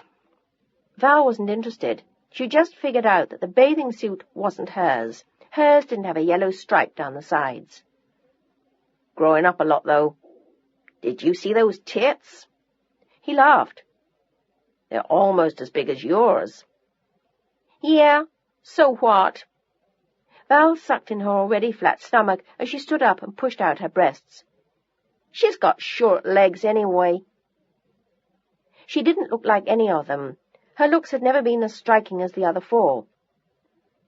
Val looked at her own legs now, trying to decide if she'd taken enough sun for one day. If she took too much, she'd burn, although she had more tolerance than most redheads. She noticed that Greg was already starting to fry. "You better watch out. You're turning red." "Yeah, I'll go inside in a little while. John said he'd come by. I want to go downtown to get extra floor mats for my car." "What about Joan?" She was the little blonde her father had had to escort home the night before. She had the biggest boobs Val thought she'd ever seen. They were almost gross, and everyone in school said she was an easy lay, and that seemed to suit Greg perfectly. "Yeah, I'm seeing her tonight." He'd been sleeping with her for the last 2 months, ever since they'd heard about his football scholarship to the University of Alabama. "You doubling with John?" She knew he had no special girlfriend, and she was always hoping to be asked to be his date, but Greg had never suggested it, and neither had John. "No. He said he had other plans." He glanced at Val. "Why? You got the hots for him, little sis?" He was the worst tease of all, and in years past they'd had some almost lethal fights. He loved to bait her, and she always went for it, as she was about to now. "Hell no! I just wondered. I've got a date." She lied again. "With who?" He knew her better than that. "None of your business." "Yeah, that's what I thought." He lay back with a grin, and she wanted to strangle him. Anne watched them silently from her distant hiding place in the old swing. "You don't have a date with anyone, smart-ass." "The hell I don't. I have a date with Jack Barnes." "Bullshit. He's going steady with Linda Hall." "Well?" Her face was bright red, and not from the sun. From the distance, Anne could tell she'd just told a lie. She knew them all so well, better than they knew her. "Maybe he's cheating on her." Greg sat up and stared at his sister carefully. "Not unless you're putting out the way she is, sis. Which brings up a question I've been meaning to ask. Are you?" Val's face looked like it was on fire. "Screw you!" She wheeled on her heel and flounced into the house, and he laughed again as he lay down in the sun. She was a hot number, his little sis. He'd heard it from a couple of his friends whose younger brothers had gone out with her. But supposedly she'd do anything except the real thing. He knew she was still a virgin, at least he thought she was, and he also knew that she'd lied about Jack Barnes. He suspected, too, that she'd always had the hots for John Wells, but John had never seemed interested in her, and he was just as glad. That was a little close to home for his taste, and she wasn't John's type. He went for quieter, less showy girls. He was still pretty shy, and Greg was almost sure he hadn't done it yet either. Poor kid. He'd better hurry up. He was probably the last guy in their class who hadn't got into someone's pants yet. At least, that was what they said. And it was getting embarrassing for Greg to have a friend like that. Hell, people would start to think John was queer. And worse yet, if they hung out together, they'd say it about him. But he smiled to himself then. With what he'd been up to with Joan, there was no chance of that. Boy, this is a nice place. John was looking around the house in Westwood rapturously, as though it were Versailles or a Hollywood set, instead of a shabby student house across from UCLA. My dad thought the rent was cheap. Mom was a little nervous about my not living in the dorm, but Dad said that as long as you were here, you could keep an eye on me. He blushed, feeling stupid for what he'd just said. I mean, that's okay. Lionel was fighting to repress his dreams of the night before, and he had the oddest feeling of reliving a film that he'd seen once before. Only this time he was cast as Paul. It was like a variation of déjà vu, and he couldn't seem to escape his thoughts as he showed John around. Lionel's own room would be across the hall from John's, but he was sure that if he was willing to give up the only room in the house with its own shower, he could have the room adjoining John's. The other guys would have killed to have his room, and he would have been willing to give it up if... But he pushed the thought out of his head, and forcing himself to concentrate on John and the tour of the house he was giving him. There's a washing machine in the garage. No one uses it for weeks, and then everyone wants to use it all in one night. Lionel smiled. My mom said I could bring my laundry home. Lionel couldn't help thinking how unlike Greg he was. It was most odd that they were friends, except that they'd gone to school together for 13 years, and he suspected that it was a habit more than anything else. Had he thought about it, John would have admitted he was right.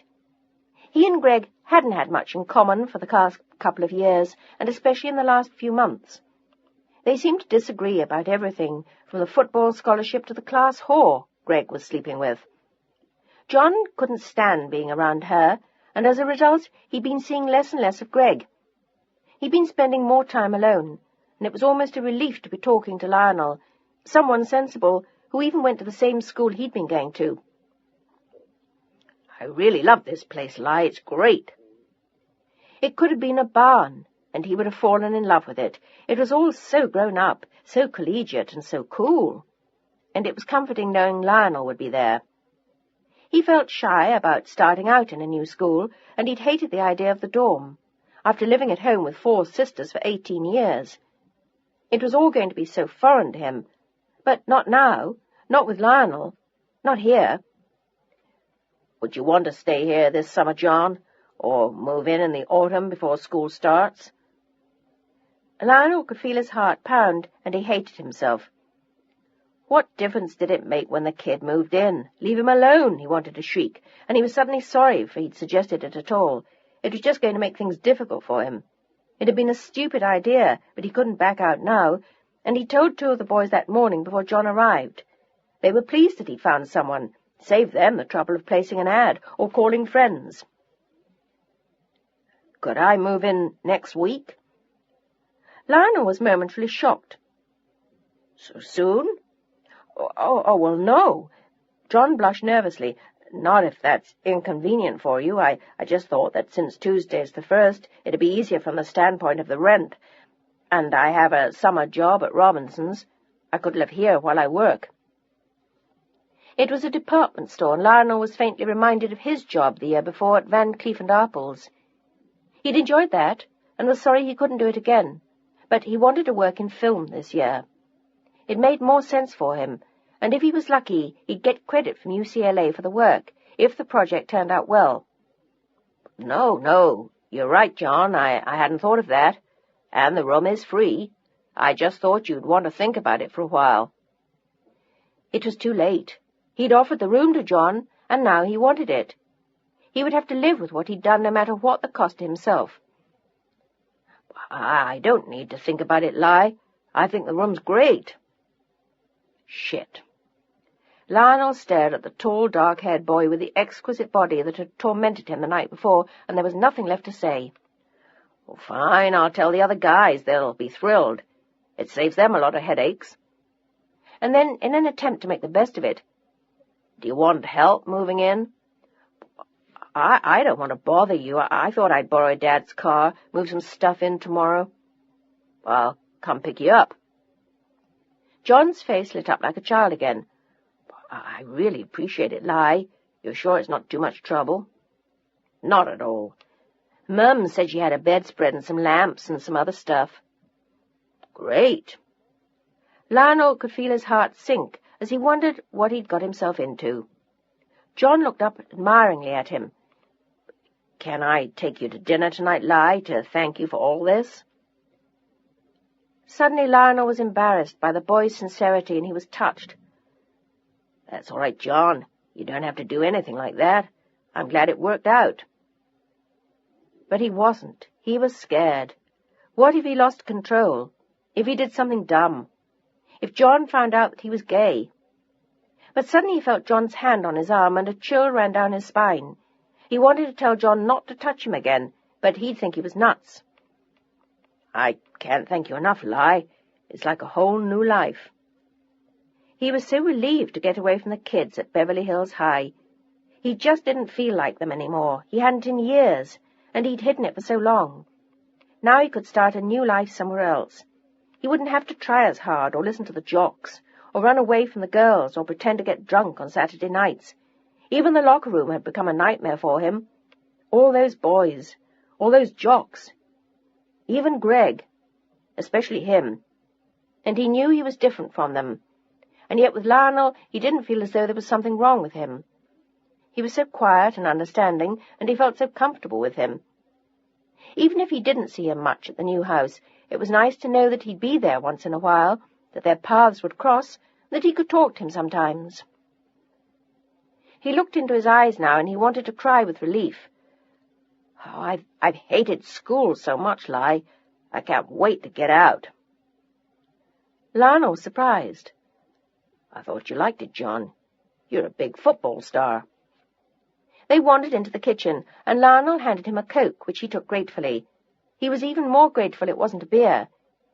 It would have been, if it had been Greg. God, I've hated that for the last year. I'm just sick of all that shit. He took a sip of the Coke and sighed with relief.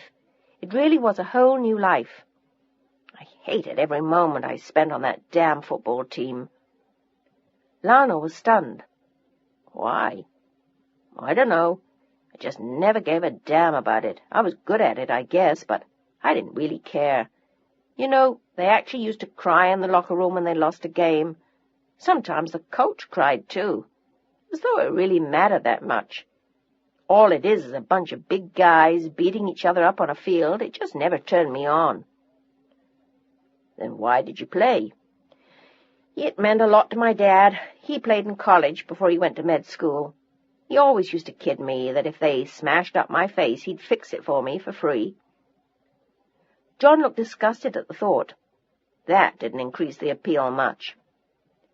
He smiled slowly at Lionel. Being here is going to be like a dream. Lionel smiled at him. Well, I'm glad you like the room. It'll be nice having you around, although I'm not here much, but if there's anything I can do. You've done enough, Li. True to his word, Lionel went to pick him up the next day, put the top down on the little red Mustang, and made 3 trips to help him move his stuff. He seemed to have mountains of it, but he performed miracles, and Lionel hardly recognized the room by Sunday night. He stopped in the doorway and stared. My God! What did you do? He'd stapled fabric to one wall. Huge plants hung up, put up simple curtains and a handsome painting over the bed. 2 lamps provided warm light. There were posters on the other wall. It looked like an apartment in a magazine, and there was a small white flocati rug on the floor. "Did your mum do this for you?" Lionel knew she was a decorator, and he couldn't imagine John doing all that in a matter of hours. There were even orange crates with the same fabric stapled on them, with magazines and baskets and cushions giving the impression of a window seat. It was a small haven, and Lionel was impressed beyond words, and it showed. I did it myself." He looked pleased at the effect on Lionel. Everyone said he had a talent for interior design. He'd always been able to take a room and change it in a matter of hours, using whatever materials were at hand. Even his mother said he should do something with his innate ability. He was better than she was, she claimed. It took her months to achieve the effect she struggled for. "I love doing stuff like that." "Well, maybe one of these days you can wave a magic wand over my room. It still looks like a jail cell. I've lived here for a year." John laughed. "Any time." He glanced around. "Actually, I had 2 extra plants. I was going to ask you if you wanted them." Lionel smiled at him. "Sure. They'll probably die first time I walk into the room. I don't exactly have a knack with anything green." "I'll take care of 'em for you. I'll water 'em when I do mine." The 2 young men exchanged a smile, and Lionel looked at his watch. It was 7 o'clock. "Want to go out for a hamburger?" The very words had a ring of déjà vu again, and he was reminded of Paul. It was even more eerie when John agreed, and suggested they go to the very place he'd gone with Paul the first time. It made Lionel silent and moody for the first part of the meal. He was thinking of that first night when he'd gone to Malibu with Paul. He hadn't heard from him in months, but he'd seen him drive past once, on Rodeo Drive, in the passenger seat of a beige and brown Rolls, with a handsome older man at the wheel. They'd been talking animatedly as Lionel watched. They were smiling at each other, and Paul had laughed at something the other man said. And now here he was again, with John, his younger brother's best friend. It felt odd. Even more so when they went back to the house they now shared. The other 2 living there just then were both staying at their girlfriends that night, and the others had already moved out at the end of the school year. "Well, thanks for dinner." John smiled at him as they sprawled comfortably in the living room, and Lionel put a record on. 2 of the bulbs were burned out in the room's main lamp, and the light was unintentionally dim. John lit a candle on the coffee table and glanced around. "This room could use a little help, too." Lionel laughed. "Well, you're going to have this place in shape in no time, but I think the other guys will discourage you a little bit. When they're here, this place always looks like someone just threw a bomb in the room." John laughed, too. "My sisters keep their rooms like that." His face grew more serious. "I've never lived with men before, except my dad, of course. I'm so used to having girls around all the time. This is going to be weird at first." And then he smiled. "That must sound crazy to you." "Oh, no, it doesn't. I've got 3 sisters, too." "But you've had Greg around, too. I've always been so close to my mom and the girls. I'll bet I miss 'em for a while." "Yep, it's good training for when you get married to have that many women around." Lionel smiled again and wondered to himself if he was testing him. He told himself that wasn't fair. John was just a kid, but he was the same age he had been when he met Paul. But Paul was so much more experienced, and he was the experienced one now. Not as much as Paul had been, but more so than this boy. But where did you start? How did you ask someone something like that? He tried to remember what Paul had said to him, but the words escaped him now. He remembered that they'd gone for a long walk on the beach, and Paul had asked him something about being confused. But there was no beach here, and John didn't look confused to him. He was a trifle shy, and he was far less rowdy than Greg, but he was a happy, pleasant young man. Yet Lionel could never remember seeing him seriously involved with a girl. They chatted on for a while, and finally Lionel got up and said he was going to take a shower. John said he'd do the same. It was 10 minutes later when John knocked on the bathroom door and apologized, shouting into the shower where Lionel stood, trying not to think of him, as rivulets of hot water purified his mind and his flesh. I'm sorry, Li. Do you have any shampoo? I forgot mine. What? Lionel pulled aside the curtain so he could hear, and saw John standing there, naked save for a towel wrapped around his waist. He felt his body stir, and pulled the shower curtain closed again so John couldn't see. I said, do you have any shampoo? Sure. He'd already used it, and his hair was wet and clean. Here. He handed it to John, who disappeared with a thanks and a smile, and he returned with it in a little while, wearing his towel again, his hair wet and dark, his body rippling with the muscles football had built for him. And Lionel was wandering naked around his room, putting things away and humming to himself. He had the radio on, and Lennon and McCartney was singing Yesterday, as John handed the shampoo back to him. Thanks. He seemed to linger in the door, and Lionel turned away, wishing he would go. He didn't want to start anything, and he didn't want anyone to get hurt. His way of life was his own, and he wasn't looking to drag anyone else into it. When suddenly he felt John's hand on his back, and it was as though his whole body was electrified. It was going to be agonizing having the boy around and hiding his secret from him. Without turning, he grabbed a white terry cloth robe from a nail on the wall, struggled into it and turned around. But he'd never seen a more beautiful face than John's. There was sorrow and pain and honesty there, and their faces were only inches apart as John looked at him. I have to tell you something, Li. I should have told you before. There was anguish in the boy's eyes, and Lionel ached for him, wondering what it was. Something wrong? The younger boy nodded and sank down slowly on the edge of the bed, looking sadly up at him. I know I should have told you before I moved in, but I was scared you wouldn't, that you'd be pissed. He looked up at him, frightened but honest. He came right to the point. I think you should know I'm gay. He looked as though he'd just admitted he'd just killed his best friend, and Lionel's jaw almost dropped, he looked so stunned. How simple it all was. How brave he was to speak up, not knowing what Lionel would do or say. His heart went out to the boy, and he sat down on the bed next to him and started to laugh. He laughed until tears came to his eyes, and John looked at him nervously. Maybe he was hysterical, or maybe he just thought it was so disgusting it was ridiculous. It was a relief when he finally stopped laughing long enough to speak, and he was stunned when Lionel put his hands on his shoulders as he did.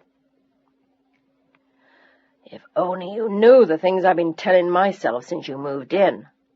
I've been torturing myself. It was clear that John didn't understand. Baby, so am I. You're gay?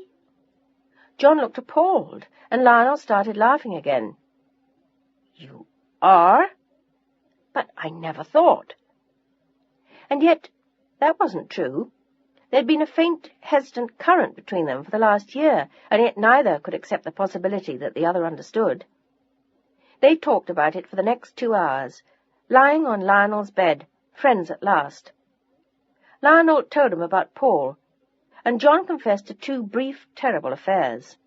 There'd been no love in either of them for him, just terrible, anguished, tortured, guilt-ridden sexual release.